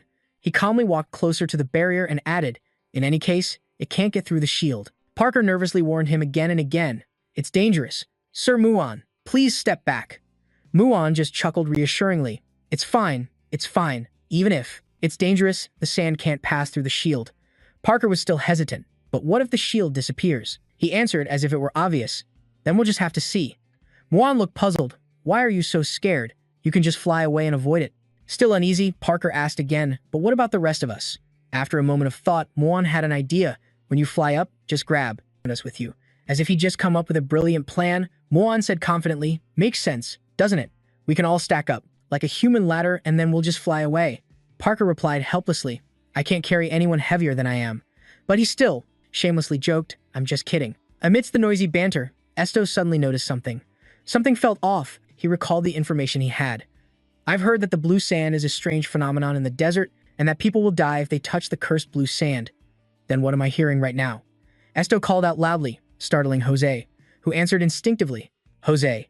He asked with a serious tone, can anyone get out while the shield is active? He replied gravely, you can get out, but you won't be able to get back in. Esto appreciated it, I see. Thanks for letting me know. Jose carefully warned, be careful, don't step outside the boundary. If you step out. Before he could even finish, the boy had already quickly walked towards the barrier, making Jose shout in alarm, hey, Esto. Esto had already reached his hand past the barrier and directly touched the blue sand.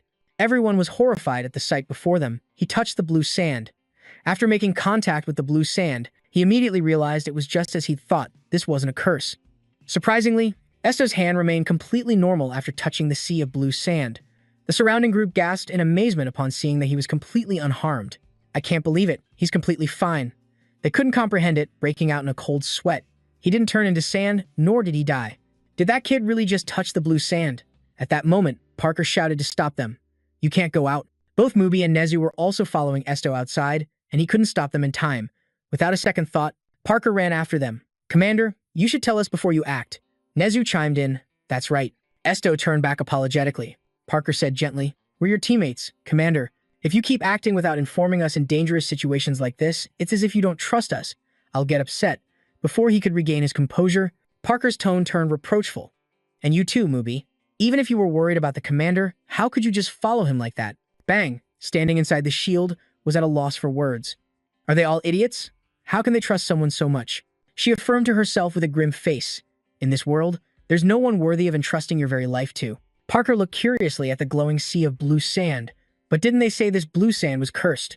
Nezu found it strange. Yeah, I heard that anyone who steps on it will die. Esto lifted his blindfold and explained, that blue stuff isn't sand. Parker asked, what? He replied matter-of-factly, they're bugs. Parker was so surprised his jaw dropped. Bugs. Meanwhile, Mubi was holding out his hand, letting a blue bug fly onto it. Once the initial shock wore off, Parker could also see them. Now that I look closely, they have wings. Nezu exclaimed, for real? Mubi calmly turned to Esto. So that's why you stepped out of the shield. But can these bugs think? He slowly clarified. They're very simple, but they do have thoughts. As if to prove Esto right, the little blue bugs trembled and chirped, so scared. Ahu ran out from somewhere. I know what they are. Parker jumped at his sudden appearance. You scared the life out of me, Mr. Ahu. Are you awake? Ahu began to explain. They are insects that eat dead skin. Parker voiced everyone's thoughts. What did you just say? Ahu continued to share what he knew. They're cute little things that eat dead skin from plants and animals. They dutifully act as scavengers and eat the dirty things that fall to keep the desert clean. Why is everyone making that face? Everyone was suddenly speechless, not knowing how to react to this information, this news. The people inside the barrier asked each other, oh my god, so that wasn't blue sand but insects.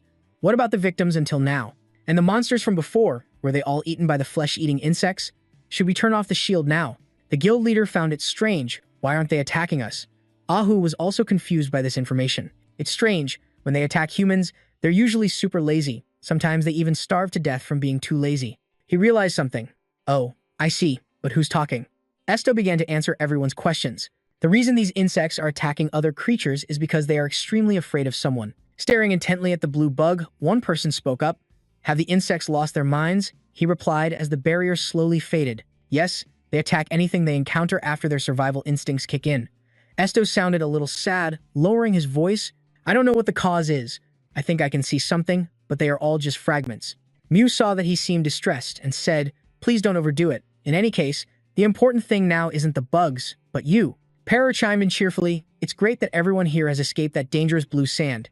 He used his wing threateningly. Right, Sir Mubien? Mubien dodged while mumbling, I guess so. Jose Smar questioned loudly, wait, kid, how did you do that? He questioned him relentlessly. The blue sand is a puzzling phenomenon that has caused quite a few problems for many people for a very long time. But you figured out what it was as soon as you saw it. You neutralized it too, didn't you? The crowd swayed with the wind again, becoming suspicious. Come to think of it, isn't this really suspicious? Jose Smar lowered his voice as if he had many things to say. I hope that's not the case, kid. But he imposed his malicious judgment upon him. Did you learn the art of summoning the undead, which is forbidden by the Empire? Following Jose Smar's words, a skeleton seemed to appear before everyone. A sinner, one who has signed a pact with the spirit of a dead person, one who uses magic to bring the living to their death. That is a type of magic forbidden by the Empire, and if this law is broken, the mage who summoned the undead and all those involved will be executed. Suddenly, a sarcastic voice rang out. How foolish. I let you speak, but you're only spouting nonsense. He shouted in alarm. What? You want to start something? It turned out to be Bang approaching. That person is Esto, the commander of the Ignis Guild. She stated firmly, as if slapping Jose Smar right in the face. You just accused a member of the guild's executive board, a necromancer respected even by the royal family. Jose Smar was stunned and in disbelief. A member of the executive board?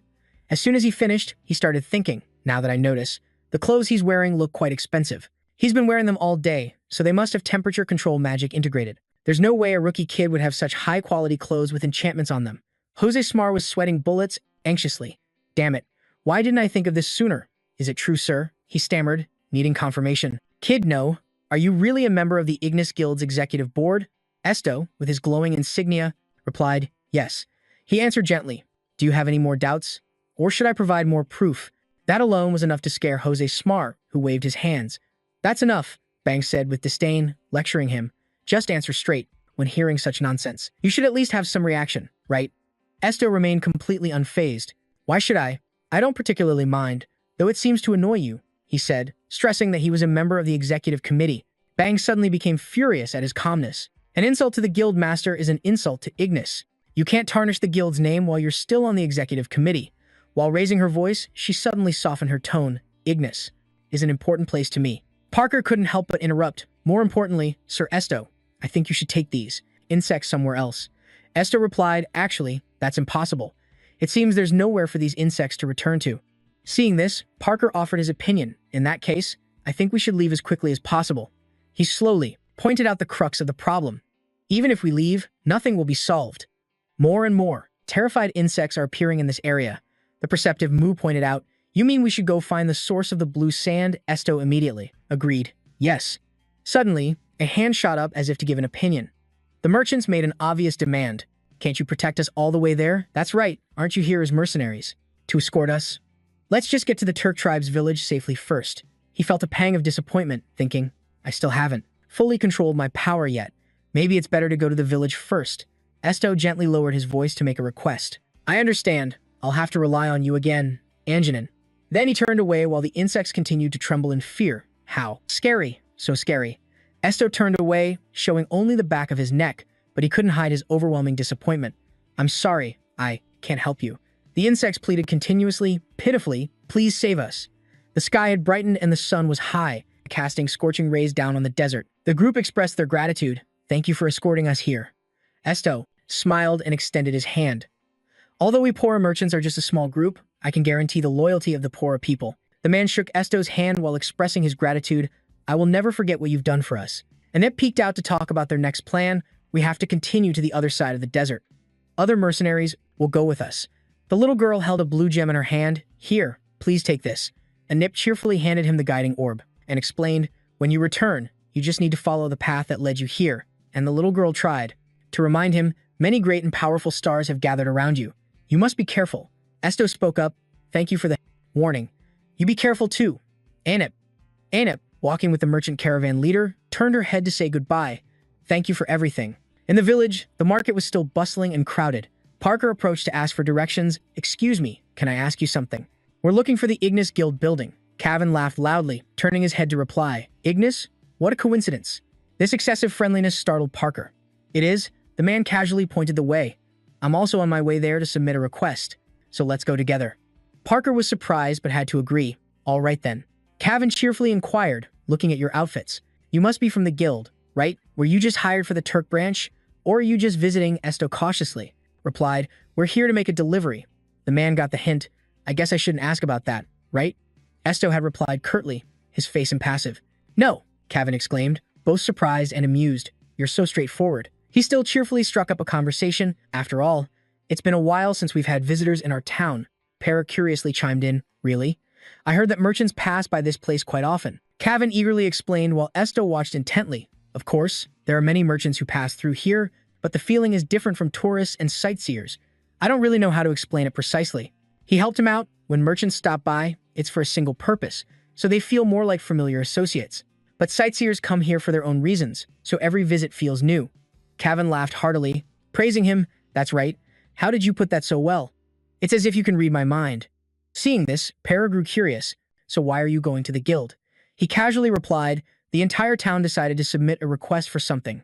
Para, understanding, interrupted, if it's something extremely important, you don't have to tell us. Cavan cheerfully reassured him, I'm the representative, so it's fine. He repeated in surprise, a representative? Yep. He proudly introduced himself. That's right. I'm Cavan Turkey, the representative of this town. Para questioned, you're the lord? Cavan scratched his head and agreed. That's right, I'm the lord. I'm not very used to the titles in this empire. Para thought to himself, how did I end up asking the lord for directions? Come to think of it, most of the people in this town seem quite friendly. The people in the town were just as he observed, amiable. He remarked, beautiful weather, isn't it? As they walked, Cavan asked, do you guys know about the blue sand that appears in the desert? He enthusiastically replied, more than just know about it. We encountered it on our way here. He was surprised. Oh no, so you've seen it then. Para continued, wanting to surprise Cavan further. That's not all. We even walked right through it on our own. He excitedly dropped the bombshell. While we were crossing the desert, we encountered insects that looked like fireflies and emitted a blue light. Cavan lunged forward, raising his voice. Insects? He looked as if he'd found a kindred spirit. Everyone said it was cursed sand, but they're actually living insects, right? So I wasn't seeing things. But I heard that touching them is fatal, so how did you guys get through it? Para chuckled. It was all thanks to our commander. Kin also praised him endlessly, while Esther remained silent, standing there, as expected of Ignis. Amidst his excitement, he suddenly grew somber and sighed. Anyway, the blue sand. Ah, the insects, right? They've caused too much damage. On top of that, the desert monsters have become much more ferocious, and their actions have also become stranger, as if they're using tactics. Mubi, who had been silent all this time, agreed, yes, I also felt that they were attacking us intentionally. Cavan, frustrated and wanting to vent, said, they're really strange, don't you think so? But the townspeople don't believe me. Something is definitely strange, but they have no intention of investigating it. This greatly puzzled Para. Didn't you say you're the lord?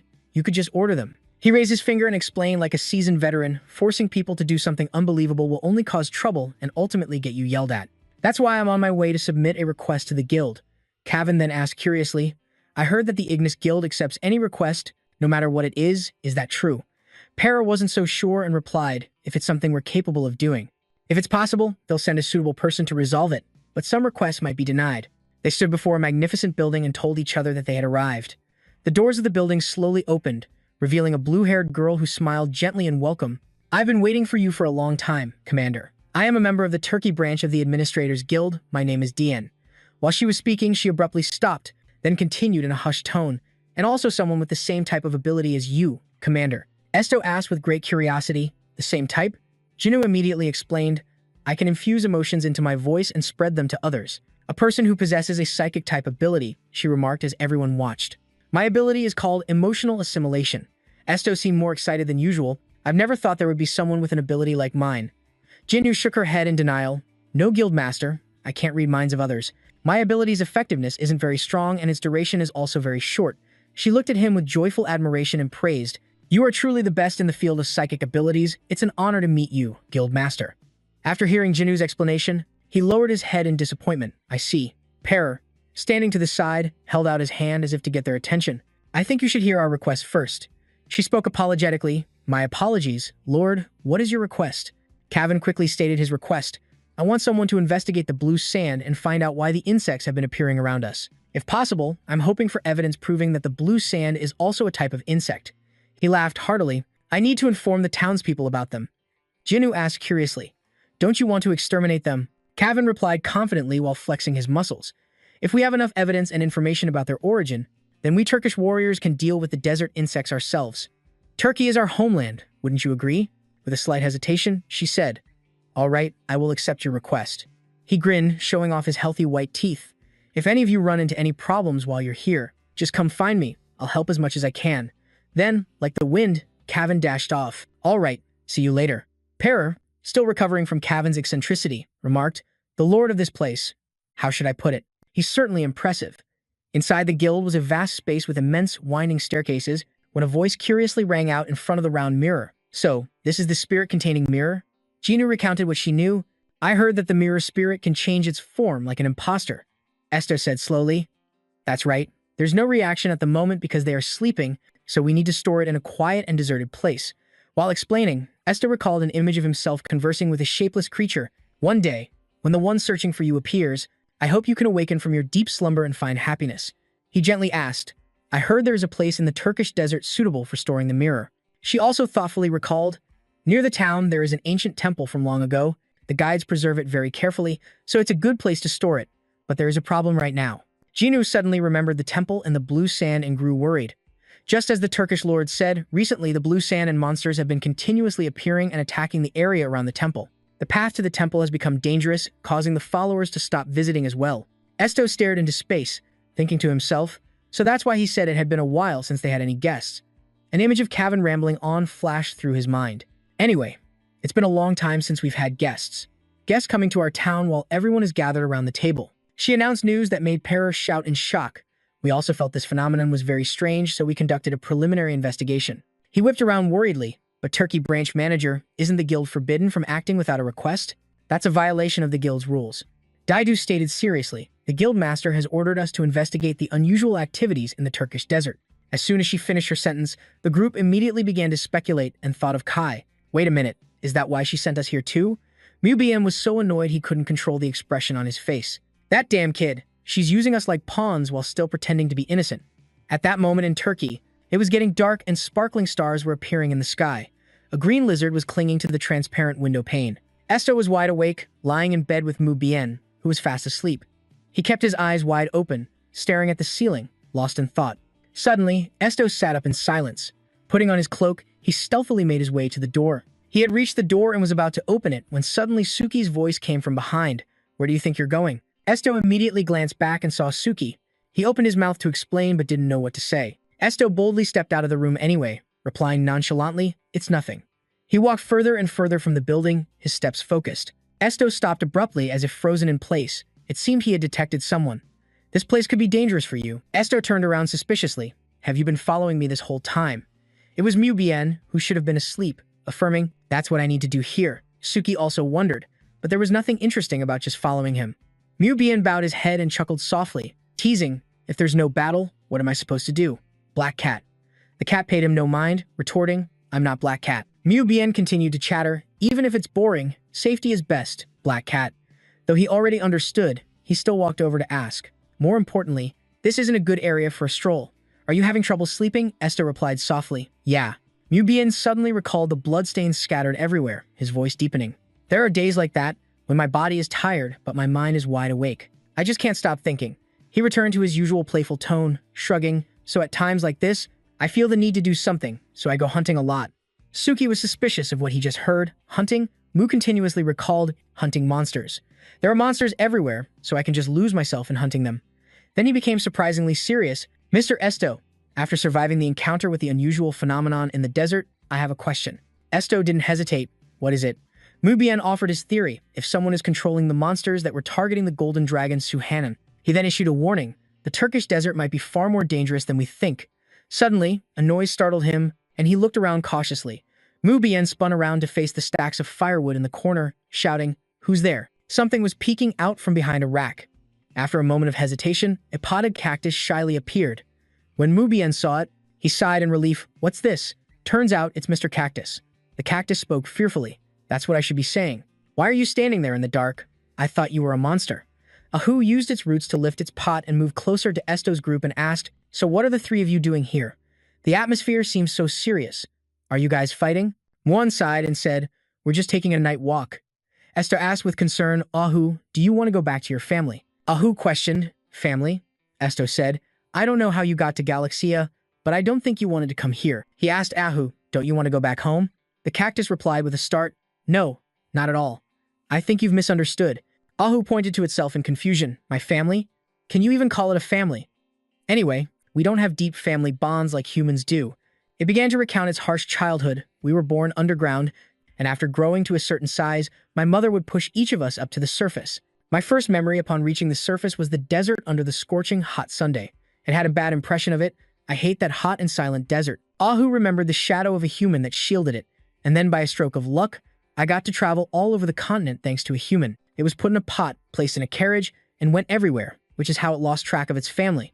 I don't know where my other siblings went or where my mother is now underground. Ahu confided, I want to see them again, but I don't need to go back there. Esto knelt on one knee, reaching out a hand to the cactus. I understand. Ahu rubbed its head against Esto's hand and said, that's why I like being with you like this. Esto. Muan crossed his arms and asked nonchalantly, so Mr. Cactus, where were you planning to go alone in the middle of the night? Esto was now holding the cactus pot, and the cactus also crossed its arms and replied, Esto disappeared, so I came out to find him. Esto was touched, thank you, but please don't do that again next time. Ahu didn't understand why. Esto explained, it's very dangerous for you to go out alone.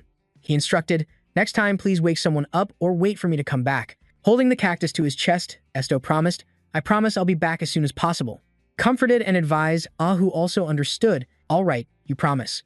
Just then, Muan stepped forward and suggested, let's go inside, the night is cold. Esto spoke up, Muan. He replied, what is it? Esto revealed his plan, I intend to go to the desert temple tomorrow morning. Muan calmly replied, if you order it, I will follow, but may I ask why you're willing to walk into this danger? Esto pondered, then answered, the sand insects ask for my help. I want to see what is making them so terrified. Ahu suddenly snorted, I hate insects.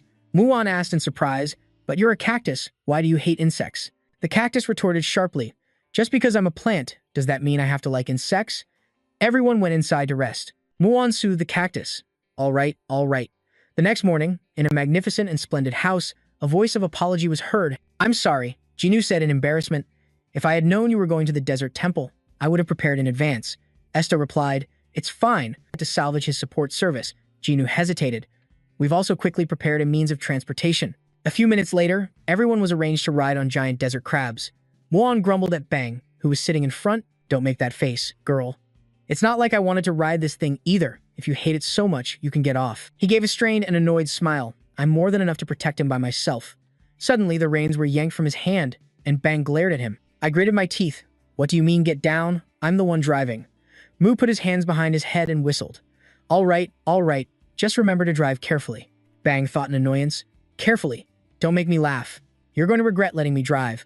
The person behind him casually said, I think I'll get a little shut-eye. Esto, who was controlling another desert crab, heard the argument and found it amusing. Those two are at it again.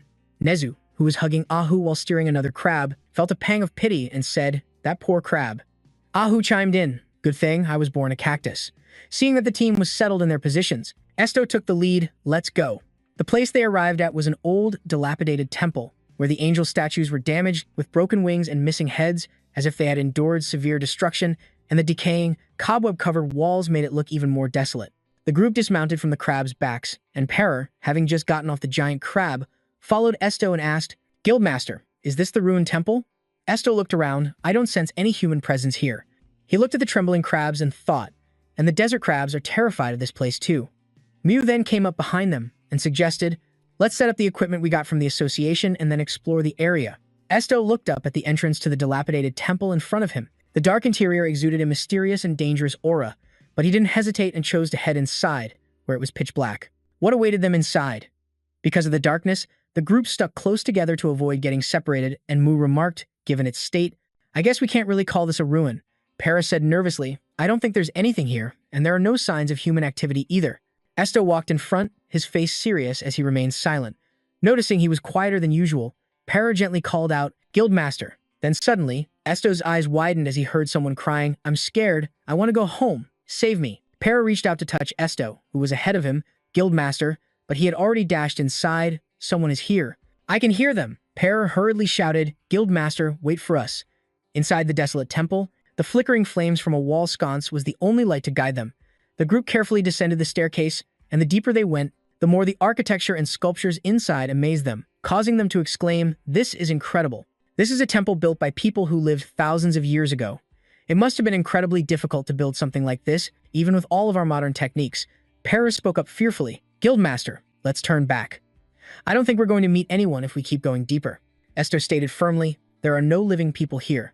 His eyes glinted with determination. "I can hear them deep down below." A cry for help echoed. "Somebody please save me. I want to go home." Para followed nervously, thinking to himself, "I think the guild master's abilities are getting much stronger," he silently noted. "It's as if he's evolving." As he was lost in thought, Esto pointed to an altar ahead and called out, "Para, there's an altar over there." They had reached the very bottom of the temple. There wasn't much there except for some murals and an altar covered with a red cloth.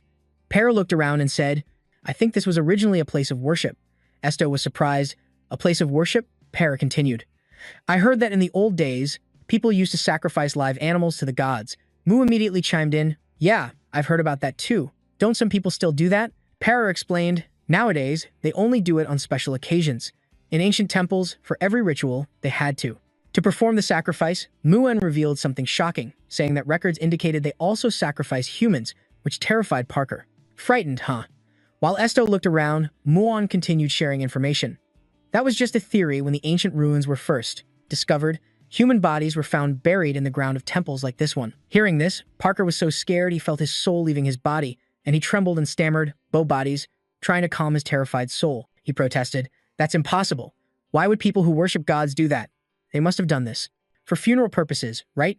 Muan crossed his arms and continued, "Some findings suggest they placed living people in coffins and nailed them shut so they couldn't escape, and they also coated them with a magical preservation powder to stop decomposition. I don't know if they were aware these would be discovered in the future." Not wanting to continue the creepy topic any longer, Parker decided to change the subject, shouting decisively, "We're from the Ignis Association. Is anyone alive here?" This time, even Parker heard a cry for help. "Oh, the gods have answered our prayers." The sound of people crying for help rang out, "We're alive. Hurry up." Parker looked around. "I hear the sounds too." He was confused. But why are the sounds? Just then, Esto seemed to have found the source of the sound, and he crouched down, tapped on the stone floor, and listened carefully, then concluded, "The floor is hollow." Nezu approached carrying Ahu, while Parker tiptoed closer. One also walked over, wondering, "My goodness, how did they get down there?" A voice from below gave instructions. "There's a handle on the tree carving on the stone wall." Esto stood up and found the handle, as instructed. He pressed it lightly and the floor below opened up, to the surprise of the whole group. The passage under the floor was revealed, and soon after, a boy, wearing a white hood appeared, overjoyed to be out. "Oh my," Muan thought to himself from the side, "I don't know how long they were down there, but it's surprising they didn't run out of air." The boy expressed his gratitude, "Thank you so much. Without you, we would have died in there." Someone asked, "Is this mechanism designed so you can't get out from the inside?" He replied, "That's right. We were being chased by a swarm of insects and ran in here as fast as we could, but it doesn't open from the inside." Esto inquired, "Did the blue sand come here too?" The boy replied, "Yes, that's..." As he spoke, he suddenly panicked. "We have to get out of here right now." Esto didn't understand. What's wrong? Below, it wasn't just the boy from before. There were several other people helping each other climb out. The first boy explained, "This temple is their nest. If we stay here, we'll be overwhelmed." Esto pondered, "A nest." He looked towards the wall and understood. "So that's why I could hear the sound of insects coming from this place."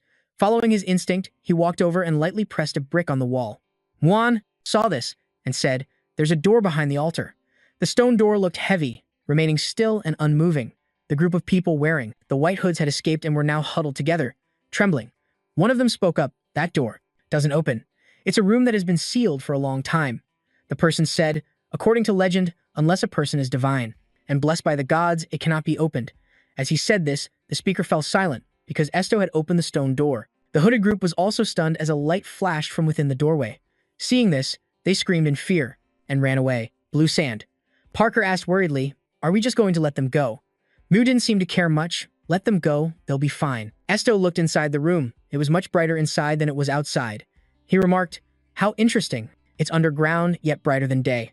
With this kind of light, it feels like we're in a cave full of crystals." Esto mused, "We found the survivors, and we also know that the blue sand originates from this temple.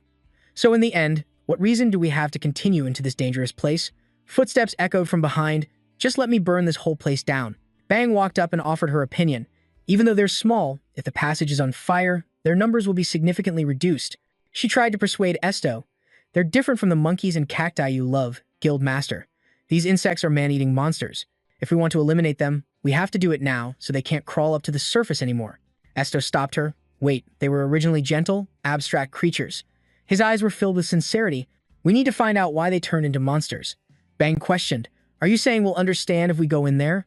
Esto replied, I'm not so sure. In his ears, he could still hear the terrified cries for help.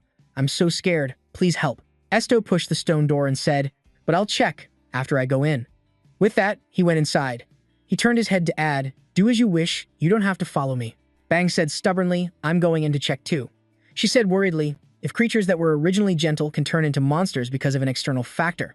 Bang gritted her teeth as if thinking of something unpleasant. In any case, that could also be an issue important to me. So, please read their minds and find out why the insects turned into monsters. She pleaded, please. Esto froze, thinking, please. He looked down, his pensive gaze falling on his own hand. Esto asked himself, is this ability worth anything? Without another thought, everyone ventured deeper. Before a sparkling light, everyone was stunned. What is this? There was no danger in front of them. It was a mountain of gold that made them all exclaim in unison. Gold. Everyone stared in amazement at the pile of gold before them. Esto walked forward calmly. Moose stood with his arms crossed, wondering to himself, is this all gold? Parker was ecstatic. Are we going to be rich? Mew shook his head, heartlessly throwing a bucket of cold water on him. Snap out of it. All temple treasures are considered holy relics. Everything here will be confiscated by the Holy Palace. Parker immediately grew gloomy in front of the pile of gold. Hey, but why is there gold in a temple? Mew said nonchalantly. Who knows? He slightly furrowed his brow. And in a secret place like this, no less. Thinking of the blue sand creatures, Mew suddenly asked, wait a minute, could the insects be born from gold? And replied, probably not. The white-furred monkey looked at the pile of gold and said, there aren't any insects next to the gold. In the room full of glittering gold, someone analyzed aloud. Thinking back, they only appeared up to a certain point. Parker shrugged, I don't see anything suspicious. Isn't this just an old secret vault? S knelt down to inspect it. Bang, standing nearby, was also puzzled. Why would a temple need treasure? The ever-wise Moose spoke up again. Priests need to live and eat too, young lady. The Pope is also very wealthy, you know. There are probably 10 vaults like this in the Holy Palace. Irene complained, that's blasphemous. He laughed smugly. You're one to talk when you don't even believe in gods. She turned to ask, so, do you believe in God? Mew switched into pious lamb mode, clasping his hands. But, he said with a hint of sarcasm, everyone in the Empire is baptized at birth. My religion was decided for me before I was even born. What forced faith? Then he expressed his view, well, that's true, but I personally believe there is a God, and that he cares for humans and sometimes intervenes in their lives. Back with Esto, he once again heard the green sands crying for help. Save me! He was bewildered. How do I save you? He closed his eyes to feel it. Suddenly, Parker curiously asked the leader, did you find something? Esto replied, the insects are talking about a box. Parker looked up, hesitating. The box you mentioned is. Following Parker's gaze, on a high shelf, sat an exquisite box, placed all by itself. He flew up, brought the box down in front of Esto, and asked, is this it, leader? Through his senses, Esto was surprised. The insect's movements were changing. He curiously opened the box, and inside, a brilliant golden light shimmered, revealing something that looked like a gleaming golden potato chip emitting light. Someone gasped, is it gold again? Muen observed with his hands on his hips for a moment, then concluded, no, this isn't gold, this is. Ahu, in Nezu's arms, spoke up, a golden dragon scale. Muen turned to ask, Mr. Cactus, do you know anything about golden dragon scales? Esto also looked over. The cactus replied, it's exactly what the name suggests. Ahu explained, this is a dragon's scale. Unlike a fish scale, it's imbued with magic. Everyone was surprised. Magic? The cactus continued, dragons are the race that created magic, right? So naturally, every single one of their scales contains immense magical power. Muen still didn't quite understand and asked, for example? Parker was flustered. Wait a minute. He frowned in worry. Don't tell me it has magic that makes monsters go berserk and kill people? Ahu leaped onto Nezu's head and praised loudly. Exactly. Muen crossed his arms and let out a weary sigh. So that golden dragon, Shanan, is the mastermind behind this? Nezu asked. So what should we do? Ahu replied, just destroy the scale, and the insects and scorpions will return to normal. Parker was confused. But how do you know all this? Ahu stood proudly with his hands on his hips. I inherited my mother's memories. Someone asked, Is your mother the 1,000-year-old Achaemenida from the Turkish desert? Ahu laughed. Hey, 1,000 years is a bit of an exaggeration. My mother lived in an era when dragons and humans coexisted, the cactus recounted. She even spoke with them directly. She also learned many secrets from various sources, Ahu said arrogantly. My siblings and I inherited all of those memories. That's the kind of race the Achaemenida are. And we are one, and one can become all. Anyway, back to the main point. The cactus jumped onto the box holding the dragon scale. It takes a dragon to destroy a part of another dragon. It looked at Esto, which means only you can do it. Esto nodded, I'll destroy it. Suki was not happy, wagging its tail in disagreement. I object. It could be very dangerous. Do you think a dragon scale is just an ordinary scale? It frowned and offered its opinion. This is highly suspicious. Thinking about it simply, there's no way it would break as easily as a twig. Suki tried desperately to stop him. You were given a mission to come here and investigate. Isn't that all you were told to do? The people of Turkey can solve this problem themselves. It turned away, showing its desire to leave. We just need to go back, tell them the cause, and let them handle it. Esto said seriously, I'm still doing it. The green sands are killing every living creature they encounter. Suki froze upon hearing Esto say that the insects were also suffering, because they are being forced to harm others. It arrogantly turned its head and asked, Are you going to risk your life for those insects? Esto calmly replied, I don't simply want to help someone. Suki didn't seem to care much, so what then? Esto sincerely expressed his personal viewpoint, the reason he wanted to see it through, because I've seen this, because I'm here. I don't want to ignore it and walk away as if nothing happened. Suki looked up worriedly. I don't want you to be in danger. I hate that you're also getting dragged into this. Esto smiled gratefully. Thank you for worrying about me, Suki. He turned to the box containing the dragon scale and picked the scale up and wondered to himself, how do I destroy this? Esto tried to channel strength into his hand and forcefully break the dragon scale, seeing him struggle until his whole body trembled and his face turned red. Para softly called out to the president. Seeing this, Suki also walked over. You need to use your power. Esto replied naively, I don't think physical strength is what's needed. Suki sighed, not that kind of power, but your ability. Esto turned back to the dragon scale in his hand, confused, but my ability is just reading minds and controlling emotions. Against an inanimate object. Oh, he closed his eyes and thought to himself, no, let's just try it. Esto focused and activated his ability through in his hand. He was surprised to see the golden dragon scale shine brightly, as if responding to his ability. Esto held the stone he had just taken from the chest and examined it. Para asked curiously, so you can destroy a golden dragon like that? I never would have imagined it was possible. Duke Mubian turned and spoke up. Then the insect-controlling magic will be nullified right now. As soon as he finished speaking, an earthquake suddenly occurred where they were, and Para immediately ran over and said, Wait, I have a bad feeling about this. Duke Haiga agreed. I have the same feeling. At that moment, Para, looking a bit scared, spoke up. Hey, Esto, can you stop it? He froze, helplessly saying, I'm sorry. I think it's going to take some time for me to get it under control. At the same time, Bang yelled in a panic as rocks and dirt were falling all around. So what do we do now? Esto calmly replied, It seems you're going to dream a little. Please wait in the dream. Everyone exclaimed in shock and confusion, while the stone in Esto's hand flashed brightly. A dream. Yeah. The scene changes to a strange place. Esto was still dazed with his eyes closed when a clear voice appeared beside him and spoke to him. Hello, who are you? Esto slowly opened his eyes to find himself lying on a lush green meadow. Thinking to himself about the unfamiliar voices, are they people I know? The clear voice spoke a greeting, startling him and making him open his eyes wide. Hello, Suhanan. I'm Joe Aron, one of the blacks. On the grassy patch where Esto was sitting, there was a young boy, lying down and a little girl chattering on and on. The blonde-haired boy, who was Suhanan, opened one eye to look at the girl and asked, The blacks? Joe Aron looked at him with a radiant smile and said, Yes, I'm so happy to meet a fledgling like myself. Esto sat there stunned, thinking to himself, this must be Suhanan's memory. It's probably because I touched the dragon scale. Esto sat there, but it seemed no one could see him. Suhanan sat up, sighed, and said to Joe Aron, I'll forgive your rudeness, since you're still young, kid. I'm not a fledgling, Joe Aron said with interest. Really? But you look pretty small.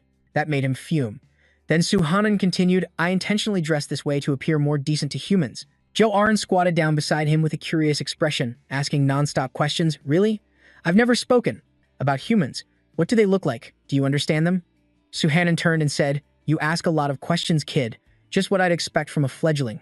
I don't like humans. The little girl asked cheerfully. Then why are you here? And you changed your appearance too? The boy's eyes held a hint of sadness. Just for fun. Duren said meekly, I see. In the distance, someone called out to the little girl, Du Aran. Hearing the call, she stood up. I'll come play with you again, so please tell me more about humans later. Then she ran toward the voice, smiling brightly as she waved back at him. He leaned on his hand on the grass and replied, Don't come back, you're a nuisance. The scene shifts to a different point in the future. Eventually, they became friends and walked side by side on the grass. Then, the scene jumps to when the two children have grown up. Now, the two of them are lying on a lush green meadow, gazing at a small flower in front of them. The scene shifts again to a bridge where the two are sitting. Du Aran asks, Why do you like humans so much? She brushed her hair back with a gentle smile. They're lovely. Hearing this, Suhanan turned to her and said, I heard that the black-skinned ones are very skilled in mental abilities, like reading souls or things of that nature. Du Aran rested a hand on the bridge. She replied cheerfully, That's right, I can hear your heart too. Suhanan exclaimed in shock, What? She continued, I've been able to hear it since the first time we met and everything you've wanted to say to me. Suhanan stuttered, So you actually. Du Aran giggled, finishing his sentence. Love humans very much, don't you? Suhanan stared at her, then blushed and turned away in embarrassment. Yes, I like them now. Suhanan, flustered and blushing, explained without turning to face her. Ultimately, I like them because you like them too. Hearing this, Du Aran called out gently, Suhanan. She asked, You want to know why I love humans, don't you? Still blushing, Suhanan heard her question and turned his curious face toward her. Yes. Du Aran began to explain, It is said that we were born as intermediaries of this world. Among us, the black-skinned ones were born to love all living beings. As she explained, the girl imagined a beautiful scene, a place with people who had lovely personalities. We share our thoughts and feelings with them. In the vision, a happy family of 3 was taking a stroll together. How could I not love humans? Then, the image of a beautiful lotus flower blooming in the middle of a lake appeared, when even a lotus flower in a pond can be this lovely. As she spoke, Suhanan slowly reached over and took the hand of the girl beside him. The scene shifts to a bright afternoon under a blue sky with white clouds and golden sunshine. There are 2 people, a young man and a young woman. Du Aran flashes a beautiful smile. She runs up to Suhanan and calls out, Suhanan, you said you'd come back right after meeting God. What took you so long? I have so many things I want to tell you. Suhanan, with a somber expression, called to her, Du Aran, don't go near humans anymore. That is God's command. As if she couldn't believe her ears, Du Aran grabbed his sleeve. A command? What do you mean? Suhanan looked down as he explained. All the dragons have decided to abandon this world. We're leaving this place and won't be part of this world anymore, so you must stop loving humans. She gently let go of his sleeve and said, I'm sorry, Suhanan, I can't go. I won't go. I'm staying here. In a sudden burst of anger, Suhanan yelled right in her face, startling her. Seeing that his outburst had frightened Du Aran, Suhanan immediately tried to explain, flustered. I'm sorry for yelling at you. I didn't mean to. If you stay here, I'll stay with you. Promise me. Du Aran Suhanan placed a hand on his chest and said sincerely, Let's never be apart. Esto stood behind them observing, thinking to himself, I can't see any more memories, but I still find it hard to understand if Du Aran broke his promise. There are still a few things that can't be explained, even if that's the truth. The black-skinned are born to love all living creatures. Esto walked in the darkness, slowly saying, to love. The scene changes to a place filled with people cursing. Those negative emotions aren't because of my ability, but because I've met people like that. The image of 3 people and a beast appeared in Esto's mind. This ability saved Nezu, allowed me to register with the church and led me to where I am now. Maybe I'm afraid of this power. If things had been a little different. Esto smiled. Would I be like you? Under a bright, vibrant sky with the cool air of the new day, Esto, Perer, Nezu, and Ahu stood still. Bang and Wen were sleeping soundly in a circle, even though they were lying on the cold, rough stone floor. A moment later, Esto suddenly woke up. He slowly lifted his sleepy eyelids and looked up at his surroundings. Suki, who had been quiet while he slept, saw that he was awake and let out a soft meow. Good. Sweet morning to you. Hearing this, Esto turned his head, looking up at Suki with half-closed eyes and asking with a slight smile, Did you have a nice dream? Suki didn't speak aloud, but a thought formed in its mind, I guess so. I don't know about the others. Now seeming to have had enough sleep, Para pushed himself into a sitting position. He didn't look very awake, raising a hand to support his forehead and groaning softly. Ugh. At the same time, Suki continued its silent thoughts, confirming it was a good dream, and then everyone else gradually woke up. Nezu sat up abruptly, saying happily, My mother appeared in my dream, but only. Bang hadn't woken up yet. She lay completely still. Wen tried to wake her, his voice soft. Bang. Even so, she didn't stir at all, and he asked doubtfully, She's still not awake? Is she sleeping very deeply? Seeing Nezu's worried expression, he suggested, Let's wait a little longer. A long time later, under the clear sky, someone spoke up. Guild leader, we've wasted too much time. The desert crabs might have been eaten by now. Hearing this, Esto turned to Nezu and asked, Nezu, can you carry Bang on your back? Everyone stood around Bang, worriedly, watching her. Nezu heard him and replied, I can. Right after, Nezu added hesitantly, but I don't think she'd like that. Without a word, Min suddenly lifted Bang onto his shoulder and said nonchalantly, I'll carry the luggage. Let's go. Suddenly, Esto became tense and asked in a serious voice, but before we leave, there's something I want to ask everyone. He recalled the room full of gold in the temple and continued, even after we return to the Turkish village, please, don't tell them that we saw this room. Someone asked in return, you want to keep the temple's treasure a secret? He immediately replied, that's right. Muin, standing before him, asked quizzically, I don't object, but may I ask why? Esto suddenly remembered the dream from earlier, and his voice grew deep. He explained, in my dream, I saw a fragment of a memory from the Golden Dragon. A beautiful girl with black hair and a scholarly young man with shimmering blonde hair appeared. Fragmented memories flashed before Esto's eyes. He continued, this temple might be a place that holds his precious memories. I don't. I know what it means to him, so I don't want to touch it without permission. He suddenly lowered his head in thought and continued to speak, and then he decided, I also think we should leave the soul-containing mirror here. The others heard this and all nodded in agreement, everyone taking turns to concur, then we'll do that. All right, I'll keep it a secret. Nezu did the same, I promise. A few days later, on a fresh morning in a beautiful Turkish village, from a large house that was magnificent and splendidly off-white, a voice echoed out, this trip seems to have been a success. Our mission has been completed without any problems and the Guildmaster's condition has also improved. Can you control your power now? In a room inside the large house, Miring was still passed out, lying quietly on the bed, while Perer, Nu, and Muban stood around where Esto was sitting. Hearing this, Esto replied, yes, at least I won't cause any harm unintentionally. He looked at Bang's rosy face and spoke softly, but I'm a little worried because Miss Bang still hasn't woken up. We need to return to headquarters soon. Perer, Nezu, and Mubin all looked worriedly at Bang, when suddenly Mubin spoke uneasily. We can't take her through the portal in this condition. After thinking for a moment, Esto spoke up. I'll go into her dream and pull her out. Hearing him say that, all three of them exclaimed in surprise, is that even possible? With that, he stood up and walked slowly to her bedside, saying, I'll only know when I try, it's different for everyone. Ahu, who had been standing still on a cabinet from afar, suddenly projected a thought. But do we need to wake her up? Can't we just leave her here until she wakes up on her own? I don't like her. She's the one who said that anything that isn't human should die. Suddenly, Ahu bowed its head, its voice filled with a mix of self-pity and anger, projecting its thoughts. How many animals has she killed in front of us? Besides, I feel like my nose is going numb from the smell of blood on her. Facing an annoyed Ahu with its arms crossed, Esto asked, Mr. Cactus, do you have a nose? Even though you're a cactus. Ahu immediately replied, I have a nose in my heart. Then Esto turned his back to Ahu, cutting Ahu off in a low voice, stop it. Seeing this, Ahu projected a dissatisfied thought, why am I the only one being told off? He spoke tiredly, I'm not scolding you. I feel the same way. Bang won't change even if we help her. Then he lowered his head bitterly and said, however, this incident is my fault. Suddenly, Suki padded softly closer to him and let out a small sound. Suki looked up, raising its clear, bicolored eyes to him, projecting a thought, let's go together, Esto.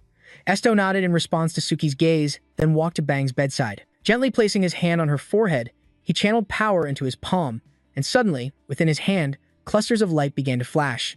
Clear yet brilliant clusters of light.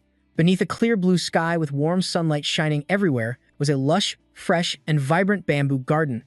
Esto looked up and glanced around, and after a moment, he spoke in surprise at the bamboo grove, then looked down at Suki standing next to him and asked, can you find Jian Bang here? Suki scanned the surroundings, replying with its thoughts, I can't find her from here. Suki leaned towards him and reminded him, we're in a dream, you should be the one tracking her. Hearing that, Esto's face seemed to go blank. As if Esto had thought of something, his eyes lit up and he suddenly cried out. He spotted a particular bamboo stalk and took it in his hands. Then he forcefully snapped it in half. After breaking it, he placed the broken end on the ground, shook the stalk gently, and then let go. The bamboo stalk suddenly fell under his watchful gaze. It landed on the ground pointing in a specific direction, and he looked in that direction and said, I think we should go this way. Seeing this, Suki asked helplessly, Esto, where did you learn that? As he stood up, he replied, I saw it in a book. Suki began to walk gracefully, projecting her thoughts. Even a foolish method might be a sure way here. Since we're in a dream, anything could be a sign, and anyone can appear if you wish for it. Esto and Suki set off on the path they had chosen. Hearing what Suki said, he replied, but the owner of the dream should be the one making the wish, not me. Suki glanced at him sideways. She spoke slowly. That's right, but you're the one with the ability to control dreams. Hearing that, he instinctively lowered his head. His indifferent eyes cast downward as he fell into deep thought, thinking to himself, this ability of mine feels so natural now. In his mind, an image of a mighty dragon with an obscured face appeared, and he continued to think to himself, what am I becoming? What kind of beings are dragons? While he was still lost in a sea of thoughts, a familiar sound kept calling his name. Esto. He was called again and again, but remained motionless, so an annoyed Suki projected her thoughts loudly, saying Esto. However, the sound that came out was Niak. Hearing this, Esto was startled. Suki suspiciously projected a questioning thought. What were you thinking about? Standing there all lost in thought, she asked, staring at the tense Esto. Suddenly, amidst the dense bamboo grove, Suki spotted a familiar figure. She suddenly cried out, look, over there. Hearing her, Esto immediately looked over. He saw Bang in a tiny form and called out, Jian Bang. Suddenly, a small, round, yellow ball rolled to his feet. Esto carefully picked it up and showed it to the cat. Looks like she's looking for this. He watched the little girl, who was fumbling around searching for something, and thought, the way this ball rolled to me, it seems she would have never found it. Then, as if she had seen something strange, the little girl dashed forward, unable to hide the excitement on her face. Hidden behind the trees was a white tiger, her body covered in blood, her eyes looking a bit dazed. The little girl greeted, hello, Mr. White Tiger. Suki, as if sensing something, quickly explained, it's a divine being that manifests in the world through an animal's body. However, they are not gods of humans, but gods of animals. Esther repeated, a god? Clearly, they were not true gods, but other animals cannot defy the commands of a divine beast. Next to the tiger now was Bang, who was trembling. She knelt down in confusion, stammering, Mr. White Tiger, are you hurt? The tiger was in too much pain to even roar, and could only let out soft groans. She asked worriedly, does it hurt a lot? Seeing that the tiger was too weak, she offered, would you like to come to my house? I'll apply some medicine for you. Hearing this, it merely opened its eyes and stayed silent, as if it were considering something. Then, despite its blood-soaked body and exhausted strength, it decided to stand up, but it could only hold itself steady for a few seconds. The tiger immediately collapsed. Bang cried out in alarm, Mr. White Tiger. After recounting this terrible memory, she seemed quite emotional. I should have just left it there. Hearing that, Esto turned back in shock, unable to hide his surprise. The little girl continued, If I had just ignored it then, the Zeon family wouldn't have had to suffer. Her face was now tear-streaked, her eyebrows furrowed, in resentment. That divine beast, the white tiger or whatever, I should have never trusted it. He didn't know what to do and could only call out to Bang, but he was met with the confused face of a little girl. Just call me by my real name. After all, we're in my dream. Seeing Esto looked a bit shocked, the little girl continued, What's with that expression? Since you read my mind before, you must already know everything, right? He simply replied calmly. I came to find you because you still haven't woken up after all this time. Hearing that, Bang quickly turned away and said bitterly, Do you feel responsible for me or something? Go away. I won't resent you just because I'm stuck in a dream. But Esto's reply made her pause. I really am responsible for you, he told her guiltily. I'm sorry for getting you stuck in this dream. I'll do my best to help you get out of here. She silently walked away. However, it seemed Esto's answer didn't sway Bang as she quickly walked towards a wooden house. Inside that house were her mother, father, and her younger brother. Bang turned back and said to him, Who said I want to leave? Her gentle mother had just placed a fragrant pot of soup on the table, happily calling for Bang. Hearing someone calling her name, a younger Bang excitedly ran in from outside, Mom. Standing before that happy family scene from the past, the girl of the present couldn't help but feel heartbroken. Do you know how many times I've had this dream? Should I tell you what happens next? Bang tried to suppress her emotions, her hands clenching so tightly they trembled. The divine beast that I saved in that forest is the one who cursed my family. A divine being? A great white tiger that protects our country? Don't make me laugh. Then, unable to hold it in any longer, she screamed, her eyes filled with resentment. A divine beast that isn't even strong enough to form a contract with the king? Who can it possibly protect? In her memory, a house was being engulfed in a sea of flames, and outside was the silhouette of the white tiger. Then she continued, The white tiger divine beast is called the god of all four-legged beasts and can control all animals. In front of the tiger was a young Bang, passed out next to a horrific pool of blood.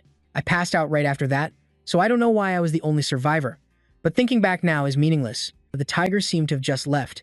Bang recalled, Not long after, the king's army arrived, and my family, the ones who had taken care of the white tiger, were accused of treason and framed as thieves who stole the divine beast from the royal palace.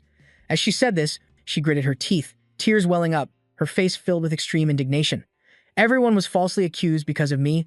We were sentenced as criminals, people who had harmed the divine beast, all without a trial, and that beast. Only the bloody images and the bodies of her relatives kept replaying in her mind. She continued, "It just sat there and did nothing, even as my family was being destroyed."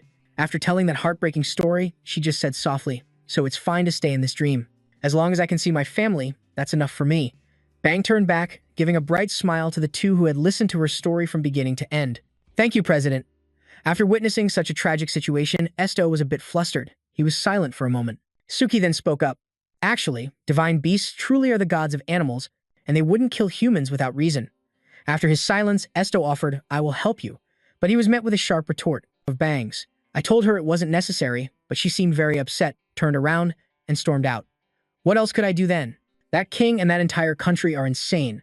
How can I possibly fight against those beasts, creatures I don't even understand what they're thinking?" Facing her rage, Esto just gently placed his hand on her and said, "I still don't like you, but I don't want you to die." Then he looked straight into her eyes and slowly uttered each word, "Live, Xian Bang." A familiar image suddenly flashed through her mind, the words her late mother once told her. Her mother at that time, covered in wounds, still tried to tell her little daughter, "You must live, Bang." Esto's voice pulled her back to reality. "I will go meet the White Tiger. I'll ask it who framed the Xian clan." At this point, Esto gripped her hand tightly and pleaded, "Please, don't run away anymore." Hearing this, Bang's emotions were in turmoil. She was moved, confused, and a little scared. Before she could react, Esto continued, "Go meet the king who accused your family. Let them know your pain." Realizing his sincerity, she was a bit touched but still acted cold. "Even if you help me, I won't change at all." Hearing that, he didn't scold her but instead replied gently, "I don't expect you to." Bang was surprised. "Then why?" His answer moved the young girl, her eyes welling up with tears. "Because I want to help you." The girl lowered her head to stop the tears from falling, shakily coming to an agreement with Esto. "I'll go with you. Wake me up from this dream." Bang's eyes slowly opened, looking tired. Hearing a voice call out, she quickly sat up, rubbing her head. Beside her, Esto had also just woken up. Suddenly, a voice called out to them, "Miss Bang, Mr. Esto." Now awake, he quickly turned to tell Bang, "We'll return to headquarters tomorrow. Let's rest today." She was slightly moved and said softly, "Thank you." Nearby, Parker overheard and was utterly astonished. He clutched his head as if he'd seen a world wonder. Did Bang just say thank you? What in the world happened in that dream? Beside him, Mubian added a sarcastic comment. "They say people often change when they're about to die." Hearing that, Bang was furious. "I'm not dying," she continued to explain. "The guild master said that he would go meet the White Tiger for me." Hearing the words White Tiger, a clear image appeared in Mubian's mind. He asked again, "The White Tiger?" Bang said with a hateful tone, "A detestable divine beast in the form of a white tiger. He wants to use beasts to crush humans and rule over them." Hearing about the divine beast background, Mubian could only exclaim, "My goodness, you got involved with something like that?" At that moment, the young girl was preparing to get out of bed, slowly explaining to him, "We're not meeting it right away. We'll go when the guild master says to." Suddenly, there was a loud noise from the door, and it burst open. It was a messenger from the guild. He spoke quickly. "Precisely. The Ignis Guild is here to meet the trust of our clients. This is an order from the master." Everyone wondered, "From the master?" On the piece of paper were written the words, "Master of Rivet Castle." The Ignis Guild headquarters was an incredibly vast area, its splendor rivaling any royal palace. Kai was extremely excited to see everyone return. She ran out warmly to greet them. "Welcome back, Commander." She hopped onto the table, holding out her arms as if wanting to be held, and praised him cheerfully. "I heard you resolved the issue in the Tak Desert brilliantly." Esther wasn't fooled by Kai's innocent act and retorted, "Didn't you deliberately send me to Tak?" Realizing she'd been found out, she could only laugh out loud. "I've been discovered. Actually, I sent you there because it was in the area." Seeing Esto's bewildered and slightly surprised expression, she continued, "But luckily, it seems you found a way to control your powers. Congratulations." He immediately returned to his usual serious work demeanor and began reporting to Kai. "By the way, it seems like the guild doesn't have many members." Kai was also a bit flustered. About that." She explained the current situation in the Empire is very unstable. The Crown Prince, the Grand Princess, and the 5 princes are officially opposing each other, and furthermore, the nobles haven't yet found a direction to take, causing the factions to be divided. It seems the internal power struggle among the nobility is quite intense. There have been alliances, and there have been divisions. Kai continued to share the information she had gathered while everyone was away. As a result, the 5 princes and the Grand Princess have formed an alliance, and she came to a conclusion, and it seems the Emperor no longer wants to turn a blind eye to this power struggle anymore. Hearing these complicated and headache-inducing stories, Mubian couldn't help but complain, "What a chaotic family. I can guess the Emperor's intentions with my sharp intuition and experience in these circles." He could immediately guess the intentions of the country's leader. To end the internal dispute, he will point his sword outward. Kai, beside him, agreed exactly. Soon a war of invasion. It will break out, and because of that, I think the Emperor might summon you, Duke. Bang, who had been listening intently this whole time, was startled to hear that. Kai said, I heard the first targets are the border nations between the Empire and the Eastern Continent. The little girl, who had been silent until now, suddenly spoke up. So everyone is being mobilized as soldiers. As mercenaries, Kai replied. That's right, the Ignis Guild has a responsibility to support the royal palace. Perer, who was nearby, also asked curiously about something, looking around as if searching for someone as he asked, Guild Master, are the library staff also caught up in this? Kai's answer surprised him quite a bit. No, I've given them leave.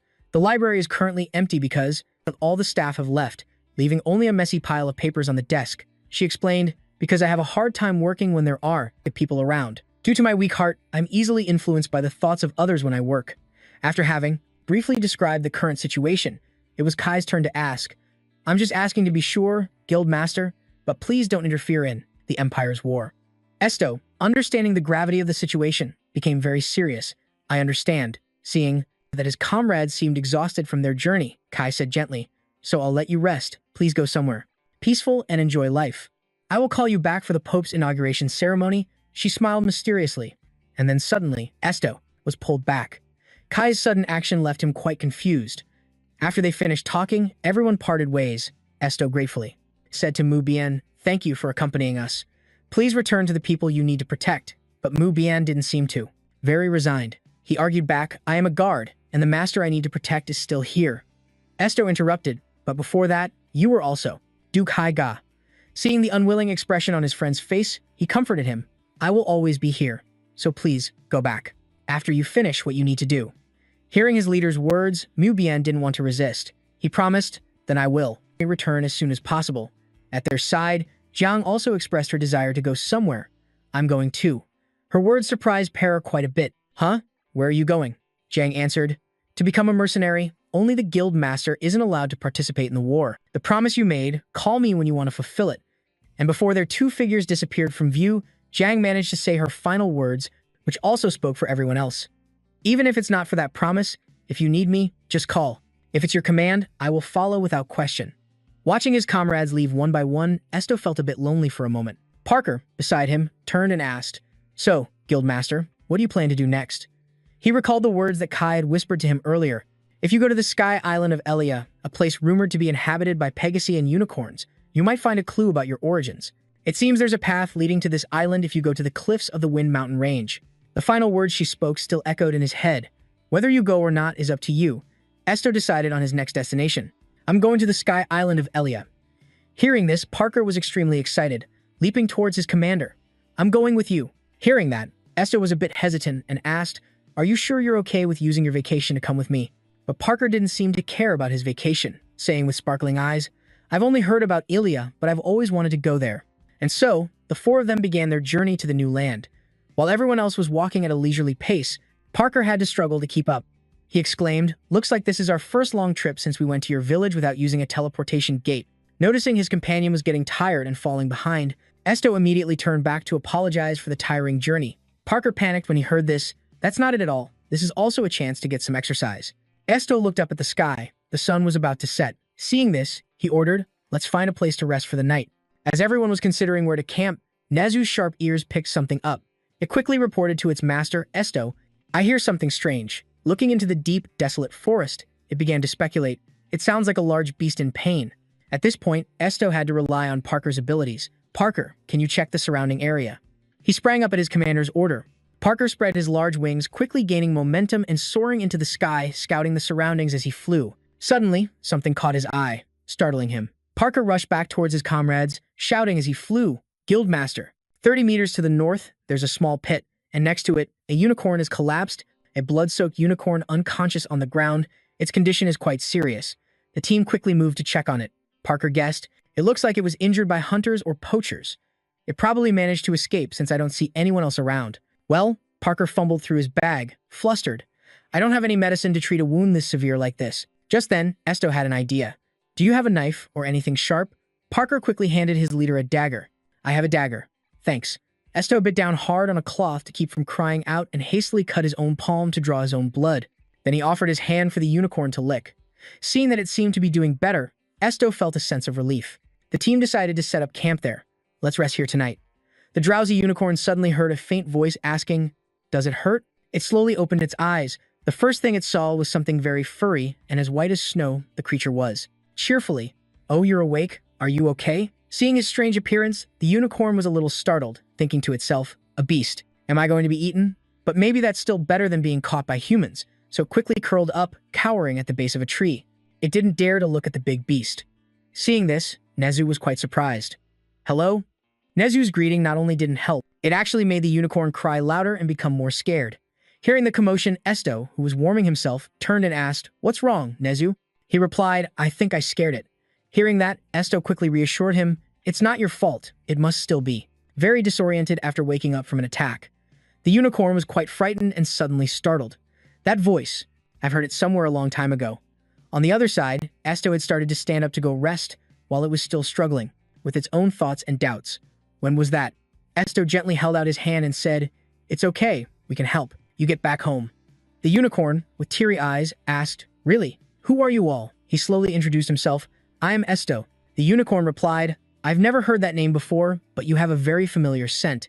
The unicorn felt grateful and moved closer to Esto. "In any case, thank you for saving me."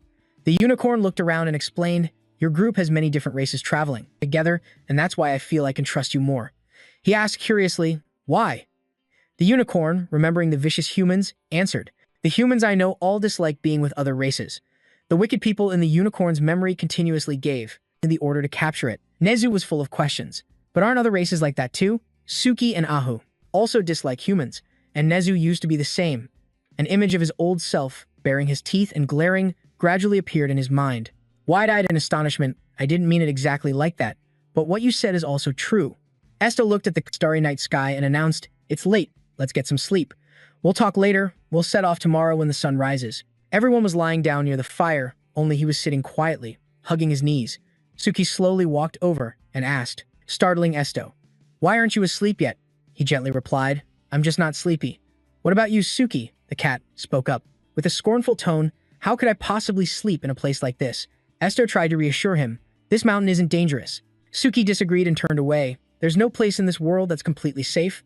The black cat sighed and advised, "I know. I'm being preachy, but you need to stop trusting people so blindly, Esto. Of course, it's fine when I'm here, I'll watch over them for you." He suddenly called Suki's name and immediately got a response. "What?" While remembering the image of a giant dragon standing on a globe, Esto began to speak. "I heard that Suhanan hates humans, but for some reason, he still stayed in this world." Suki flicked his tail and answered, just like what that person named Kai said, he might have stayed to bring this world to its destruction. He reached out and petted the cat's head, but Suki calmly questioned, "Why do you think there's another reason?" Esto lowered his head sadly, thinking to himself, "That makes me wonder." Countless questions kept popping into his head. What happened to Jo Aron? Did Jo Aron really die, or did she betray Suhanan and leave? The last question echoed, as an image appeared of a blonde man staying silent before a girl's questioning. Or is Suhanan just a crazed golden dragon? Esto was confused. "No matter how I think about it, I can't figure it out. I don't understand why he hates humans that much." Suki comfortably lay on his lap, playing around. He would probably never know unless he read its mind. Right after he finished speaking, the cat sat up hesitantly. "Wait, you." He didn't deny it, saying firmly, "I have to meet him at least once anyway." Suki regained its composure and questioned, "Assuming that's true, but what if your target is a dragon that has gone mad? What do you plan to do after reading its mind?" Esto was evasive. "I don't really intend to do anything." The cat turned its face away, feigning indifference. "Suhanan is very dangerous. I won't stop you from meeting him during the inauguration ceremony, but that's it." Suki emphasized the warning, "Don't sympathize with anyone." Esto, the black cat's advice made him wonder if he was sympathizing with him. No. The sun gradually emerged, signaling the arrival of another beautiful day while everyone was on the move. Then Khan sighed in relief. "When I was attacked, I really thought I was going to die." "So you're all heading to Elia too. It must be fate." The unicorn still had many questions. "But why did I heal so quickly? How interesting." Esto looked distracted, contemplating. "I'm not confident I can explain my bloodline. It's probably better to stay silent." Nezu asked blankly, "Are we there yet?" Perra immediately replied, "Not yet."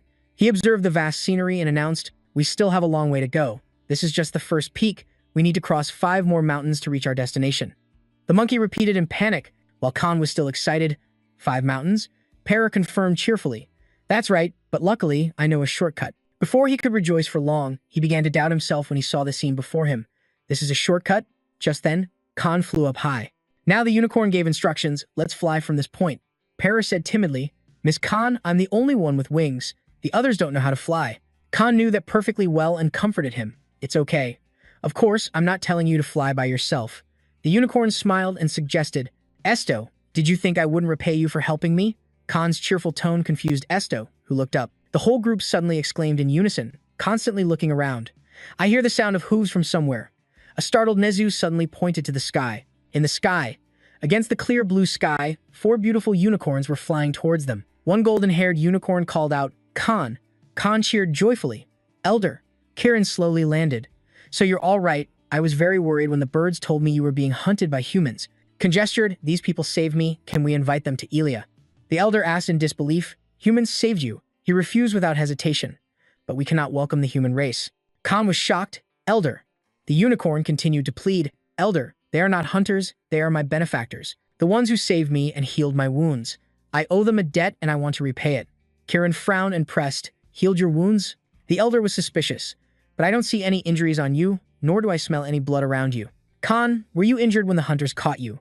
Khan recalled the image of herself being severely injured. As I was saying, yes, the little one stepped on a trap and broke its leg, then was attacked with magic. It sustained a fatal wound. The other unicorns were utterly astonished, unable to believe it.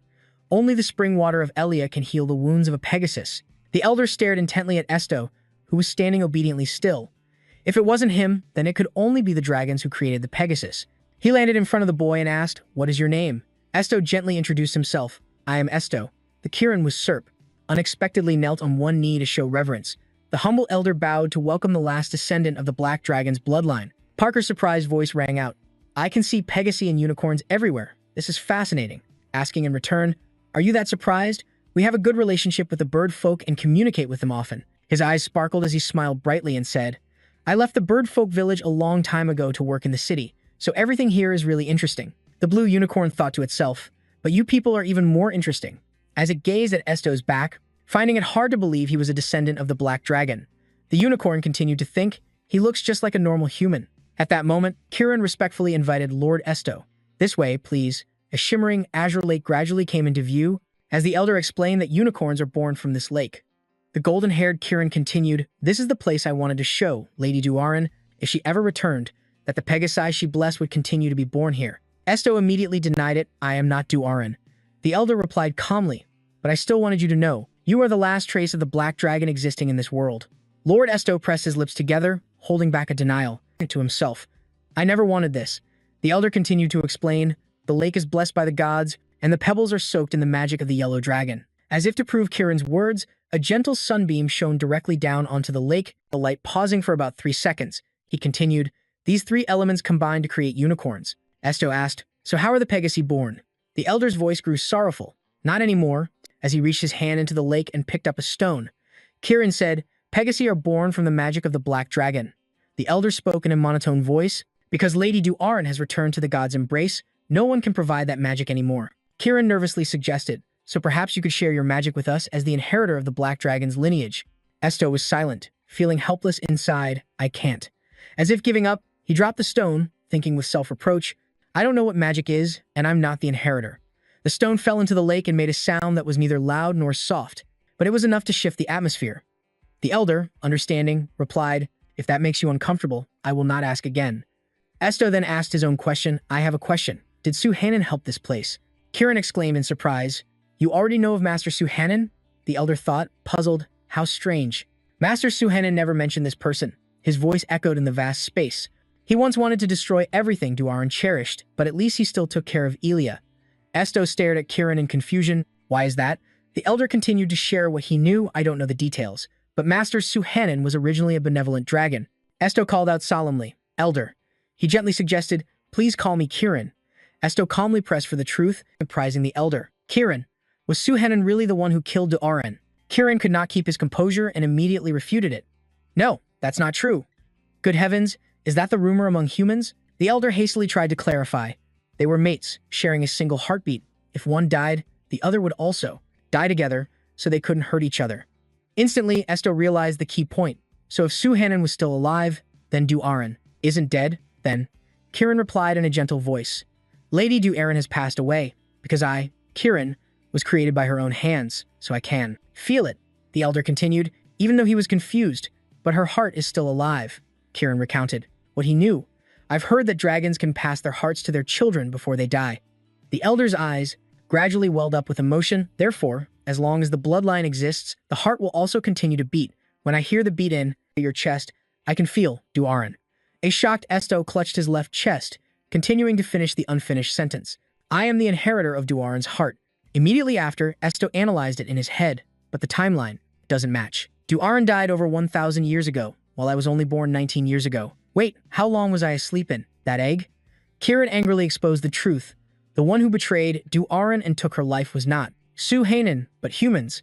Esto couldn't believe what he had just heard. I need time to think about this. The elder, understanding, walked away. I'll step outside for a bit. At that moment, in the warm, sun-drenched forest, and the rustling of leaves, Suki approached, softly calling Esto's name. The cat seemed to sense his emotions, comforting him. Don't cry.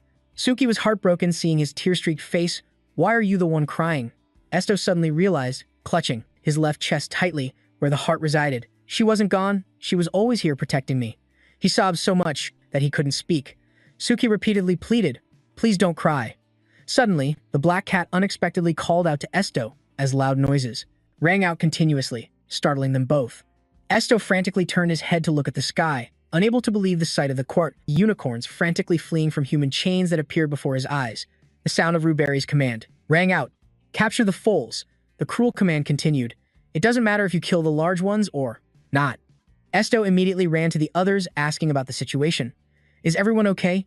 Paker was horrified and enraged, unable to believe it. They don't even have wings. He immediately spotted something over there, seeing in disbelief a bird person trying to capture the unicorns. Why would a bird person do that? Ahu warned anxiously. Wait, there's something more serious than that. He stared at Blueberry's cloak. It was the symbol of the Holy Palace. Seeing the symbol of the cross on the cloak, Para uttered fearfully, Holy Knights. They are the Holy Knights, who act only on the Pope's direct orders. The group of Holy Knights looked down from above, where Esto's group and the two Pegasi were below. A male member with pink hair turned to the man with blonde hair. Captain, these people weren't mentioned in the orders. The captain instructed, just stick to the mission we were given. It's wiser not to interfere in other matters. Then he turned to signal a female member with red hair. Lib, open the mic. Lib immediately complied. Yeah, here. Under the effect of the amplification magic, the captain's voice boomed. This is an order from the new Pope. Elia, this land will be managed by both the Raisin Imperial Palace and the Holy Temple. Below, Khan heard this and retorted in annoyance. This land will not belong to anyone from up there. That captain drew his sword. Therefore, any opposition will be considered blasphemy. His eyes blazed with fury and will be judged according to the law. With that, he threw his sword to the ground. The sword plunged deep into the earth, and on its blade a bolt of lightning flashed. The lightning grew stronger, and the sound of thunder became more intense, nearly spreading across the entire island. Seeing this, the pink-haired young man from before exclaimed, Is he trying to destroy the whole island? Libby said nonchalantly. He can't. He hasn't even managed to burn half of it yet. Another member of the Holy Knights shook his head and stuck out his tongue in disdain. He was sent to protect Elia, yet he's already destroyed half of it. Kirin stepped forward to question them. Is this how the Holy Temple manages Elia? Under whose authority? The blonde captain didn't seem to care much. He turned to ask Lib, Are they rebelling? She replied, It seems so. Para quickly stepped in to stop them. Please stop. He said sorrowfully, Elia is the only place left for the Pegasi.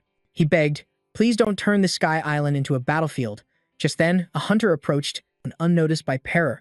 The hunter was injured but still looked quite fierce, holding a crossbow in his hand. Words hissed through his teeth. The horses are right in front of me. Don't get in my way. Whoosh! The sound of an arrow cutting through the air rang out. Para instinctively closed his eyes and raised his hands to block it, but the searing pain never came. He peeked with one eye to check the situation and was surprised. Para froze. He wasn't hurt because Khan had taken the arrow for him. The arrow had pierced through Khan's neck, and Khan heavily collapsed, red blood gushing out. Para screamed in panic. Khan, Kirin, Nezu, and Esto all rushed forward to check. The captain above was displeased with this man's actions. He yelled, Hey, I told you not to aim at the horses. The hunter stammered in reply, It just jumped out on its own. The Holy Knight's captain scratched his head and sighed, Damn it. This is exactly why we shouldn't have brought these hunters along. Suddenly, his body stiffened. panicking inwardly. What? I suddenly can't move. His eyes darted around. He looked down at Esto, the one in the black cloak below, and speculated. Could it be because of that black-haired guy? The more he looked, the more terrifying the other person seemed. A thought flashed through the captain's mind. What the hell is that thing? Below, Esto seemed to have become enraged. He asked, what do you want me to do with them? Para was anxiously checking Khan's injuries. He looked up, confused. Huh. Esto said, we could erase their memories and let them go. His killing intent wasn't obvious, but Esto looked quite frightening at that moment. But I don't know if that method will solve the problem. Probably not. Then he asked a rather chilling question. Or should I just kill them all? Para was terrified, stunned for a moment. He thought to himself, strange. The guildmaster isn't acting like his usual self at all today. Suddenly, Esto looked up. I'm sorry, Para. He turned to look around and said, I don't know who is right in this fight either. Suhanan, are you protecting Elia just to keep it for yourself? Esto clenched his fist, wondering. In the end, are the Pegasi just pawns to be sacrificed for your wrath? Esto said, Khan won't die, she has my blood. Khan weakly called out to Esto. He commanded, Khan, get up. And Khan shakily stood up. Esto caressed Khan's face, cautiously asking, what do you want me to do with them? He said sincerely, Khan, I can do anything you want. Watching Esto's actions from above, the captain concluded, and this is dangerous. It's a form of wide-area mind control. He had seen Esto's eyes and thought, he has the same eyes as our Pope. Libe suddenly spoke up. It seems he is. The leader of Guild Ignis is the one our Pope is interested in? The captain was stunned. Ah, so it's him? Libe remarked. I heard he can read other people's minds. In midair, another squad member spoke up. But looking at the situation now, it seems he has even more abilities than that. Another said with conviction, no, there's no way that thing is human. Recalling the frightening man, the blonde captain concluded, he's the same type as our master. The pink-haired man burst out laughing, as if he just heard a terrifying joke. Please give a warning before you tell jokes like that. You sounded far too serious, Captain.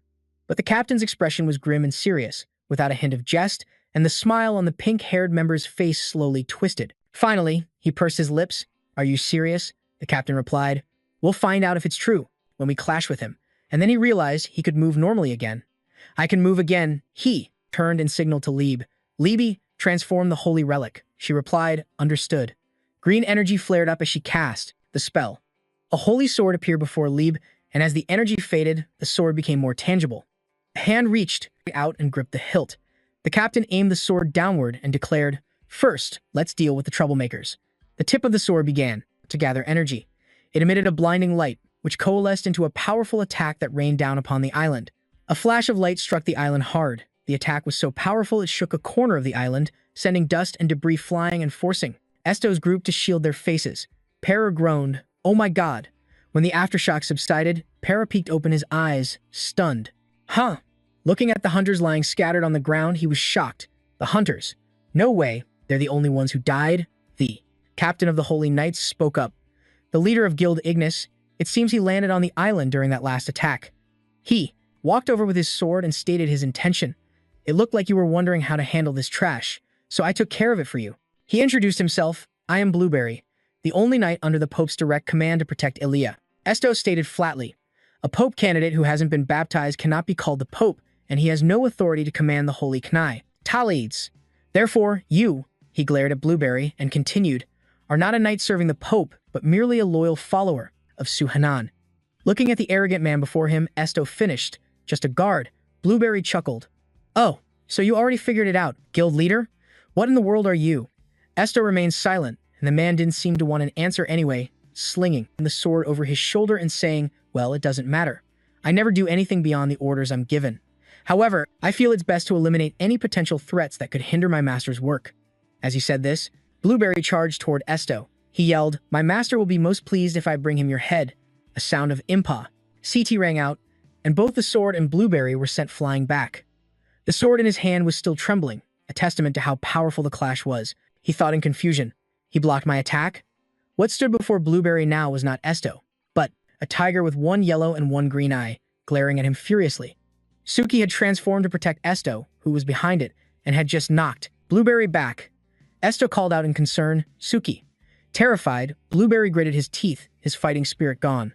Staring at the ferocious Suki, he suddenly realized, a beast that can touch a holy sword and be completely unharmed.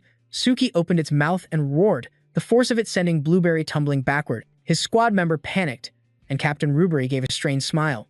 I thought it was possible, but I never expected you to have a guardian too, by his side. Esto ignored the captain and calmed Suki down. Calm down, Suki. The tiger turned its head to look at him. He tried to kill you. Esto said, I'm fine. I'm still alive. Suki was furious, not understanding Esto's nonchalant attitude. Why was he still so calm? That disgusting bastard tried to kill you.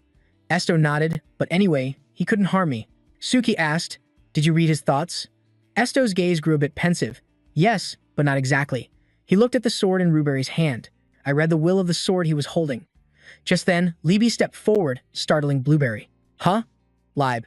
Seeing her act on her own, Blueberry was displeased. Hey, I never ordered you to turn into a human. Lib paid him no mind. She walked up to Esto and asked for his name.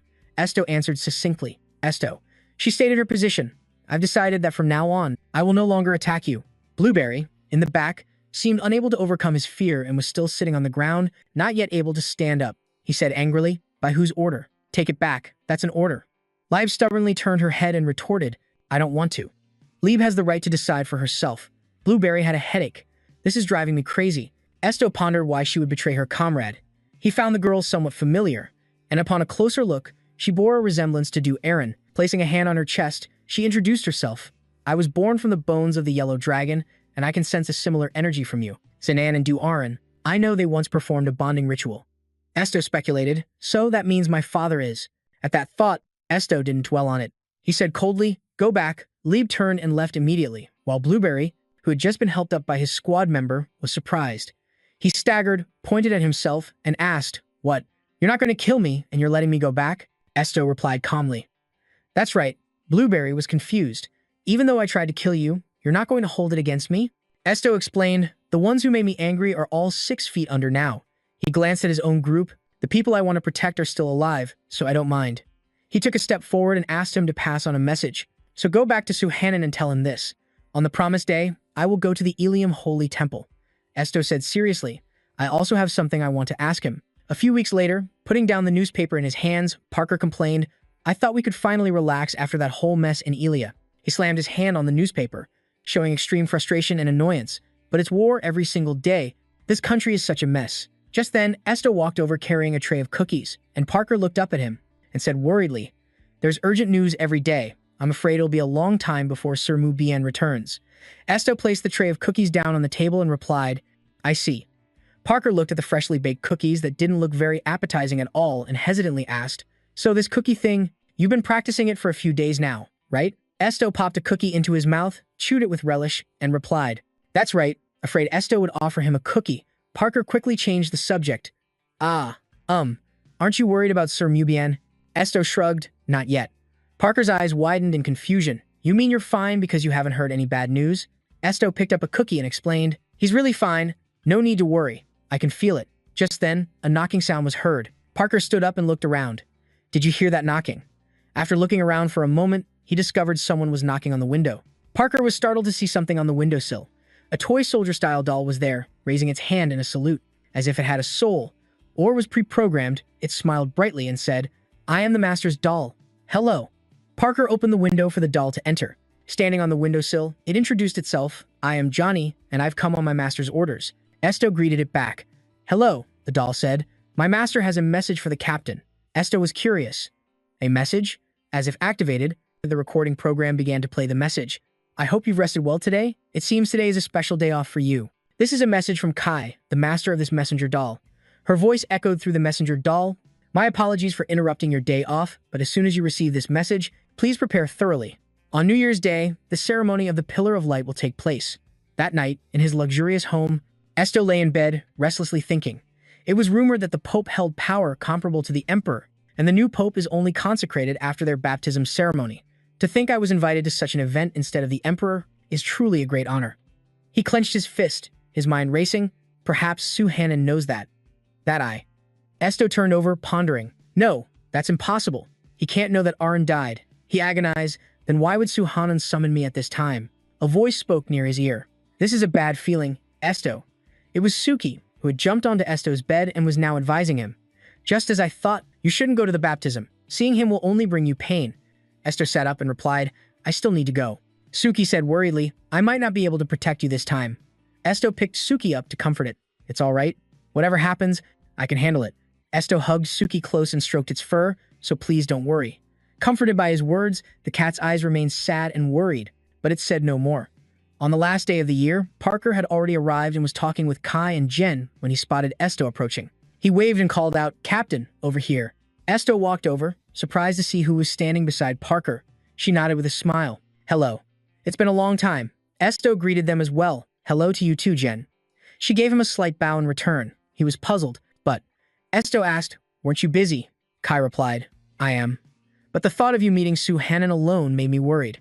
She explained, "Unfortunately, there's no one else in the guild suitable to accompany you, and Sir Haga is also occupied right now. It might not be much, but I felt that my accompanying you would at least be of some help." Hearing that, Parker laughed.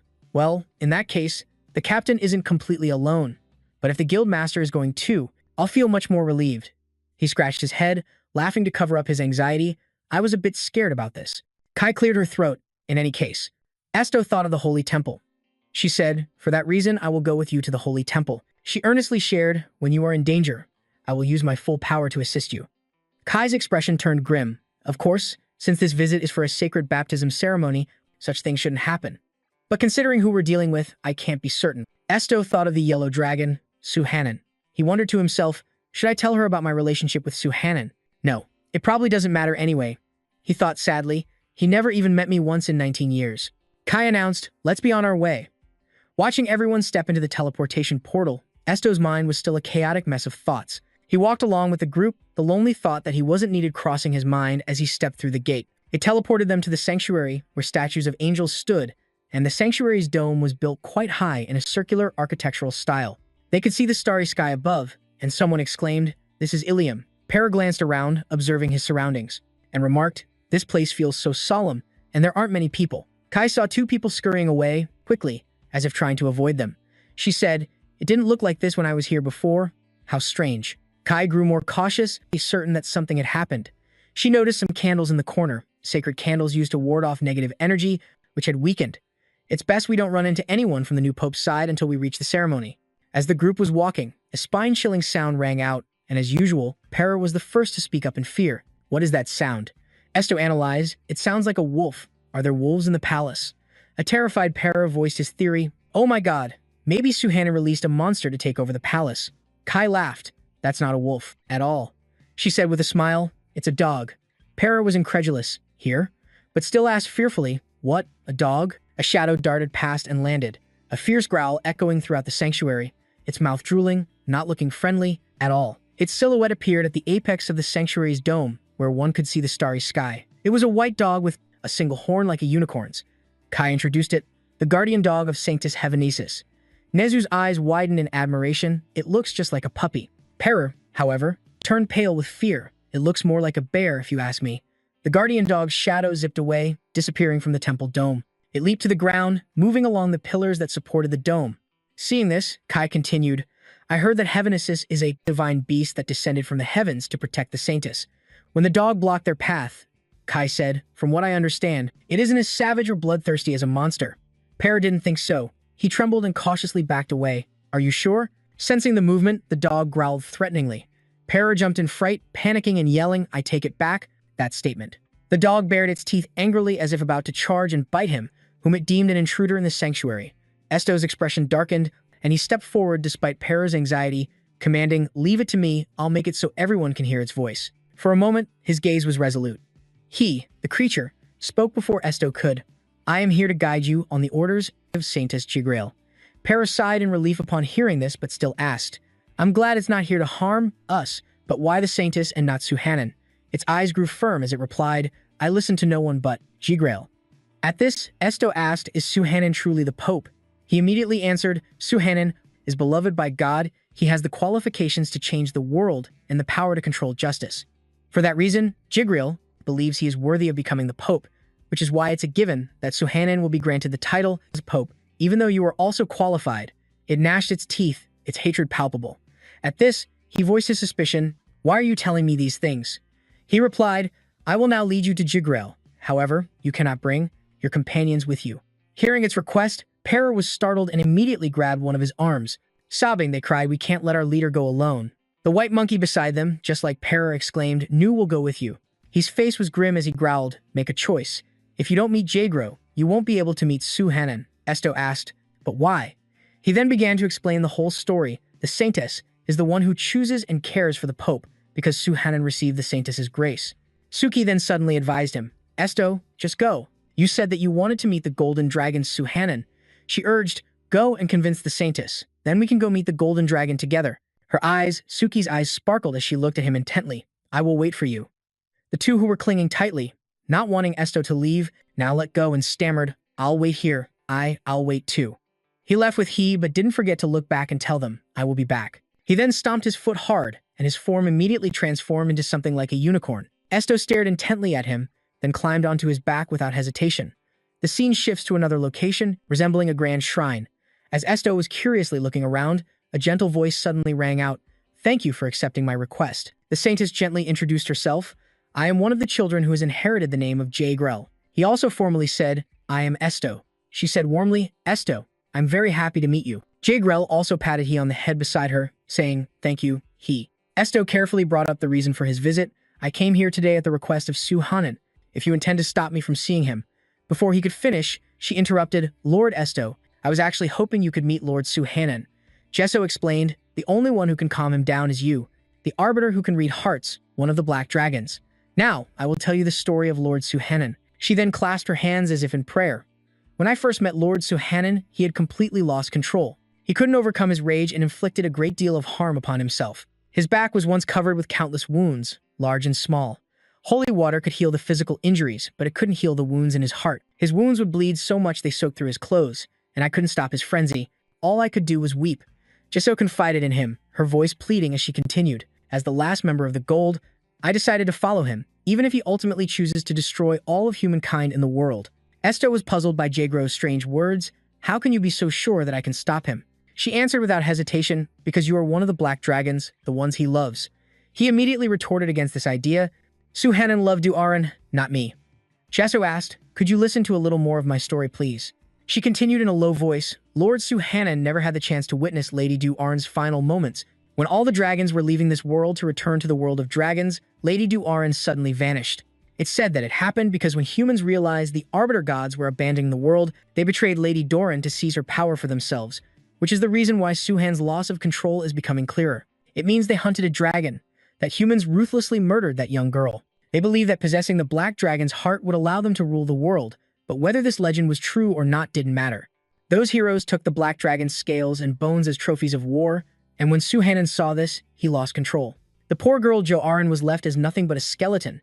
Jigo's voice grew heavier. "Even I don't know why Lady Joaran fell victim to the temptations of humans and couldn't resist them. However, she had already vanished when Lord Suhanan learned this truth. He flew into a rage and began to destroy the world. He went on a rampage every day, until finally, the other dragons had to restrain him with chains. However, at the last moment, right before the gate between dimensions closed, he broke the chains himself and fell through.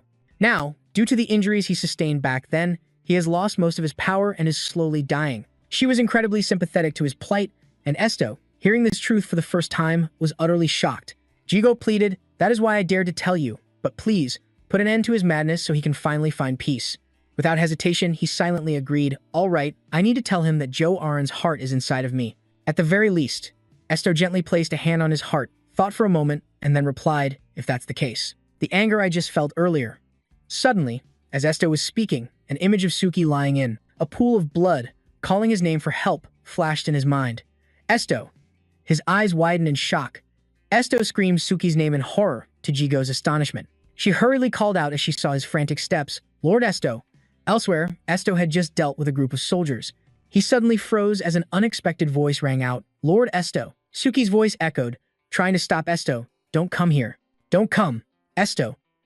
On the other side, a smug blueberry said, "We meet again, leader of Ignis." At his feet was Suki's body. Esto silently knelt before her body. The man taunted him, "I was about to go looking for you, so thank you for coming on your own."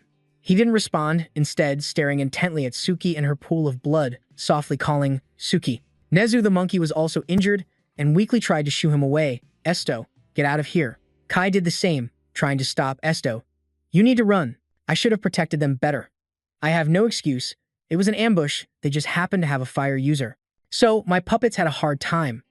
Not far away, the floor was littered with scorched wooden puppets. She had been affected badly, even needing Jen to help her up as she continued. Suhanan seems to be more interested in you than we anticipated. She cried out in alarm, Master. Esto ignored their pleas and advised Kai, rest now. Kai, I can't rest. His expression turned cold, a stark contrast to his usual self. Kai tried to whisper a reply, but before she could finish her sentence, she fell into a coma from exhaustion. Blueberry's voice rang out, all right, you just came back from your meeting with Jigo. Huh. It's obvious she's just a nosy saintess who talks a lot of nonsense. He showed clear contempt for Jigo. He continued with a threatening reminder. If you say you won't meet my master or that you're going to run away, right now, you'll be in big trouble, leader. Blueberry said with a confident sneer, if you break the promise you made to Jigo, you will be punished by the powers that be. Esto's face darkened, his eyes filled with killing intent as he growled, reminding me of the punishment from the gods above. His terrifying gaze startled Blueberry with a jolt, slowly raising the sword in his hand. Esto immediately used mind control, causing him and his subordinates to tremble in fear, forcing them to raise their weapons defensively. With every word he spoke, he declared, this is what you must face for committing these acts. He had completely taken control of Rubery's mind, making him uncontrollably press his own sword to his neck. Is this still not enough for you? Esto's steely voice rang out, did Suhan send you? If so, you should have come only to take me as he commanded. Why did you attack the others? Rubery's hands, holding the sword, trembled uncontrollably as he thought to himself, his abilities have gotten so much stronger in just a few weeks, I can't even resist with my divine power anymore. At that moment, Esto's eyes widened as he responded to the man's thoughts, as if he had heard everything. You are only experiencing what you have done to others, so don't hold any grudges. His every threatening word was filled with killing intent. The cactus, Ahu, jumped out to intervene. Wait a moment, it spoke up, I don't intend to oppose you killing these people. Esto was also surprised by its appearance, exclaiming, Ahu. Rubery looked at Ahu, his body trembling uncontrollably, afraid that in just another moment he would die by his own sword. That's no ordinary cactus. Ahu continued, we should ask why they attacked us. Of course, I understand if you don't want to hear their explanation at all, but are you sure you won't regret it after killing them, Esto? Ahu reasoned. At this, Esto regained his composure, stammering, I already feel regret, he answered while holding Suki's body in his arms. Esto held her tightly, his heart filled with complicated feelings. I shouldn't have been so quick to assume the golden dragon wasn't my enemy. He recalled its appearance at that time. Thinking back, Suki was right. I just sympathized with him impulsively. I shouldn't have left them alone. Esto recalled the moment before I took him away. Right now, his mind was filled only with self-blame. No, in fact, I shouldn't have brought her here with me. After careful consideration, he announced his decision to Ahu. I have no other regrets. Please don't stop me. Seeing this, Ahu hurriedly and awkwardly explained, no, there's another issue. These people are the guardians of the golden dragon, right? If you kill them all, will you be able to say everything you want when you meet the golden dragon? And surprisingly, no one has died yet, so let's just calm down a little, okay? Ahu happily reported the news to Esto that everyone close to him, including Kai, Zen, Nezu, and Parker, were all still alive, though unconscious. He stammered in disbelief, unable to believe his ears. They're still alive, it affirmed with certainty. They're not dead, they'll recover after I heal them with my flowers.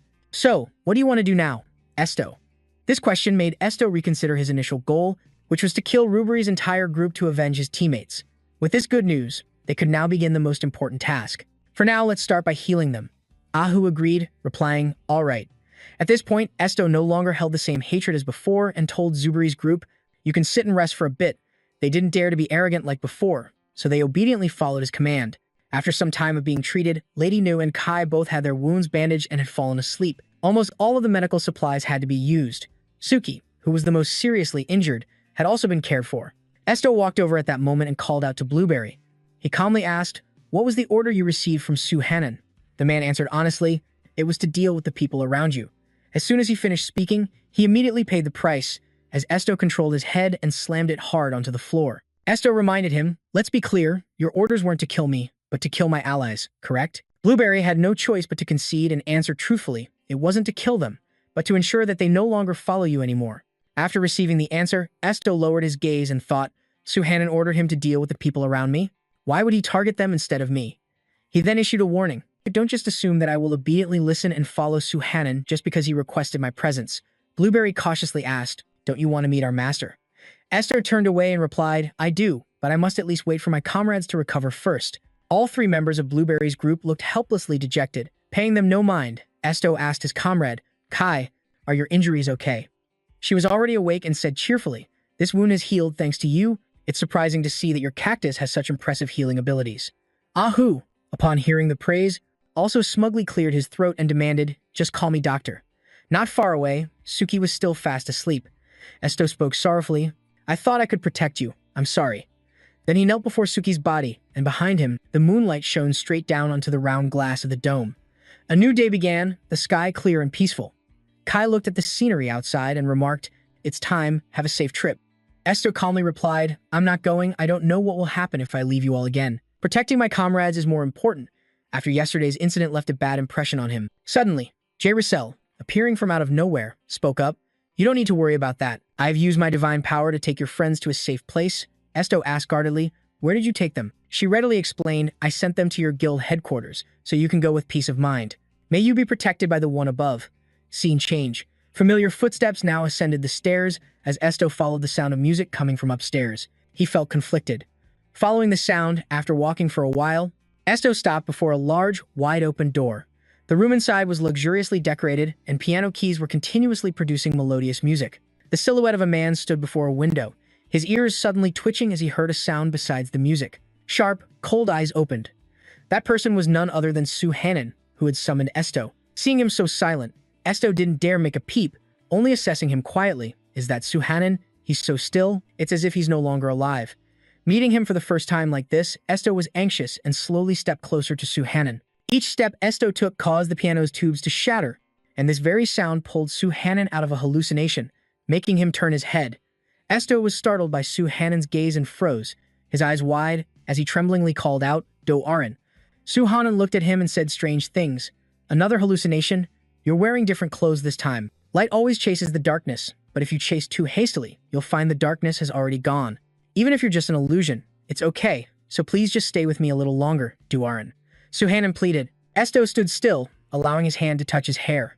The moment Su Hanan felt it, he immediately believed Esto was his beloved, and shouted, "My God, Do Arin, you're not an illusion." It was then that Esto introduced himself. "I am Esto, from the Ignis Guild. Are you Su Hanan, the one who made the request?"